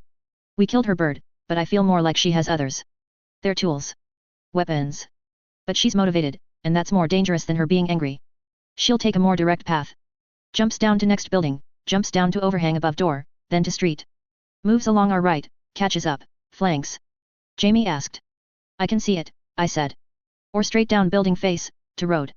Using cover of smoke, comes right after us, Jamie said. Risking getting shot at. I thought of how she had stalked us. Any paths that branch off of that one? Flanking us? Or descending on us? Several, Jamie said. He gestured for me. Mauer surveyed the area. We'd reached an area where, in place of a block of 4 to 6 large buildings, there was an empty lot. It had sat empty for some time. Crushed stone littered the area that would later be the foot of a building, and a combination of grass and brick paths filled out the rest of the square. Tall buildings surrounded us. Mauer took us further down, to where short walls surrounded gardens in front of one stout apartment building. Stop here, Mauer said. Point out her paths. Where does she come from? Jamie pointed again. The shield bearers. Jamie indicated one street. And Augustus. Jamie indicated one street over. Reinforcements. Montgomery? The people you didn't kill in the explosion. Reinforcements, Jamie turned around, pointing off to our left and behind us. Then he went back, indicating the street the giants would be coming from. And the ones we didn't kill. Then we wait, Mauer said. His men immediately moved to form a firing line along the wall. The shield bearers, they'll be protecting the regiment. Yes, I said. Mauer turned his head, studying Jamie. Yes, Jamie echoed me, confirming. You were the one I heard reports of, scouting out this area, Mauer said. You're using what you studied while you were making your way around. Yes, Jamie said. I thought I was more inconspicuous than that. If you'd come and gone, yes. But you stayed, Mauer said. His tone changed as he asked, were you also the one who told them where we had a headquarters? No. Absolutely not, Jamie said. I followed Sylvester to the building you brought him to. When he left, I lost track. I decided to stay, and count on the fact that he might return. The building. Yes, Mauer said. His tone changed again. Softer. Did you investigate? Yes, Jamie said. Did you find anything? I found that they were careful, Jamie said. That they used poison, and in 2 corners of the building, they made and used fires, to burn evidence. Papers, some clothing. When they were done, they raked through the ashes to be certain. And with this powerful mind of yours, did you find anything? Mauer asked. I made plans to visit again with Sylvester. In hopes our minds together would uncover something we couldn't find alone. Mauer didn't say anything, nor did he do anything in particular, but I could sense the disappointment. We've been working through it in our heads, I said. Talking it over, getting the shape of it. This isn't a phantom we're chasing. Let's hope, Mauer said. The enemy didn't arrive immediately. They took their time. Long enough for that adrenaline to fade. I stood at the wall, next to Jamie, while Shirley sat a short distance behind us, behind cover. Your first taste of battle? I asked Shirley. Then I reconsidered. Sorry. Never mind. I fought, Shirley said. Face to face. Tooth and nail. Fingernails digging into skin. I should have thought twice before I said anything. My thoughts are slippery today, getting away from me. She shook her head. I think everyone has a story. In the midst of all of this, a nation at war, the people trying to hold on to some humanity while a great engine works and pushes things further along another track, inch by inch, foot by foot, mile by mile. Even on the ground level, at the very base of it all, it pushes people to desperation. We all have to fight at some point, don't we? I suspected that Mauer could overhear. Some of his soldiers could. Mauer would likely say that he hopes so. That he prays for a world where we get the opportunity to keep fighting, and dreads a world where that desperate scrabbling stops. And you? Shirley asked. I think back at a winter and spring spent in Tyne where, with Jamie, some music playing, food in the icebox, kettle boiling for tea, and our concerns were relatively distant ones, I said. Good company, needs met, with no desperation to speak of. I want that for the people I care about. Jamie, hunkered down by the wall, just a short distance from me, smiled a little. It was awfully nice, Jamie said, quiet. But you're being disingenuous. SHHH. You were out every other night, robbing people, gathering information, stirring the pot. SHHH, I said, again. I was talking about the nicer part. It sounded good, didn't it? I thought about Mary, Helen, and Lillian. About Ashton and the new lambs, and the mice of Radham. I want that nicer part, I said, for the people they care about. And it's annoying, but some of them care about the whole damn world. So I guess I'm stuck. Because I want an impossibly good outcome for too many people, and I've got no time to do it. I'm bound to last as long as Jamie does, and then I'll go mad, like I'd been doing before I was so rudely interrupted. Jamie gave me a sidelong glance. So, plan revised, I think we have to fight. We do the best we can. But we don't do it so that everyone who comes after can fight for as long as the species lasts. We do it so that the people who come after don't have to. Or so they have the chance to make it possible for the people after them. But we fight because I think there's a way. Yes, Jamie agreed. And that way involves killing the people at the top until the system self-adjusts, and they stop putting forth people who deserve to be killed. Well, that's part of it, I said. I think I understand, Shirley said. I mean, I understand, but I understand what you're doing in the bigger picture. Sorry it took as long as it did for us to get around to explaining our thoughts, I told her. Jamie and I talked about it before, she said. But I don't think I understood. Maur's voice interrupted our conversation. It is very easy to understand when you reduce the message down to its most basic, the man said. That's so? I asked. Too insolent, perhaps? Yes, Maur said. Every second member of the Crown Empire and many people beyond it agree on this, I think. His eyes were focused on a point on the horizon. They're coming. That they need to be cut down, Maur said. Nobles, professors, doctors, and the systems they put in place. The horn blew. An answering horn blew nearby, behind us and to the left. The direction Jamie had indicated. The fastest road Montgomery's group could travel to reach us.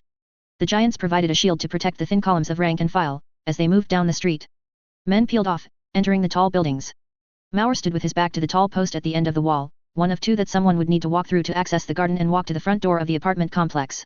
He gave no signal, he said nothing, but all the same, what followed was at his doing. At least in part. The neighborhood erupted, turning on the organized rank and file of the Crown. Guns, yes, but from every building came an outpouring of work. I could see it, and I could see the elementary nature of the work that had been done. Experiments. Crude life, and modified life. Stitched. Men and women with weapons who were clearly drugged. Yes, this was Maur's organization, but it was phrase books. In the heart of the Crown States, in the midst of Gamara, where the Crown's hold was questionable to both sides, the rebellion had stirred into a small revolution, taking what had been the academies and shaping it with their own inexperienced hands. What followed was pure chaos, and that, to be sure, was my cue to take part. Thicker than water 14.17. It was, as battlefields went, a mire for the enemy. An empty square without any buildings in it at the middle, 4 major roads leading off from it, one from each corner, with tall buildings all around. The academy was mobilizing from 3 separate directions. If the columns of soldiers were to meet in the middle, they would have formed a Y, with a very narrow top 2 branches. They didn't meet in the middle, however. The mob turned on them as they entered the square, and the mass of monsters and crude stitched formed a wall. Countless novice experiments were gunned down as they closed the distance. Soldiers in the front ranks backed away, leaving Stitch to face the initial charge. The giants at the head of the one group used their shields to bar the way, limiting the initial impact, but the humans in the midst of the experiments had countermeasures at hand. They threw flammable liquids at the giants and the giants' shields, and the ones that missed landed in the midst of the rank and file of the Stitched in uniform. The initial push was costly, but it did its work. The Stitched on the Crown side had rifles and uniforms, and they were of a reliable stature and quality. But in the opening melee, the lesser experiments on the rebellion side had a slight advantage. They didn't have guns. They had improvised weapons, sledgehammers, axes reserved for stitched labor, heavier than most ordinary people could heft, and they had picks and shovels. It was a strange case, where the Crown Stitched were meant to fight people as they kept the peace and went to war, and they were well equipped for the task, but those same guns and bayonets were bad against other Stitched in experiments. This particular subset of the rebellion Stitched were inferior and equipped with the tools and weapons this rebellion could scrounge up, and in the doing, they were better matched against their enemy than the enemy was against them. More accident than intent, I believed. The giants, now burning with ever-growing patches of flame, began to push back, forcing the assembled mob back, and giving the Crown Stitched and soldiers room to aim and fire their rifles. I had a sense of the flow of the battle now. I glanced back at Jamie, then signaled. You. Stay. I assist. Back. I hesitated, glancing at Shirley. Jamie gestured, watch woman. Good enough. I measured the movements of the various groups, spotted one group of Stitched, all of the same make, in the same style of dress, and followed them. Jamie followed several paces behind, Shirley keeping close to him. One of the 2 giants, hit by what might have been one of Maur's noble-killing bullets, toppled. As he did, his weight came down on top of a number of the breakable containers beneath the waterproof covering that draped him. There was a pause before the smoke came rolling out as a thick wave. As the smoke swept over a full half of the square, I watched to see who retreated, and who pushed forward. I could see some of the crude experiments flinging themselves forward, modified hounds and vat-grown beasts. None were large, many didn't seem that much more effective for the alterations made to them, but they had been made aggressive and they were being pointed at the enemy. They weren't deterred by the smoke, and I had to lean on instinct to figure out how the lines were taking shape. The billowing smoke obscured the still-standing giant, who held a great shield that was now almost entirely aflame. He was clumsily working at swinging the shield in the general direction of the enemy rank and file while using one hand to try to quash the flame at one of his legs. All he was doing was setting his sleeve on fire. As the smoke grew thicker around him, only the orange flame remained visible, and even that was obscured into a murky glow. Glancing back at Jamie, who I could still see fairly clearly, I saw him bending down to pick up a rifle with a bayonet, while he ushered Shirley into cover. "I'll be back," I said. He nodded as he partially disassembled the rifle he'd claimed. Running past Gordon, I plunged into the smoke, toward the battle lines, careful to use the thicker parts of the rebel ranks as cover, careful to stay low to the ground, moving forward often with both feet and one hand on the ground. Gordon had pointed out to me, once upon a time, that the battlefield wasn't generally a place where rage or justice reigned. No, it was a place of fear. I'd mused before about how this made Stitched such a powerful asset on the part of the Crown. I could tune out what my eyes were seeing to favor my ears, much as I had when I'd been on the lookout for the Falconer's raptor. I could listen, use what little I'd retained in short-term memory regarding the flow of the battlefield, and trust that some of those basic truisms held. The smart enemies would retreat. The Stitched would hold firm. The animals that could function without needing to see would attack. Claws scratched against the road, moving fast, and I moved out of the way. I bumped into someone, and I made a small snarling sound, moving forward quickly, to suggest I was rebellion created, advancing toward the enemy, rather than a crown-made threat. The clawed thing joined the fight, and I could hear the grunts and the wordless shouts as the victim was attacked. I could hear the shouts, the din of the battlefield, of bullets, and calls to retreat and organize. I drew near enough to the attacking warbeast that I could make out a general blur of its shape and motion. I felt bits of something strike my face, and I identified them by smell more than by touch. They smelled like preservatives and blood. The finer spray of gore from the attack on the Stitched. I navigated around the Stitched and the attacking beast, into enemy lines. Muzzle flashes told me where other Stitched were standing and firing openly in the general direction of the enemy. I stayed low, I used my ears, listened for the grunts, the heavy sound of boot on road, and weaved through their number, getting closer to the flailing giant. The shouts, orders, and responses I heard were louder now. I listened intently, moving this way and that to stay out of people's way, safely ensconced in the thick waves of cloying smoke. I could make out the orders that were aiming to keep morale up, and I could make out the orders that were simpler, firm, and far less emotional. Not quite condescending, but speaking to lesser minds. Only one of those 6 voices were regular generals, managing regular troops. The others were looking after the Stitched. I was mentally modeling the battlefield, paying special mind to the way the larger groups were moving. The enemy commanders were visualizing the battlefield as they had last seen it, a lot of dumb, brutish, and crude enemies crashing against the front line. They weren't expecting an infiltrator in their ranks. I moved around one cluster of soldiers who were huddled together, talking in tense tones, as much to remind each other where they were as it was to maintain sanity and share commentary on the goings-on. I reached the first of the commanders, and found that he was atop a vehicle. The wagon provided cover to the front and sides, while giving him a window to see out and shout out commands to the Stitched. From the smell of it, I knew it was occupied by several Stitched guards. Reinforcements or helpers. "Hold firm," the man called out, sounding like a schoolteacher instructing small children. "Hold fast. Stay forward. Aim your rifles. Fire." I saw the light of the individual rifles firing. The wagon wasn't moving would have been silly, given the lack of visibility. That meant I was free to climb the side of the wagon, very slowly and very carefully, so as not to scuffle or shake the thing. High above, from a window overlooking this part of the battlefield, something fired down at the Crown forces. Bigger than a gun, it didn't fire a singular shot, but something scattered.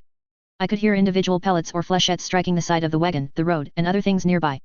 I felt the sting as one caught me in the back of the head. Another in the lower back, where it produced a feeling like a spring coming free of the mechanism, or a guitar string snapping.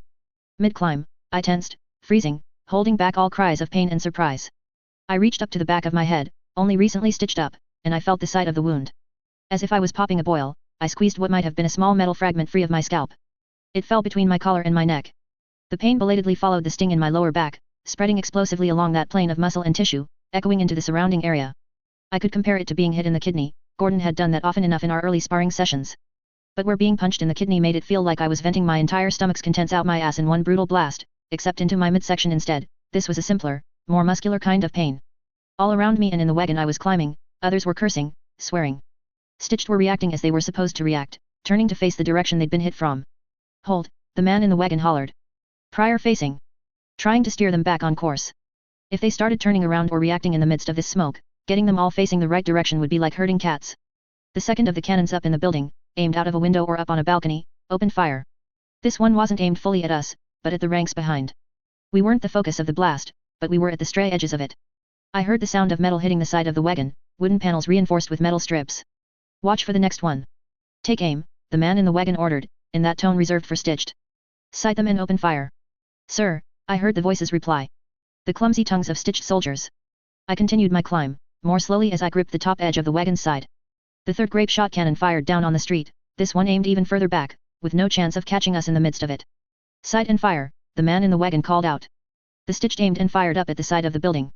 The rifles flashed with each shot, and in the gloom, it afforded me a glimpse of them and their faces. I could see my target, within arm's reach. The man, middle-aged, with an impressive beard and mustache, turned away from the sound and flash of the rifles, one hand covering one ear. In the doing, he fixed his eyes on me. Peering through the smoke, he could no doubt see the rough appearance of an older boy's face staring up at him. Hooking one leg over the top of the wagon, I reached out with one hand to grab his collar, pulling him toward me while I thrust my knife out in his direction. He wasn't watching for an attack. His hands went out in my direction, nothing more than a push. My grip on his collar and the pull only helped keep me from being shoved down toward the ground. My stab of the knife found its way to his throat.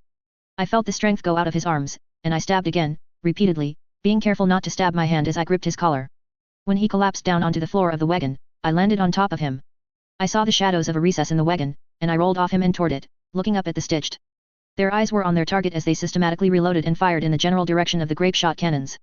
I quickly ran my hands over the man, found his pistol and slipped it into my belt, and then took to searching the wagon. A loose crate of ammunition. I picked it up, slipped behind the Stitched who were lined up at one side of the wagon, and made my way toward the giant, who was still fighting, his shield held high as a barrier against the noble-killing bullets. My back hurt where I'd been struck by the second pellet, and the pain was particularly pronounced as I hefted the crate. It wasn't large, small enough to be tucked under one arm by a larger man or Stitched, but the contents were heavy and dense. As the giant struggled, hefting its shield, crowned soldiers, wagons, and Stitched had formed a line in front of it. It was being made to stay still and given a wide berth while the smoke cleared up. Wouldn't do to have it trample friendlies. Getting closer to it meant that I was more visible, the smoke around me tinted orange and red by the flames that lit up the still burning shield, the burning fuel mingling with rainwater to dribble down and form burning puddles on the ground. But eyes weren't particularly on me. I heaved the crate, letting go. It hit the ground and slid along the road, skidding through oil-slick puddles, hopefully stopping somewhere beneath the giant's flaming shield. It made more noise than I'd anticipated, heads turned. I was already moving away, running as quietly as I could toward the largest concentration of Crown forces. There were shouts, questions, but in the din and the blind chaos, nobody singled me out. I was halfway back to Jamie by the time the box of bullets caught fire. The effect wasn't pronounced, hardly a rollicking explosion, but when the fire dribbled down off of the shield and onto the box, the contents were partially gunpowder. The bullets did ping this way and that, at a considerably lower velocity than they might have moved if they'd been pushed out the barrel of a rifle. I'd hoped to get the giant's handler, where possible, or disrupt the giant Stitched in much the same way the scatter shot had disturbed the lesser Stitched. Failing either, I'd hoped the crate of bullets would go up in flame and the resulting explosion, small or big, would draw attention. I achieved my second goal, in spades. The flying bullets must have struck home near the giant's left foot, because it shifted its weight dramatically, stumbling, eliciting shouts and screams. It brought its shield around as a kind of crutch, slamming it into the ground to the extent that I could feel it, 25 paces away. Damaged by fire, the shield cracked and creaked, threatening to fold in two. It didn't come to that. Distant rifles fired, and the giant toppled violently, hands letting go of the shield as the giant crumpled to the ground. Higher up the building, the grape shot fired again. I could hear the commotion as the soldiers made their way into the building proper. Fighting their way up. The smoke wasn't getting much thicker as a result of the second giant falling. It looked as if it had been the one to lob most of the containers up to this point, and thus it had less to break. Diverting forces into the building, stopping, and losing the momentum of the giant had had an impact. The Stitched I moved past on my way back to Jamie were disoriented, without the leadership of the man who'd been in the wagon. I had little doubt someone else would recognize the need and step up, once the smoke was gone. For now, however, it posed another obstacle for me. The rebel Stitched and beasts were pressing forward, using the gap that had been made by disorientation. It wasn't a particular organized attack, not clever or refined or anything like that. Dumb Stitched and dumb beast hurled themselves forward, saw a weakness, and attacked, hacking, biting, and tearing past whatever was in their way. In the thinner smoke, here, I could make them out, large muscular Stitched fighting with thinner ones with crude weapons, or wrestling with dogs that had exoskeletons, and things that looked like a cougar had been starved for 2 weeks with the resulting mass stretched out to twice the height and length, a spindly, clawed, fanged thing, swiping at the Stitched in its way, darting back, lunging in again to swipe again. I was in their way, and I doubted either beast nor brute could discern me as a friend, in the midst of this. I moved closer to the building, looking for any window I could enter, in hopes of finding a shortcut around to the back of the battle lines. A rifle fired, and the dog with the exoskeleton fell. It fired again, and the Stitched the dog had been chewing on tumbled to the ground as well. I ran through the gap. Thought that was you, Jamie said. I grinned, panting. Been busy. Wanted to get more of the people guiding the Stitched, but, no. Too spread out, too time-consuming, too dangerous. I'm hurt. You're speaking in short fragments. How hurt? I turned, lifting up my shirt. I can barely see, he said. Grape shot pellet. I don't think it hit anything vital, but it doesn't feel good. Okay. We'll get that looked after. I nodded. I looked at Shirley, who was huddled in an alcove. How are you finding your first battlefield? Terrifying, she said. She reminded me of Lillian in that moment, and in the moment immediately following that thought, I badly wanted to hug her. In the moment following that, I felt mingled loss at Lillian's absence and frustration at the way things had gone. You're more terrifying like this than you were standing on that rooftop, acting like you were out of your mind, Sylvester. Because that, at least, it was something I could almost understand. But you seem even further away when you're in a place where people are dying left and right and you barely even flinch. I'm flinching a bit, I said. I got shot a little. I'm afraid for your well-being. For Jamie's. I don't know if that makes me easier to understand.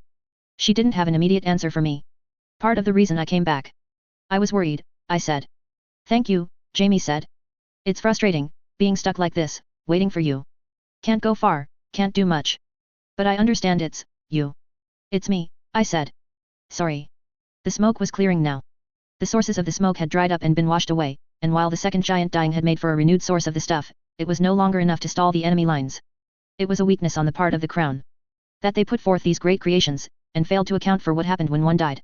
But as weaknesses went, it was a small one. Stalled, key pieces knocked down, their front ranks thrown into disarray and mauled by the initial attack and the disorganization I'd helped promote, they were still a rank and file. The smoke rolled past some of their rows and columns of men, but I could make out the general shape of them. 2 or 3 companies, extending down the street. 300 or 400 men, women, and stitched. That didn't count the others, the ones who had entered buildings to clear them of rebels and secure the flanks.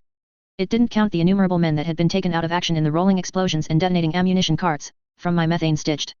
How many of them are there? I asked. 300, 400, then another 3 or 4. 600, coming from the other side, Jamie said.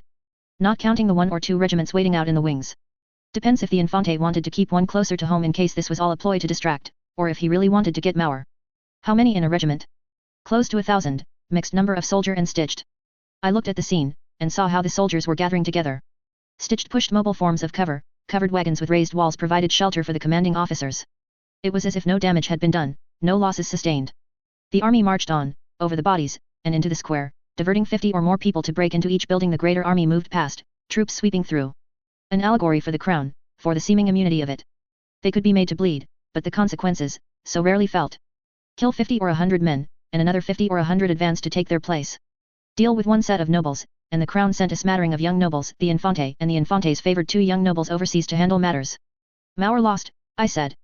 As grim as it might look in the here and now, Mauer does have others in other neighborhoods and blocks. Flanking, attacking the Crown's battalions in the rear. They have weapons, and some will be chemical. There are people in the buildings with cannons and grape shot, Jamie said. I looked at it all. There were 1,000 experiments and rebels in the square. Mauer was in the midst of it all, organizing them. His soldiers and lieutenants were managing things in much the same way the stitched overseer had been commanding the stitched. Keeping people pointed in the right direction. It's not as one-sided as you're saying, Jamie said. He lost, I said, again, back when he faced down Augustus. Augustus challenged him to a contest, and he failed to place the bullet. Lieutenants saw that, and I think it might have affected Mauer too. Jamie and Shirley were quiet. The academy forces I'd been interfering with were starting to move again. We double-checked we had sufficient cover along the sides of the street, and ducked away, leading Shirley away and around a corner. Maybe, Jamie said. A single word, as the result of a solid minute of consideration about what I'd said. He'll fight, but he fights because he has no other choice. This doesn't end well, Jamie. There's other cards to play, Jamie said. But his hand moved in a gesture, negating part of what he said. Brave words for Shirley, but he was uncertain, his feelings echoed my own. At the far end of the square, the column was advancing, shooting, and fighting their way in. The regiment was supported by 3 giants stitched, much like the one I had felled. Each carried a shield, only these shields were less wood, more metal. Never intended to be disguised as part of a wagon. They hurled objects, and those objects exploded on impact, in the midst of the throng, and there was no better word than throng for Mauer's assembled army, sending bodies of human, stitched, and beast flying from the epicenter of each blast. 3 more. More than just Augustus' pets, then. Or less than. They weren't a rare thing, here. One of the 3 stumbled, knees buckling, before it fell, dropping dead where it stood. The explosives it carried didn't go off like the smoke had for the other giants, sadly. The other 2 raised their shields, protecting themselves while they stampeded into Mauer's lines, scattering people and making room for the Crown to advance unimpeded. Jamie's head turned, and he pulled Shirley and I deeper into cover. Leaping down from a higher vantage point, the falconer had made her appearance. She had a hood up, protecting her hair from the rain, wore a jacket, skirt, and high boots, and even without her raptor's company, she wore the falconer's glove on one hand, carried the saber in the other. People at the fringes saw her, and people fired. Each bullet that struck home made her move, by the sheer weight of impact, but it didn't stop her. She crossed the short distance to the edge of the enemy group, and then she began cutting the rebel forces down. Bullets didn't stop her. At best, they carved away half of a handful of flesh. She didn't have as much flesh to spare as Augustus or the Infante might, but she didn't need it. Once she was in the midst of the rebel forces, she was shot far less. They needed to use knives, axes, shovels, and bayonets instead, and in every case, they failed. Every swing in her direction was deftly evaded, frequently punished by death. She had no less than 20 fresh corpses behind her before nerves started breaking. People saw her coming, backed away and backed into others, and they aimed and shot. They didn't care anymore that there were people on the far side. That every miss was liable to kill one of their own. They cared that a number of others before them had tried to match the young woman in melee and failed. She was a reaper, death imminent, and they were using the most lethal means they had at their disposal to try to postpone or gamble against that death. She was cutting a swathe through the crowd, heading for Mauer and the rest of the rebel leadership. As heavier munitions were turned her way, she ducked low, hiding among the people she was killing. Smoke billowed in her wake as she used canisters of gas or something like the stitched giants had been deploying. She was getting harder and harder to track as she built up steam. I saw, through the crowd, at a distance, only a glimpse of her face. Through the rain and residual smoke, there was only a general sense of her expression. Serious, grim, determined. Jamie said. I exhaled a breath I hadn't realized I'd been holding. I can see why you said you were captivated by her, he said. I nodded, trying to process. I could see the lambs in the crowd. As if they were waiting for us to join them. We had to follow, had to stop her. Mauer had lost, in my estimation, yet there was a chance, and if this wasn't to be a complete rout, a loss that would be another mark in the noble's favor, another reason for people to never ever strike out against the crown, we had to stop this. Scare her off, if nothing else. Everything about the scenario demanded we move forward, yet Jamie and I remained rooted to the spot. Jamie, I said. She. You saw it too, he asked. His hands clutched the rifle he held in much the same way that Jamie the First used to clutch his journals to his chest. Insecurity. Regression of a sort. I think, I said. Letting out another one of those heavy exhalations. It was as if I'd forgotten how to breathe automatically. It's my first good look at her, Jamie said. If this is what? Shirley interrupted, breaking the spell. She's going to kill Mauer. A belated realization. She didn't have the sense of the battlefield, where the key players were. To her, this was only madness and violence. But she'd realized, and in speaking it aloud, she gave us a push. We ran, my hand reaching out for and pulling at Shirley's. We ducked low as we crossed open space to reach the fringes of the group, and we reached the trail of bodies she had left behind her. With Shirley in tow, it was slower to weave through the crowd, chasing. The falconer wasn't slow, either. She was graceful as she killed, her economy of actions efficient. If she killed or even hurt Mauer, then it would be a devastating blow to everyone present. They would know that even the greatest of them, in the midst of an army, would be vulnerable. That the enemy was that dangerous, that relentless, and hard to stop. I let go of Shirley's hand, leaving her to Jamie as I ran ahead, accelerating my pace, dodging past people and experiments to close the distance, striving to catch up. More bodies. And people were retreating from her and from Mauer, to better save their own skin, which meant there were areas I was free to run forward without having to pause, without having to duck left or right or keep my head down to keep from braining myself on the butt end of a rifle someone was holding. The increments were small, but I was gaining ground on her. I saw snippets of her through the crowd, moving in the midst of rain and mob and sprays of blood. Her wounds were superficial, her eyes wide, entirely the eyes of a predator and killer. She didn't look directly at those she killed, but, airborne in a leap, saber held high, she spared a moment's glance at me, meeting my eyes. As if to let me know that she had seen me. She had seen my efforts, and the actions that followed would prove them vain. Mauer led his army, and was yet unaware of what was tearing his way. The moment ended. The falconer swooped down. 3 people died in that swing of a saber, by my estimation. Mauer was perhaps 50 paces ahead of me. 30 paces ahead of her. Black smoke billowed here and there. The same stuff the giants had used. I could tell by the size of the clouds how fresh they were. I could tell, as I came across the latest, that it was only 2 or 3 seconds old. She should have been further ahead of me. She'd stopped. I turned around, looking, my first thought being that she'd seen me, she'd ducked through the crowd to circle around, and she would be coming at me now, from an unexpected angle. An unexpected angle, yes. I looked past the people who were scattering. I saw Jamie and Shirley, running toward me. Confusion on Jamie's face as he saw that I'd stopped.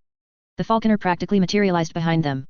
Stepping out of the crowd, silently killing 2 people as she did it. Black-haired, black-garbed, with eyes like a hawk, spelling only cold death, she loomed behind them. I saw Jamie's expression change, as he registered my expression. Jamie couldn't react in time. Let alone me. With all of the lambs but one standing in the crowd, watching, I cried out. Mary Coburn. The falconer heard me, and she hesitated. Jamie turned, swinging his rifle, and slashed the blade of the bayonet across the falconer's eyes, blinding her. She swung her saber, blind, and he held up his rifle. Metal cut into metal, almost but not quite severing the rifle in half. Jamie and Shirley backed away from the blinded noble, to my side. And then, by unspoken agreement, we fled the battlefield. This battle could be won, now, and this battle could be lost. But what we'd just seen and given evidence to, we couldn't die and take it to our graves. Thicker than water 14.18. The soldiers on the rebellion side backed away from the blinded falconer, giving her a 20-foot berth. The very sound of the battlefield had shifted, with the rebellion side watching in a kind of awe, while the crown forces pushed hard, shouting and urging the front ranks into more of a forward push. Striving to get to their noble. Through rain and smoke, someone had seen and passed on the word. Now, belatedly, they were fighting to give her a place to escape to. Jamie and I ran, with Jamie taking the lead, my hand holding Shirley's. I kept one eye on what was going on in front of me and one eye on the falconer, as we circled around. Orders were given, and experiments from the rebel side charged in from all directions. They included several stitched, a modified hound with spines, an oversized insect, a modified human with weapons built into him, and a crude vat-grown man that was 7 feet tall. The vat man looked like he was formed entirely of scar tissue, the details washed out. There was some loose degree of coordination. The stitched marched forward, more or less mindless, while the animals shied back, looking to Dardan while her back was turned, while she turned this way and that reacting to sounds, her sword moving. She must have heard the tramping footsteps of the stitched, because she lunged toward the nearest two, striking out. One beheaded, another slashed across the lower face. She reversed the cut, this time aiming for the throat, and beheaded that one as well. She'd been able to figure out what she had cut, and adjust accordingly. But as she turned on the third, the spined hound leaped for her. Quieter than the stitched, harder to hear, it got its teeth on her. She whirled, moving the sword, not cutting so much as she brought the blade under, sawing along the creature's head. The scar man clubbed her, making her stagger a few steps, and was killed for the insult. She fought blind, with clear mental visualizations of where her enemies were. And, as she held the sword out, holding it so it pointed generally in the direction of a third stitched, who had stopped in its tracks after seeing others die. Deciding on discretion over valor, she bolted, running in the general direction of the Crown Forces Montgomery's group. She cut a swathe, stumbling here and there as bullets were fired in her direction. She didn't make it out of the clearing. The man with weapon arms flung himself at her, caught her legs, and tripped her. Stabbing toward the man who still held her legs, she pierced him in the chest. The falconer Mary Coburn might have been able to escape if she'd managed to start running again, cutting her way through the crowd, but it didn't get that far. The man with the weapon arms was still alive as someone threw something incendiary at him and the falconer. I saw only a glimpse of the fire that sprang into being around her and the man, and then Jamie and I were too far into the thicker part of the crowd. I couldn't see what unfolded from that, but I could guess well enough. With my focus split as it was Shirley, not me, who spotted another person coming through the crowd, straight for us. I felt her hand tighten, and I looked. Mauer. Jamie and I stopped, and we wheeled around, facing the man, who had no doubt fought through the crowd from the moment the scene first unfolded with the falconer. He was tall enough to look past many of the heads in the crowd, tall enough to see the flame where the noble actively burned. The light of that fire burned in his eyes. But the rest of him was dark, stained with wet painted grey and black with thick smoke. His clothes, including the heavy coat he wore over his shoulders, looked very heavy, a kind of burden. His face was drawn, the faint lines here and there very visible. Only points of fire still alight in those eyes, the rest of him dark and drenched, and he nonetheless was intense. Immense in stature, and in how he conveyed himself. As noble as the real nobles had seemed. If they even were real. He channeled all of that into his voice as he spoke. One question, 2 words, enunciated very clearly, leaving no room for compromise. What happened? Eyes were watching us, ears were listening. Ears had probably heard what I'd shouted to the falconer. It was very possible that the words would get back to Mauer, and he would realize what it was. He knew Mary, after all. He'd known Percy. It was very possible those words wouldn't. That my voice had been one among many, among gunfire and shouts and the sound of the rain falling, in a moment when people were trying very hard to get away from the noble that had been cutting down the crowd like a scythe cut through wheat. The voice of one person shouting, it could so easily have been misheard or slipped from their minds. Brains under stress didn't always recollect things perfectly. I glanced back at Jamie, and I thought about Mauer's interaction with Augustus. Jamie blinded her, I said. Mauer was quiet and still, eyes still reflecting that fire, while the crowd moved around us, heads turning to look and to watch. I felt Shirley grip my hand tighter. He did. But you gave him the opportunity. What did you tell her? Mauer asked me. It wasn't what I told her, I lied to Mauer. It was when. I cracked a jawbone in my hand, so to speak, and she flinched. I could see a muscle stand out at the corner of Mauer's jaw. I mentioned the block, I told him. Her reaction confirmed her involvement. We can find out where the Infante has been, he's been bringing those two with him since he turned up in Warwick for the Baron's engagement party. I raised my voice to be heard over the chaos around us. So much motion and noise, and Mauer could well have been a lifelike statue. We have a lead. We're pursuing it. Mauer stared me down for long moments, before he turned away. He shouted out to a lieutenant. I had no idea if he'd believed me or not, but he was letting this lie. I looked at Jamie, and gave Shirley's hand a tug. We left the battlefield. Our part in this was done. Our destination was the opposite of where we'd been, in many ways, yet I could imagine that statue of Mauer standing in the midst of it, his eyes burning in a very similar way. Bone dry, dark, and so still that it was stale. The block. We descended the stairs, and I let go of Shirley's hand as she lifted it to her mouth. No, she said. Skeletons and mummified bodies. Ash here and there. A layer of dust with a tint to it. A hidden area. We'd come here not because we hoped to find something new, but because all of it took on a new light, as a consequence of what we'd seen. Now that we were here, it was like we could talk about it. The bodies, Shirley said. So many of them are so small. I nodded. Shirley walked around, but every few steps seemed to move her into a vantage point to see more bodies, more of the death. Her hair had been covered by a hood, and with the hood down, her hair was the driest part of her. Droplets of water soaked into an old footprint in the layer of dust on the floor. Jamie's hand gripped the elbow of his other arm. His hair was wet and tucked behind his ears, and his spectacles were beaded with moisture, but he didn't have anything dry enough to properly clean them. The white button-up shirt he wore was faintly translucent from the moisture, and I could see the angry marks of scars on his upper body. I wasn't sure if it was the chill air of the underground area contrasted by the heat we'd brought down from up above, or if it was dust in the air, but it looked like his breath fogged momentarily as he exhaled. A part of me was about to speak. The voice hitched. Awkwardness, and I'd very nearly done what I'd been doing for the last day, using a spectre to speak. They were here. They were prominent. The spectre of Mary. The spectres of Gordon and the younger Jamie. Of Everett. Not Helen, not Ashton, Laura, Nora, Yvette, nor Abigail. Mary, though, was front and center, taking it all in. You lied to Mauer, Jamie said. I nodded. You don't trust him. I don't trust him to use it well, I said. I thought about that moment back there with Augustus. Mauer lost there, and I feel like he's fighting, he's just digging as deep as he can to keep the fight going, but there have been too many setbacks. The people he was leading, they were angry at first, but then he lost their faith. He and Frey stirred up a fresh sort of anger, they started a civil war, and when that died, they turned to primordials. He's fighting an enemy he can't ever stop with the tools he has at his disposal. If we give him this. I raised my hands, then let them drop. If we give him this. Jamie asked. He fails. I worry he'll spend it. He'll use it to stoke those fires again, he'll make a valiant effort, and then the nobles will know we know, they'll be able to react and adjust, and the chance will be lost. Maybe Mauer will ask people and find out on his own, but I'd rather it comes later. After this fight. He can ask around, find the people who witnessed that moment with the falconer, and maybe the fifth remembers the name. But if I told him, when he's on the edge, fighting a battle that's going to be a draw at best? When he came here, almost a last bastion where he could find enough people that are wanting to fight. He would use it, rally people. In the midst of a situation the Academy is actively corralling and suppressing. I think I see where you're coming from. I nodded. You didn't have to bring up the jawbone thing. That was a slap in the face. I did. If he happens to put the pieces together after this, I think he'll get it. It wasn't because he failed you on some level. Jamie asked. I raised an eyebrow. The book said you used to idolize him. Still do. A little. I wish I could learn from him. But the timing felt wrong, I didn't and I don't feel he was in the right place to hear that name and use it. The jawbone, might have been a little personal, too. I wish he was in the right place. We could use help. Jamie seemed privately satisfied with his intuition on that front. We're the only ones who know, I said, quiet. I looked over the bodies. About Mary Coburn. Mary's phantom didn't react to the name. Maybe because it wasn't hers. Yeah, Jamie said. Looking at her, my first instinct was, oh, so this is what it feels like when you're forgetting something, you know. What do you mean? Shirley asked, turning around. As if it's on the tip of your tongue, but you can't quite find the word. The connection is there, but you can't quite make it. A face that's familiar, that you can't quite piece together. Yeah, I said. Seeing her fight her way through that crowd, I realized, every time I felt myself want to go to her, to act while seeing her in action, I was wanting to dance, coordinate so I was moving in parallel, covering her weaknesses, augmenting her strengths. Subconsciously, I recognized her. If I hadn't spent so much time with the phantoms lately, I might not have. Percy introduced them, taught our Mary the other Mary's mannerisms and way of speaking. Something in that, and in the way they moved, underlying structure or habit or something else, they changed stuff on the outside, the color of her hair, the shape of her face, they changed stuff on the inside, and something still lingered. They made your friend into a noble? Shirley asked. A clone of her. Our friend was a clone, I said. And the original was, discarded.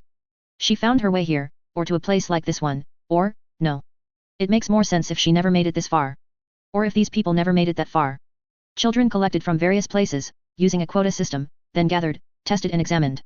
If they met criteria. Jamie picked up the thread. Reaction times, recall, attractiveness, natural strength, endurance, flexibility, overall health, anything along those lines. Yet. They'd be whisked away. The rest of the children go up on an auction block for the academies, as test subjects. To obfuscate, explain why children are being collected and transported. There is a demand, after all.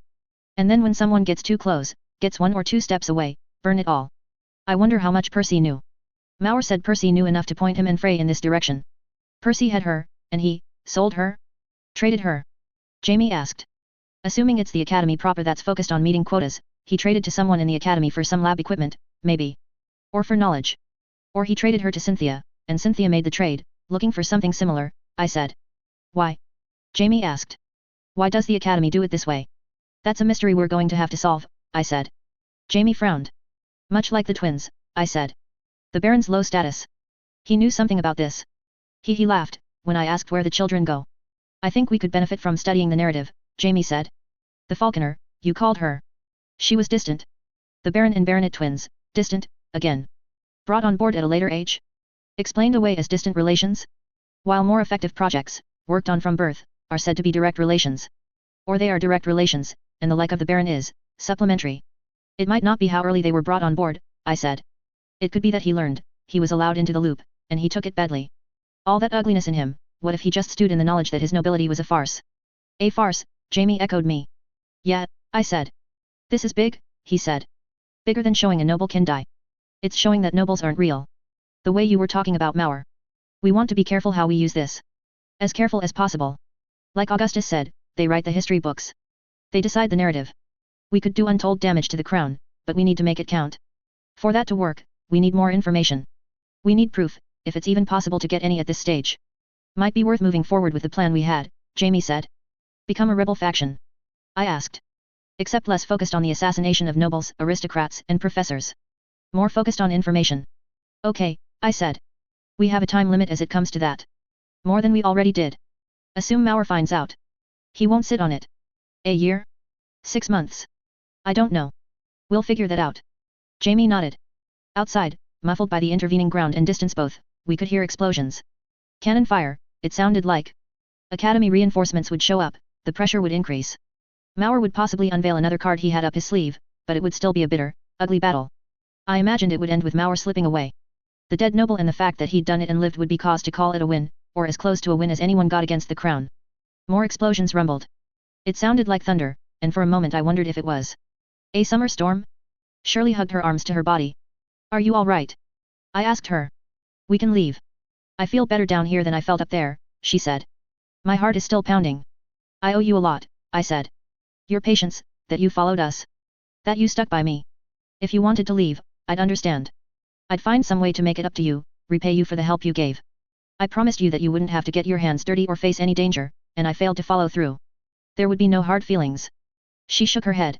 All right, I said. I offered her a smile. I'll be sure to give you a cool job title, and teach you all the sorts of things you wanted to learn. She smiled. Then her eye fell on the bodies, and the smile dropped away. And when we make them pay for this, I said. For the block and every other thing like it, you'll be able to say you played a part. That might be nice, she said, in a voice that sounded well divorced from those 4 words. I put my hands in wet pockets as I leaned against the wall. I wanted a cigarette, if only for the reason to stay silent, and for the opportunity to draw warmth into my lungs. But I didn't want to go upstairs. We would have to inform the lambs. Or set something up to protect them. Reaching out to them could be more dangerous than anything else. We had to protect the information. A dead man's switch, most likely. We would have to play this carefully, work together. I knew we could, but the word we felt very unsteady, as I weighed on it. I glanced at Jamie, who was deep in his own thoughts. In the moment, pushed together and pressured by outside circumstance, we operated well enough. I remembered only a few hitches and hesitations here and there. But in the quiet, I wasn't sure how to talk to him anymore. The jokes I remembered telling, testing for boundaries and trying to feel out the new dynamics, they now felt out of place, jarring. I regretted them. I looked away. I found myself looking at the younger of the Jamies, the ghost. I saw the other ghostly lambs, exclusively the ones who had no doubt passed through a place like this. There was something reassuring in that, which was a far cry from being a good sentiment. Bad feelings could be reassuring, and the knowledge that we shared a common root was that sort of feeling. We would make it work, but I wasn't sure it would be easy or comfortable. I'd known this would happen. It was why I had self-censored. What would Jamie's response be if I asked if I could or should self-censor again? He was looking at me, now, and I avoided meeting his eyes, because I knew that would force a conversation and I doubted either of us had the words ready. It had been easier when I'd been riding the high that came from being Yvette. Reckless, self-destructive. Aware of and willing to own the painful realities. I thought of becoming Yvette again and immediately dismissed the idea. It had been hard enough to come back from the last time.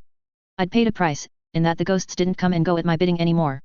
Those costly decisions dwelled in the quiet moments like this. Being shot didn't compare to what could follow from one bad conversation.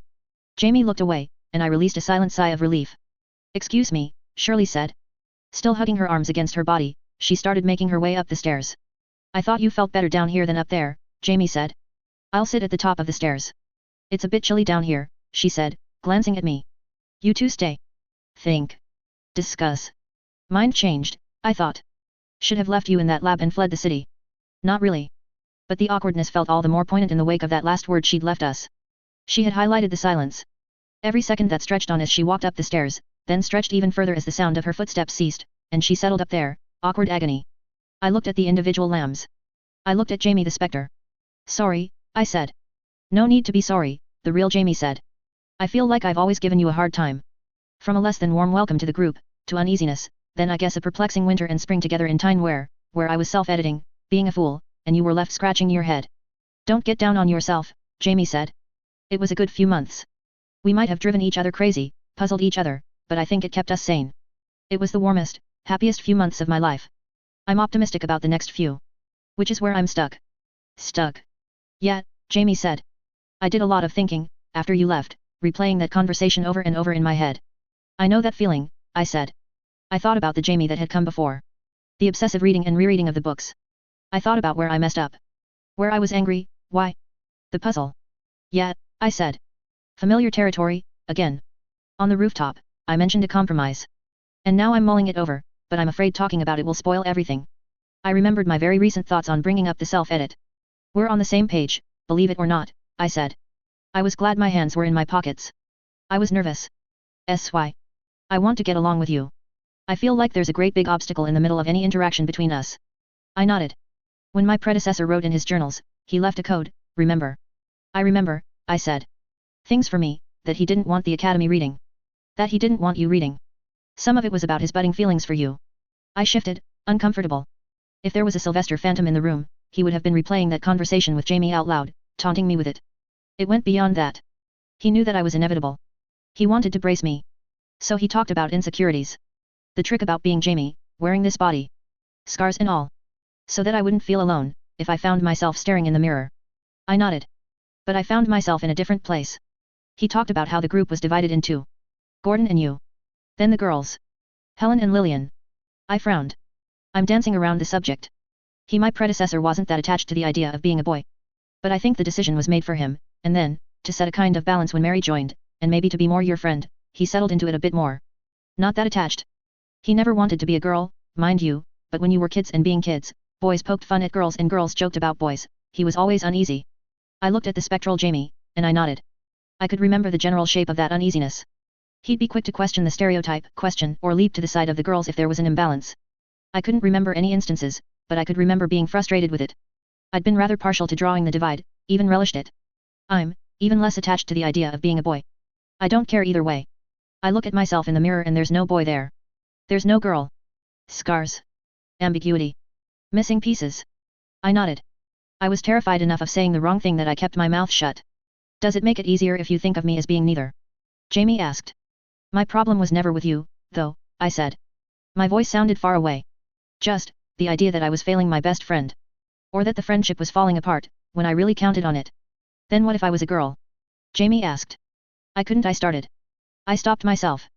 The entirety of my existence, Jamie said, voice quiet, I've lived in his shadow. I've failed to be him. I wore his face and his name and many of his old clothes. So don't jump straight to I couldn't ask you to do that.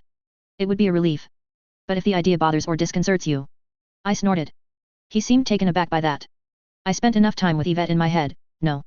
Jamie nodded. It might be useful, I said.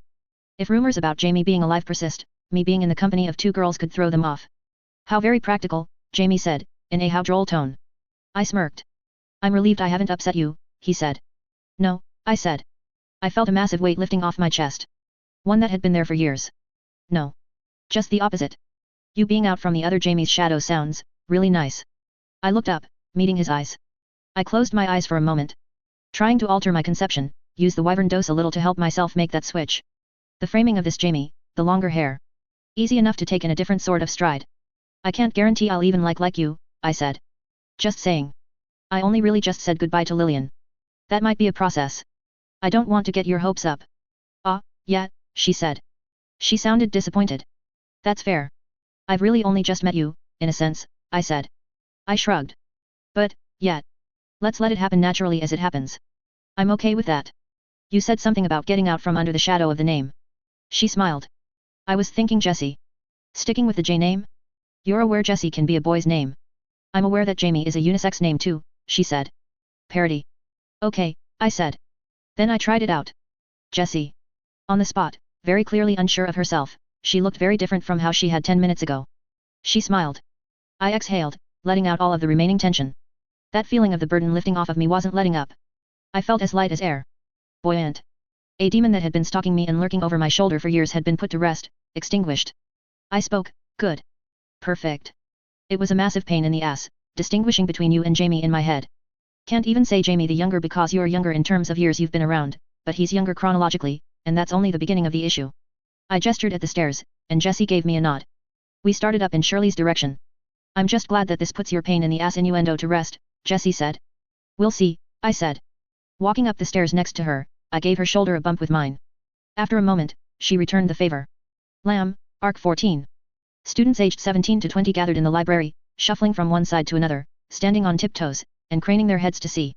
A man in a white coat placed the sheet of vellum up on the board, tacking it securely in place, with 3 tacks to each corner. To one side, a stitched guard with a helmet stood with arms folded. A Radham Academy crest had been sunken into the flesh of the stitched's chest and bicep, an ornate badge of metal surrounded by a ring of graying scar tissue. The stitched guard was necessary. Without it, the students might have dragged the man away from the wall or torn the parchment from his hands. They were increasingly restless as the man took his time, the people in the front flinching as if they'd been pained when he dropped one of the tacks. Lillian wasn't part of the crowd. She leaned against the wall by the front door of the library, on the very fringe of the crowd. It was all too apparent that the man in the white coat was relishing the torment he was inflicting on the assembly, and Lillian had experienced more teasing in the last 4 years than most people experienced in a lifetime. She was inured to it. She'd learned patience. He dropped another tack. The stitched guard put a hand out, pushing away some of the students who pushed in a little too close. If this joker just happened to get dragged into the crowd, lynched complete with a tarring and feathering, and then thrown into a stall of hungry, carnivorous experiments, she might have put her usual feelings about needless brutality aside and applauded along with the rest of the crowd. She recognized faces here and there. Frank, Raymond, Harold, Chester, Walter, and Clifford among the boys, and Beatrice, Sarah, and Jane among girls. Duncan wasn't here, which was a shame, but not too surprising. Duncan often got nervous enough at these times of year that he became nauseous. She had only found out after she had suggested his name for the Lambs project. Had she known before, she might not have nominated him. But that was why he wasn't here. He couldn't show that weakness in front of his peers. He would sneak in just as the bulk of the crowd dispersed, if he couldn't catch her as she walked back to the girls' dormitory. The man in the white coat finished up, more because he seemed to sense he'd pushed his luck as far as it could go. He backed away, and the crowd pushed in, while the guard continued to protect the paper. Lillian remained where she was. Even if she pushed, she wouldn't see that much sooner. Patience. She had been tormented by a boy who had been engineered to be a right goblin, then she had made him her boyfriend and embraced the torment. Put up your dukes, world. I can take it, she thought. There was a cynicism in the thought, a lack of humor.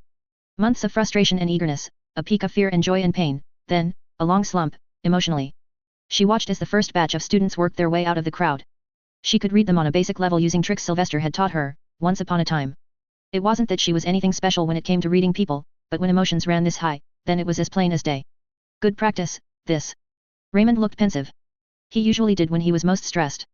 He was 20 and he couldn't stay in the academy for much longer. Jane looked delighted, but she had to play nice and suppress it because Sarah looked devastated. Lillian knew it was an unhealthy friendship, prone to sabotage and undercutting. The trio of Beatrice, Sarah, and Jane were weaker together than they would be apart. And then, Patty.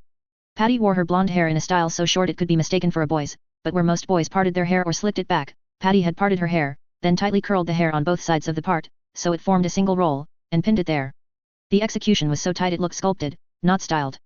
She wore makeup that looked like it took some effort, too, heavy on the eyeliner and mascara. Lillian, hon, Patty said. Lillian managed a smile. Good morning. How did you do? Patty waved her off. As if there was any question. Are you putting it off? I'm just waiting for the crowd to clear up, Lillian said. The numbers and letters on the paper won't change if I wait 5 minutes. Sure, hon, Patty said. She reached out for Lillian's hand, snatching it up to then hold it up and squeeze it. We've been in classes together for years. You and I are the only 2 girls who skipped ahead. The youngest girls in this crowd. You don't have to lie. I'm not lying, Patty. We've both heard the stories of the quarter-end seniors rioting. Pulling hair to the point that scalps tear, students getting trampled. Patty scoffed. Older students tell those tales to scare the younger ones.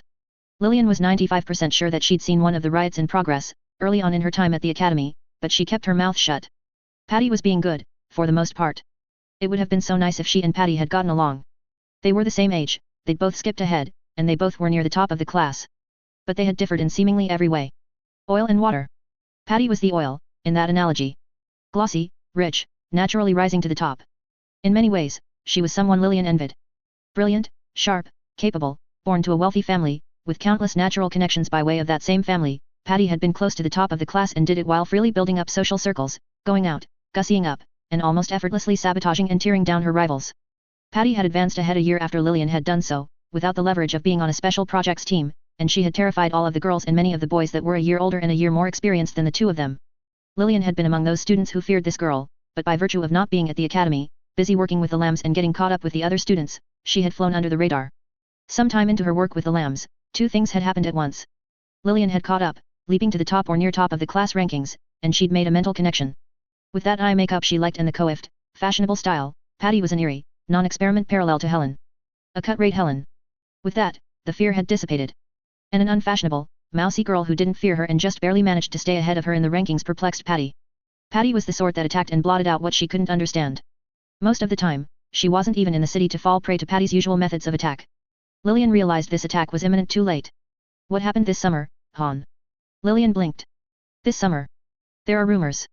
People watch you, because you're so near the top, you've obviously used backchannels to build connections with the blackest coats at Radham. Rumors can be wrong. I'm not denying I've built connections, but we all do that. I'm not sure what makes a connection backchannel. Lillian wanted to kick herself before she was even finished talking. She was retreating, backpedaling, when she should be, what? Deflecting? Attacking? Negating? What would SY do? Then she wanted to kick herself for thinking about SY first and foremost. Duncan was a good model. What would Duncan do? Patty wore a condescending smile. We all saw your dip in 0 quarter, a faltering rise for first quarter, and then the steepest dip of any student this year in the second. Most students call it quits after a drop like that. Sylvester leaving in winter, a quiet spring where she focused on her project before they started after Sylvester in spring, and then summer. Thinking the word summer alone made her stomach sink. She kept it from showing on her face. I'm not worried, Patty. You should be. Patty said. You were number 1, number 2 sometimes. You're my rival, Han. You're not supposed to be this weak. More than half of the senior students who drop down in 2 of the 5 quarters fail. But 3. Patty gestured in the direction of the sheet, and her expression changed. She squeezed Lillian's hand hard. Lillian's heart skipped a beat. She looked for my name. She saw. Nobody comes back from bad marks in 3 quarters, Patty said. They barely have time to review everyone's work every year, so they shuffle the failures to the end, and they won't even look at some of them. She could see the pained sympathy on Patty's face. It was too reminiscent of Jane's expression with Sarah. I think that's another myth, there, Lillian said. Lillian, Patty said, her voice dropping, becoming something urgent. Honorable. Patty, Lillian said, dryly, refusing to be drawn into Patty's tempo and rhythm. But her mouth felt dry, and her heart hammered in her chest, still. Whatever magic you were working to do as well as you were doing before, Patty said, and we've all heard the rumors, you know. You need to recapture that. Find a way back into good graces. You're being silly, Patty. The magic is that I'm working with a special project for Headmaster Hale. It's an open secret. It was a hard summer with the project. The headmaster and my professors know this. A bit of a fib, that. With Headmaster Hale and Professor Ibbott, Patty said. Lillian sighed. Special projects are secret projects. Ostensibly. You're surrounded by clever people, Han. Don't think we don't see or pay attention. We talk among ourselves and piece things together. Ibbott spends his time in the company of his daughter, who bears no resemblance to him at all. She's in his lab all the time, and when she isn't, she's often in your company. It used to be Lambsbridge, but not so much, lately. Are they keeping things closer to the academy proper, so as not to interfere with your studies? So this was it. Falter just a little for just a little bit too long, and the vultures would start circling. You're getting wildly off track, Lillian said, with a calm she didn't feel. I'm fine. Truly. Patty glanced left, then glanced right. A prelude to her follow-up maneuver, as if she was putting on a show for someone. The girl let go of Lillian's hand, then she stepped closer, hands clutching at Lillian's sleeves, at the upper arms. It was something Patty did a lot.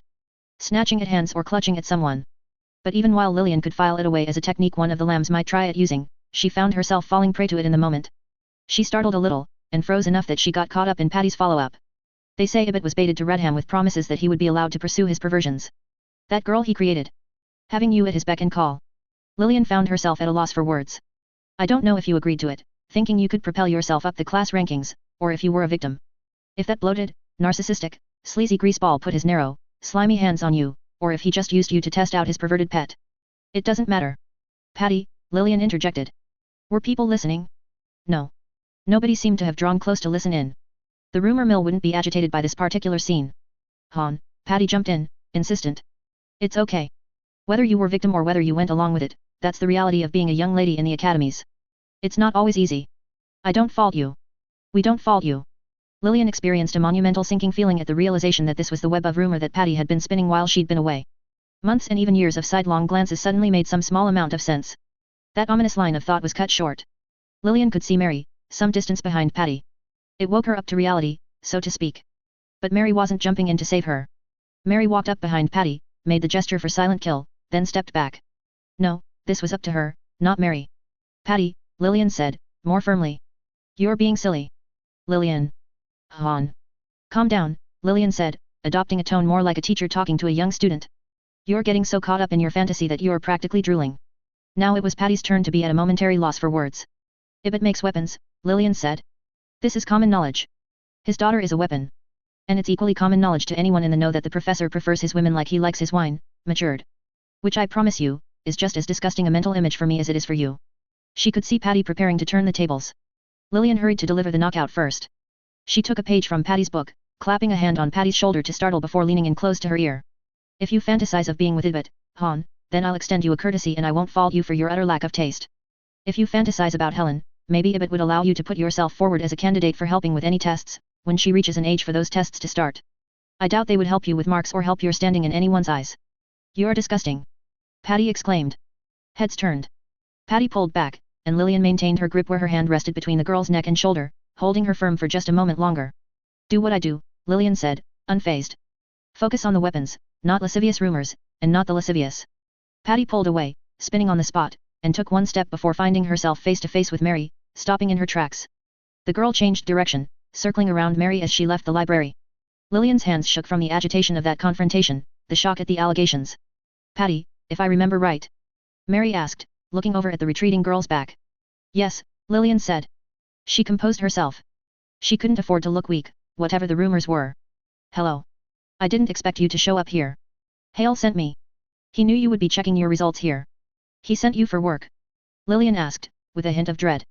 Work, Mary confirmed. Lillian wanted to ask, but the word remained at the tip of her tongue. Sylvester, Mary said. Lillian bit her tongue, instead. He found his way to Lorius, Mary said. Where? I don't know that place. Or person. Place. A smaller city, far east. We thought he might be heading into the heart of the Crown's territory, but he's staying put. We only found out he was there because he's building up an organization, and he unwittingly invited a Crown spy into his group. Knowing Sylvester, it was probably witting. Mary looked thoughtful. Perhaps. But by all accounts, nobody who has seen him has said he's been doing well. Then Jamie isn't with him. Apparently not, Mary said. Lillian nodded. We're leaving soon.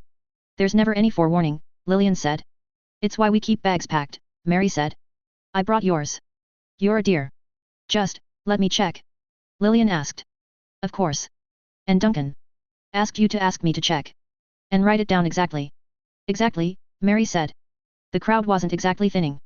People who had waited were losing patience and joining the crowd, keeping the size roughly even, but the initial rush and push had died down. She weaved her way through the crowd. Talking to Mary had centered her. If she'd navigated this crowd with Patty's poisonous words in her mind, this journey through the bodies would have been awful. Doubly so if she hadn't shooed Patty off like she did. She suspected she would pay for that. But that wasn't a war she'd win anyway. She'd long ago decided that she couldn't fight the rumors and there were limits to what she could do about sabotage.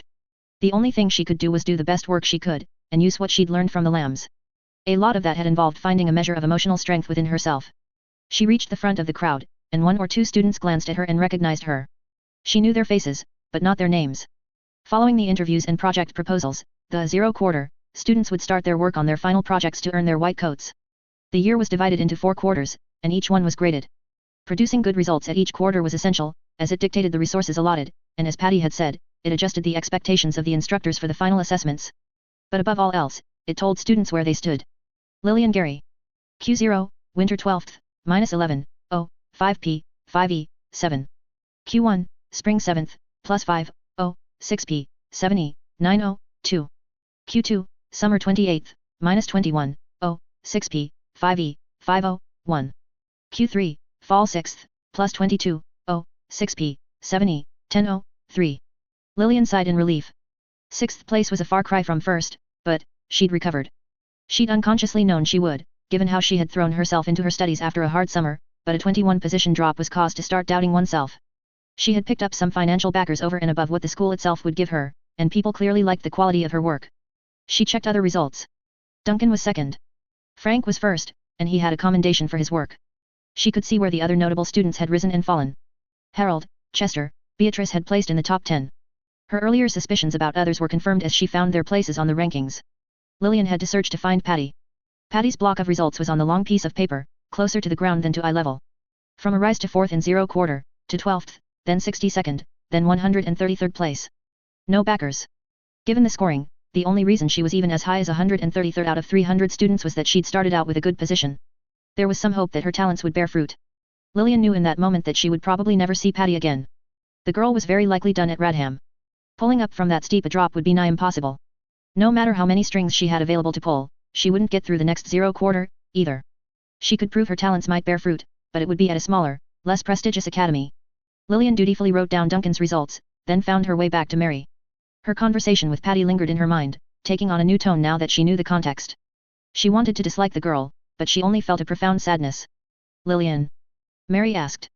Lillian looked up. Are you okay? Mary asked, cautious. Lillian realized how she must have looked. She smiled, and she laughed a little. I'm fantastic, and Duncan did fantastic too. The look on your face. I'm worrying about others. Mary gave her an abrupt hug. I'm only 6th, mind you. That's not why I'm hugging you, Mary said. And you can climb to a more respectable ranking in the last quarter. Lillian nodded, giving Mary a tight squeeze. Mary understood. Only problem, Lillian said, is one little goblin that acts as an ill omen when it comes to my grades. Only solution, Mary said, keeping one arm around Lillian's shoulders as she led Lillian into a walk, is we shoot out both of his knees, then riddle the body with knives. That sounds wonderful, Lillian said, fully aware they were joking. Except knives are too merciful. We should enlist Nora and Lara when we get that far, Mary said. From the horrible things they come up with when they taunt and mock each other, they could come up with something interesting. Perfect. But I get dibs. Of course. I have my own axe to grind. Literally. But larva twin torments, axings, knives and kneecapping is all going to have to wait. Wait. Lillian asked. She mocked horror. No. Sylvester doesn't seem to be going anywhere, and we've received an invitation, Mary said. Her tone was changing to become decidedly more serious. Frey? No. It would have come in the same breath as Hale ordering them to move. Which meant noble. Which meant the Infante, Mary said, with no humor in her voice anymore. He wants us to stop in on our way over. As a group, they departed the train. Duncan, Ashton, Mary, Helen, and Lillian made their way down to the train platform, each carrying their bags. From the adjacent train car, Hale and Ibbot stepped down. They had help. A flock of professors in grey coats followed them, independent of that help. Ibbot almost looked in his element here, but he worked hard at dispelling that notion. The small, balding, greasy man moved awkwardly in the midst of the group. He would turn to talk, and get in someone's way, and the graceful movement of the entourage they'd managed to gather would be disrupted. Even his voice seemed jarring. Too loud at the wrong times, as if loudness could serve in place of a sense of humor or wit. Hale, by contrast, conducted himself as any headmaster should. Lillian didn't agree with Hale in all things, or even in most things, but she could look up to him in this. I still don't see why you would feel bad, Duncan said. The topic had turned to Patty, a minute before they had stepped off the train. Solidarity. Lillian guessed. Because she's a person, and I don't actually like other people losing or failing out, even if it means my success. Because you're a gentle soul, Helen said. Gentle isn't how I'd put it, Lillian said. It's not how I'd put it either, Duncan volunteered. Pish posh, Helen tugged. I think Lillian's a gentle soul, Ashton said. I think you're a soul that's going to get yelled at, Helen. She is, Lillian said. Mary nodded. Helen looked at each of them, concern clear on her face. You ate too many treats from the tea cart, Ashton accused. Hardly. Helen said, hand going to her mouth. Your stomach isn't perfectly flat, Ashton said. He'll yell at you. Helen looked down. I'll rearrange my insides for a while. She did. She subtly contorted herself to look at her midsection from a few different angles before nodding, self-satisfied. Getting back to what we were talking about, I don't like seeing others fail, either, Duncan said. But if someone had to fail, I'm sort of glad it's her. I don't know, Lillian said. She's kind of really exceptionally evil. Duncan suggested. Even above and beyond the usual required of an academy student. I mostly avoided her. I was going to ask how you handled her. You're usually so good at navigating that strategic space. People, politics. I didn't. I was terrified of her. Did she come after you? She told me I was asking her out, Duncan said, with the terror clear on his face. Lillian laughed. It wasn't because of interest. It was because I was second place and she wanted information. What did you do? I went on the danged date. Really? Helen cooed. And I made sure to be as boring as humanly possible, so there wouldn't be a second one. I gave the dullest, shortest response available to every question, and I paid her every courtesy a gentleman should, while I did it. Fantastic, Lillian said. I'm actually impressed. Some scandal or another caught her attention before she could figure out how to deal with me, and I mostly stayed out of her way after that. Maybe she actually liked you, Ashton said. Never ever got that feeling, Duncan said. He turned his head. Hello, Headmaster. Professor Ibbott. Lillian joined the girls and Ashton in giving her greetings. As they split into groups to enter the carriages, she was sure to enter the carriage with Professor Hale. Ibbott, meanwhile, fussed over Helen, wanting her to be as perfect as possible for the imminent visit. Lillian sat by Mary, across from the headmaster. Congratulations on the placement, Professor Hale said. Thank you, sir, Lillian said. You can do better. Yes sir, she said. The old man nodded. Unfair of me to criticize, perhaps. I can do better, I suspect. By all accounts, you're the best headmaster Radham has had. Tell me that when I've been in power for a full year. I inherited the academy after a tumultuous time, and the timing was fortunate. It makes me look better than I am. Just as the civil wars move out east. Perhaps. The nature of the war may well be changing. I sensed an opportunity many years ago, when I first moved to create the lambs. I suspected the battlefields would look like they do today. That the enemies wouldn't be generals, but reverends. Not soldiers with rifles and bayonet blades, but scientists with books. Not unstoppable brutes, but things that lurked in shadows. I'm rather partial to my guns and blades, Mary said. And you're partial to the shadows, too. Don't deny that, Professor Hale said. You know your poisons. You know where to position yourself. It wasn't so terribly long ago that armies marched to war and stood out on the open field of battle, standing there to reload, aim, and fire as allies and friends to either side of them dropped dead. We've moved well past that. To trenches and waves of dead men, then to dark corners and more refined killers. Mary nodded. The nature of the battlefield will change again. The paradigm is shifting once more. I hope I'm able to suss out the coming reality as I did our current one, but only time will tell. Where do we stand in this? Lillian asked. When you say we, do you mean yourself and Duncan, who is enduring a carriage ride with our master of monsters, or do you mean yourself and the remainder of the lambs? Is it a mark against me if I say it's the latter? Lillian asked. I wonder, Hale said. He smiled. Don't worry, Lillian. I'm fond enough of you that I'm not about to mark you, for good or for ill. Thank you sir, Lillian said. I would say that the lambs are, by design, uniquely suited for the current reality. I'm hopeful you'll collectively determine the nature of the next reality. Lillian nodded, taking in the answer. In retrospect, it made some sense of his earlier question, about whether she counted herself among the lambs or among the students. She wondered if she should have given a different answer. By Hale's own definition, the lambs were created for the now. Shaping the future, yes, but with no place in it. She had hoped to ask more questions, but the short discussion occupied her thoughts, and Hale offered nothing more. The warmth of Mary's upper arm touching hers reminded Lillian that she wasn't alone. The fate of Patty and the standing of the other lambs lingered in her mind. 10 or 15 minutes passed. I hate the rain, Hale murmured. Lillian stirred. It's nothing, the man said. We've arrived. Yes sir, Lillian said. She smoothed out her skirt, and straightened her clothing where it had gotten rustled from 2 stints of travel, one long and one short. The Infante is a dangerous man, Hale said. Mary and Lillian nodded. I'm supposed to offer you words of encouragement, Hale said. I've talked to the High Noble twice, and I have no advice to give. I can't tell you to be wary. There will be no warning. I can't tell you to be careful. I could tell you to be perfect, but I'd expect you to more than anyone else to try at that regardless, and I fear being perfect isn't always enough, for him. Lillian would have replied with a yes sir, but she worried the words would catch in her throats. I've played God, Hale said, as if to himself, shutting his eyes for a moment. Let's face the devils bravely. The words sounded alien coming from Professor Hale's lips. The old man opened his eyes and looked at Lillian. Ah, he said. Bad form, for a man of science, I know. Not faith, don't you worry. More of a private joke. I see, Lillian said. She didn't. I created the lambs. Created you, collectively, if you'll allow me to include you in the group you identify with.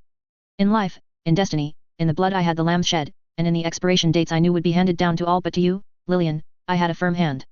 When the academy and the church went to war, the act of playing God was hot on their lips.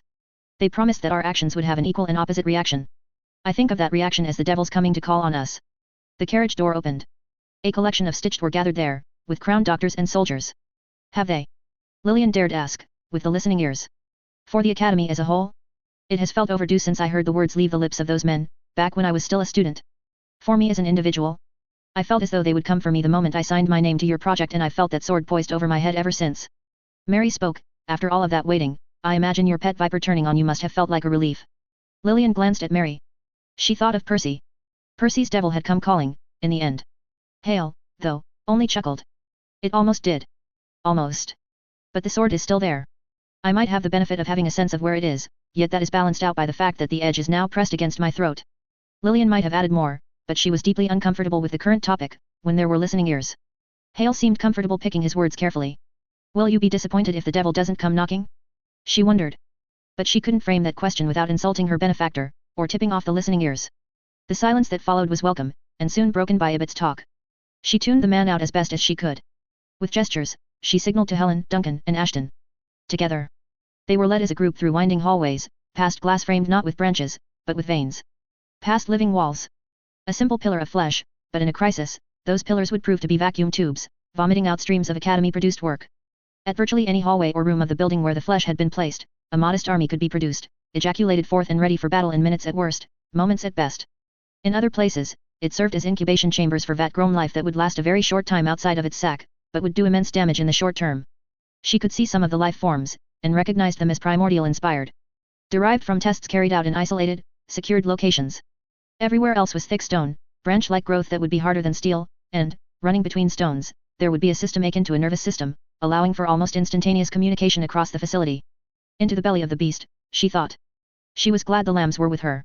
The great double doors were pulled open, and the lambs, joined by a retinue of guards, stitched, and doctors, and by Professors Hale and Ibet, stepped into the garden of crimson plants. The Infante was there, with the Duke of Francis sitting next to him. First Augustus was standing off to one side, by a casket with a lid of frosted glass. The Lord Infante was a giant of a man, and his clothes, old-fashioned, didn't make him look any smaller. He and the other nobles wore all black. As one, lamb, stitched, and Professor fell to one knee. Good of you to come, the Infante said. His voice was so deep it could be felt right in the center of Lillian's chest.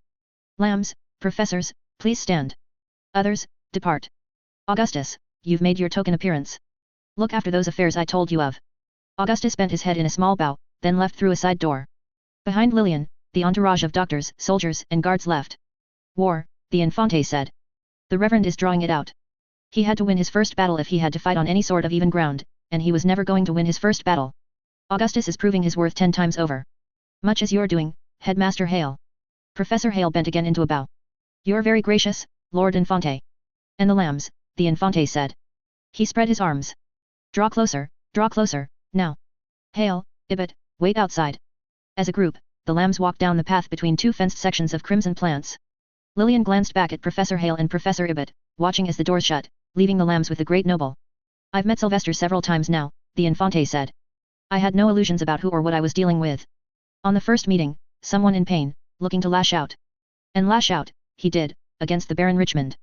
On our second meeting, it wasn't pain, but loss. I wanted to meet the people he lost. The Infante set his eyes on Lillian. Lillian Gary, he said. Lord Infante, she said, giving him her best curtsy, bending her upper body into a bow. Tell me. How would you completely and utterly destroy him? She froze, head still bent. No answer? That's an answer unto itself. If it were me, Lord Infante, I would tell him that he was poison to me, that I was worse off for having him in my life, Lillian said. That's hardly of any use to me, the Infante said. My apologies, my lord. If you were in my shoes, Miss Gary, how would you completely and utterly destroy him? That deep voice asked her. Her vision swam. There was no good answer. She had to satisfy him, or the lambs would be deemed useless and wiped out, but answering. No. She had to give him exactly the right answer. Lord Infante, in your shoes, I would first ask how to completely and utterly destroy each and every last one of the lambs, and then I would see it through. Then you are blacker of heart than I am, Miss Gary. Are you the one that he fell in love with? He fell in love with all of us, Lord Infante, but he and I were close. Tell me, Lillian Gary, were you the one that suggested that Professor Ibet come? No, my lord. It was not Headmaster Hale's idea, and it was not by my request, although I allowed it when Hale presented it. I believe that suggestion was Duncan's, Lord Infante. And in the doing, the small professor sees his Galatea as the gatekeeper to this realm, and a crisis is postponed, the Infante said. Deftly done. Thank you, Lord Infante, Duncan said. Miss Gary, the Infante said. You desire a black coat? Yes, Lord Infante. With a single instruction, I could give you a coat. Would you want to attend a noble? An academy? Pursue a project. Lord Infante, I would run an academy, given a choice, but given a choice, I wouldn't want a coat in that form. Of course, the noble said.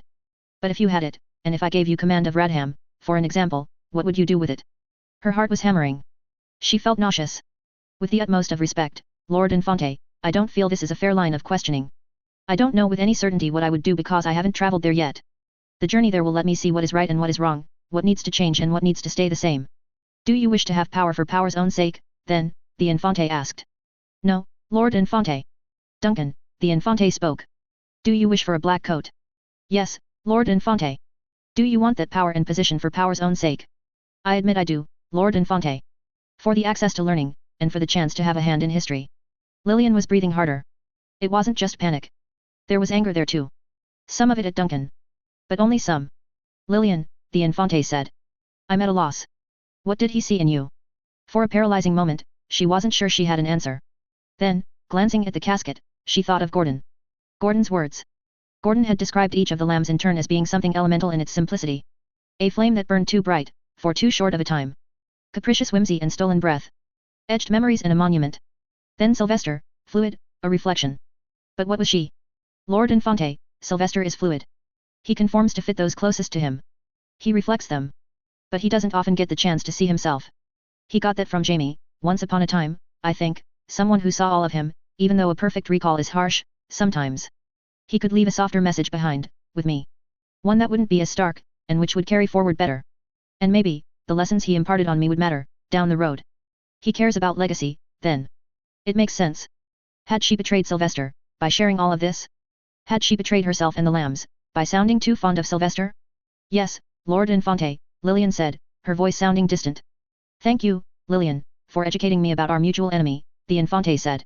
Yes, Lord Infante, she said, feeling numb and hot with anger at the same time. Staying composed and keeping her voice level was all she could do. I've upset you, he said. She couldn't find the words to respond. I understand. Take a moment, gather your composure. I'll have a word with the headmaster and the professor. Join us when you are ready. Yes, Lord Infante, she said. She only felt worse now. The Infante strode from the room. The doors closed behind him. That wasn't what I expected, Duncan said, his voice quiet. Lillian frowned, staring down at the ground. You needed to answer his questions, which you did, and you needed to satisfy him, and you did. I think that was a loyalty test, and... It wasn't a loyalty test, Lillian said. He was sticking the knife in and twisting it. Oh, Duncan said. I don't think I understand. You don't need to understand, Ashton said, firmly. You need to recognize that Lillian is upset and you need to respect her feelings. Thank you, Ashton, Lillian said. She felt arms wrap around her shoulders. Mary. He invaded the relationship, Lillian said. He pried. He poisoned things with little comments and doubts. She felt Mary's head move in a nod. He made me betray SY, and yet I'm not even sure if I told him anything new. He would have found a way to get that information, Mary said. But I'll never know, will I? He found the good parts of that relationship, and he took it. Or smudged it, tainted it. And I don't understand why. To hurt Sylvester, in a roundabout way. Mary suggested. I don't know, Lillian said. She shrugged, and in the doing she inadvertently signaled that Mary should end the hug. I'm sorry. It's okay, Mary said. I don't know what I'm supposed to do like this, Lillian said. Handle the now, Helen said. Basics first. Eat, sleep, breathe, murder, drink. Then handle the next most essential things. I think I've got most of the basics covered, Lillian said. It's the complex web of things that has me stuck. Hale asked if I was a student or a lamb, back in the carriage. You identified as a lamb, Mary said. Lillian kept her voice quiet. I identified as a lamb. And I think I disappointed him. I think I disappointed SY, when I told him I couldn't be both. Or that I couldn't be his and be ours at the same time. Or... I don't know. I've been thinking about it for a while now. You are a lamb, Mary said. You are a great mind. You're capable of the number one spot in your year. Don't fall into his trap. Just because you don't see it now. Just because you don't see it right this second doesn't mean it isn't possible. It's like it is with my training and with your lesson plans. Mary had been pacing across the garden, before stopping to turn and talk. She stood near the casket, staring down at the frosted glass. She turned away, concrete steps. Lillian nodded. Come, the voice said. Her blood ran cold. She turned her head, and she saw. Sitting in a chair at the other end of the garden, the Duke still sat. So still in the evening gloom, all dressed in black, he was easy to miss. Did he hear? Ashton asked. More concerning is did he speak? Duncan asked. Lillian, quickly joined by Mary, approached the Duke. Stiff, Unsure, she bent into a bow. Lillian, the word came. Uneven, not flowing as a word should, drawn out, awkward. My lord, she said. You can speak. Aid dirt off my mind gone. Slow. Unbefitting for AA novel, I know W. But AA augmentations, can speak IFF to concentrate. Concentrating all my life. Yes, my lord. Does the Infante know? No. You will not tell him M. She glanced at the others. Why us, she asked. Then, my lord. For Sylvester. You'll keep, in your medican bag, W. Wyvern. Yes, she said. She didn't depend the my lord this time. Will HELLP madame work around damaged parts? In exchange, I will be Anne Ollie. The infant, more danger rouse than you know. I know things. Uni at the Loms. ISSO swear this. She glanced at Mary, then at Helen, then back at Duncan. The same question, posed again. To do her duty, or to be a lamb? She reached for the pack that was attached to her belt. Not as a decision, but to confirm that the syringe she'd been asked to keep to administer to Sylvester was still there. Duncan caught her wrist, and she met his eyes. The Infante knew the Duke was here, Duncan said. It's a trap. It's not out of the question, Mary said. The anger was still fresh, clouding her judgment. Hale had been unable to brace her for the Infante. But he'd brought up his devils. On the flip side of things, she wanted to be the compassionate doctor that Sy and Mary both cherished. The one that cared even for gossip mongers. But the nobles were dangerous, this Duke among them. Is that the sentiment? Lillian asked. Both Duncan and Mary nodded. She met the Duke's eyes. Perhaps on a future visit, my lord, she offered. It's something the lambs will need to discuss. With glacial slowness, the Duke nodded his head. Bitter Pill 15.1. Caden's second rule is where you have to be able to do maths quick in your head. Intake scales. I'm not going to read the numbers out loud, you both can read. Gases, fuels, hydration. Note correlation to size. Where the science stops and the art starts is when you can adjust the scales and numbers as you grow the system, and you start seeing the organism naturally take on the necessary proportions to draw breath, digest, and, of course, hydrate. I nodded, looking down at the book. It was one of Frey's tomes, not the Academy's, but the tables were much the same. I commented, I'm not going to remember numbers like that. I will, Jessie said, sitting on the stool next to me. I elbowed her. You can always refer to the books, I guess, our tutor said. But if you want to be good. I want to be below average, not good, I said. I'm quick. I can pick stuff up. I'm primarily interested in getting a grounding in anything I wouldn't be able to figure out on my own. Speak for yourself, Jessie said. That's exactly what I'm doing. Speaking for myself. You can manage on your own, I told Jessie. Jessie was wearing a wool dress in navy blue, with a collared shirt underneath. Her hair was braided to one side, the short braid just barely touching the collarbone at her right shoulder, and she had the glasses set so that she was looking over them as often as not, to better complete the librarian look.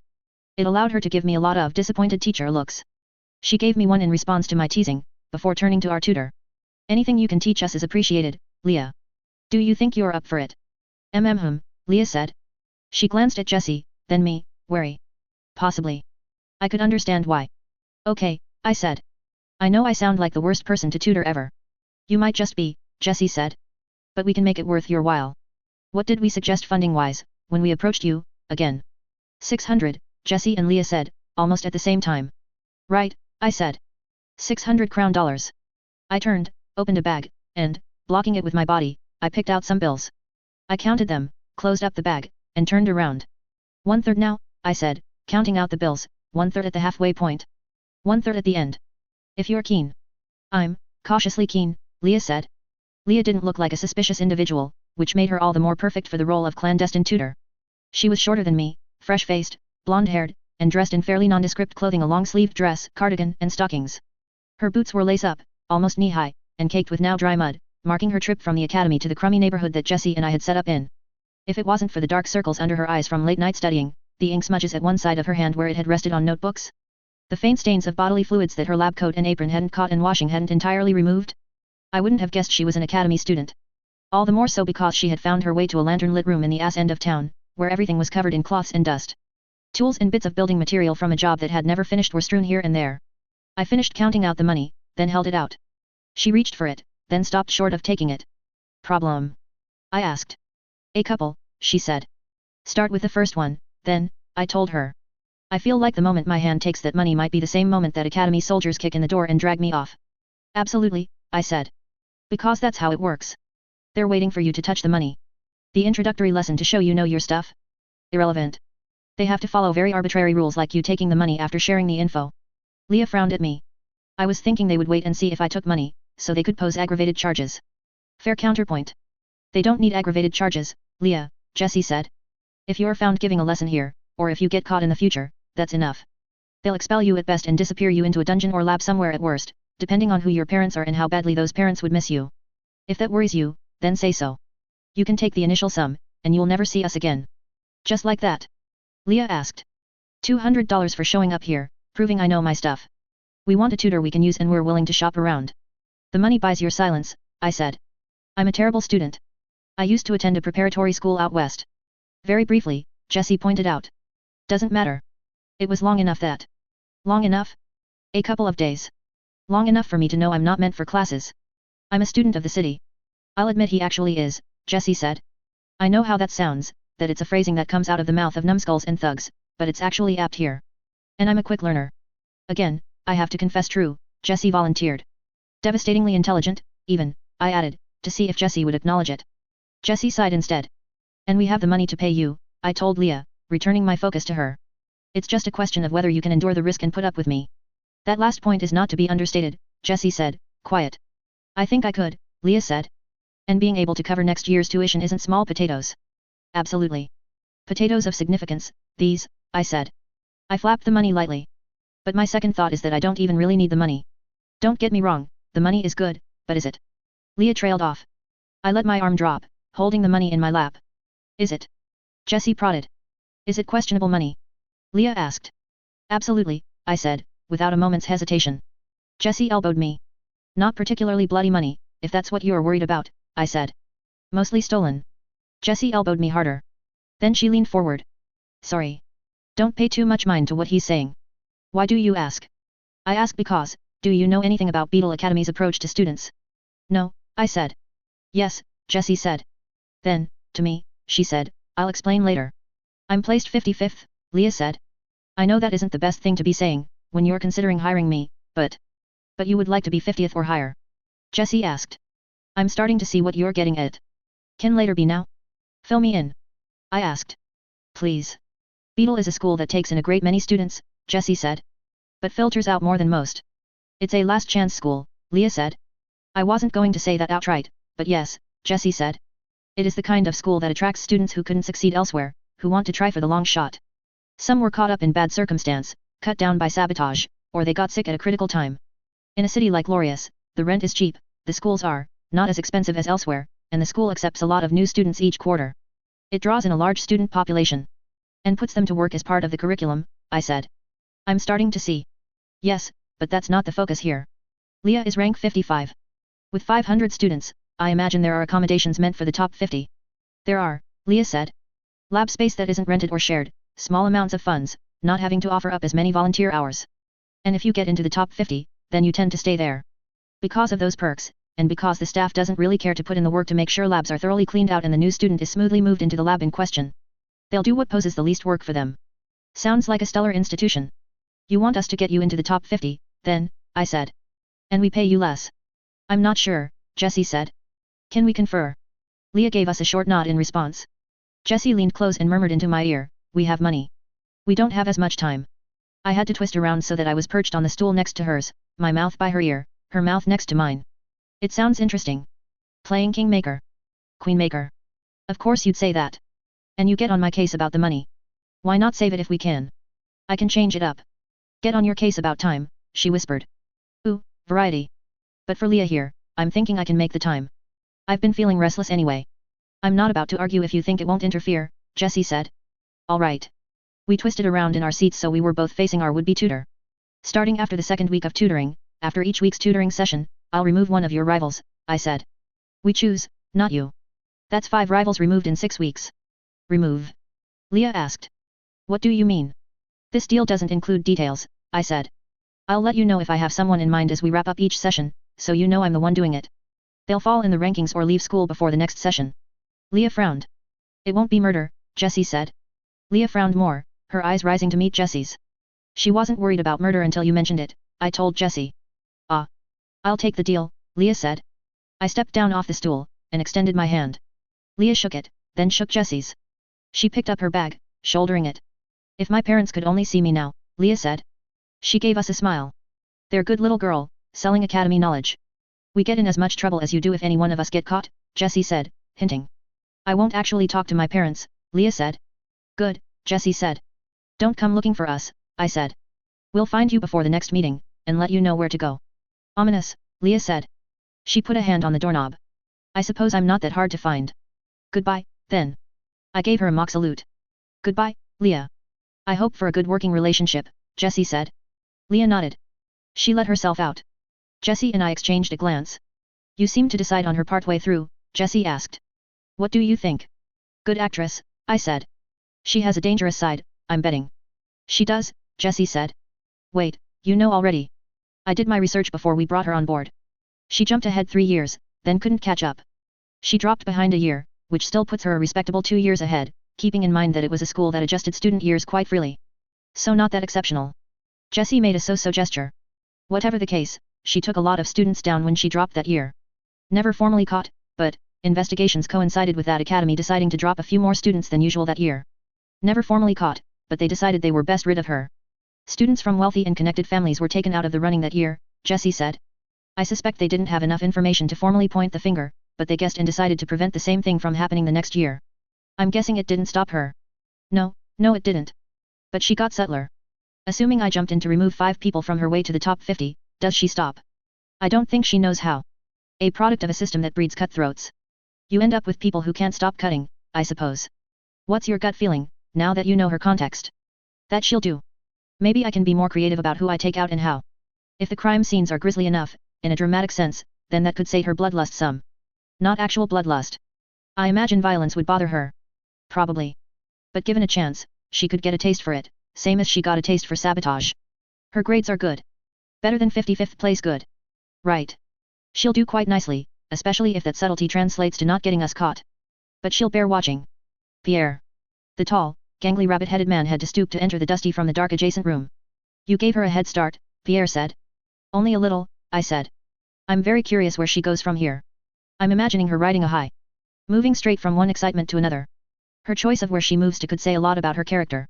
Pierre nodded. Where do I find you when you're done? Fish hook, I said. Pierre cocked an ear, then gave me a salute, much as I'd done for Leah. He let himself out the front door. Jessie snuffed the lantern, then picked it up, while it still faintly glowed with heat-reactive bioluminescence. Purples and blues danced and the residual light made it possible to see the outlines of the door and door frame. I opened the door for Jessie. Our rabbit is tracking down our Alice. Sam's due to send a letter. Tomorrow. I'll intercept, Jessie said. Good. I've been wondering how our orphanage is doing. We need a waypoint between here and there. We can't just round up kids in need of saving and then expect them to get on a train and travel all the way to the other end of the Crown States. True. We drew attention, 2 youths dressed fairly sharply for a poorer part of town. Jessie's wool dress was fairly nondescript, but it was hand-knit, and she had a leather bag slung over one shoulder, not quite a book bag, not quite a purse. I had boots, slacks, and a collared shirt, with my jacket slung over the same shoulder that a bag hung from. Too cold with the jacket off, too warm with it on, I'd settled for wearing gloves and a cap, keeping head, hands, and feet warm. It worked well. Jessie was doing almost the opposite. People sitting on stairs and leaning out windows watched us. Some of those people already knew of us. We'd been here for a little while, working at staying out of sight to those who might be in a position to find out who we were, while staying visible and noticeable to those who weren't. I drew a pen from my pocket, uncapped it, and wrote on my palm. Jessie tilted her head, looking. I hid my hand. What are you up to now? She asked. Curious what you think. What happens tonight with our stray? Ah. You want to pay a visit? What's your guess? My guess is you think tonight's the night. I was hoping to hear your guess on what happens, not your guess on what you think my guess is. I think not tonight. All right, I said. You just set yourself up so that whatever happens, you're gonna be wrong. Or I'm right. I rolled my eyes. We weaved through streets of slouching, dilapidated buildings. Laureus, named for the laurels of victory, had been the site of an early victory, after the crown had landed on the fledgling nation's shores. But it wasn't a place that lived up to its name. The local academy had lost stature, the city hadn't proven itself as a pivotal cog in the machine, or something else had gone wrong, and the foundation had rotted. It gave the sense of a place that had been abandoned. The wooden growths that supported and reinforced local structures now played host to a new ecosystem that enjoyed close proximity to the ocean. Algae-like slime grew on the wood, and where that slime dried out and died, it provided nutrition for weeds and saplings to find a foothold. The lights within buildings weren't strong, with much of it being candlelight and oil lanterns. But people occupied this place. There was a high concentration of back alley doctors here, which was starting to make sense, now that I'd been told about Beetle Academy's approach to student intake and retention. With so little to do indoors, the early evening saw clusters of people gathering on rooftops and on front steps. They talked, they drank spirits that smelled offensive from the other side of the street, they smoked. No opportunists harassed us on our evening walk. A bit of a relief, that. On the downside, it meant we couldn't continue to subtly establish our local mythology. On the upside, it meant we didn't need to make any detours or change out of bloody clothing. A steep drop of 10 feet separated the street from the beach, consisting of a stone wall. The wall crawled with branches, and the branches were slimed with the algae. More branches, logs, and discarded bits of wood had formed piles beneath. Jessie and I walked to the top of the wall, which was only a foot above the street. Waves crashed against the beach, here. Without the light of the city to obscure anything, the stars were visible, and were periodically reflected by the black water. The autumn wind was bitter and freezing. To the far north and the far south, larger cities glowed brighter. We were caught in an alley, a dark corner. The edge of the world, I said. Jessie inquired. It feels like this is the edge of the world. No further to go. The final stop, somehow so far away from everything that the only people who end up here are left exhausted or are outright destroyed by the journey. I like that, Jessie said. Poetic in that it's where we start out, isn't it? Hoping so. But wouldn't it make more sense if the edge of the world was set to the far west? As far from the crown as you can get, without being in the Asiatic countries. You're ruining it, Jessie. The crown is over there, Jessie pointed at the horizon. Darkness. If the size and greatness of cities was represented on the horizons like the lights of the two cities to the north and the south of us, then the empire to the east should have burned like a miniature sun. We're as close to it as we've ever been. Ruining it more. Isn't it kind of especially well-fitting if the edge of the world is closer to the crown empire than not? I asked. No, Jessie said. No, that's asinine. You're asinine. It's very nicely fitting, I think. Okay. You're allowed to think that way. So gracious of you to allow me that. Because your brain is half scarring over and half melting from all that wyvern. Mental infirmity is to be expected at some point. So gracious, I said. Now if you'll please excuse me. I'm going to descend to the beach, lose my footing because of my scarred, melted brain, and snap my neck. Jessie nodded, rubbing her arms for warmth. It was nice knowing you. Appreciated. I hopped down to the largest branch in the pile. It creaked and bent, but didn't break. Turning on my new perch, I grabbed my jacket from where I'd slung it over one shoulder, and hurled it at Jessie's face. She caught it. Thank you.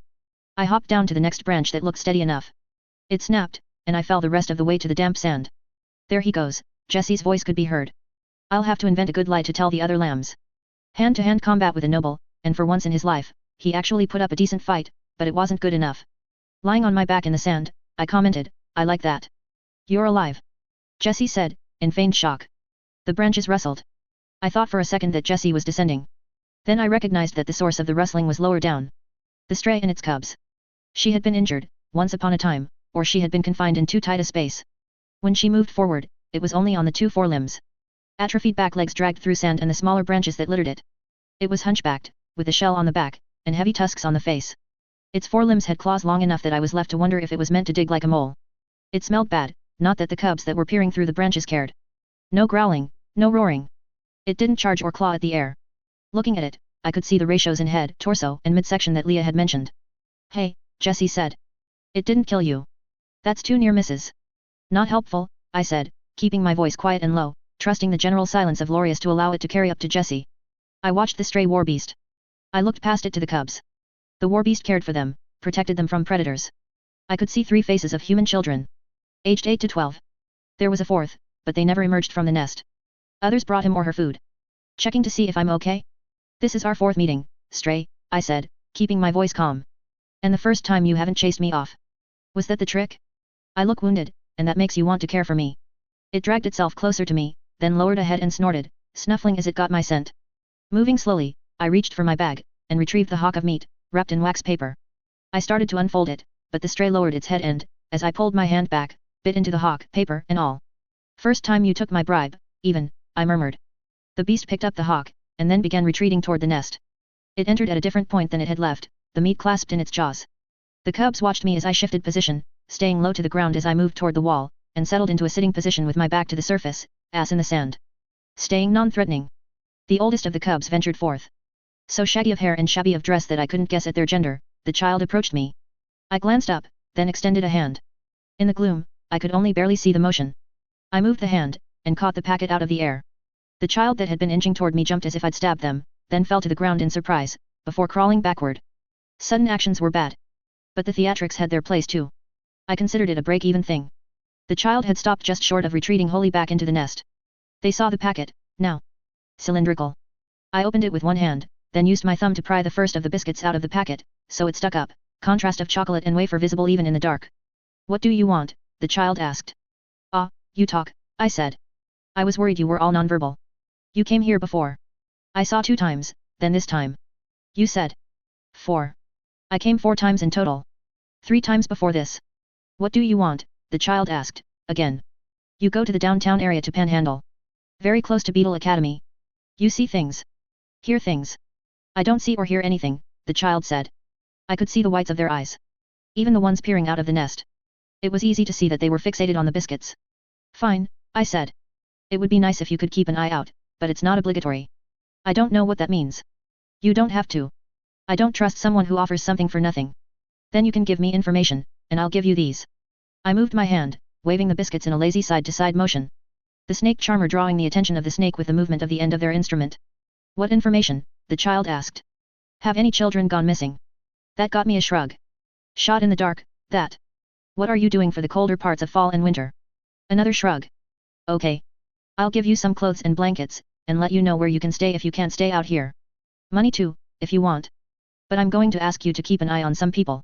You can tell me if you see them. The child paused, then nodded. I extended the hand with the roll of biscuits. The child snatched at the entire damn thing, stealing it from my hand. Within a moment, 3 biscuits had been shoved into their mouth. No offering to the others. Taking their share first. You agreed faster than I thought you would, I said. It took the child about a minute to choke the mouthful of biscuits down. She trusts you, the child said. That said, the child turned and retreated into the nest. I remained sitting for a little while, listening to the waves. I might have sat for longer, but I remembered Jessie being cold. Thought so, I murmured to myself. I stood, and began walking along the base of the wall, away from the nest. Jessie walked the wall top above me. I held out one hand, gesturing. A second, partially eaten roll of biscuits bounced off of the top of my head, not the palm of my hand. I caught it out of the air before it could get all sandy. Unkind, I said. You threw your jacket at my face, Jessie said. I'm not letting you get away with stuff. Quid pro quo. She was wearing my jacket, now that I looked up. Now that we were farther along, the wall was getting closer to the beach. After a little while, it would slope gently into the sand. We get the trust of the stray, and that gets us the trust of the chief cub. As 12-year-olds go, they're the most territorial and respected. I said, making that last part a question. Respected enough. Nobody picks fights with that one. Doesn't hold back in a fight. Every last fight is a life or death one to that child, whatever it was that happened to them. It makes others pay attention to them. Showing we work with the chief cub will get us a lot of cachet with the other children downtown. We'll win them over in one fell swoop. That gives us the kind of eyes that even Pierre can't provide. Let's hope. Let's also hope the others put the kettle on. I could do with some tea, I said. Jessie made a sound of agreement. It wasn't too long of a walk to the building we were camping out in. It was a tall building, set on a hill, which offered an even greater view. 3 stories, but proportioned so that each floor was scarcely larger than a typical room in the average house. It might have been a lighthouse once, or a watchtower, but refurbishment had stripped away any utility and offered very little more space in the bargain. We let ourselves in, and saw a half-dozen faces within. Men and women, and one rabbit-headed man. 2 of the men reached for guns as the door opened. They recognized Jessie and I and put the guns away. Back already? I asked Pierre. Yes, Pierre said, meeting my eyes with his bloodshot ones. I'm quick like that. I put tea on, by the way. You're too good to us, Jessie said. We had some success on our end, I said. The stray gave us a once-over and decided we were fine. Now the feral children trust us. We'll make something small happen tomorrow. Some good feelings about Leah. Unless Pierre says that trust isn't warranted, Jessie said, going straight to the stove. She hung up my jacket on a chair back near it, then checked the kettle. It bubbled as she tilted it. She went straight to the rank, Pierre said. The rank. A local delinquent gang, consisting of current, former, and hopeful students. Entirely unsurprising and yet disappointing. A double agent, then? I asked. Working with us doesn't mean that she can't work with the rank, Jessie said. True. There was more, Pierre said. A name came up, one that you said to watch out for. Genevieve. Frey. She's coming. I asked. The rabbit head nodded. From Tri-Mountain.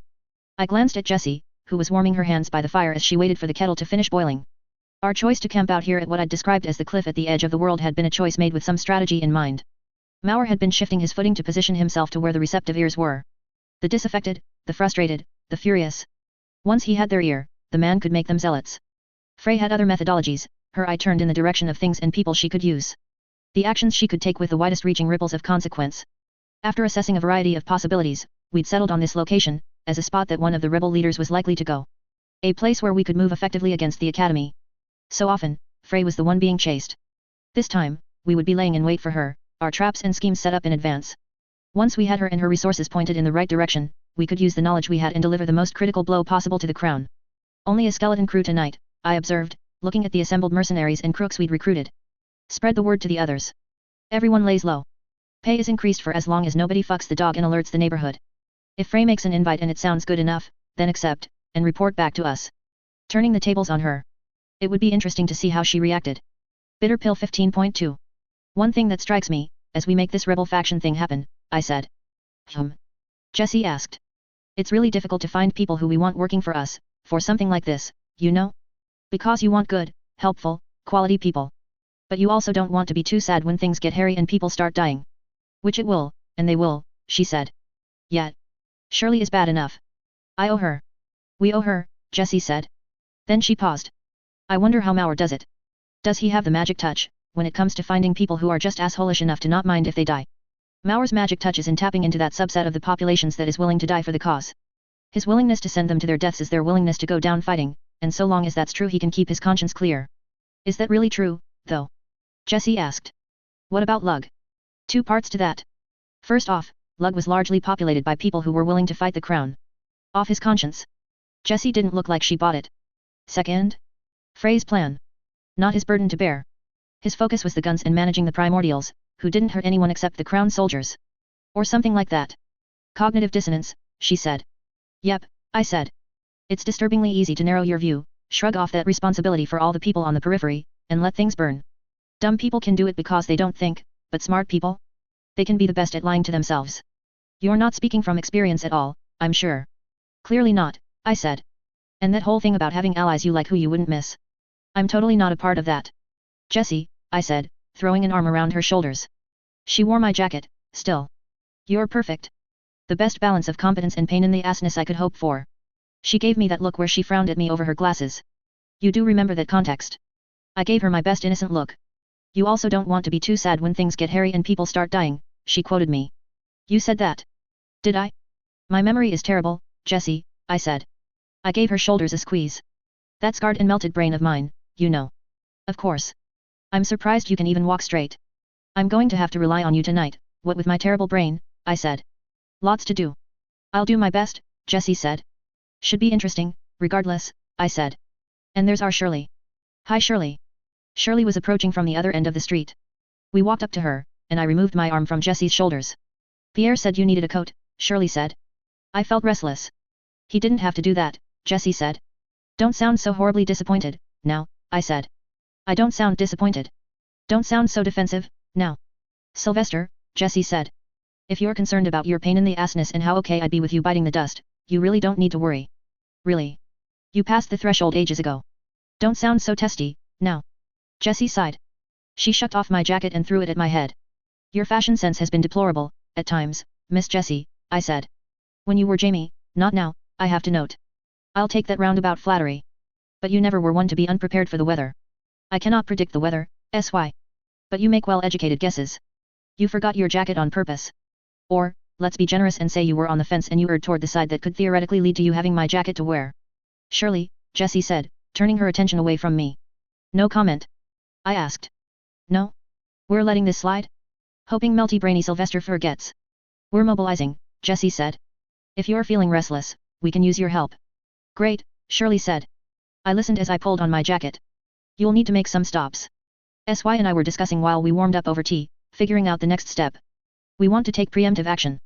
Get ahead of Frey, who is apparently in touch with the rank. The student gang. Yes, Jessie said. Pierre is already on his way to round up our various agents. But we need some more people. Select ones. So if you could knock on some doors, apologize for bothering people late at night, and ask for some names, offer some work? It's 10 o'clock right now. Given their schedules, I don't think they'll be asleep just yet. They shouldn't be too disgruntled. I suppose. Shirley asked. It helps that it's a beautiful woman knocking on their door out of the middle of nowhere, asking for their company and, presumably, offering money, I said. Jessie pulled a small notebook out of her bag, and raised a foot to pull a pen from her boot. She opened the notebook to write things down. First stop. 12 Belvedere Road. Ask for Marvin. Short, swarthy, a Bruno without the height. Second stop, not far away. 29 Belvedere. Ask for Leo. Then we want Stanley. He's at the Blue House on Proctor. For the last person, Rita, walk down toward the beach. 2 places to check. Either the broad stairs that lead from the road down to the beach, or further down the beach, by the cliff. She goes out for a walk to smoke at night, after she tends the bar at Fishbone John's. But leave the group of men behind. She'll interact better with you if you don't have an odd collection of people behind you. I met Shirley's eyes. She looked uncertain. If you can't find Marvin, you'll want to find Don. But Don drinks, so he's not our first choice. If you can't find Leo, then we'll make do with Alfred. Jessie murmured to herself as she scribbled down instructions. Are they dangerous? Shirley asked. Do I need backup? No, Jessie said. This lot is harmless. Marvin is loud but soft. Leo and Stan work the general store. You've probably seen them. Gut feeling, SY, how much money are we spending in the immediate future? More than a lot, but not a ton. Jessie gave me that look again. You wanted a gut feeling. That's a gut feeling. I don't think in terms of numbers. I think in sentiment. Jessie addressed Shirley, there's another reason you don't want the men with you as you talk to Rita. The men are pretty interchangeable. If we can't hire them, we have options. But Rita is hard to replace. We'd have to, ugh. I don't know. Maybe ask for Marlene. You're naming all of these names and I have no idea what you're on about at this stage, I told Jessie. I get the greater plan, but you've lost me. Marlene is Don's niece. The problem is that she's younger than she looks. Young is bad. And young is, skewed, on your useful asshole paradigm, SY. Fair, I said. Can't have particularly young assholes. Watch how you word that, Jessie said, to me. To Shirley, she said, let's try to get Rita. Which means paying more, Jessie said. I'm writing down prices. $75 for the men. But $150 for Rita, if she doesn't bite initially. What's the job? Shirley asked. A lot of waiting, a little bit of looking the other way, I said. Then a bit of acting. If they pull off the con, then we'll double the amount. Okay, she said. What if I can't get the first or the second choice? 3 out of 4 of them are men, I said. You and I have talked about salesmanship.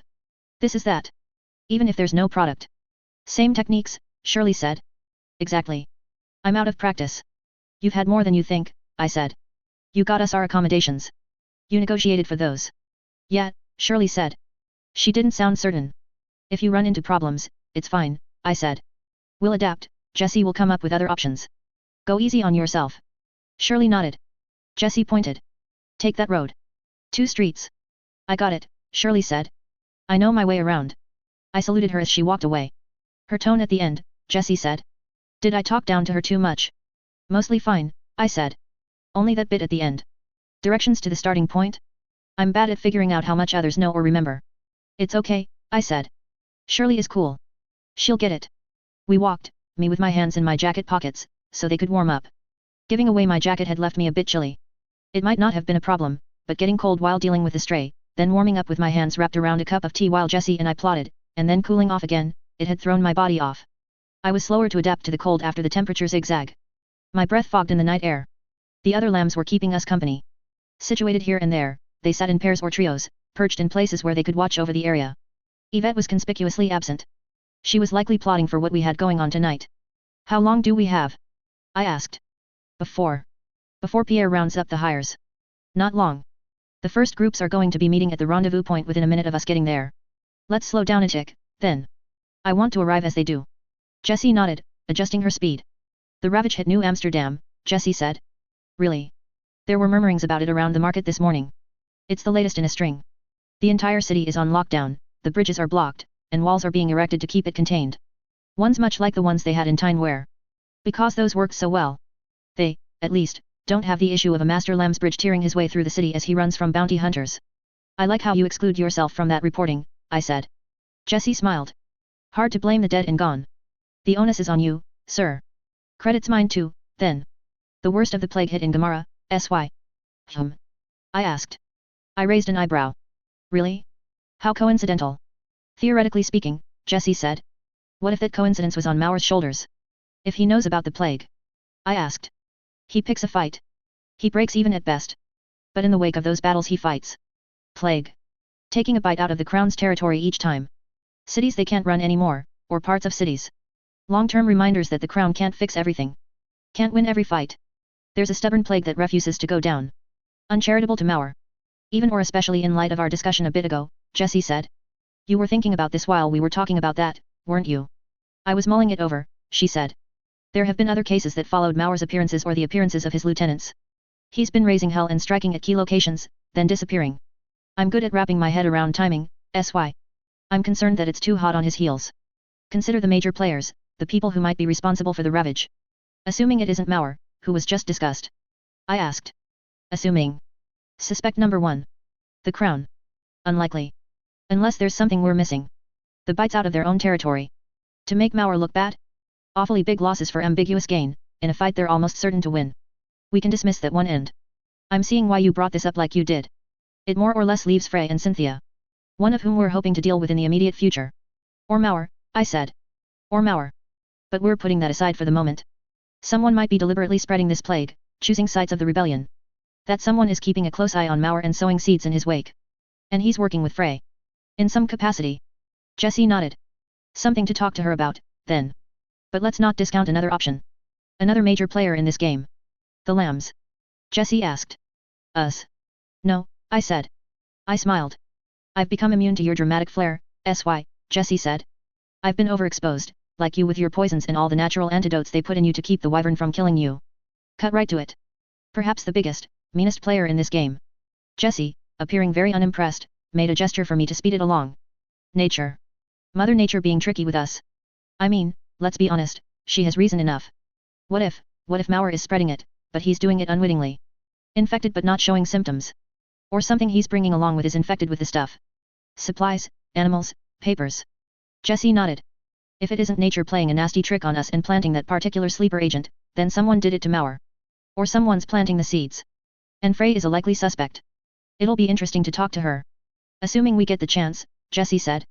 We will, I said, firmly. It wasn't a long walk from where we were to the rendezvous point. Pierre, as was so often the case, was already there. The oversized head that looked like a rabbit mid-hanging had a cigarette set inside the mouth as he sat on a set of stairs. Any difficulties? I asked. Benny was drunk, he said. He gave us a one-shouldered shrug. I couldn't say if he's going to show.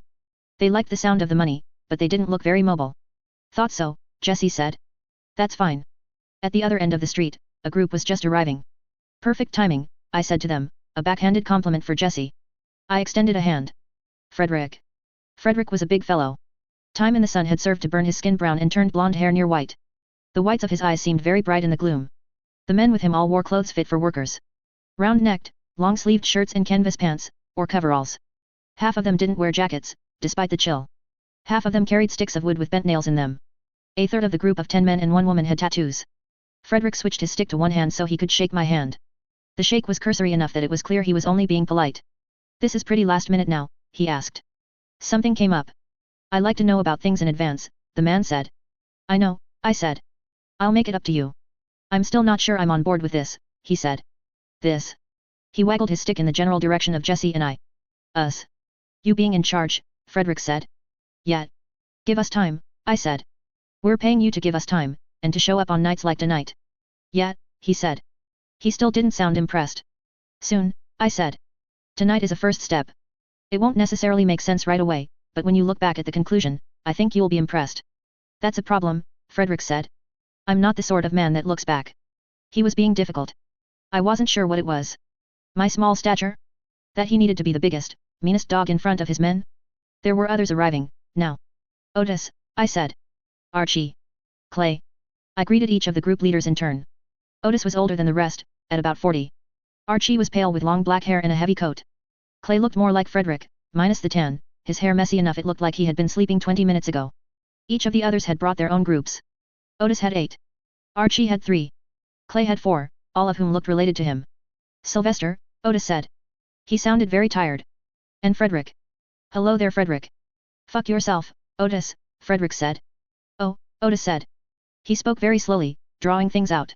Oh ho. Foul-mouthed Frederick. I'd think you saved the dirty talk for when you fuck your big sister. There was a rumble of amusement from Otis' group, and from just about every group that wasn't Frederick's. Jessie and I had identified and recruited the various people in charge and the in-charge-ish types from here and there in Lorius, with a mind toward collecting the various thugs and troublemakers that didn't flock to any particular banners. The city that wasn't all that big, people knew each other. It was inevitable there'd be some history. Big talk, Otis, when I'm armed and you're empty-handed, Frederick said. Otis spread his hands, as if he was about to surrender, concede, or shrug with arms wide. Then he stepped forward, swaggering a bit as he did it. Challenging Frederick. If you swing that weapon at him, I said, quiet. He wins, because I have to remove you from the group. You don't get paid, he does. You're pretending he'll be any shape to accept pay, Frederick said. It was expressed to me, but the words were meant for Otis' ears. If you want to duke it out, I'm going to have to insist you do it elsewhere. For now, I'm starting the brief. The what? Clay asked. Clay jumping into the discussion like he did was perfect. Clay was as dumb as two stones rubbed together. He had no idea what he was stepping into. The brief, Clay, I said. The plan. Then why not call it that, he asked. He chuckled, and his brothers and cousins took his cue, following suit. Yet. Not exactly the cream of the crop, any of them. Only Archie. He'd been one of the people at the tower when Jesse and I had returned. We'd sent him out to his group to tell them to lay low. Then we'd discussed, set a plan, and decided to act. Archie was the type to sit back, watch everything carefully, and then make a smart move. He'd done it before, here and there. For a guy as smart as he was to be the small player in this small place, it meant there had to be something wrong with him. It bothered me that it hadn't turned up just yet. Here's the brief, I said. I'll be sure to keep it simple. The rank have a headquarters around the corner. Tonight is two things. We round them up, and we make a show of force. Show them we mean business. I want them scared, and that means more than using just sheer numbers to spook them. It means that from the start to the end, they're running with their tails between their legs. This was a language that even Clay could understand. We do this with positioning, I said. Jesse. Clay and Archie attack the north and south ends of the building. Otis' group will be with Sylvester and I. Frederick circles around to the back. Timing is key. Frederick? After the briefing ends, you walk down Lundown and turn on Pryor. Circle back toward the building. Walk, don't run. I don't get it, Frederick said. Why does that matter? Timing, Jesse said. I added, mood and effect. It's the difference between you being a bunch of dangerous-looking men and you being the stuff of their nightmares. I don't get it, Frederick said. There were more mumbles and grumbles here and there. It'll all make sense in the end, I said. For now, listen to Jesse. They're a group of students. Delinquent teenagers with academy uniforms. Some of the drugs you've heard about are their work. Mostly, though, they fly under the radar, ship stuff out of town. Now and then, they stir up a little bit of trouble. Most of you are aware of them but pay them little mind. A few isolated nods here and there. I jumped in, they're working double time right now. The last 2 drug shipments they promised someone in Tri-Mountain went missing. That was us. They're feeling the squeeze, they don't have the muscle to guard what they're supposed to put together and deliver, and if the next shipment doesn't arrive, then the person who paid in advance is going to show up. Unhappy. Clay and his clan looked a little glassy-eyed at the explanation, but the rest seemed to grasp this reality. They're burning the midnight oil right now. But they're also expecting, according to Pierre, to have some outside help. Another academy type is visiting. We don't know when, but that's who we're really after. We're going to ruin their night. We're going to do it without doing any more property damage than kicking in the front door. No broken windows, no looting, no kicking up a fuss. We want them to cooperate. I looked over the group. Go where Jesse says. No killing. No property damage. Don't let them slip away, I said. Then you get paid. Keeping the message simple. Frederick, Jesse said. Walk down Lundown, turn right onto Pryor, then turn right again, head toward the building with the lights on. Start now. Frederick paused, glancing at me. Rebellious. Testing. I really hoped Otis wouldn't say something and start trouble again. Frederick would take the bait and we would be stalled. This had better be good, Frederick said. He turned to leave. Come, I said. Pierre? Keep an eye out for anyone who slips the noose and runs. Can do, the rabbit said. I led the way, Jesse following. The 3 remaining contingents of thugs and hooligans trailed behind us. We stopped as we saw the building. It sat on a corner, and the interior lights burned bright. A plume of smoke rose from the chimney. Clay, Jesse said. See that big round window? Yeah. Count to 40, then walk toward it. Block anyone from getting out that window or any of the windows to either side of it. 40. Count, she said. I wondered if he could. Oh well. We would manage. If this executed well, then all the better. If not, it let us weed out people we couldn't use. Archie? Go around the side of the building. The gate barring access from the alley is unlocked. Go there. Grab anyone who tries to go out the window, keep them put. Now. Now, Jesse said. Don't have to be a bitch with the orders. Could at least be nice about it, Otis said. Jesse gave me a glance. Something you didn't have to deal with as a guy? Being commanding as a guy is fine. As a girl, well, rubs some people the wrong way. Otis would learn to deal or he would have to go. For now, I picked up the slack, gesturing at the front door. If it isn't unlocked, Jesse said, then kick it down. Otis moved ahead of us, going for the door. They have guns, he asked. Maybe, I said. But they didn't seem the type to be good with guns. Element of surprise matters. You can go in first, he said. So long as you're following, I said. He seized the handle, waggling it. Locked. The middle-aged man with a jowly face leaned back, then kicked the door exactly the way it should be kicked in, right next to the handle. The goal was to hit the door closest to the weakest part of both door and frame. The point where the latch met the frame would be that. Wood splintered around the handle. He kicked again, then backed out of our way as Jesse and I approached. We passed through the door. 40 or so people were inside. Students composed only a small portion of it, at a glance. The rest looked like poorer folks who were earning a wage, stirring vats, and burning materials in a stove to keep stuff boiling. I looked over the students, and I spotted Leah. I saw another student get his bearings. Slow to react and process. This might have been his introduction to violence. He lunged for a long table. Lights, Jesse said, gesturing. I shifted direction. I headed off to the right, Jesse to the left. I slammed my hand down on the switch on the wall, so close to the front door, that controlled the lighting. Conveniently placed to allow the last person to leave to shut everything off. Conveniently placed to allow the first invader in to do the same. The voltaic lights went dark, plunging the place into relative darkness. Some chemistry equipment, fires, lanterns, and such burned here and there, but it wasn't much. In the final moment we could see the scene. The lad was picking up a shotgun, and Otis was shouting, "Gun!" The lad clearly wasn't familiar with the weapon, or he would have already fired it. It wasn't pitch black in the lab, but in the sudden switch from light to darkness, it might as well have been. I could navigate that darkness by intuition. The afterimage of where the people were stuck in my mind's eye. The psychology of fear and panic told me the most logical positions for where they would be. I ran into a young man, felt his reaction as he bumped into me, caught him, and shoved him hard in the direction of a table. Tools clattered and crashed to the ground. I swiftly changed direction, ducking low as the shotgun fired in the direction of the sound. The flash of the gun firing gave me a glimpse of the scene. There was a similar noise from Jesse's direction. The shotgun fired again. Another flash of light, a glimpse of the scene. I could see some of the people clustered in the middle of the room. I could tell the direction they were facing. One set of eyes on me, two on Jesse. As the scene faded, I was left with the afterimage. I could hear the murmurs, the shouts, and the general chaos of all of this. For Jessie, this scene was one she had mapped out in her head. Where things were. Only the people were a mystery to her.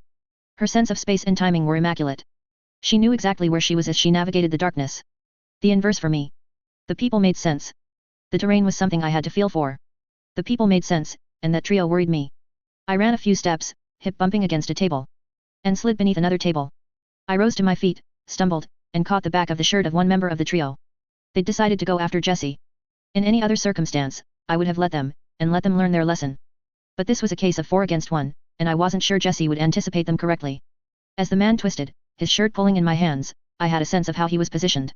I brought one leg up, and stomped down on his knee, then pushed him to one side in a way that would put more weight on that knee. He toppled. Stepping forward, my forehead bumped into the collarbone of another person. My hands clutched at their shoulders, and I hauled them down. A moment later, I launched myself up, skull striking the point of their chin. I pushed them into the third person. Someone threw the switch. The lights flickered as they struggled to come on. Jessie had dispatched the one with the shotgun. I caught another person off guard, taking out their knee again. Their head clipped a table as I tipped them to the ground. Otis people were only just entering. They were treated to a sight of the people fleeing to the windows. The ones trying to exit into the alley were being dragged through the window, which terrified the rest. The ones who were trying to escape the windows into the street were running into Clay's people. Probably the best way to go, but given circumstance, given the fact that it was a drop of several feet, that they wouldn't be able to defend themselves in the moments following, and that Clay looked like a mean, unhinged sort, they elected to head for the back door. I saw Leah among that group. I beckoned for Otis to follow. I walked, rather than run. I took my time, weaving through the maze of tables and appliances. It let Otis catch up, and it let Leah think she was getting away. As I exited the building, I saw that Frederick wasn't where he was supposed to be. Leah and the other 12 or so people that were actively fleeing had a clear path down the street. Better to trust Pierre than to run. He could follow them, see where they gathered, and we would do this again. Hit them at home, at an unexpected moment, with overwhelming force. I just hated that it meant casting Frederick aside, punishing him, and losing the extra time. No. There. Frederick emerged from the place I was assuming he was supposed to have departed a minute ago, his men jogging as they left the alley.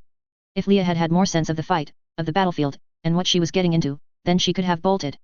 She could have kept the same course, getting past Frederick's group before they could cut her off. But she panicked. She and the others balked. They turned to run away from the men with nail-studded sticks, and they saw me, with Otis following a bit behind. I kept advancing, walking. Leah and many of the others changed direction for the second time in a matter of seconds, retreating reluctantly and uncertainly toward Frederick's group.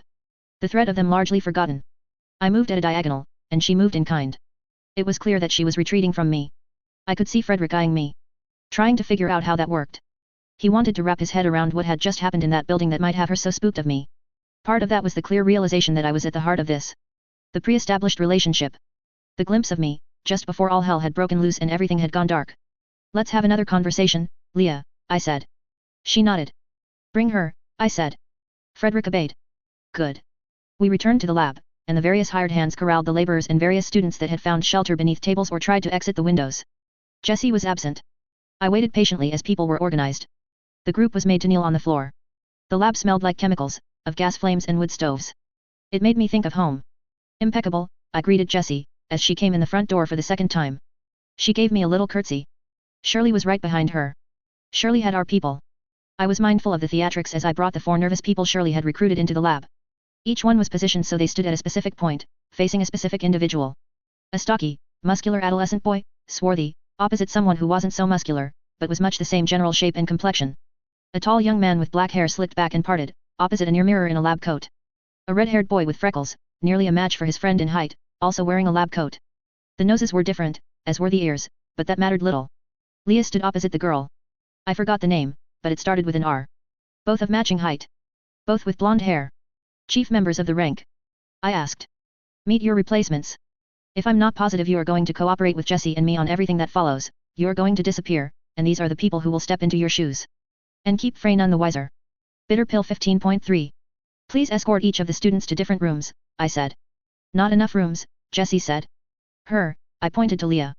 I then pointed to the students we had doubles for. Him. 2 more rooms. Him, I pointed to another student that looked particularly nervous. And, her. My finger directed attention to a young woman who wasn't in academy clothes. Someone from the lower tier. Jessie asked. No, I said. I eyed ink stains on her hands, and the freshness of her change of clothes. That girl is a student. I gestured. Otis men herded the people we'd pointed out into various rooms. I followed them, and watched through open doors, giving direction on where to put them, making sure they were bound. Trapping someone in place with physical bonds was an interesting thing, when it came to psychology. It made their world small. Once the escape routes and the connections to allies were taken away and pressure was applied, the sum total of existence became the room they were in. Their experience and ability to plan extended no further than the interaction between captor and captive. I could see it in Leah's eyes as she was bound to a chair, the gravity of her situation. Sylvester, she said. I approached the chair, as Otis man stepped away. Sylvester, she said, again. Jessie. I know this looks bad, but it doesn't change what you and I talked about. I'm not your enemy or anything. This is a small side project. Money and resources. I checked the bonds. The knot at her wrists was laughable. I undid and retied it, careful to leave her circulation intact. It's why I didn't care that much about the money you were offering. I wasn't being dishonest. It's the way things work around here. I held out my hand, then took another length of rope. I bound her so her back was flush against the back of the chair. This rope I made tight enough to cut into skin. If there's anything you want to know, I'll tell you, she said, insistent. I'm on your side. I put a loop of rope around her neck, and saw how she reacted, stiffening. I was careful in how I tied it, leaving plenty of room, making the knot overly elaborate. Jessie, she said, turning her attention from me to Jessie, who stood in the doorway.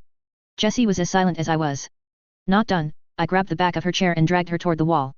She was petite, but the combined weight of her and the heavy wood chair made for a mingling of scrapes and screeches as the chair moved. Wood against wood. I took a moment, tying a knot into the middle of that same rope, and then, carefully, I tied it to the back of the chair, sure to leave a lot of slack. The rope around her neck didn't really connect to anything. Not a noose, not a real binding.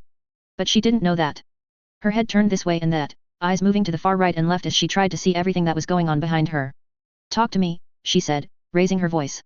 Otis man had crossed the room to stand at the point furthest from her. I approached him, walking away from Leah. You can't do this. Leah shouted. Even to her, I suspected, the words rang false. I stopped in front of Otis man.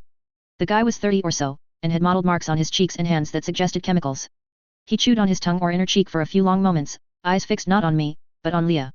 She was still shouting. Thank you for bringing her in here, I told the man. Even when directly addressed, it took him a moment too long to turn his eyes to me. That'll be all, I told him. Nothing passed over his expression. No hints or tells. But I suspected he was unhappy. He turned and left the room, moving aggressively enough that Jessie had to step back out of the way. Jessie gestured. Warn man. Late fire emotion, I gestured back. Resentment. He wouldn't be happy. Worth keeping an eye out for. Alternate eyes.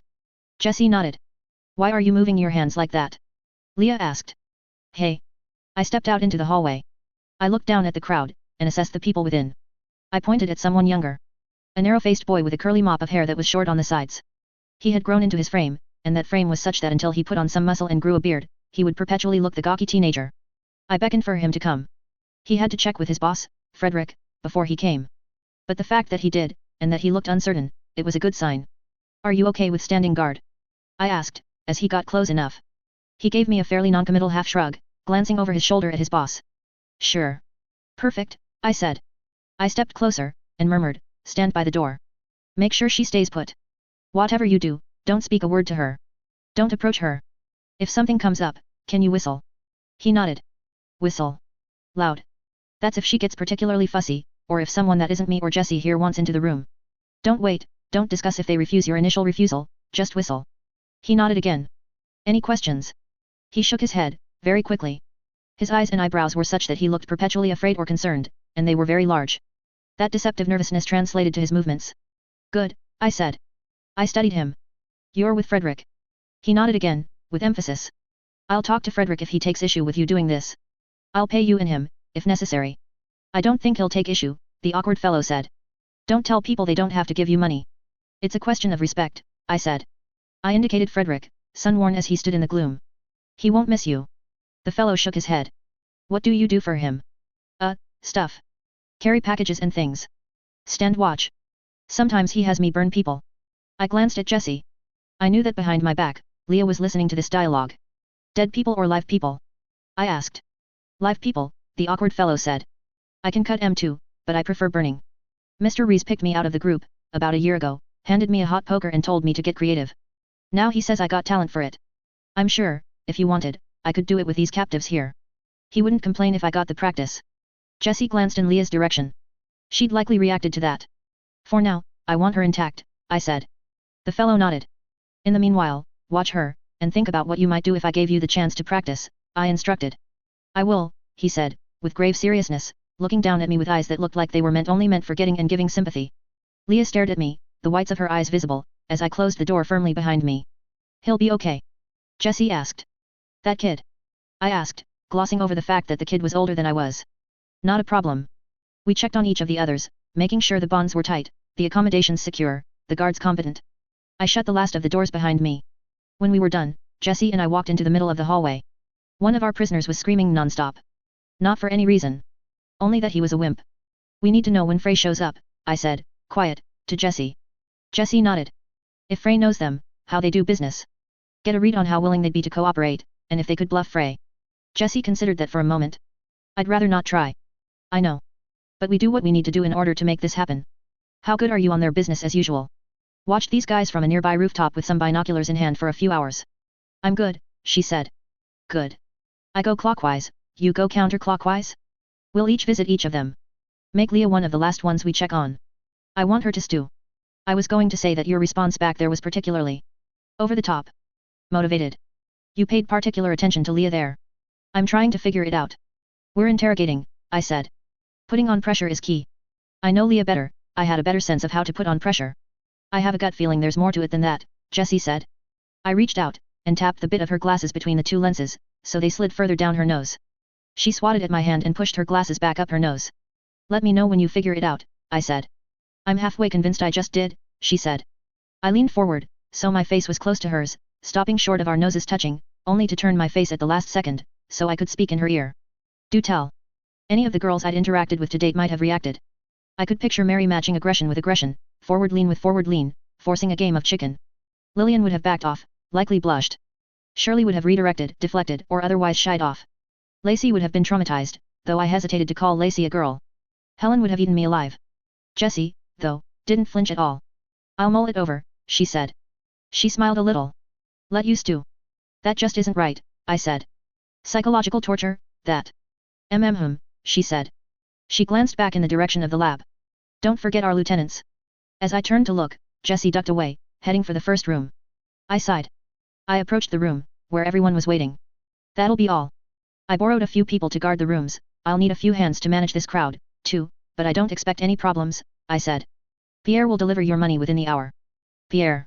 Can do, the rabbit-headed man said. Good. Questions? Concerns? Not sure what exactly you're wanting with all this, Frederick said. A lab? Decoys. Doesn't matter, I said. You'll see soon enough. And if you give me patience, I'll pay you back with interest by showing you results. Wait, see, and it should be spectacular. I'm starting to see how you do things, Frederick said. There was a note of derision in there.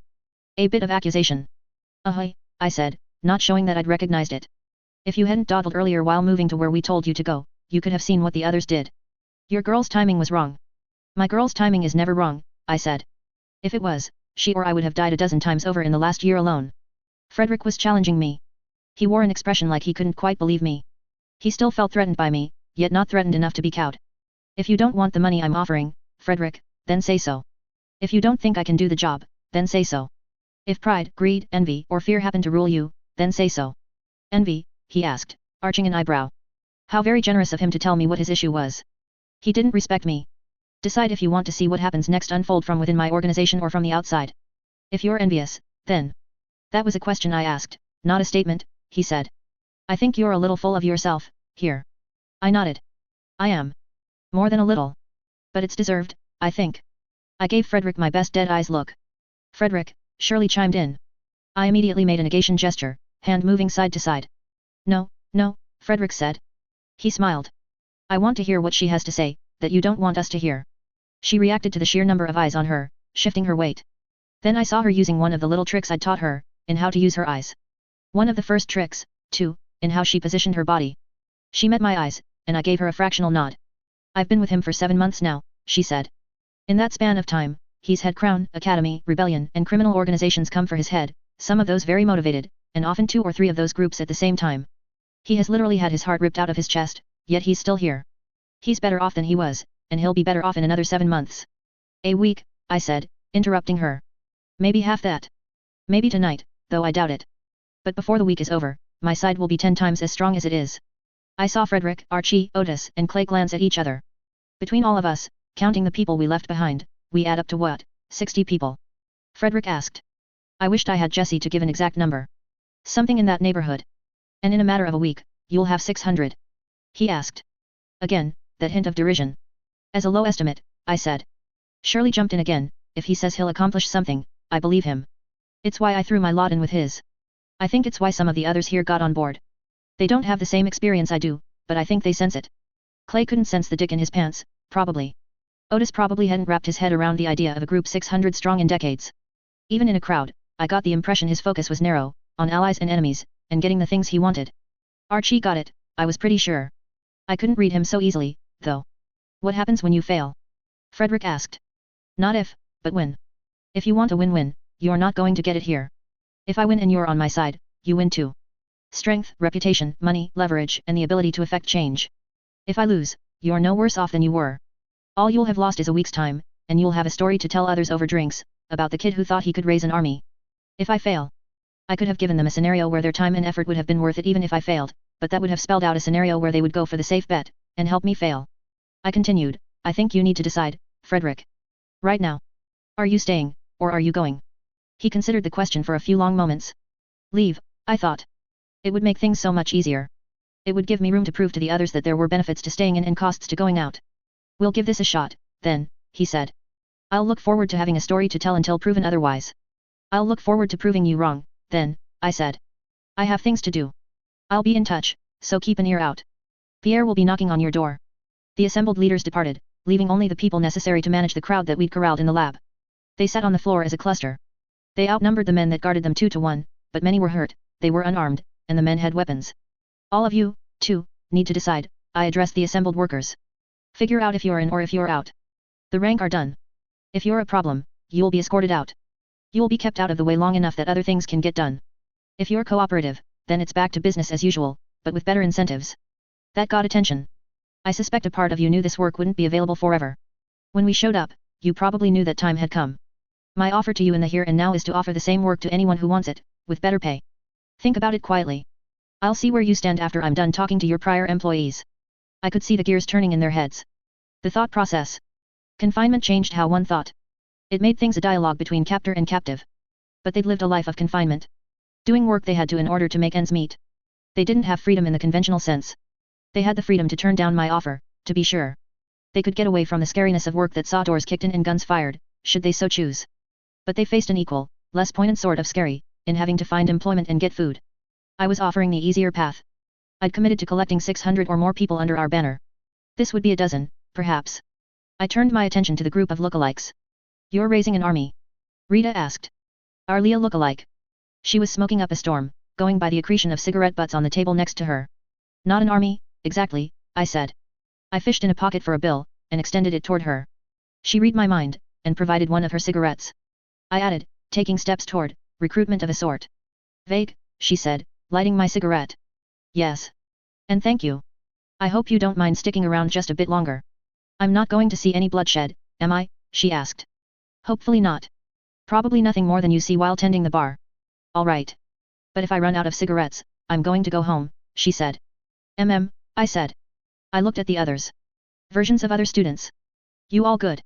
I got answers ranging from the affirmative to the non-committal. Good enough. I gave Shirley some direction about hiring someone to fix the mess the shotgun had made and fix the front door, then made my way out of the lab and down the hallway, taking my time, puffing at the cigarette while I started thinking about the interrogation. The appearance of Jessie standing just inside the doorway, waiting, caught me off guard. You're awful, I told her. Running off and leaving me to deal with all of that. I handle the timing, organization, records, and accounting. You handle the people. I handle a heck of a lot more than that and you know it, I said. I reached out and flicked her glasses, so they slid down her nose. Stop that, she said. She flicked the cigarette free of my mouth. That, miss, was a token of goodwill from our Leah replacement. Rita. I know. I remembered the name. I pay some attention. Are they good? I think so. Not too bothered by current events. That young asshole we were thinking about recruiting if Rita didn't work would have been freaked, probably. Probably, Jessie said, ignoring my choice of words. I've already interrogated one. You're behind. Thoughts? Input. She shook her head. Go in without me coloring your views any. We'll talk after. Speaking of, what's that thing you were going to say before, that you held off on? Oh. That. You wanted to mull over it. Something about me and Leah. Mulling, she said. Continue to stew. Interrogate. I'll catch you before you move on to your next customer. I reached up to flick her glasses again. She caught my hand and then slapped me lightly across the side of the head, before ducking back, closing the door behind her. I headed straight for the screamer. The kid had been screeching like he'd been set on fire for a while, but he'd gone silent. I anticipated a bit of blood, but if there was any, it wasn't visible. The guard we'd posted had had the sense to deliver the hurt where it wouldn't be visible. He was tall, red-haired, and wore a lab coat. His hands were bound together, behind his back, and then had been lifted up to the point that his shoulders jutted forward. The rope extended from wrist, over a beam, and down to wrist again. I indicated that the guard should leave the room. I closed the door behind him. Then I looked at the young man who stood before me, his arms held out behind him. I untied the rope that bound him. Small things would go a long way, in this captor-captive relationship. I would try at being nice first, and then if it didn't work, I would move on to the next captive, and try a harder approach. I could riddle out how they thought and how they operated, and find the best approach to make them crack. Leader of the rank, I greeted him. What? No. We don't have a leadership structure, he said. We're not even a proper gang. We bake, we ship, we take in some side cash. My colleague has deduced that you're among the key individuals. It's why we went to the trouble of finding a body double, I told him. Not being the leader isn't a mark in your favor. What's your name? Leon. Red-haired Leon. Right, then. Not a mark in your favor, Leon. See, if you were leader, if you knew things about the imminent meeting with Genevieve Frey. I paused, letting that name hang, and I watched his expression shift in the gloom. The light from the window cast on one side of his face. In the dark, the little details were missing, but the contrast of brighter light and deeper shadow had little middle ground, making the shift of muscle and the movement of the hollow of his thin cheeks very pointed. His head dropped a little. I could hear him say, I knew that was a mistake. So you do know something after all. Was the mistake working with Frey? I asked. Yes. Too much. Too big. She ordered drugs from us. Mass quantities. Which drugs? Stimulants. But. Hold on. When? Over a year ago. Okay, I said. Go on. The drugs were cheap, easy, but the quantity, it meant good money. But June, he got suspicious. June. Junior, he's the closest thing we have to a leader. If we're a business, then he's the person who manages the sales and distribution. If we're a gang, well, he decides who's in and who's out. All right. He got suspicious. He said there wasn't any urgency. Started after we had to delay one shipment. She didn't care. Paid us the same amount she had when we'd been on time. And this has been going on for a while. Regular payments. He looked uneasy, slumped on the floor. For the moment, he seemed very preoccupied with rubbing at his wrists. You know I'm going to find out in talking to the others, right? Leon sighed. What happens to me? It really depends on the quality of your answers, Leon. He nodded. Junior thought, thanks, she intended to bankroll us. Get us set up. And she did. But I don't know. She's coming. Everyone here, we know who she is. What she is? She's been a part of the groups fighting the crown for the last 3 years. She works with a lot of people.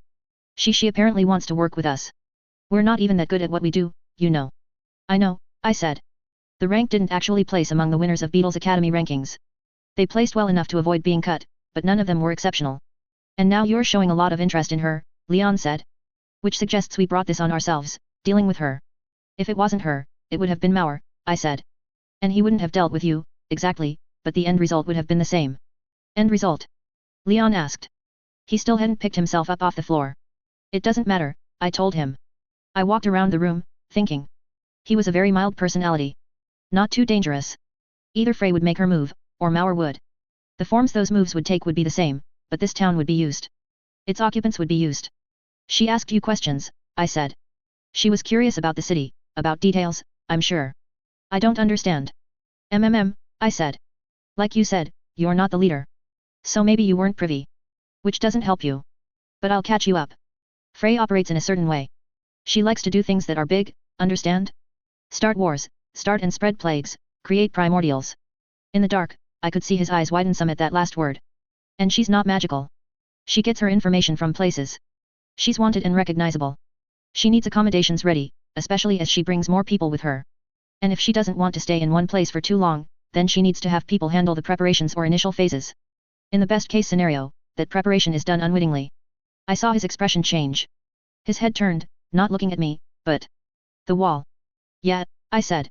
Probably Junior or Leah. I didn't say anything, he said. You didn't have to.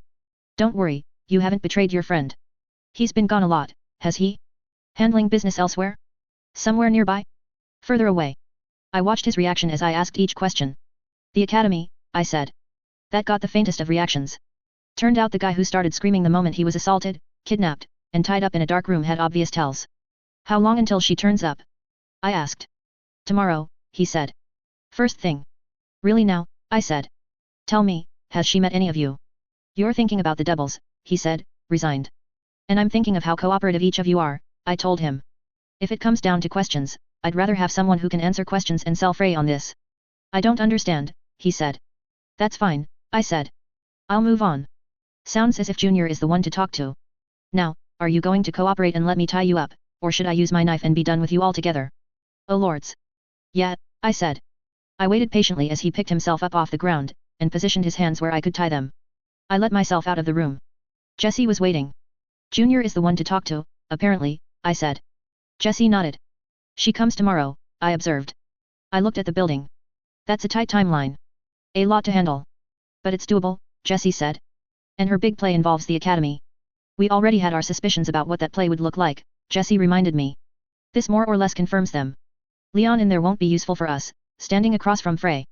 Leah is dangerous, Jessie finished for me. Dangerous, I agreed. I reached up to smudge Jessie's glasses, and she swatted at my hand. Leah shouted something unpleasant from within the room we'd turned into a cell. The guard of Fredericks that I'd stationed in there didn't whistle. Nothing important. Mold, Jessie said. About the thought I couldn't complete. About your response to Leah. Sure. You're very readable, SY. When you feel insecure, you push the boundaries. Even with allies. Especially with allies. You mess up their glasses, for example. I made a noise, more to suggest than I'd heard than to negate or agree. Feeling insecure, SY. With you or with this situation. Either or. Frey is a tricky enemy. And this won't be easy. We can back down. Skip town, choose a different path. I shook my head. We needed people. We were sitting on a monumental secret. But to utilize it, we needed a voice, and 600 were far louder than 2. 6,000 were better than 600. But to get those 600 or 6,000, gambles had to be made. Risks had to be taken. Something big. As I'd told Leon, Frey laid groundwork and put out feelers. She likely had 100 groups like this little drug laboratory at the edge of the world. When certain stars aligned and she saw opportunity, then she leveraged them. They gave her the in. Groups like this let her get set up and act quickly, much as the student she was tutoring had given her access to the lab with chemicals and water supply access that would let her taint the town and surrounding region. Dame Cicely's. Frey operated by performing the big actions, then leveraging the fallout. We'd gotten out ahead of her, predicting the sort of place she would see as vulnerable and ready to be leveraged. Now we were undermining her groundwork. Jessie, I said. I can continue the interrogations.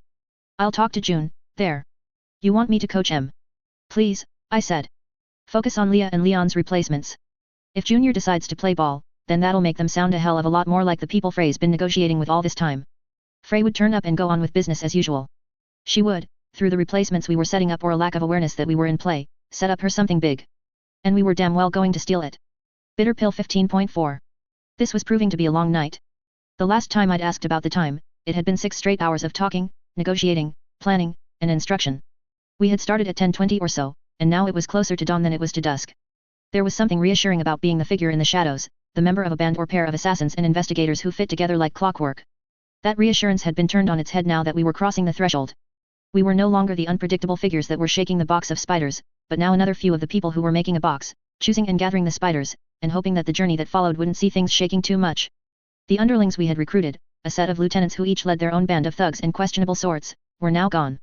They went to their homes, went about their business, they talked among themselves, and each operated with their individual motivations.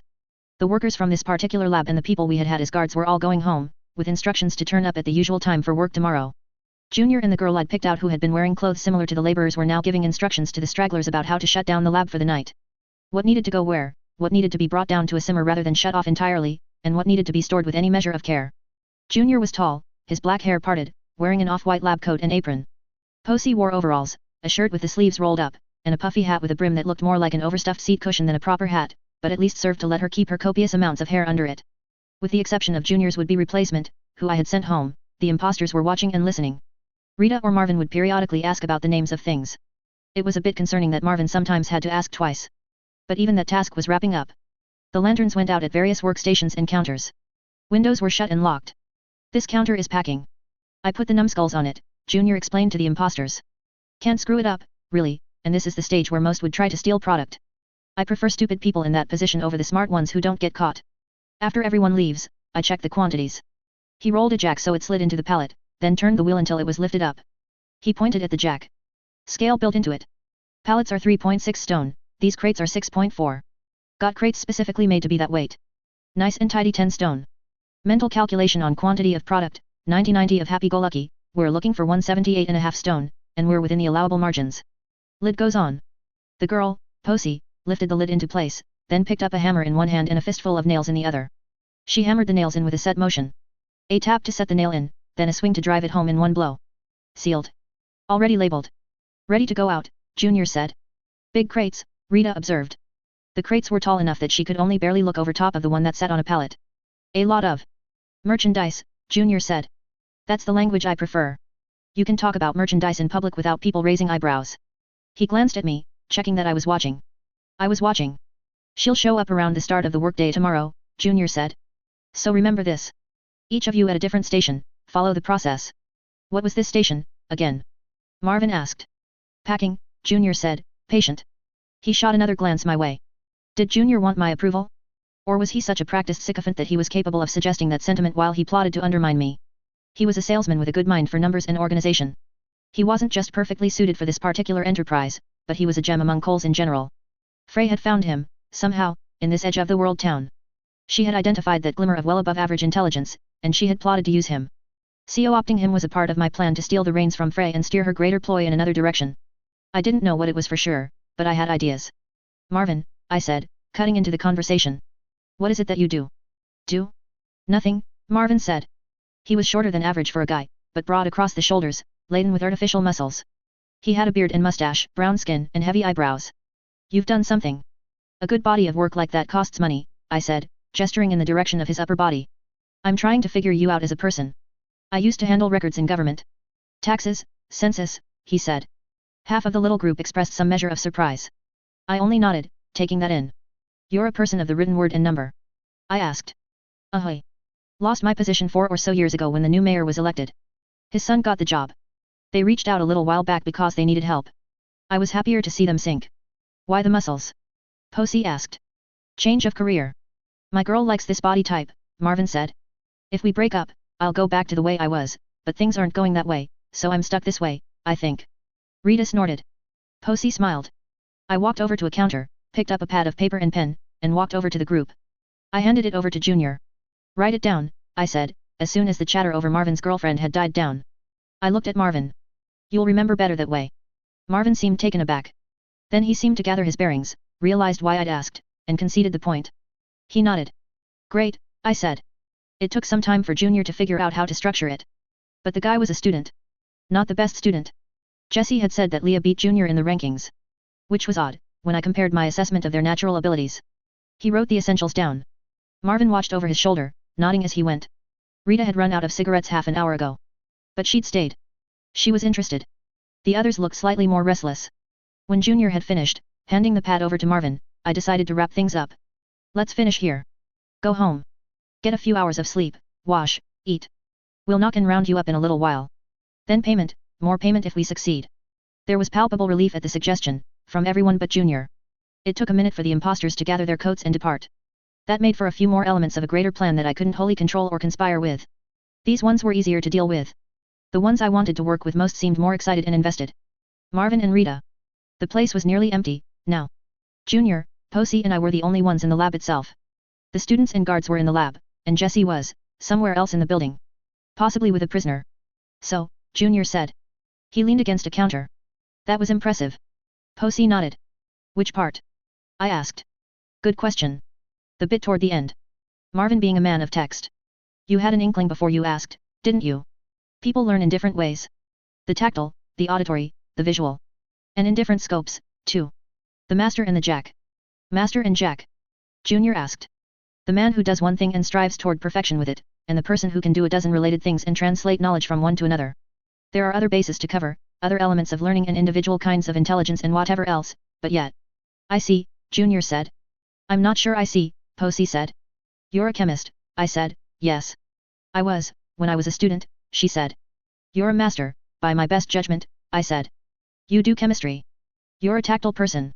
You work hands-on. You like to get your hands dirty. You keep the machines running.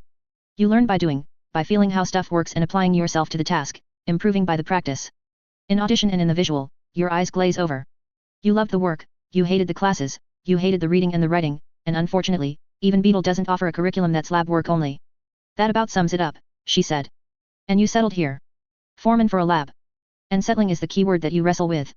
Your brain tells you that you are selling yourself short, that you should be somewhere with a higher station, your heart might even echo your brain. But your gut? You know deep down that this is the sort of niche you were meant to fill. Maybe, she said. I get the feeling that if I cut you loose, send you to go rest, eat and groom like I did with the others, you'll come back. Because this lab and places like it are something like home to you. She glanced at Junior, then at the door. She wrestled with that for a lot longer than I'd anticipated she would. The silence stretched on. No. I finally asked. If I say yes, and then come back. It doesn't mean anything, I said. It means you were right about everything you just said, she said. But as she said it, she turned to go. I didn't stop her. She would be back. She grabbed a jacket from the peg by the door, a bag from the floor off to one side, and then closed the door behind her, looking as if a burden weighed on her. I consider myself a people person, Junior said. I'm good at figuring them out. Sure, I said. Others have said you had talents in that area. I believe them. I've known her for nearly a year, and I didn't guess 1/10 what you just did. I read people, Junior. It's part of what I do. A matter of survival. He didn't reply to that, but he seemed to take it in and give it some consideration. I then said, with that in mind, I'm asking, do I need to worry about you? I've agreed to play along. Oh, I know, I said. But do I need to worry about you? Well, Junior said. He paused very deliberately. The way I see it, I have 3 options. You have far more than 3 options, I said. I held up a finger. Be careful. I know the little tricks. I'm simplifying. Look, I can stop this particular enterprise, but then what? Go back to Beetle? I couldn't deal with you when I had a shotgun in my hands and you wanted to keep me alive. There's no number of locks I could put on my dorm room door that would keep me safe.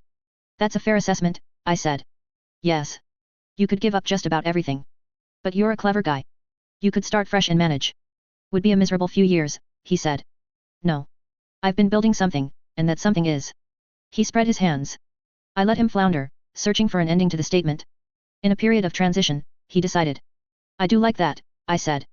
But keep in mind, because of what you've built, given the location, timing, and the resources tied into it, 2 people have set their sights on it, with intention of making that something into something bigger. Which leaves me 2 options. You or my patron. You have ill will toward me, and only goodwill for her, though. But I fear you, he said. He chuckled. That counts for something. Yeah, I thought. My gut feeling was right. He was of a type that could be disarming, play nice with just about anyone, and be convincing in the process. It was in his interests to convince me that he'd side with me over Frey. Anything he said had to be taken with a grain of salt.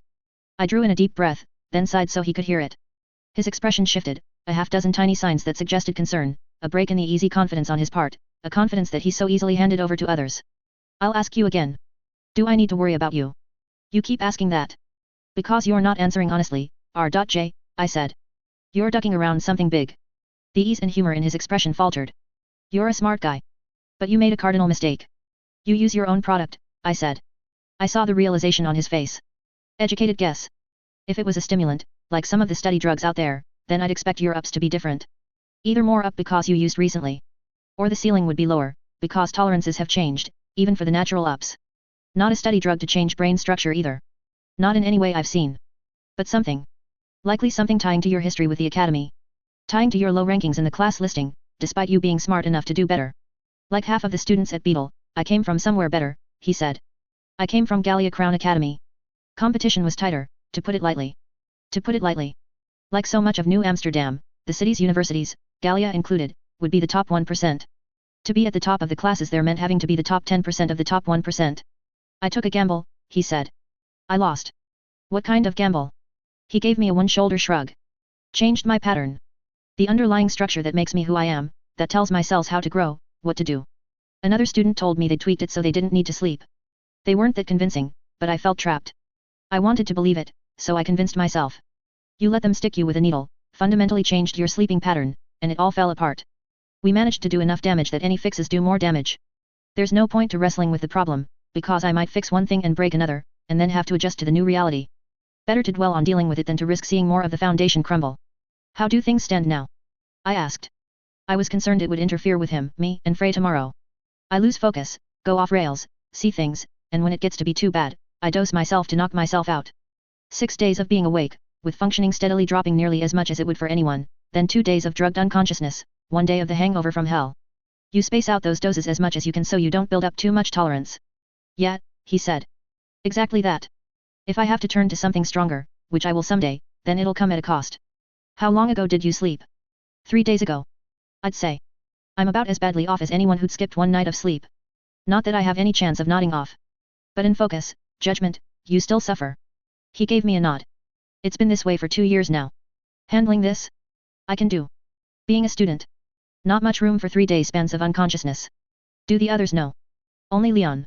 He didn't betray this particular detail, even under duress, I said. Which, neatly answers why I had my doubts about him and decided on using the imposter instead. He should have betrayed me. We're not that close, Junior said. Either way, it's starting to make sense. Why Frey picked you out in particular? The boy quirked an eyebrow. She has an in with various academies, I'd guess.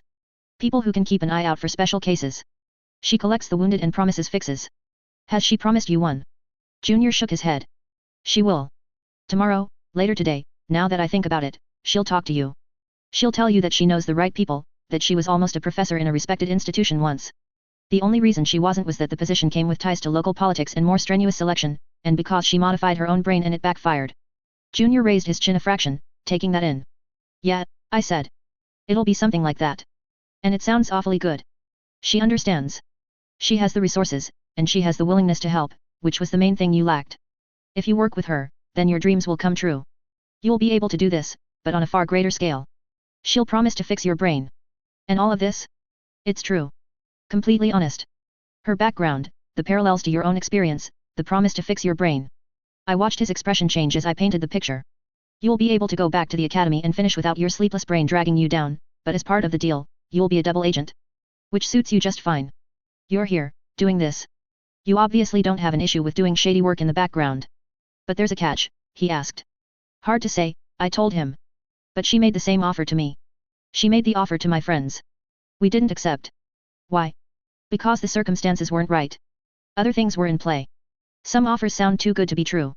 Even so, if her timing had been better, we might have talked ourselves into it. I chose the same phrasing that Junior had given me as he'd described his self-modification. The thing to pay attention to, I said, is the people she brings with her. The headsman, the massive fellow that follows her, does he say more than 5 words at a time, if he speaks at all? Is the stitch she keeps in her company free or happy? Does the woman with bird wings still look haunted? She doesn't fix the problems. She likely will, after she does what needs to be done. But there will always be more to be done, R.J. June, please, Junior said, pronouncing it like June. Or Junior.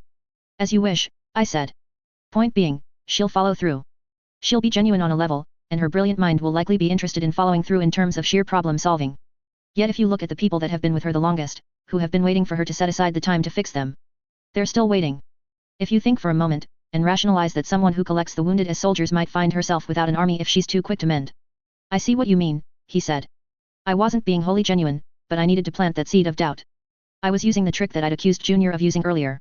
To reduce an argument down to a narrow list of choices, and then answer those choices. Is it A or B? Ignore the whole rest of the alphabet while you consider your answer. The reality was, Frey's collection of wounded that she kept close were the deeply wounded. The ones who would wrestle with the damage they had sustained and likely never find their way back to normal, even with the brilliant mind of a professor turned to the task. Normal was overrated anyway. The funny thing was, I doubted Junior had what it took to make his way into her inner circle, but for completely different reasons. He was likely fixable. I've dealt with your like, June, I said. I am your like. It's why she was willing and able to make the offer to me in the first place. I won't promise you the whole world and make you wait years for the delivery. I can promise you that my world, which I'm inviting you into, is a world that would be a good fit for your strengths, and very accommodating of your weaknesses. I had broken through the veneer of easy congeniality. He'd chuckled and joked about how fearing me was better, but now. I had him. The way he looked at me, he knew I had him. Go home, I said. We'll find you in a few hours, when we're ready to get started. Yeah, he said. He looked a little dazed. The highs and lows. The momentary hope, the crash of reality, followed by my offer of my reality. So many things were out of my hands. Arrows I'd loosed and trusted to fly straight. Boomerangs I'd thrown and trusted to return. But I couldn't read all of the prevailing winds. There was more to do. Then nap, grooming and more. I walked around the lab, checked on the prisoners and guards, and spent 5 minutes standing watch over Leon while his guard stepped out to use the loo. It was only in the later stage of the exploration that I found Jessie. She was sitting at the top of a flight of stairs, in the shadows, leaning against the wall. Fast asleep. She stirred at my appearance, hand reaching for a weapon. Her eyes snapped open. SHH, I said. It's fine. She smiled a little. Then, nearly as fast as she'd snapped awake, she slipped back under. We're as set as we'll ever be, I murmured. I walked past her up the stairs, checked around, and found a throw blanket. I checked it for bugs and grossness, deemed it good enough, and brought it over to Jessie. The sleep she'd settled into was different than the one she had been in just a bit earlier. Utterly defenseless, this. Dead to the world, she barely stirred as I wrapped the blanket around her. I crouched in front of her, and I lifted the glasses off her face. Drawing a clean handkerchief from my pocket, I cleaned the glasses of smudges, wrapped the clean kerchief around them, then found her bag, and slid both glasses and kerchief into a protected pocket. I was moving her braid so it wouldn't tug if her head moved the wrong way when I sensed movement behind me. Shirley. You're back, I said. She glanced at Jessie. Too deep asleep now, I said. Nothing short of a stab wound would wake her. Not to worry. I found the carpenter. He'll be here within the hour. Disgruntled at the late night call, but the money helps. I nodded. You're not going to braid her hair into the banister, are you? No, I said.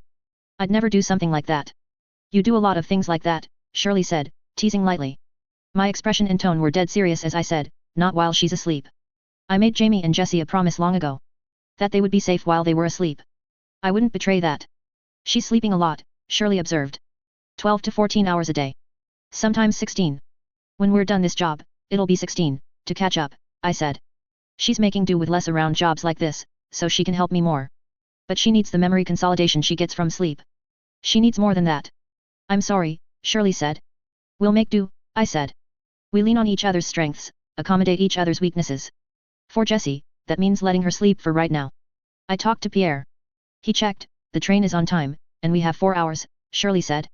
Plus half an hour for quarantine procedure, half an hour for travel from the junction to here. 5 hours until Frey arrives, I said. Shirley nodded. 5 hours for the wines to change. Would it be too much imposition if I asked you to watch over things, keep in touch with Pierre? Keep an eye out for emergencies? For 4 or so hours. I can. Can I ask why? I found a seat next to Jessie, and then moved the blanket, pulling it so it also draped over my back and shoulders. I see, she said. She smiled. I'll scream if anything comes up. Perfect. Shirley wasted no time in making her way back downstairs, giving us our space. Still, I was nervous. One of the guards was a question mark, Frey was a question mark. Things could happen. I did something I'd done thousands of times before, and I used Wyvern to adjust how my brain worked. As I'd done hundreds of times, I adjusted how it worked in respect to sleep. I used poisons and drugs to do something in that same realm that Junior had tampered with and suffered so much for. As I drifted off, I calibrated myself so my sleep would be a shallow one. The slightest thing would wake me up. I settled in, my feet on the step below me, arms folded against my knees, head resting against my arms, blanket over top of it to keep some of the ambient light away. Jessie moved her head, resting it against my shoulder. Being half asleep meant being woken up once every few minutes by creaks and noises from outside, but that was fine. Because being fully asleep was a me thing, while drifting in and out of this shallow sleep meant being beside my friend and ally. It was reassuring, the constant forgetting and remembering that she was here, that she had my back and I had hers. I wouldn't admit it out loud, but I felt insecure. All of these pawns were in play and few were wholly in my control. I was playing a game I was less familiar with while a master sat on the other side of the board. My only advantage was that Frey didn't know she was playing against me yet. I would give up that advantage soon, and I had to hope that we came out ahead in that particular transaction. Bitter Pill 15.5. Do you know what I miss about our place in Tineware? I asked. Do tell, Jessie said, from the other room, through the door. Also, let me know when I can come in. You can come in any time, I said. Then, as I heard her hand rattle the doorknob, I said, but I'm naked, so be warned. She left the washroom door alone. Why do you want in? I asked. I want a towel for my hair. Can you pass one through the door? Hands are gucky, I said, as I slicked my hair back. So no. Give me a second. I carefully picked at the towel, wrapped it around my lower body, and, not wanting to get it all gross, I pressed my hips against the cabinet below the sink to pin it in place. There. Come in. I'm covered. She let herself into the washroom, averting her eyes as she headed straight for the cabinet with the towels. What was the thing you missed about Tineware? Which? What? Oh. Showers. East Coast, edge of the world. You're really sticking with that, aren't you? She asked, as she used the towel to squeeze water out of her hair. She was already dressed. So close to the heart of the Crown Empire, and what do you know? No showers. They have some in public places like pools and athletics clubs. Point stands. No appreciation for the shower. Only baths. And baths are miserable when you've got stuff to do. Great if you want to stop, but terrible if you've a 5-minute window before a day full of spying, kidnapping, murder, arson. Theft. Don't forget the rampant theft. And theft? With plans to set up a rebel enclave? Either way. 5-minute baths are a tragedy. Coming from someone who has experienced tragedy, that seems very grave. It is. Terribly grave, I said. I fixed my hair as best as I could, but it was already rebelling against the oil wax blend I had used to try to pin it down. Especially when we have to cut corners, no tea with breakfast, no time to toast or cook anything, just grabbing some fruit and whatever as we rush out the door, going hungry all morning. Sylvester, Jessie said, in a very pointed way. Jessie, I said, mimicking her tone. Are you hinting that you would like me to prepare breakfast while you get ready? However did you get that impression? No, no. Just because I let you have the bath first, with hotter water, and I'll see about your breakfast, she said, with a sigh. It's not going to be fancy, we don't have that long. I'll take that as my hint to hurry things along. She hung up the damp hair towel, grabbed a brush, and left the washroom. I leaned in close to the mirror to check my face for any proper sign of facial hair, was disappointed, and ducked into the other room to start getting ready. Mary was waiting for me. Silent, she oversaw my selection of the tools and weapons as I laid them out on my bed. Ashton sat at the window, and didn't look up as I touched it, gauging the temperature outside. I dressed with more warmth than was necessary. The pants meant more for winter than for fall. I wore a shirt under a heavier sweater. I couldn't remember where it came from, but it was soft and close-knit enough to be worn on its own. Something I'd looted way back in Tineware? Maybe Jessie had bought it during one of our supply runs, and it had found its way into my luggage. I grabbed a jacket but didn't wear it. I collected everything I'd laid out on the bed, everything with its place. My gun disappeared into the inside pocket of the jacket, which I folded in such a way that the gun wouldn't fall out. Other things were put in pockets, belt, and hidden pockets based on priority and need. I grabbed a bag and stowed the things I wouldn't need for sure, but which would be useful to have. These two were put away based on a kind of instinct more than proper organization. Lockpicks in a front pocket of the bag, while a smoke canister and ammunition went into the bottom of the bag, sure to be buried by other things. Is this how you operate, Mary? I asked. Is it a factor in how you're put together? When you're really nervous about the day, you focus a little bit on grooming. Armor yourself in fashion, arm yourself with the necessary tools, and find your center. I was only nervous in the very beginning, she said. Back when I didn't know the lambs. Then again, when Percy came up, and when the lambs split. The very beginning. That's when you settled on your particular style. Before then, we mostly saw you wearing the Mothmont uniform. I started wearing lace and soft fabric, to hide the steel, she said, smiling. She touched my chest, over the heart. What's your soft armor hiding? I could smell toast. My head turned. Good luck with the mission, she said. I look forward to hearing the results, all the way back at Radham Academy. I smiled, hiked the bag up over one shoulder, gathered the jacket under one arm, and joined Jessie in the kitchen, heels of my boots knocking the wood floor with each step. Thank you, I told her. You're welcome, she said. It's self-preservation, too. You get cranky when you're tired and hungry, and I'm putting up with you for a good portion of the day. Did you eat? I asked. She shook her head. I'm taking some of this. Toast, with liver spread. Cheese. Fruit. I made a face. Eat some fruit, she said. Reluctantly, I took the fruit, popping it into my mouth. I skipped the tea, she said. We can't drink it while we walk. We could with a dewar flask. We had a dewar flask. We've had several. You keep turning them into bombs. Mostly poison gas bombs. Do I? And the glass jars with wire fasteners, and the milk bottles, which get costly, because they forced us to renew subscriptions if they couldn't collect the used bottles. Behind Jessie, Helen creeped up and stole a piece of toast. Except it was a phantom piece. Jessie, none the wiser, picked up the real version of that same piece of toast. Jessie bit into the toast with emphatic, not entirely serious anger. Yes, I said. Take out your aggression on the toast, not on me. Gnash it.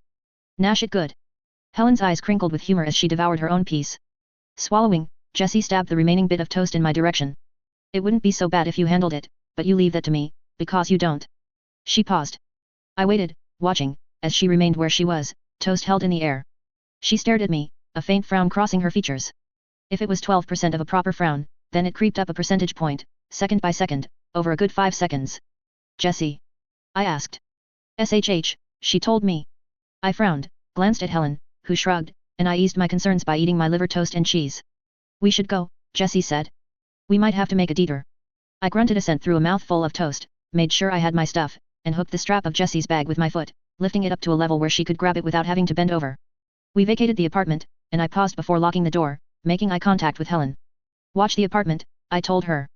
I got a nod, closed the door, and locked it. When I turned around, the look of general concern on Jessie's face had jumped a few dozen percentage points. Helen, I told her, doing my best to manage the handfuls of food without getting my fingers too sticky. Okay, she said. Where are we detouring? I asked, as we walked down the stairs to the street. It was dim outside, the first rays of dawn only just reaching out. People were awake and busy, because it was 7 in the morning, but the colder season was creeping in, stealing away daylight and making its approach clearly felt in the early morning. In a few weeks, water would start freezing and the air would be dry. For now, however, the salty air that blew in from over the ocean and into the city was cold and damp, the light faltering. If nothing changes in the next few minutes, we might want to head to the... In the distance, a train whistle screamed. Train station, Jessie finished. Never mind. You're aware the trains are almost never on time? I asked. I'm aware there's a deviation. Plus 11 minutes or minus 7, at the limit, for Lorius. When things are at that limit, about half the time, I can go down to the train station and ask.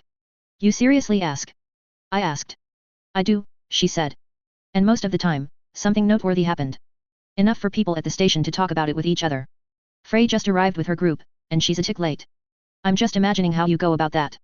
You just walk up to the ticket booth, say hello Sammy, how's work this morning? Oh, that's good to hear. Why is the train late? I'm a little more adroit than that, SY. How does one adroitly manage the topic of a late train, as someone regular who isn't a passenger? You're dwelling on the wrong part of this. Frey has arrived. That she arrived late might be important. Maybe you think it's adroit, but they talk among themselves about the odd girl who gets uppity about the train being late, even though she has absolutely no stake in it. SY. Jessie. How can I trust an ally if she's doing things behind the scenes that might hint at grave weaknesses or infirmity? This could be the fulcrum point by which our partnership regains balance or careens into disaster. There are a lot of locals who visit the station now and again purely out of a fondness for trains. Really now? Really? Can we please refocus? Little kids, I imagine. And old men. But 17-year-old girls. Jessie sighed. Do you like trains? Do you pay particular attention to trains here for purely selfish, hobbyesque reasons? If I say yes, you're going to clap your hands with glee, then file that away as one of the memories you actually hold onto, so you can use it against me. If I say no, you're going to stubbornly stay on this like a terrier on a mouse hole. So, that's a yes. I asked. I don't dislike trains. They make a good reference point for the flow of the city, when I'm measuring it all. When people come, when they go, the time it takes them to get from A to B, with the station itself oftentimes being one or the other. You like trains? That's so adorable.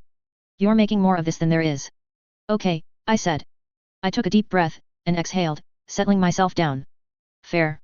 Act reasonable, let the subject drop. If there was anything to share, she would venture it, because she did want to share more of herself with me. Some of my fonder memories are of the lambs together, on the train. It's so often a nice intermission, in the grand play of life. The pause before things start, the pause after they conclude, where we were together, me and you or us and the lambs as a group. We can talk, but we're still moving towards something. Everything else was prone to being interrupted, be it time at the orphanage, let alone the actual missions. I nodded, trying and failing to suppress the grin that crept over my face. I've given you a fully loaded weapon to use against me, haven't I? She asked. Not at all, I said. Not at all. That would be far more convincing if you didn't look like the cat with the canary. I don't want to discourage you from sharing parts of yourself, I said. It's all good. I won't use it against you. I don't believe you. You'll forget you promised not to use it against me, and I'll remember I didn't believe you, and I'll soothe my frustrations by telling myself I was right, when the time comes. But can we please just focus? Or can you do what you did back in New Amsterdam, lose your mind and let one of the ghosts take over? Because that might be preferable. Irreversible, quite possibly. But preferable all the same, she said, smiling. Haha. All right. Focusing. How is your lip reading? I've been focusing on it. We've known we'd probably be needing it. I should manage pretty well. We'll see how it goes. Let me know if you're not picking up everything. I'll translate. Will do, I said. Jessie pointed. We changed course. We were mostly silent as we finished eating and wiping our hands clean, making our way to where we needed to be. One building had stairs that ran up the outside to a porch that overhung the lawn. We borrowed use of the stairs, climbing up halfway, but without standing on the porch itself. Jessie reached into her bag and I reached into mine, and we both pulled out binoculars. It took about 20 seconds to find Frey. I spotted her first. She had toned down the lipstick and wore a hat that folded up on the one side, but she hadn't jumped to wear any particular disguise beyond that. The stitched girl was with her, wearing a jacket that was lighter than the morning chill called for. The stitched girl's boy was nowhere to be seen. Frey's Bruno, the headsman, Warren. Avis, too, was with her. Avis didn't look good. I'd braced Junior to expect Avis to look haunted, but the woman appeared hollowed out. More experiment than experimenter, gaunt, not quite able to look like a member of the crowd, even with the concealing cloak she wore. Not that the cloak helped, draping down to cover everything from the shoulders down, but it was a sight better than openly wearing the wings that she likely never removed, now. Still, she and Frey talked. I turned some things around in my head, adjusted, changed focus, and let some walls down. I imagined the voices, pulled out the stops as I focused on the act of lip reading, and put it all to work. Long do you need me to stay? Avis asked. Not long at all. Once we know we're clear, I'll signal you or openly ask you to see to other business. I don't like leaving you, Avis said. A vehicle momentarily blocked our view of the conversation. My mind, primed to fill in the blanks, immediately jumped in 5 different directions, as to where the conversation might go, and how Frey might respond. The horse and carriage passed, and I took a moment to get a grasp of what was being said. Frey, the reason I keep you around is for the company. Company to keep, Avis said. I missed the first word. I could have asked Jessie about it, but I wanted to test myself, force my brain to adapt where I hadn't been able to push it to on my own. Frey reached out to touch Avis' arm, which was covered by the long black cloak. Who else can I have good, long conversations with? Avis smiled. Then the pair of them were out of sight, blocked from our line of sight by an intervening building. We picked ourselves up, bags in one hand, binoculars in the other, and hurried to the next vantage point. Warren is probably coming on another train. Too conspicuous. Might show up with a group of Brunos he can blend in with, I said. That's quite a thing to imagine, Jessie said. Indeed. I bet you would. Don't even say it, SY. We only just finished the conversation where you said you wouldn't give me a hard time. About trains, I said. Other things are fair game. Why? What did you think I was going to say? I don't even know. But it was going to involve trains. And I guess men, or some association between hobbies and work. What were you going to say? A bunch of hulking men, crammed together in a train car. Oh, you, she said. Talking about muscles, oiling their bodies like the gladiators of old, to show. Stop. Mercy. I cry mercy. I stopped. I much prefer the image of many large, muscle-bound men sitting in seats too small for them, dressed to the nines and waiting for the tea cart, acting like gentlemen. I see, I said. Because it's amusing and funny, not because of anything your perverse mind can piece together. Understood, I said. So that's where your mind goes. I'm learning so much about you, today. Whatever else you're thinking or about to say, keep it to yourself, she said. There was a fence bounding a yard at the corner of one street. Are we clear to peek at them? Assuming they're walking at the same pace they were? Yes. I gestured. Up. Catch, she said. Also, tree. She threw the binoculars into the air, put her hands together just in time for me to step into them, and helped boost me up. I skipped up to the top of the fence and perched there, glancing up momentarily before reaching out to catch Jessie's binoculars. My view was blocked by a tree. I raised the binoculars and peered through the branches. We were on track. Frey was on course to rendezvous with Junior and the other members of the rank. I watched their mouths, but could only see Frey, and for only part of the statement. Our room. Then we'll need you to swing by tall. You know to cover. I trust you to handle it van your past experience. Avis said something a branch didn't want me to catch. Something tall? Beetle? I hopped down before Frey and Avis could advance far enough along the street that they would see me. We were keeping ahead of them and off to the side, and there weren't a lot of positions where we could keep sight of their faces and also stay out of sight. Avis should have good eyes, if she stuck with the bird theme.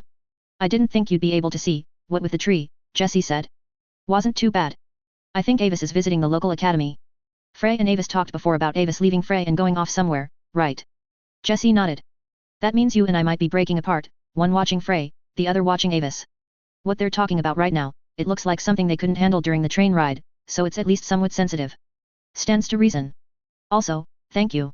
That thing with the boost, and throwing the binoculars, and me catching them? Thank you. I didn't tax your shoulder. Jessie shook her head. It's been a bit better. But maybe we shouldn't do that again today. I nodded. I'm glad it tickled your fancy, she said. The next vantage point for us to reach was a little ways away, but it was the second to last. You're in a good mood, Jessie observed. The boost thing was a boost. Beyond that, getting a good few hours of sleep was a lift, mood-wise, I said. Sitting on cold stairs. Even so, I said. I'm excited. Frey. Something great in the works. Good company. Including ghosts, Jessie said. Them too, I said. I'm less certain about the elements we have in play. We can't control their every move, not yet. Yet. Maybe one day. But free will and sheer variance in people means there are 100 of little things that could go wrong. Things I used to exploit. We settled into our hiding spot, leaning against a wall rather than crouching, keeping an eye out for Frey. It's good to be wary, sy. Maybe. Frey appeared, continuing her steady walk. She had company. A boy, roughly of an age to match Ashton, Abby, and the twins' apparent ages. I focused on the lip reading, raising the binoculars to my eyes. The boy was shaking his head. He said, no. Strange creatures? Or rumors of strange creatures? Experiments without owners? No. Nobody moved into the area. New faces? No, I don't think so. Altercations? Problems? Last night. There were gunshots. A lot of people walking around. Where? A shrug, a response I didn't see. A negative response. Unsure. Could it have come from that area down there? She gestured in the general direction of the ranks lab. Guess so. Interesting. The people walking around, none were academy. No. Locals, looked like. I glanced at Jessie, and we exchanged a series of gestures. I left Jessie behind, hurrying onward. The boy had been paying attention. He'd likely been contacted in advance, paid, to keep an eye out. The simplest answer was that the same person that had picked up shipments or delivered phrase messages had also set that up, at her request. I ducked through the streets, zigzagging this way and that.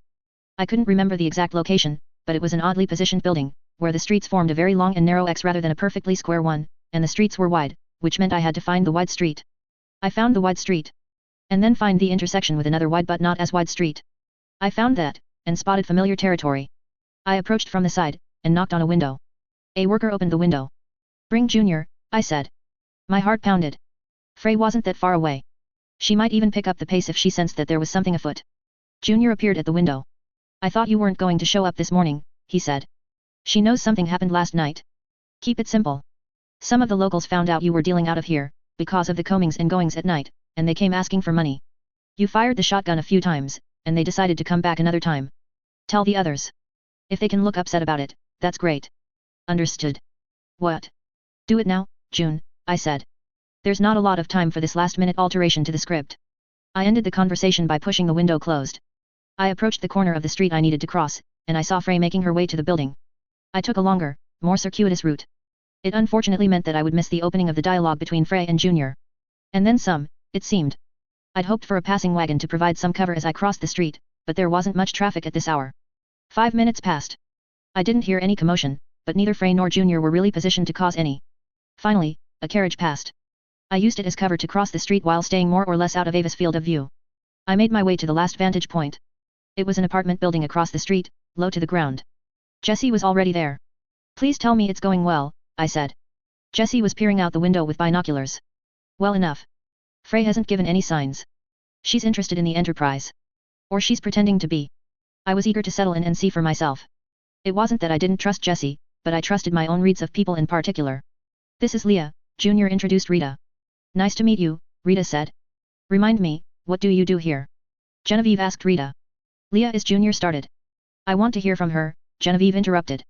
I lowered my head, banging my forehead with the heel of my palm. Watch, Jessie urged. I looked up, focusing on the scene. Refine what we have, idea-wise, Rita said. New drugs. Twists on existing ones. Excellent, Frey said. I hope we have a chance to discuss that at some point. Drugs, and especially combat drugs, are something I'm hoping to make use of at a later date. I've heard good things about your qualifications, Rita said.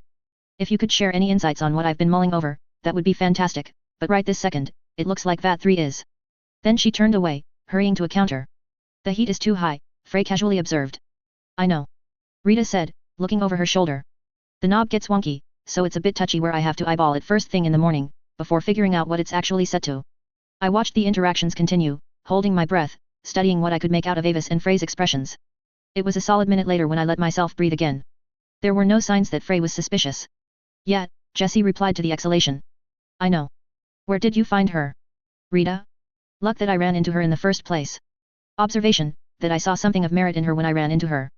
There's a reason I wanted to pay double what we paid for the others to get her. Good find. I want to keep her, however this turns out. Might take some doing, Jessie said. Junior was taking the lead, handling 95% of the chat with Frey. He was clever, and Frey, if she had any proper weaknesses at all, she enjoyed engaging with clever. So long as they could keep talking, things were good. If Frey started talking to Rita about the particulars of some combat drug regimen or another, then it would all fall apart, but at this stage, I trusted Junior or Rita to handle things. Avis was visibly getting restless, moving about the lab, which made me restless. But then Frey turned her head, and gave the signal. She's going to see to some other things, Frey explained to Junior. If you need anything in particular, I'm sure some people here would be happy to get a break from the usual lab work, Junior said. I appreciate the offer, but this is hardly a relief from lab work. Boring things, Frey said. An awful lot of negotiation and communication with different people. I'll take your word for it, Junior said, smiling. I watched Avis as she left the building, looked around, and then headed off, walking briskly. I began to get my things together, watching her as she walked down the street. Heading toward the academy, I observed. I pulled my bag over one shoulder. I guess I am too. Don't fall asleep here. I don't think I could sleep if I tried. My nerves are shot, Jessie said. Everything's in motion, I said. I watched as Avis disappeared down one street. I watched as two bystanders suddenly ended their conversation, exchanged a glance, and then turned to follow her. They weren't so hot on her heels that it looked like they were going to rob her. No, that kind of distance was good for a game of chase. Of tailing a target, with one in the lead and the other trailing behind. They would change it up, so no one was visible and obvious for too long of a time. Practice tailing of a target. Everything, and everyone, I amended my statement. Those two weren't members of any of the gangs we collected, or any of the gangs we ignored. No, Jessie said. Bounty hunters? Who are very intent on, I trailed off, letting the sentence die. I couldn't find my way to an answer. No, they were doing much the same thing we were. Tracking Frey's people. Seeing what they did. A major player. Cynthia's people, or academy, I said. This made matters harder. Bitter pill 15.6. The two men I was following were good. I followed them as they followed Avis, and that gave me ample opportunity to study the pair. Their choice of clothing and hairstyle were accurate enough to fool me. If they hadn't been actively following Avis, then I wouldn't have given them a second look. Overalls tucked into wading boots and a sweater for one. Vest, shirt, and slacks for the other. Their hair was messy, only nominally combed back or parted, and their hands. Oh, thing of beauty, they had the calluses of hard manual labor. Their guns, I noted, were well hidden. I actually had to look to find them. I watched how fabric moved and judged where the weight was, and then deduced the rest. There were other hints I was able to catch, as they alternated, one walking briskly to pass the other and get closer to Avis, while the other fell behind, staring in a store window or taking a slightly different path. I could draw pretty darn close to them while they kept a careful eye on their partner and on the more distant Avis. They had shaved at just about the same time, and it hadn't been that long ago. They had eaten the same food from the same place, and they had done so recently enough that I could smell it as I drew within a few feet of them. They had received the call to turn up here very recently. That pointed to two possibilities. The first possibility was they had received word that Frey was on the train, and their hope was to do what we were doing and intercept the plan rather than intercept her, exactly. News of Frey being due to arrive could have fit into the time frame here. She would have had to be sighted while she boarded in the middle of the night, this morning, the message delivered before the sun had risen this morning. The timing, the distribution of the key elements, and the objective would suggest Cynthia more than anyone else. Expert elements like this pair would have been assigned to another task in this area if they were here now, which raised questions about what they were doing, what Cynthia would have been doing. It hinted that the task and subject they'd been assigned to were lower priority than Frey and Frey's actions, and I stopped myself there. The second was that they had been tipped off. It would have had to occur within the last 4 or 5 hours. The academy moved slower, with instructions passing up the chain of command and key assets, which would mean they got the info 4 or 5 hours ago. Cynthia would move faster and more aggressively. More lines of thinking spiraled out from that. Cynthia was naturally more combative and aggressive, which would likely mean that she would move forces in, which meant implications and consequences in possible war or civil war, which raised questions about Frey's response and the tools she had at her disposal, and how she had accounted for this possibility in general. Then there was a simpler, more chilling question of who or what had tipped them off. Only a few likely possibilities stood out, and those proposed answers didn't lead to many more questions, so it was an easy set of permutations to wrap my head around. 4 or 5 hours ago, I had been stewing over the fact that I was setting so many stray individuals free into the world, not knowing exactly what their courses would be. At that time, I had just made my move against the rank, my lieutenants helping. Odds were good that we had been seen or infiltrated. The bystanders around us were taking on a particular style, now. They were younger, or they weren't laborers. People who worked with animals, carriage drivers, students in uniform and students out of uniform. Beetle Academy didn't convey the sense of an institution. It clung to the city as a man might cling to a crumbling cliffside. In many places, the buildings weren't identifiable as academy buildings right off. It took a glance through windows or a glimpse of a plaque or lettering on the front face of the building, or attention to the students coming and going. There was a heart to Beetle, a core of the city center where nearly every building was academy. As one got further away from the heart, the hold on the city slipped, and the academy dormitories, classrooms, stables and labs were more spaced apart, interrupted by businesses, restaurants and apartments. My tracking of the trio was interrupted as a student very deliberately bumped into me. "Watch where you're going, grub," he said. "Will do," I said, walking past him. His hand fell on my shoulder. "Are you being flippant with me?" I watched as Avis and the two men walked away. The man at the very tail end turned to glance in the direction of the commotion, and I turned my back to him, stepping to one side so that the people in the crowd would block his view of me. I knew what the three of them looked like. That counted for something. I met the eyes of a boy 2 years my senior, a solid 6 inches taller than me. His hair was black, the part set too far to one side, making his hair look more like an elaborate comb-over. An unfortunate look for an 18 or 19-year-old. "You're not a student," he said. "Do you know that for certain?" I asked. His hand gripped me by the collar, bunching it up around my neck. I was forced to stand on my toe tips to keep my shirt from being untucked and my sweater from rising up enough to reveal the weapons at my belt. 4 other students lingered nearby, all boys. The 5 made a crowd, it looked like. I momentarily debated the wisdom of simply slicing his wrist open and then using the confusion to disappear into the crowd. Probably not worth it. "What are you doing around here?" he asked. "Honestly?" I asked. "I'm here about a girl." Perhaps the wrong thing to say. He hadn't liked me on principle before. I didn't read like a student, and I hadn't been trying to. Going by his reaction, he probably hadn't had much luck with girls in recent memory, and the idea of a non-student getting the girls when he wasn't? Ooh man. I could see the venom and the calculation in his eyes. "Even here the girls don't have standards that low," he said. Contempt dripped off his tongue as he looked me up and down. To his credit, I was a bit nettled at that. I knew he would have said something like it no matter how I looked, but I was nettled. I'd put effort into preparing for the day. Girls liked me. Mostly after they got to know me, but still. Even Jamie had liked me, and he was a boy. And if this rat bastard was saying something bad about Lillian, Mary, and Jessie's standards, well, I couldn't brook that. I glanced in the direction of Avis and the pair. "Whoever she is, she can wait," the student said. "Perhaps," I said. "Can you tell me why she's waiting?" "I might have to explain later." "I think you should apologize for bumping into me and being insolent," the student said. "As a starter." I nodded. "Or you'll beat my face in." "I didn't say it," he told me. He gripped my collar tighter.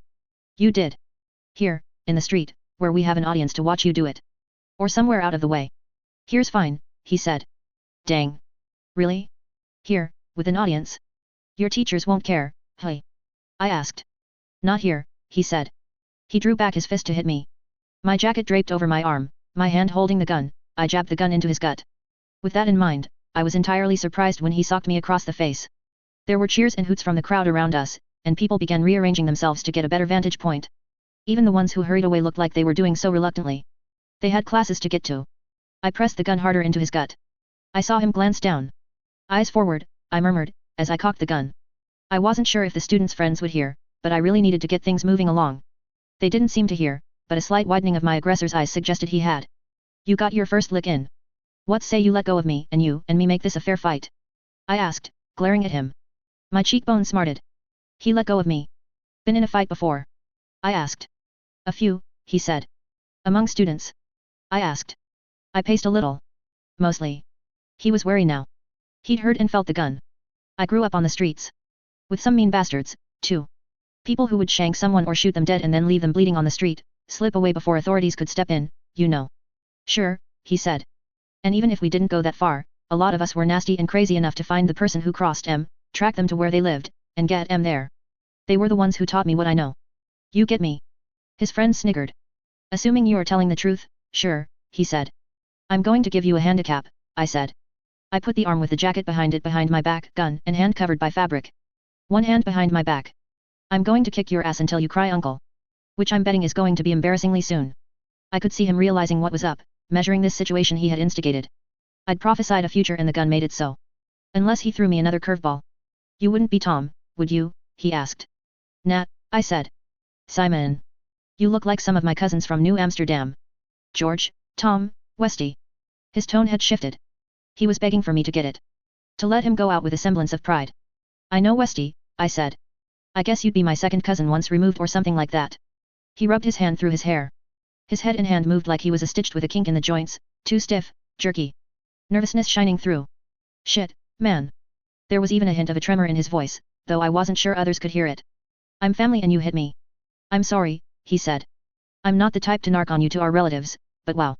I'm sorry, he repeated himself. I'll leave you be. No, I said. No, you're coming with me, because I've got a date with a girl, and you're going to explain this bruise on my face to her. I'm not going to have you ruining my chances. And then we can let bygones be bygones. All right. People were peeling away now. The show had ended. I've got a class to get to, he said. I shook my head, and I brought my gun and jacket forward again. I refolded the jacket with care, keeping the gun hidden. You can do this. And then we're even. It'll take 5 minutes. 5 minutes, he asked. I nodded. Shit, he said. He made a face that was particularly pained.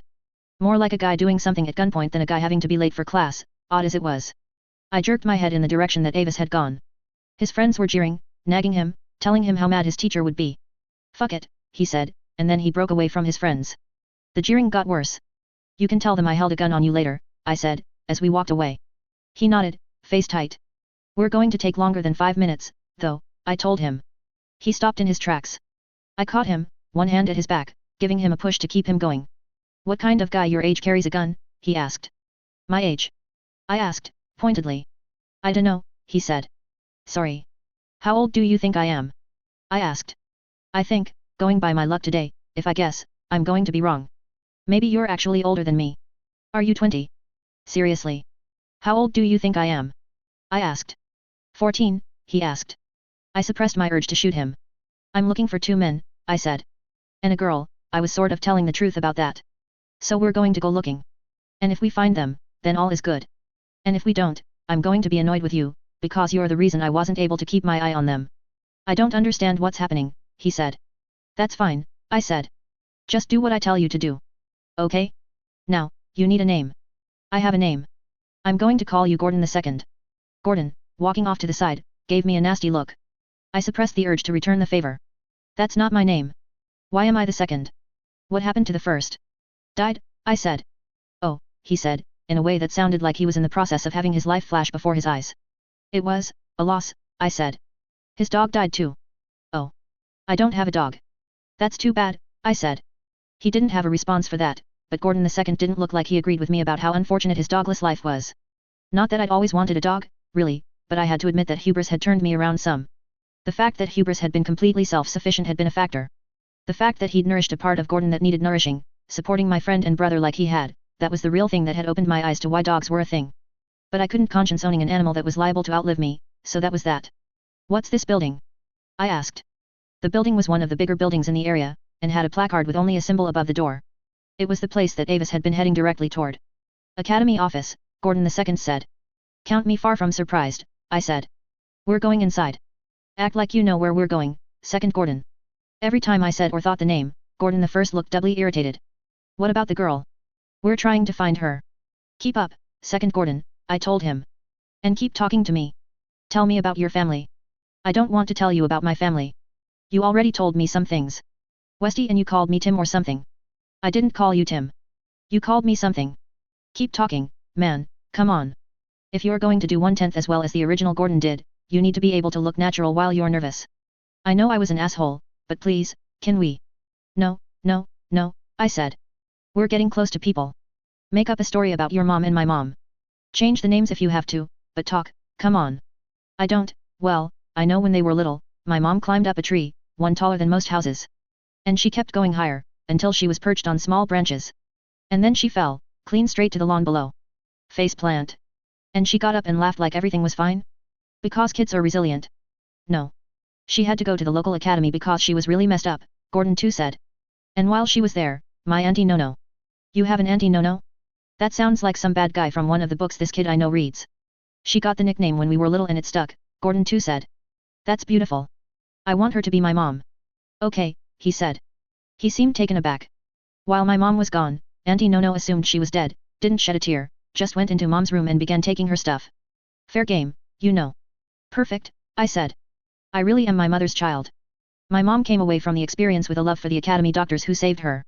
She studied, but, it's hard. She says it was harder for a girl, back then. But I think it's just hard. And maybe it helps her to have that excuse. I glanced over the people in the Beetle Academy office. I didn't see any of the people we were looking for. Now her son is a proud student, I said. At Beetle, Gordon too said.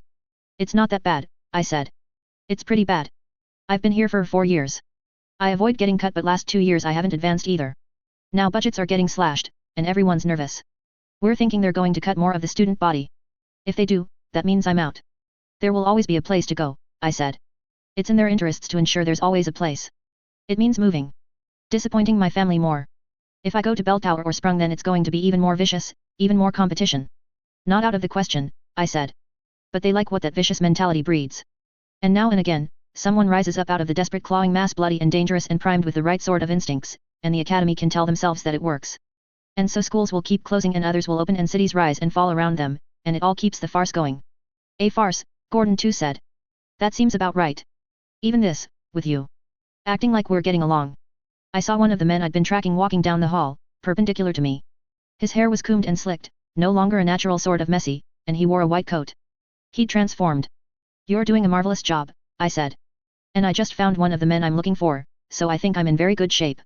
I felt a little bit of trepidation. I had a sense of what the next steps had to be, but if these guys were this skilled at disguise then they could be dangerous in other ways.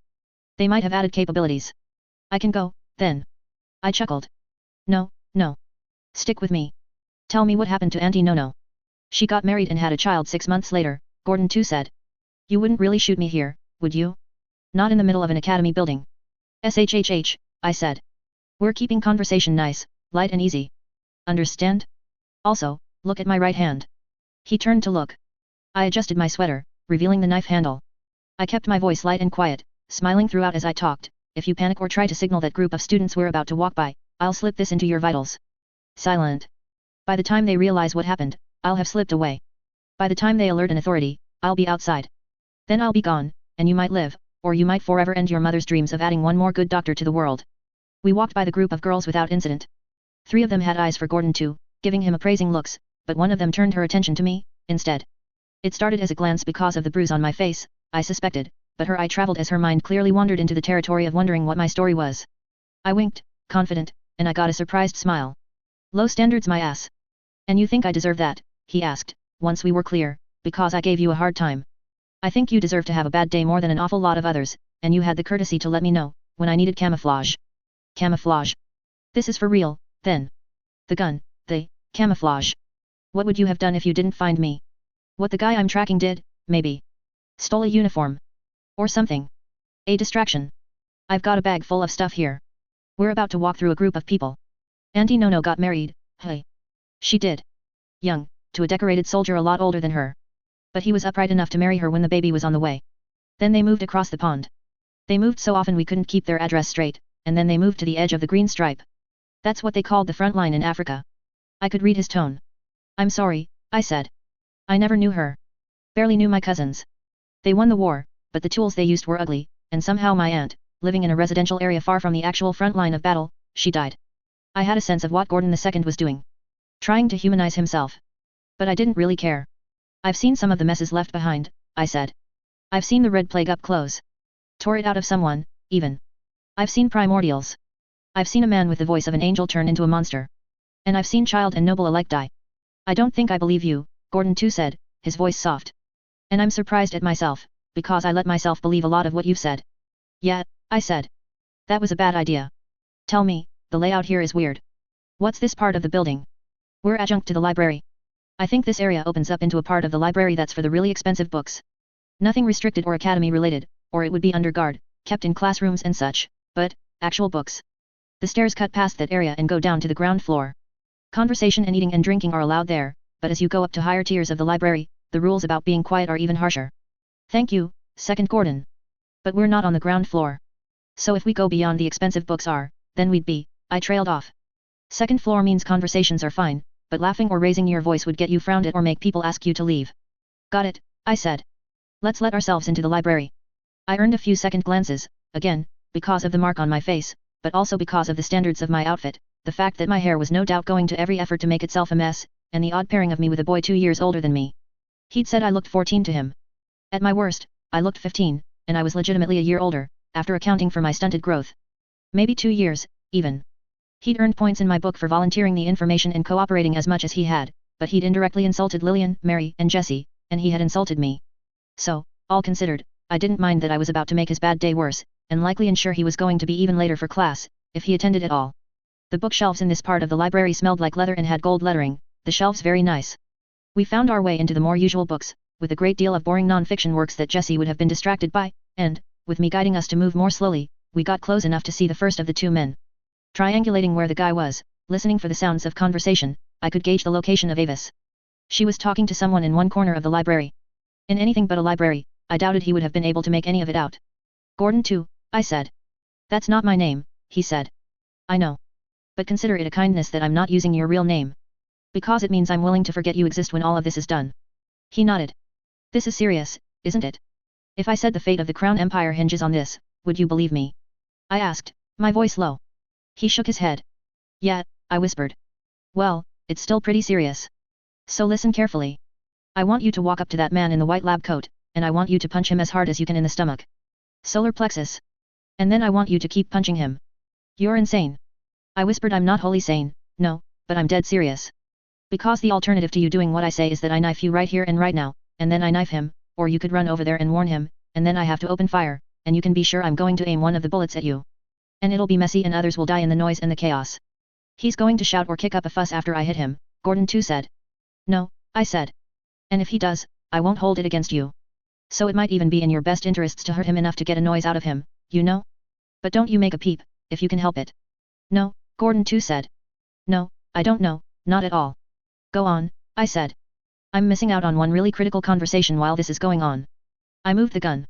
He shook his head, but he turned, walking toward the spy in the white coat. So very obvious. Leaning over, I looked at Gordon the first. Doesn't measure up to the original. I don't understand how your head works, SY, Gordon said. But if you're trying to get a rise out of me, it's working, and that says bad things about how your brain is put together. I smiled. Second, Gordon looked as confrontational as hell as he stalked toward the man in the white coat.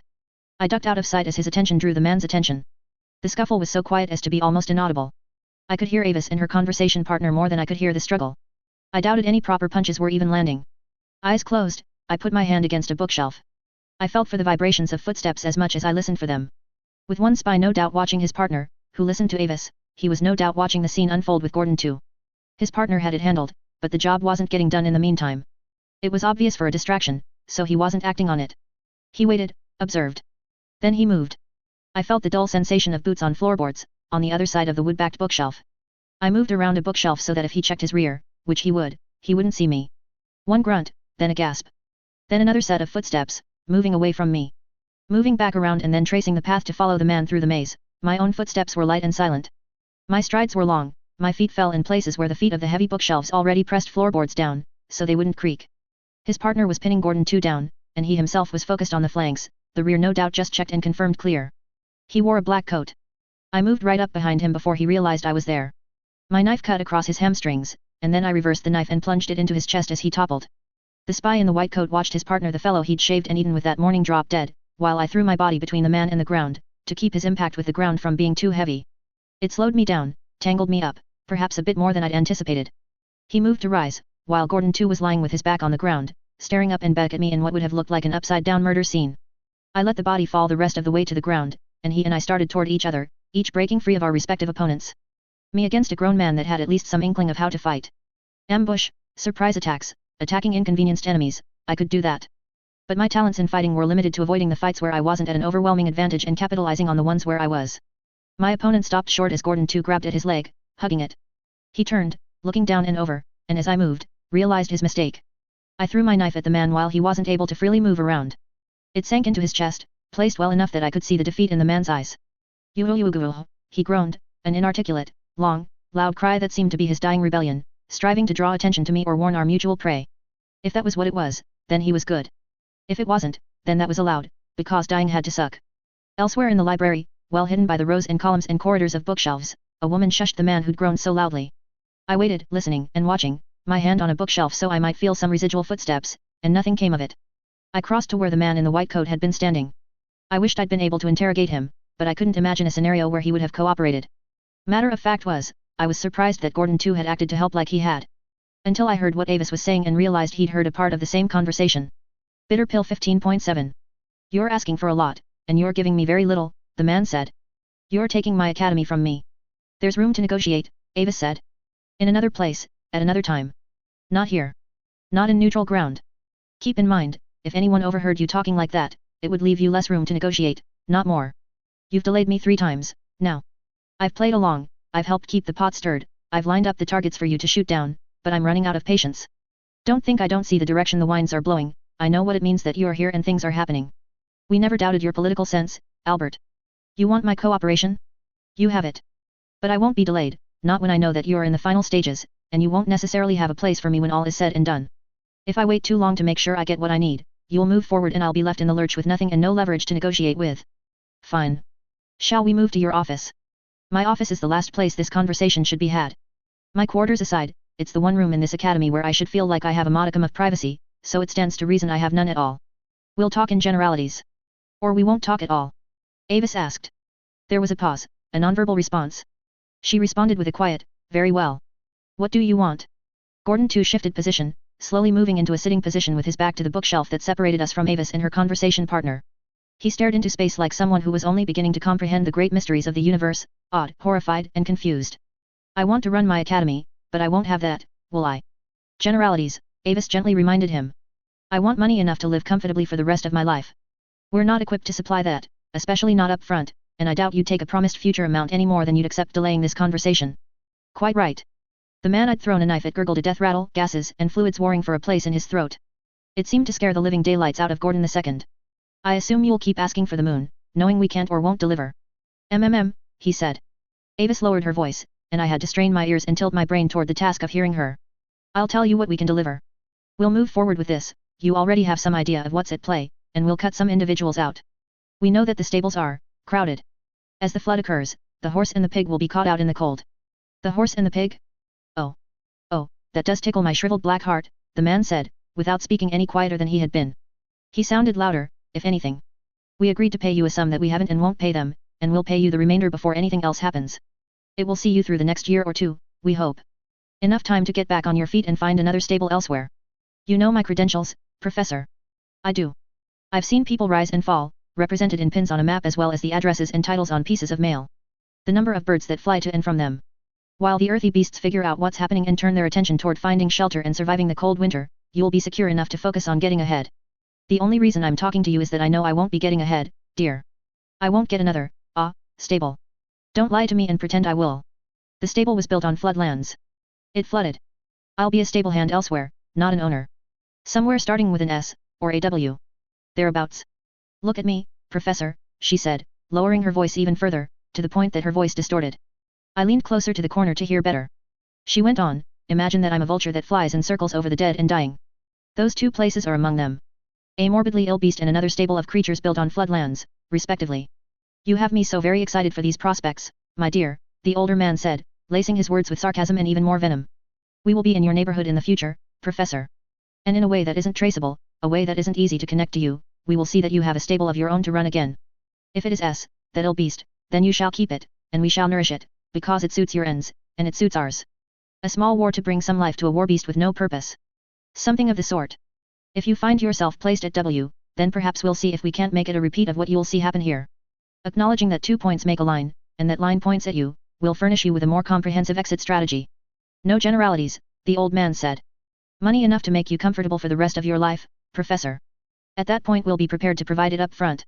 If that comes to pass. But tempting me with imagined gnashing of teeth on the part of my enemies isn't changing matters now, is it? You're still telling me to have faith that you'll deliver on your promises. Then I'll give you something concrete. You know what I'm asking.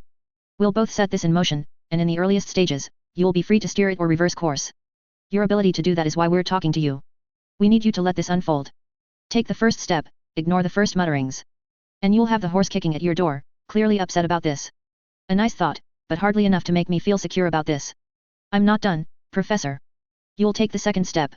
People will inquire, trying to find the validity of the rumor. They'll find it started at the horse's stall. He'll be at your door again, angry. He'll wheel, he'll deal, but it will be Sisyphean at that stage. And all you'll have to do to break him is wait until he's on the brink of saving himself, the stone nearly hauled to the top of the mountain, and you give it one small push, to send it and him down with it. The old man chuckled. Gordon too was shaking his head. I placed my hand on his shoulder, and he startled, as if he'd forgotten I was there. I think we might have a deal, the old man said. If I get to see the horse's back broken and the pig crushed in the stampede, I assure you. And all it takes is that I have to hasten a flooding that will inevitably happen? Yes. Worth it to see that happen, if nothing else. You'll watch it happen as you help us, I assure you, and we will follow through. Even if the damage can't wholly be stopped at that point, you will be placed to rake over some messes and allow certain others. We want you to feel motivated to do that. We have a deal. Allow me to talk to some others. We can ensure the horse is blamed for the break in the floodgates, so to speak. I'll send someone to you, and you'll know it's time. In the meantime, get your house in order. Not too orderly, but know that people will be looking at you. Of course. I'm an old hand at this. It's why we're talking to you, Professor. How do I reach out, if I need to talk to you? You can use the messenger we send you. I'll be checking in myself, to fine-tune things as they play out.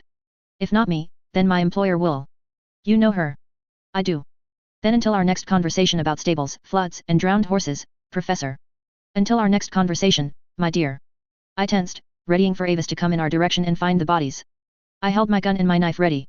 She wasn't pumped full of combat drugs, and the modifications to her body that let her fly also made her frail.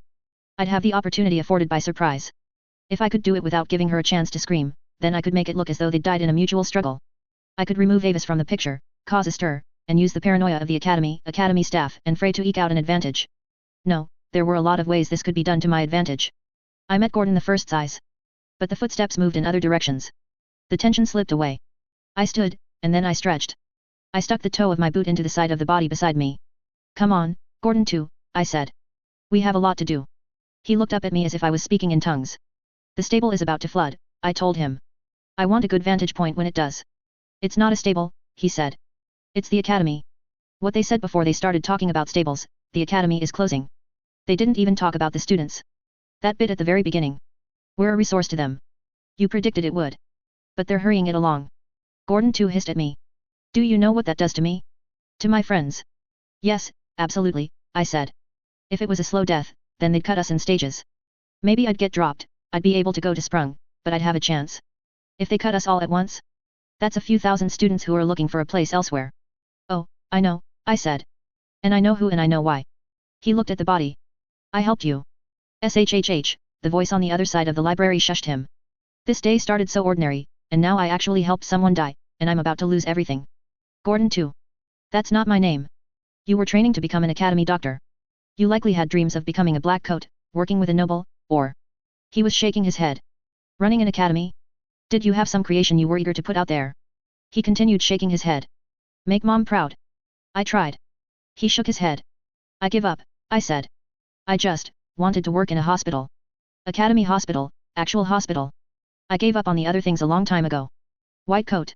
Maybe gray. Surgeries, clinics. Cute nurses. Maybe there would be one cute nurse I could date and eventually marry. He looked up at me like a small child who'd seen his favorite toy break. Oh man, I said.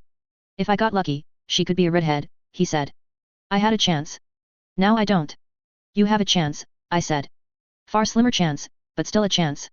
However, it depends on you not getting caught here with 2 dead bodies. He lowered his eyes to the body. Yet. I prompted him. I really killed someone. Don't get too ahead of yourself, I said. I'm actually sort of really proud I delivered both killing blows there. Don't take that from me. Again, that look, as if I was speaking in tongues. I changed tacks. This can be salvaged, in a way. But you need to keep moving. You need to follow my lead. Because what that woman said was right. If this gets underway, there won't be any stopping it. But we can steer it. Understand? We need to move, second Gordon. Think about your mom. He turned his eyes back to the body. I reached down, grabbed his arm, and tugged. Reluctantly, he rose to his feet in response to the tugging. Once I had him standing, I was sure to keep him moving. I didn't bother with the gun, and I didn't really have to.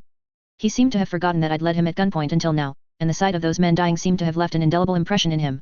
You would have seen patients die at some point, I said. We navigated the library, walking until we reached a railing that overlooked the floor below. The open space between us and the people below was bridged with a clear membrane. There was a little bit of dust on the membrane, and the faint lines of blue veins webbing it, but it made for a remarkably clear picture of what was going on below, while absorbing a remarkable amount of the chatter and noise. There were tables, groups gathered, and students drinking tea while sitting in chairs with books. The levels above us were separated by more membranes, making for increasingly blurry views of each floor above. It was, as scenes went, actually a lot nicer than nearly everything I'd seen at Radham. The only part of Radham that had struck me as being as cozy and nice as this was the girls' dormitory. Most of my time in there had been with Lillian and sometimes Mary in nightgowns, Lillian and I or the three of us just sleeping together in Lillian's bed. That wasn't the fairest of comparisons. I spotted Avis at one of the doors. She attracted a few sidelong glances as she walked past students, but nobody stopped her or commented. Stairs? I asked. Gordon too pointed. I walked briskly, bringing him with, hoping to catch up to Avis. Did you ever spend time here? Sometimes, he said. Tea, books. Getting caught up on homework with my friends. We'd nudge each other when a good-looking girl walked in. I don't understand that mentality, but all right. I know it all seems hopeless, but it's not. There will be days and moments like that again. If you focus. You wanted to be a doctor? Today's when you reach that crisis point when you have a dying person on your table, and you need to show that you have what it takes. It's just coming a little earlier. Got it. I had a dying person in front of me because I helped kill him. Put that out of mind. We're talking hypotheticals. We passed other students, the counter where tea was being made and served, exchanged for money, and we exited into the chill outdoors. No longer the warm interior, but amid the barnacles clinging to the rock. Cold, damp, and briny. We just left those bodies there, he said. Yep. Someone's going to find them. Absolutely. Can't be avoided. Unless you have really deep pockets or something, stow a body inside. I'm not strong enough to drag a body that big, and there aren't exactly any good hiding places there. I think the conversation happened there because it isn't a part of the library that gets used much, so it might be a little while. It's really sinking in, he said. They'll find the bodies, and then, things will happen, and the school will close. Those two things aren't linked. But it'll change things, won't it? He asked. Change happens. This way, I told Gordon too, leading him off to one side. I thought we were following her. We are, I said. But she's going between those buildings. Not many others are. If we follow, then there's no place to go. If she looks back over her shoulder, and she will, she'll see us. This is a case where we have to think a few steps ahead. We took another route, one that gave us glimpses of Avis as she walked with purpose, deeper into Beetle's scattered topography. There was a path with garden to either side, winding between buildings. The building it led to was all glass and wood, surrounded by an expanse of grass and only a few low bushes. What's that? I asked. The greenhouse. There are a few, but that's the greenhouse. And she arranged to meet someone there, clearly, I said. The horse? The pig. The horse is pretty obviously Professor Horseful. I think the pig has to be Sir Mondi. Sir. Aristocrat. He has a stake in the academy. Professor Horseful was a wartime doctor. Made war beasts, earned an appointment, and he got stuck here. Professor Horseful, Sir Mondi, and Professor Yates are the three people who manage Beetle. Yates must have been the man who was talking to the woman you're after. Good. This is useful, I said. But Professor Horseful and Sir Mondi wouldn't be here. Sir Mondi lives in the city. North End. He comes down twice a week, but otherwise doesn't do much except lay down the law. All the professors and instructors hate him. Horseful would look out of place here. He's proud. Who would look less out of place here? I don't know. Some instructors. But most times, it's where one student group meets. A student group. Who? Most just call them the Greenhouse Gang. How imaginative. They're not really a gang. They're mostly top students who work together to stay top students. Some are attractive or popular, so they bring other attractive and popular students in. Very exclusive. It's the warmest place where there's any privacy in the winter, and so long as they're there and watching each other's backs, it's hard to mess with them. If I asked you about the rank, would that mean anything to you? You mean Junior's gang? He asked. Because they're not like the Greenhouse Gang. They're actually a gang. Sort of dangerous. They're a 3 out of 10 on the danger scale, I said. Barely worth rating. What? Junior's group? Yet. Never mind. Stay with me here. Where is the horse's stable? The horse is Horseful. He wasn't very mentally adroit, as in shock as he was. I couldn't ask him to make those mental leaps of logic. Yet. Him. I've got him figured out as a horse in my head thanks to that analogy. It's going to take a bit to break. Where is Professor Horseful? Back the direction we came from. I surveyed the scene. Had the two men been academy? Cynthia's? Where would the old headmaster go from here? How would they react to the bodies? How would Avis react? Simon. Gordon too asked. One moment, I said. The bodies would be found. People would inform those at the top. The old headmaster, Yates, or Yancy or whatever his name was, he would put 2 and 2 together, most likely, and he would strive to inform Avis. She was recognizable enough that he could put someone on the task, or have trusted lieutenants ask questions. Professor Horse would be clueless, more focused on the crime, while Professor Yancy navigated the greater picture.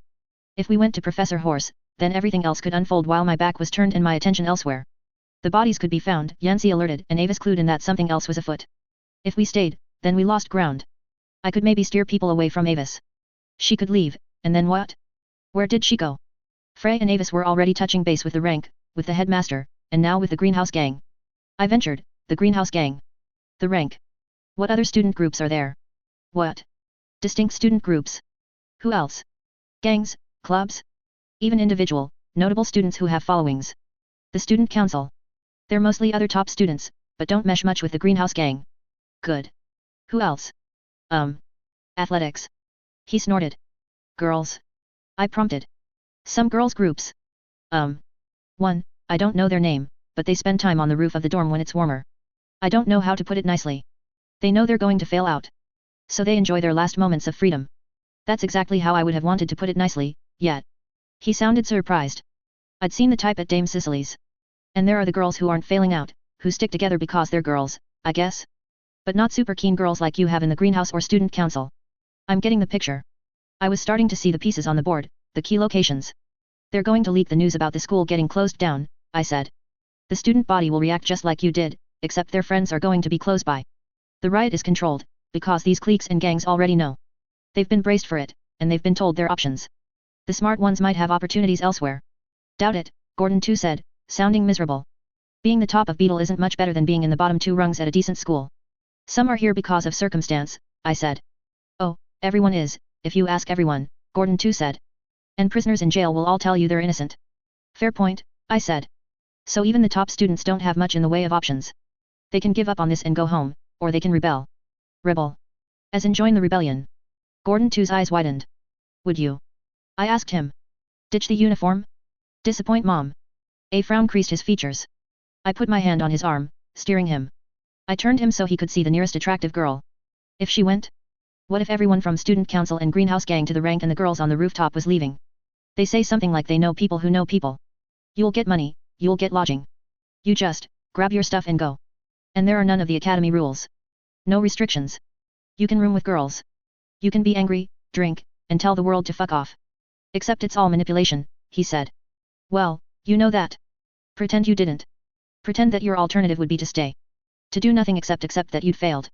You would have to tell your mom that you did so badly, collectively, that the school was shut down. Would you go? I don't know, he said. But I don't think I would. No, I said. But some would. Enough would. Yet. Probably. That's what's happening. That's how I think it plays out. And a crop of students get work tutoring the civilians who've received these mass-produced books with academy knowledge, or they produce weapons, or they act as guerrilla agents. There's a lot that could be done with all of this. And it draws attention. It takes a bite out of the academy and it's hard for the academy to bite back. Gordon too nodded. We'll get you your cute nurse, I said. We'll get you your redhead, even. It probably won't be exactly as you imagined it, but we'll see what we can do. For that, I need your help. Because I can't cover enough bases on my lonesome, and my other allies are watching other people and getting stuff done elsewhere. What do you need? Gordon too asked. You're going to take a message to Professor Horse, I said. Tell him that you're a messenger, but, his fellow professor was going to betray Beetle Academy, and we were going to work with him to do it. Us? We us? You and me. Me more than you. You're just a messenger. Gordon too frowned. Okay. Are you with me so far? Because we're just getting started. Professor Yancy. Yates. Whoever. He hired someone to fuck with us. A bird lady. He killed 2 of ours in the library, and Yatesy plans to pin it on the horse. So we're extending the offer to the horse now. Gordon too nodded. Repeat it back to me. He did. Bring him to the library. Show him the bodies. People may have found the bodies already. If so, you should tell them you're a concerned student. Once he realizes the gravity of the situation, bring him to me here. I might be there at the library, depending on what happens out here and where Avis goes. I might be gone. If so, wait a little while. I won't be more than 10 minutes. Gordon II nodded again. Repeat it back to me, with the last bit included. He did. Go, I told him. He made it 2 steps before he stopped. What is it? I asked. Who were those 2 men? Wrinkles, I said. 2 of quite a number that could get in the way of this unfolding the way I hope it will. Like Frey, or the fact that the horse wasn't Frey's first pick for conspirator for a reason, the student groups, the informants and the other top quality agents who were no doubt waiting in the wings, watching proceedings. Bitter Pill 15.8. I approached a group of girls, hands in my pockets. No, the lead girl said, the moment she spotted me. You didn't even hear what I have to say. Cheesy pickup line. You look like the type to think he can get away with being a little sleazy and think it's funny. Wow, I said. I pressed my hands to my heart. Wow. I looked over the group of girls. There were about 9 of them, and they moved as a loose crowd, each with a unique style. I saw a few body modifications here and there, some unconventional hairstyles, and very loose interpretations of Beatles' dress code. Skirts were hiked or rolled up to show more leg even while they wore jackets and coats that looked like the sort of jackets Maoris soldiers would wear in cooler months, oversized and prone to drooping over hands, even when they were rolled up 2 or 3 times over. Makeup was often heavy, often chosen to accent the body mods. One girl had a lone deer antler at the corner of her scalp, and makeup had been staggered so it seemed to blend into her brown skin. Another girl with goat eyes lined heavily with eyeliner was staring me down. The leader wasn't modded so heavily, but she'd foregone the academy jacket entirely to wear a black sweater with a layered collar beneath a double layer of jacket and military jacket. I'd thought about clothing as armor as I got ready in the morning, but the fashion choice there was akin to plate mail where it covered her, and there wasn't much beneath. Her top 3 buttons were undone and her skirt was hiked up higher than any of the girls. Chance more than choice that I couldn't see anything worth seeing. But her attitude, I'd seen it on some drunks and some fighters. She was spoiling. For a fight, for trouble, for anything.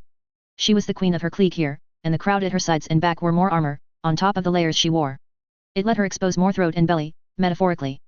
Baiting others in even as she looked for a morsel to bite at herself. You're not worth my time, she said. You're the rooftop girls, I said. And you're a kid who thinks that because he's heard the rumors, he just needs to say the word, snap his fingers, and I'm yours? Go away. Are you sure you want me to go away? I asked her. We had a meeting planned for later. She stopped in her tracks. You? She asked. I saw your group walking across the campus, I figured out who you were at a glance. I'm currently waiting for a few people, some things are going on, but I thought I'd say hi. She gave me a look, top to bottom. Hi. No apologies, no excuses.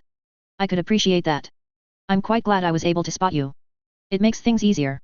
2 people just died, I told her. It happened in the library. They know, they're after us, and things are moving ahead of schedule, with different times and places. Which is why you're dealing with me, specifically. Died? Another girl asked. Who are they? The lead girl asked. I waved her off. Our mess. Our problem to clean up. 2 key players got greedy and went rogue. The problem with doing as much as we've been doing long distance is that it's hard to assess who we're dealing with. But it's a problem that can be handled. Which it will be, in a matter of minutes. I gave her time to digest that, and looked in the direction of the greenhouse. Avis was still there. I turned and looked in the direction of the library. No Gordon too and no horse. Minutes, she asked. If you want to watch, you can, I told her. If you wanted to leave and get us started, that's even better, and would earn you a little drawn medal on this particular assignment. A medal on my homework, she asked. Please don't treat me like a child. And in saying that, you make me think of you as more of a child than if you'd remained silent. As you wish, I said. But you should decide now if you're still in. Everything is starting into motion now, and it's up to you if you want to be one of the ones who go or one of the ones who stay behind. She made a sound. The girl with the goat eyes was still staring at me. The rectangular irises made for an interesting effect. I quirked an eyebrow at her. Sylvester, she said. I asked. Yeah. I've met him, Goat Eyes said, to the lead girl. Have you? I asked. My memory isn't the best. I was one of the people sitting in the background while you were talking with Ronnie. Before everything turned topsy-turvy. I shook my head. You have me at a loss. I can think of 10 things off the top of my head that could apply to. The start of the Civil War. Again, that's like 3 major events in my very shoddy recollection. Dame Cicely's. I snapped my fingers, got it. Yes. She turned to the lead girl. When we first talked about this. You brought up the rebellion head? Genevieve? And then I said I'd met her, and I shared my take. The lead girl nodded. He was there when it all happened. He was there before it happened, even. I often am, I said. It's a quality of mine. And, she said. He was hunting Genevieve. Yep, I said. The lead girl gave me a look. Now you're working for her. With her, I said. Not under her. I see it more as a partnership. Really now? How did that come about? Goat Eyes asked. It makes a lot more sense if you think about the 2 of us being siblings, I said. Even when we were on opposite sides, we got along pretty well. Then I left the academy, and here I stand. The girls had relaxed considerably in the talk with me, which was interesting. A clique who were very at home with the idea of imminent change. They were committed to this path that Frey had outlined for them. Looks like whatever you anticipated happening is happening, the lead girl said. I turned to look. On the back stairs of the library, a group of men flanked by Stitched had emerged. There were about 20 in all, some with weapons. I could make out the man in the center of the group average height, but good looking by most metrics. His hair was parted to one side and grown long, and he had a rakish mustache. He wore a lab coat of a very old-fashioned style worn by people on the battlefield, old enough that I imagined it had been his father's style more than his own. The horse, I said. Subtlety really isn't his strong suit, is it? That got a nervous titter of amusement from the rank and file of the rooftop girls. Are you staying or are you going? I asked. I'm watching, the lead girl said. And are you staying or are you going? I asked, again. She gave me a curious look. Then she deflated a little. No other choice, she said. I'm in. I'll do my part when it all starts. Good, I said. If I have to run off and we don't get a chance to talk after this, go downtown. I fished in a pocket. I found my notes. Oxham and Higgsbow. Meet us there when you've done what needs to be done and you're not sure where to go anymore. Because the dorms aren't safe anymore, and Beetle is about to have a very interesting day. She nodded. This should be dramatic, and it'll help leave people uneasy, I said. Leaving the girls with those parting words, I approached Gordon 2 and the horse. The stitched were in uniform, and were warm enough I could see the heat of their bodies in contrast to the cool air around them. They and the men who worked with them all wore Academy design and Academy badges. They were Beetle's security team. The people who rounded up escaped experiments and broke up fights between students. I saw the bodies, the horse told me. Gordon, I said, turning away from the horse professor. Do me a favor? Keep an eye on the greenhouse. Let us know if she departs. Gordon nodded. I turned my attention to the horse. A word in private. I asked him. What do you need to say to me that you can't say in front of these men? The horse was proud, arrogant. Good looking for those who liked men, I supposed. I could see why Yancy hated him already. Because it has to do with certain indiscretions on the part of one of your. I cleared my throat. Partners. Does it now? The horse asked. I nodded. He pointed, and put a hand on my shoulder, leading me off to one side and out of earshot. I was really hoping Avis wouldn't round the corner and see the gathered soldiers. Talk to me, he said. Would it surprise you to know that at the same time that those men were slaughtered in your library, I said, careful to make it his library, that a colleague of yours was there? A colleague. You'll have to be more specific, the horse said. I smiled, but internally, I was scrambling. I couldn't remember Yancy's real name. Yorkie? Did it start with a Y or a Y sound? Eustace? No, it probably started with a Y. I don't want to name names. Let's call him Professor Y, I said. Professor Y, the horse said. Do me a favor? Can you move your soldiers out of sight? Paulson, the horse called out. All of you step inside. Keep an ear out. One of the soldiers nodded. Good. The academy is closing down, I said. Within a few years, the horse said. You'd think, I said. But no. Today. Functionally, anyhow, if Professor Y would have his way. But it gets a little more complicated than that. I see, the man said. I can handle complicated. Good. The professor intends to leak information suggesting Beetle will close before the semester's end. The student body locked out of the classrooms, no credits, partial refunds. That would mean a great many angry students, the horse said. That was the end goal. There are rebellion forces in the area, I said. I cleared my throat. Ones that might like to recruit from among such a large body of academy-trained individuals. The horse's jaw hardened. Do you, young man with uncanny knowledge of current events, happen to be one of them? Absolutely, I said. He nodded, frowning. And, a few moments after that, I saw his hand move out of his pocket, thumb hooked into one corner of his pocket. Nonchalant. I couldn't see it or see the bulge, because of the nature of the coat he wore, but I was willing to bet that it was a very easy maneuver to flick his coat aside and reach for a weapon at his hip. So that was how it was. Military background, perhaps, and a dislike of the rebels and insurgent groups. I'd captured the rooftop girls. Frey had Professor Y and the greenhouse gang. If this went sour, then I'd lose ground, while Avis would be free to continue recruiting, gathering forces. There was a critical mass at play that, should either of us achieve it, would mean that we could flip the stragglers and the questionable types. It was a race to that scale and mass. And if I could remove Avis from play, then I could grow our forces while Frey tried to figure out what was happening. But doing that required winning over the horse. We thought at first about bringing all three of you on board. But the dynamic made it very clear that it wouldn't work. That you were too noble for the task, I said. That approach twisted around and bit us. As it turns out, Professor Y is a greedy and black-hearted man. I believe that of him, the horse said. I nodded. He wanted to keep it to just him because it meant more money and more power for him, it meant he could make you the scapegoat of all of this. And he wanted to keep things small and wholly under his control so he could turn the table on us. Are you seeing where this is going? Oh, I understand, the horse said. His jaw set once again, but the steel in his gaze wasn't meant for me. He hired someone, a monster who murdered our 2 men in the library. Now he's working with students to turn them against us and against you. He wants a monopoly on the hearts and minds of the students here, and he's frankly not capable of achieving either. I wanted to see a trace of bitter satisfaction at hearing about the failure of Professor Y. Except I didn't, and he wasn't someone with a good poker face. That satisfaction wasn't there. He hated the man, I was fairly sure, but no joy at seeing the man fail. Had I just made the mistake of trying at a clandestine deal with someone that was actually a decent person? Someone who wanted his enemies to be better people? I know you don't like us or our type, I said. But Professor Y brought a monster among your students. She's there now, my agent there is watching out for her. If we don't handle this, then there may be more bodies. Things are underway. The riots are going to happen, and I think you and I both want this to be as bloodless as possible. The horse stared off in the direction Gordon too had gone. You said the two men in the library were yours, he asked. Something in his tone set off bells, tripwires, and other trouble in my head. He knew something. I said they were ours, I said. Our mutual problem. Just as the students are. Just as the rioting that's about to start is. I was doing my utmost to drag his focus away from that line of thinking, picking apart my wording and being pointed about the nature of those two men. Your riot. To your ends. I shook my head. We were going to be gentler about it. We planned for it to unfold some time from now, and we laid the groundwork. Until things were underway, we wanted to milk the teat. Collect the stragglers, see those girls over there. I indicated the rooftop girls more clearly. I see them. I know the type. Belligerent. The ones at the bottom of the rankings.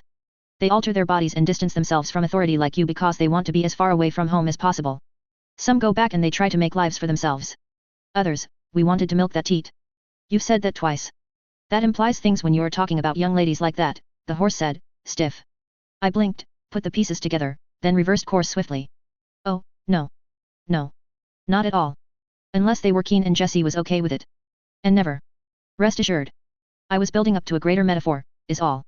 We aimed to collect the ones who weren't going home. Boy and girl. Give them a focus and a place. Apprentice them to back alley doctors who tend to those that can't afford what the crown asks, perhaps. And we would keep our thumb on the pulse for when Beetle closed, and when there was a greater crop of the disaffected, frustrated, and aimless, a profit. Interesting to see how the other side thinks, the horse said. Well, I'll give you an insight as to how Professor Y thinks. He wants to slaughter this cow early rather than milk it. That's the metaphor. Bloody, messy, violent, and amateurish. He started early, thinking we were too far away and too preoccupied with other things to notice him doing it. He brought a monster into our midst to safeguard himself while he did it. And he started already. The rumors are out there. The ball is rolling downhill. Stop me if you want. Arrest me, turn me in, take action. But call the remainder of your security forces. You'll need all of them to stop this woman, or this will end badly, understand? That was my security force, the horse told me. They're waiting inside the library right now. I blinked. You have others, don't you? Stitched. He shook his head. Not for combat. War beasts. None combat ready. Priscilla and Scythe, but they're low with litters. Spike is out to stud in another city. I blinked a few times. Slight miscalculation. I'd co-opted the academy forces and found them wanting. My men are good at what they do, the horse said. I'm not questioning that. I'm questioning their welfare if we don't handle this well. Do you have more? Anyone watching the bodies? 2 men keeping students from wandering in on the scene, he said. Anything else? Containment specialists who can hold a pointed stick? Any particularly fit teaching staff? Secretaries you don't particularly like? Some of the men from the stable double as handlers when a student project gets ornery. Get them. Get nets, because this is a monster that flies. Just how dangerous is this creature, he asked, as he started walking toward the library and his waiting men. That is a very good question. Avis exited the greenhouse alone. She held herself differently now than she had. She was calmer, a little more confident, and a little less worn around the edges. She'd been academy once. Intelligent conversation, tea, and time with students had to be a balm for the soul. She was a head and shoulders, and an obscure draping of a black cloak covering the form below. All of my senses that I'd trained to keep an eye out for patterns that went with a concealed weapon were twitching instinctively at the sight of bulges here and there beneath her cloak. She headed straight for what Gordon too had suggested might be her next meeting place. Students gathered sometimes at the bend near the river, and the student council office wasn't far away. I would have liked to go ahead and beat her to the punch, then see her expression when they weren't waiting there for her, but removing her from the picture now was too important. Wings don't leave much room for other things, the horse commented. The horse, Gordon too and I were gathered indoors, looking through a window at Avis. The rooftop girls were nearby. I'd told them to watch and wait at a nearby vantage point where they wouldn't look too unnatural. We'd rounded out our numbers, at my urging. 15 soldiers, 20 stitched, some non-combat but capable of obeying orders. 2 men with nets and ropes who were used to dealing with unruly war beasts. 1 student project. 5 soldiers and 10 stitched walked in a group down the left side of the path, toward Avis. They left the way clear for her, and even through the window I could hear them talking and laughing. I wondered how genuine they sounded. Overwhelming force, hey? Gordon too asked. Hitting her before she knows what's happened. This is going to end one of 3 ways, I said. The best case scenario is that it's over in an instant.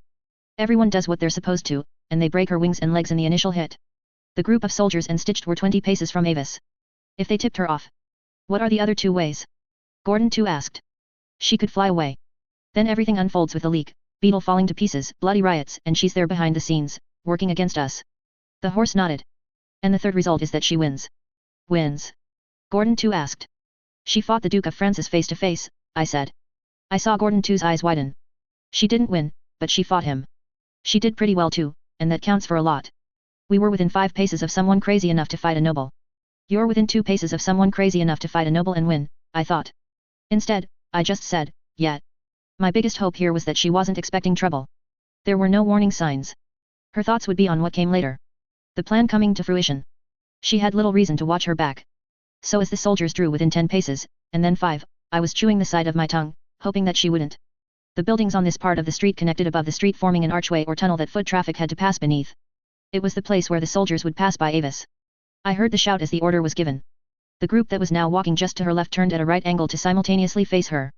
In that same instant, she turned, backing away a few steps, her wings spreading wide, cloak cast behind her where it had encircled her before. In the doing, she loosed her friends. Her wings had been folded around her body, a perpetual self-hug. Rigging an exoskeleton framework supported her body while staying light enough to allow her to fly. And, it seemed, in addition to all of that, she'd had birds with her. Perched on her wings. Perched on the exoskeleton. Perched on her arms and settled on her clothing. They had been bred to attack. Lord suckling mother cunting birds. I thought, as I ran past Gordon too and out the door. She heard or saw me as I left the building and ventured out onto the street. She turned to face me, and I could see the telltale signs of drugs at work. Veins and coloration, the nature of her eyes, and the way she held herself as she breathed. The drug was only just kicking in. She hadn't taken it overtly, which meant it was an implant she could activate with a muscle, or something contained within a tooth. Nothing acted quite that fast, which meant she'd likely taken it when she saw the academy security approaching. You, she said. I drew my gun. I didn't fire it as I pointed it at her. Good thing, too, because she was quick, ducking low to the ground, wings flapping to cast her forward at an angle her legs weren't suggesting. I adjusted, aimed, and loosed a shot I knew would miss. Men were leaving the building behind her. One had a net. With her back to me, I couldn't see what she was doing. I was only aware that one of the 2 men dropped to the ground as if he'd been shot. He collapsed on top of the net he held. She leaped, beating her wings twice while in midair to increase the distance at which she moved. She kicked the second man in the face with a bare foot, and she managed to slash his face open as she did it. No doubt anticipating that I might fire again, she performed an acrobatic maneuver in the air. A flap of wings, a kick, and a twist, to change direction while still airborne, hurling herself down and toward the ground, where she could land in a crouch. I'd expected something like it, but I'd expected her to go the other way, where she had more room to move. It only took a small adjustment. I shifted my aim and I pulled the trigger. It hit wing, which wasn't hard to do given the sheer span of her wings, and it produced little more than a mist of blood and a puff of feathers in response. The remainder of the men exited the building, collapsing in on her from every direction. Stitched only. I shouted. Humans, stay back. It didn't look like they were listening, until the horse called out from behind me. Obey the boy. But Avis heard me too. She shrugged out of the cloak, and she got to work. She hurled herself forward, caught one truncheon-wielding fist in her talon, and stepped on the same stitched shoulder. A flap of her wings, just barely high enough to be out of reach of a swatting club, and she was able to move forward without kicking off or really using her legs. It caught the man in front of her off guard, and she slashed his throat with a talon. Every swing of a truncheon in her direction was a miss. Considering that her wings together might have spanned a modest barn door, that said a lot. She moved as if the stitched and humans around her were underwater and she wasn't. Twitchy, fast, with minimal resistance from the environment around her. High kicks, strong considering how slender she was, wings tucked in close, then a swift unfurling of the wings and a flap to reposition herself, so she was never surrounded. I saw the man I'd told to wait on the rooftop creeping forward, as she engaged in a fighting retreat, retreating directly toward him. Slowly, quietly, he unfurled the net, readying it to throw. And, in the moment I was recognizing that, I saw her pause in the midst of reorienting herself. Wings around her, spinning in place, one leg in the air and the other down, as she prepared to bolt for it and find a vantage point from which she might take flight, her eye lingered a little too long on me. I looked from the man on the rooftop to her. And she looked from me to the man on the rooftop, twisting around to see him behind her. I saw the muscles in her shoulder and neck convulse. A dark mark appeared on the chest of the man on the rooftop. A wound. The birds, done with their initial prey, extended their attention to the rest of us. Pecking, tiny talons scratching at eyes and hands. Stitched and man alike flailed ineffectually at the birds, and Avis turned to run. She'd fought her way clear of the tunnel and the soldiers that had surrounded her, and she was very probably faster than any of us. I drew a deep breath, and I aimed my gun while a small blackbird dug into the back of my hand with talons, doing its level best to get a grip on the tendons that extended to my fingers. I aimed while a bird pulled at my lower eyelid with a beak as sharp as any knife. I put pain out of mind and out of body, so it wouldn't affect my shot, aimed, and fired, emptying my gun. Somewhere in the midst of the shooting, she jabbed the point of her left wing far to her right, bent forward, and fell face down onto the road. I holstered my gun, and I strode toward Avis. Drawing my knife, I grabbed the first bird, ignored the pain as it gnashed and clawed at my hand, and I cut its head off. I killed a second, and then the remainder flew off. They were trained to fly back to Avis, and they did. She struggled to crawl forward, bit by bit, while birds settled on her back, head, and shoulders. Then, hearing my footsteps, she struggled to turn herself over with the wings obstructing her movements. I leaped forward to stand on her back, stepped on 2 birds I could reach without losing my footing, and waited. You're an omen of bad things, Sylvester, Avis said. Are you reading the entrails of birds for these omens and portents? I asked. You could have talked to us, she said. Jeannie would have been delighted. We'll talk later, I said. Not to worry. I don't intend to leave you with the academy or the crown. Not long term. She described you as having your own special rules. Lines you wouldn't cross and don't allow crossing in others. You had Percy killed for harming children. Not quite me, but close enough, sure. We didn't cross those lines. We're working against the same forces you are. Wrong line of argument, Avis, I said. It's because your plans are so in line with what I want to do that I'm here. She was silent at that. I knew she was thinking it through, figuring me out. I'd been on that side of things. On the back foot, against an enemy who had been anticipating me far longer than I had been anticipating them. A bird nipped a coin-sized chunk out of my leg. I kicked at it, then aimed and fired at it, reducing it to a mess on the road. Avis jumped visibly. I'm just better equipped to see this particular plan through to the end. You think so? She asked. Then she spat, and then she coughed violently. Which reminds me, I said. I pulled off my jacket, wrung it up into a thick rope, and tied it around her lower face. She hadn't been able to aim at me with her face aimed at the ground, but I wasn't ruling out the possibility for later. Not taking any chances, I said. She only glared at me out of the corner of her eye.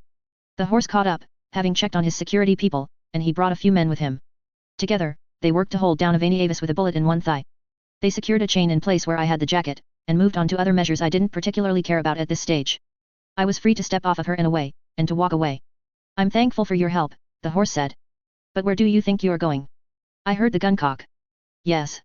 There was definitely good cause for why Frey hadn't worked with this sop. Bitter pill 15.9. That's a fine way to treat someone that's helping you out, I said. Pointing a gun at them. You're an admitted part of the rebellion, and you're a big part of why trouble is unfolding here, the horse said. I turned around, facing Professor Horse. I wiped at my lower eyelid, and my finger came away with an unbroken line of blood on it. The actual fault lies elsewhere. Mainly with your Professor Y. Now before emotions take over, I want to point out that you've got men bleeding over there, Professor Y is preparing to run, and the riot is unfolding behind the scenes. There are priorities here, and effective management of time is key. It wasn't, but I was certainly hoping to move it along. Horse glanced back at the injured men, who were being tended to. He didn't look very happy as he looked back at me.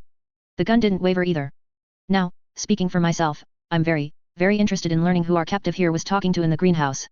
So if you'll let me go, give me an escort to march me along if it makes you feel more secure, I'll go do that. You can tend to your people and our captive, and in a matter of minutes, we'll converge to go together and get Professor Y before he can disappear on us. You're implying he's not already gone? He won't be. Not until he hears about the bodies.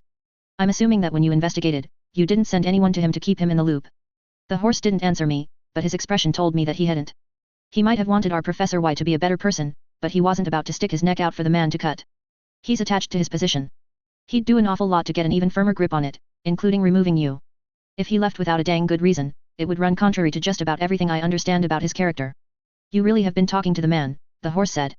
Lying on the ground, I heard a sound from Avis. I realized that it was her laughing to herself, her voice muffled by the fabric and chain that encircled the lower half of her face, locked at the back of the neck with a simple padlock. Seems like she might know more than we do, I said. Which is reason enough to move faster. I put a touch of emphasis on those last 2 words. The horse looked at 2 of his men, and indicated that they should go with me. Great, I said. Shackle him, the horse said. And take his gun. I rolled my eyes as one security officer reached for my gun, and used finger and thumb to lift up my shirt to make it more visible. No use making life harder and risking that they frisk me and find everything else. The other officer pulled out a pair of cuffs. They were a modern sort, which was doubly annoying U-shaped bands of metal that both fit into bars. The bar was ratcheted up to my wrist, then the key withdrawn. Just tight enough that I could feel my pulse throbbing against the bar. The security officer put the other shackle on his own wrist. I'll find you, the horse said. Here? There's nothing to see here. Keep eyes on things closer to the heart of the academy, watch the exits of the offices, keep an eye on the crowds and see if there's any stirring, anything being passed around, I said. We'll meet you at the library, and we'll move on Professor Y together. With luck, he won't have any other hirelings, and this is all the bleeding I have to do today. Avis twisted around on the ground. Veins still stood out, and her eyes were bloodshot. Her expression, intense, one brow arched, was the body language equivalent of screaming, I know you're up to something. I remained calm, even as she struggled with the stitched who held her. She was gagged with chain included as part of the gag. Her hands were bound behind her, and a chain encircled her body, trapping her wings against it. More binding secured her legs and the feet with talons built into them. I would have liked to encourage Professor Horse to keep Avis under lock and key, but I worried that it would have the opposite effect. Besides, it didn't matter too much. The man was fairly firm in his convictions, and he actually seemed to care about the people who served under him. The damage done and the death seemed to have left their mark on him, because he was distracted. I wasn't planning on sticking around, either. To the greenhouse, escorts, I proclaimed. The two men looked less than impressed. But the horse nodded, and I was led off. All right then. This wasn't a sustainable series of events, really. Being shackled was bad, because it meant I had little chance of escaping the chain of events that would see me in academy custody. I could play along for a while, but I didn't get the impression that I could change the horse's mind on things. He really doesn't like me, hey? I asked. You're a rebel, he said the soldier I was cuffed to. The man was young, prematurely balding, and his short hair didn't help hide it. He had a nasty talon wound on his forehead, but it had already had something applied to it, a quick daubing of some styptic. I'm just surprised at the depth of the horse's dislike, really, I said. Testing. Professor Horseful fought them down south, the officer said. Not taking up the nickname, but jumping straight to Professor Horseful. He was respected, then. I could use that. So I gather he manages security and he's the one the students like and go to. Professor Y is part of things because he's smart and opportunistic with some good manipulation skills, and the fat cat aristocrat has the final say when it comes to the purse strings. Strength, cunning, and money, in 3 different corners of the power triangle. Sure, the guy said. Laconic, this guy. His right hand was cuffed to my left, and the soldier walking to my right was free, just keeping a mild eye on me while he walked, glancing around him. I began playing up my limp, where my leg was already bleeding. Makes it hard for me. See, I became a rebel because every professor I ran into was of Professor Y's ilk. I can't stand the crown because every person with any power that isn't academy is like that aristocrat guy who manages the academy. So I'm kind of really floored that I've run into someone who seems decent. You talk a lot, hey? Mr. Laconic asked me. Yeah, I said. Mostly when I'm nervous. Or to think through problems. Also, talking helps distract from the fact that I'm bleeding in 20 places and it kind of hurts. We all are, Mr. Laconic said. I'm just glad we were able to stop her, I said. I'm not good for much else, but I can deal with that type all right. I'm assuming Horseful will be fair to her. Fair as she deserves, Mr. Laconic said. He'll be fair, the other officer countered. I played up my limp more, and eyed a paving stone that lay slightly ajar on the path ahead. If I kicked it with enough strength mid-stride, I could manage a pretty convincing trip and fall. I wouldn't fall all the way, but still, it would be a step. I'd need another step to complete the maneuver. Yet. I got the impression he wasn't the kind to abuse a prisoner, I said. Build rapport, reinforce ideas, us versus them, don't hurt prisoners, we're on the same page about Horseful being a good guy. The officer to my right lit up a cigarette. Scratch that. I might not need another step to my plan after all. May I? I asked. The man gave me a sidelong glance. Then he tapped out another cigarette, handing it to me, before striking a match and holding a flame to the cigarette. Thank you, I said. Goes a ways toward calming my nerves. Yeah, the man said. He offered one to his friend. Take it, I thought. Take it. You know you want it. He reached out, taking the cigarette. Because one of his hands was occupied with the shackle in my hand, his buddy leaned across me to provide the lit match. I moved closer to the man I was shackled to make room, reached across my lower ribs with my free hand, and paused, waiting a moment. Steady, the other officer said, as they tried to coordinate. In that moment, while their focus was elsewhere, I lifted Mr. Laconic's gun free of its holster. I held it by the handle, the chamber against my wrist, the barrel against my lower arm, in as casual a position as I could manage, and readjusted the strap of my bag on my left shoulder. Moving my arm back, I slid the gun between my bag and my back. The bag was heavy enough and had enough stuff toward the bottom end that the gun was held in place. Just fine, this. Had I not had the opportunity afforded by the match, I could have kicked the stone and lifted the gun in the midst of tripping and climbing up the man to find my balance. It might have required more of a distraction or a redirection of attention to my leg if I wanted to move the gun across me and into a temporary hiding spot. Maybe to my injured leg. Maybe I could have bumped into a wound. Maybe I could have used exhaled smoke to cloud the movement. Had that not been an opportunity, I might have drawn a knife and timed it to knife one of the men as we entered the greenhouse. But there was little use dwelling on it. It was done. I had one of 2 guns. My gun had been handed off. You don't suppose the horse would go easy on me, since I've been cooperative, and since he seems like an alright guy. Dunno, the officer that had provided the cigarettes said. Most we've had to deal with is students poisoning each other, getting between 2 guys in a fist fight or 2 cats in a claw fight, or having to shoot a project that gets too excited at being outdoors. I hear you, I said. But what I took away from it was the distinct impression that these men weren't experienced. I'd suspected such from the fact that they hadn't searched me, but now the sentiment had been reaffirmed. We walked down the path to the greenhouse. I saw one of the occupants at the glass, peering through to look at us. The whites of his eyes were visible as they widened. Cigarette Man opened the door to the greenhouse, and he led the way inside. I drew the gun, and I pressed it between the man's shoulder blades. Stop right there, I said. He did. I felt my shackled arm go taut, and glanced back over my shoulder at Mr. Laconic, who was in the process of realizing he'd lost his gun. Don't try anything funny, I told him. I shot her, I can shoot you too. Sure, he said. Cigarette man, I said. Very slowly, with 2 fingers, pull your gun from the holster. Toss it into the soil bed over there. He did as I asked. Now lie down on the floor, right here, arms out to your sides. He did. In the process, he stopped blocking my view of the students of the greenhouse gang. They looked more like Lillian's crowd. Some were attractive, but I didn't get the impression that attractiveness was a priority. They were tidy looking, in a school where a lot of students weren't. No major alterations had been made to their uniforms. There was a roughly even balance of boys to girls, 8 and 7. Good morning, I told them. Good morning, a few of them mumbled, as if I was a homeroom teacher at too dang early o'clock in the morning. They looked spooked and confused at the scene. I'm with Frey. You might have heard the gunshots a bit ago. We've run into a small snag, I said. I turned to Mr. Laconic. Lie down on top of him. This arm behind your back, here. You going to shoot us? He asked. Not if I can help it, I said. But you've got one of my wrists. Let's see about getting me free.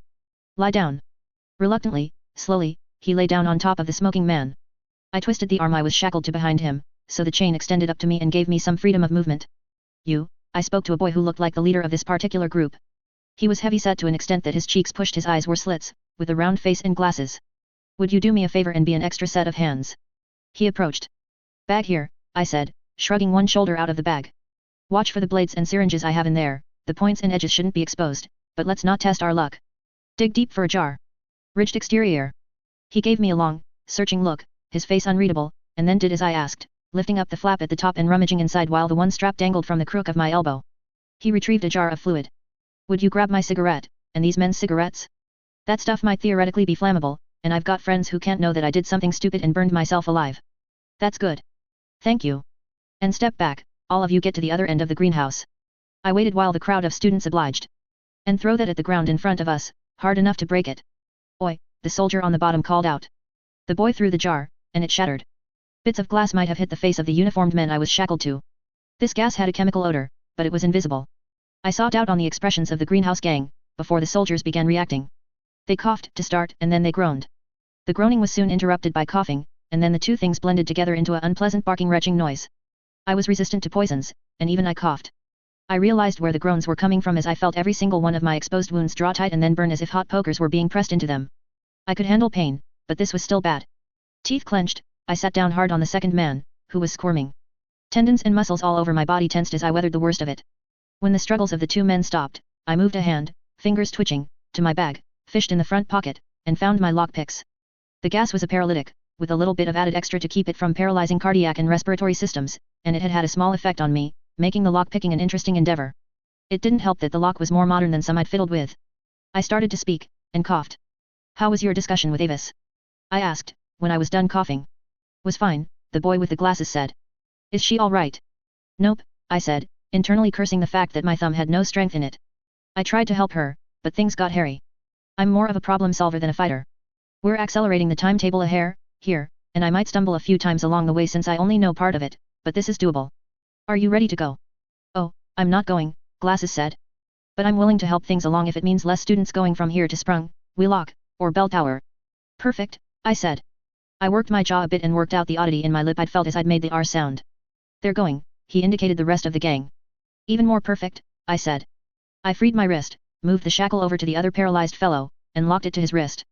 I stood and stretched, experiencing all sorts of funny things as a result of the mild nerve gas. My rectum in particular was clenching as if it was trying to communicate in tap code, and I had some concerns that it would stop dotting and start dashing. Maybe I'd avoid dosing myself with this particular gas in the future. I was very careful as I bent over to check the pulses at the throat of each of the men. Grabbing the one on top, I rolled him off of his friend. You'll be okay, I said. I said it to the men, but I addressed it to the greenhouse gang. Excuse me, I said. I put the gun away, and moved out of the area. I couldn't tell how far the gas reached, but the other students weren't coughing. We'll use the other door. The group joined me, and we left the greenhouse.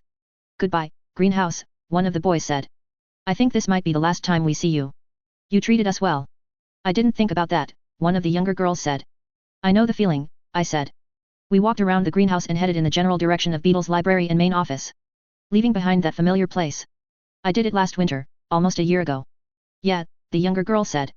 But there were bad feelings tied to that place. It was where I grew up, and I didn't realize that as familiar as it was, there was an oppressive feeling whenever I was there. The dark cloud that pressed down from above. Happy memories, don't get me wrong. It was my family, my friends, my best friend, the girls I liked and a lot of good feelings.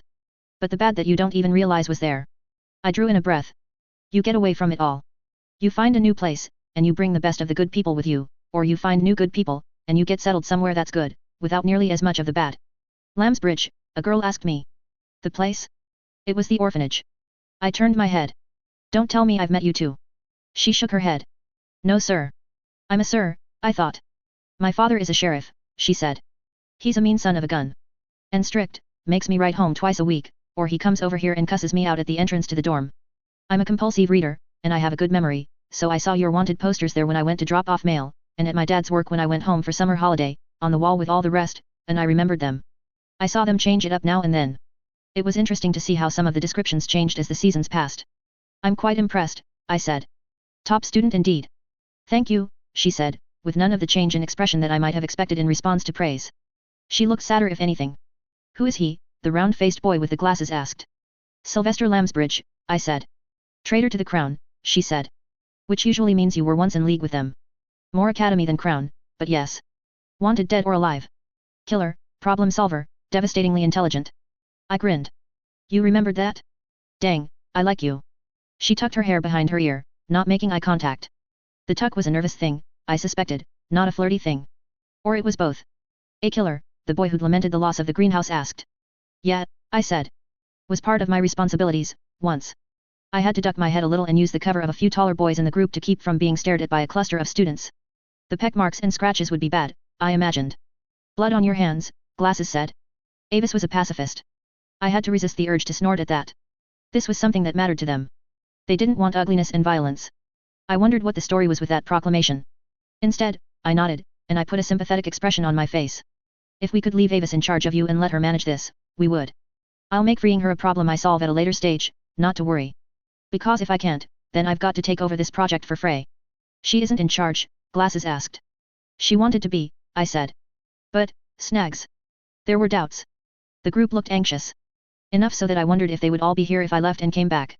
Part of the reason I'm here is I share common ground with you guys. I came from a place not so different from here.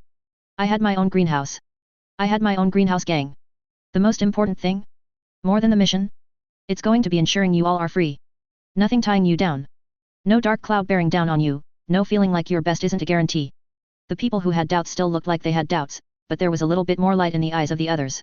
The sheriff's daughter was among them. Tea, talking, sleeping in, music playing on a machine. Resources to pursue passion projects. Associating only with the people you want to associate with. What's next? Glasses asked. I have no blinking idea, I thought. Where were you at with Avis when you left off? From what I gathered, she was just rounding you up and making sure you were on board. Glasses nodded. We know which students we're talking to and where. We start the rumor about this being something that was in the works from last year. We have the credibility. Perfect, I said. Okay. I've checked on the rooftop girls. I didn't miss the faint look of distaste on one or two faces. And you lot. Next is student council. They meet in the office. No. Most of them handle things elsewhere. Liaison with staff. Only the president and vice president of the student council really spend time there regularly. When they meet, they usually do it by the water, Glasses said. He pointed. Ralph was a member of student council, once upon a time, the sheriff's daughter said. He quit to keep his grades up. Ralph the round-faced glasses wearer pushed his glasses up his nose, and folded his arms. Defensive actions on both fronts. That's not why you left, I thought to myself, with a sing-song lilt. I want to walk around to the far side of the office, I said. I'm suspicious they're lying in wait. This way, then, one of the others said. We took a right, then a left, and walked down a street. The students and I watched to our left as we crossed the street. We could see the library at the south end of the Beetle Academy office, and we could see the horses men gathered on the back stairs. Something was wrong.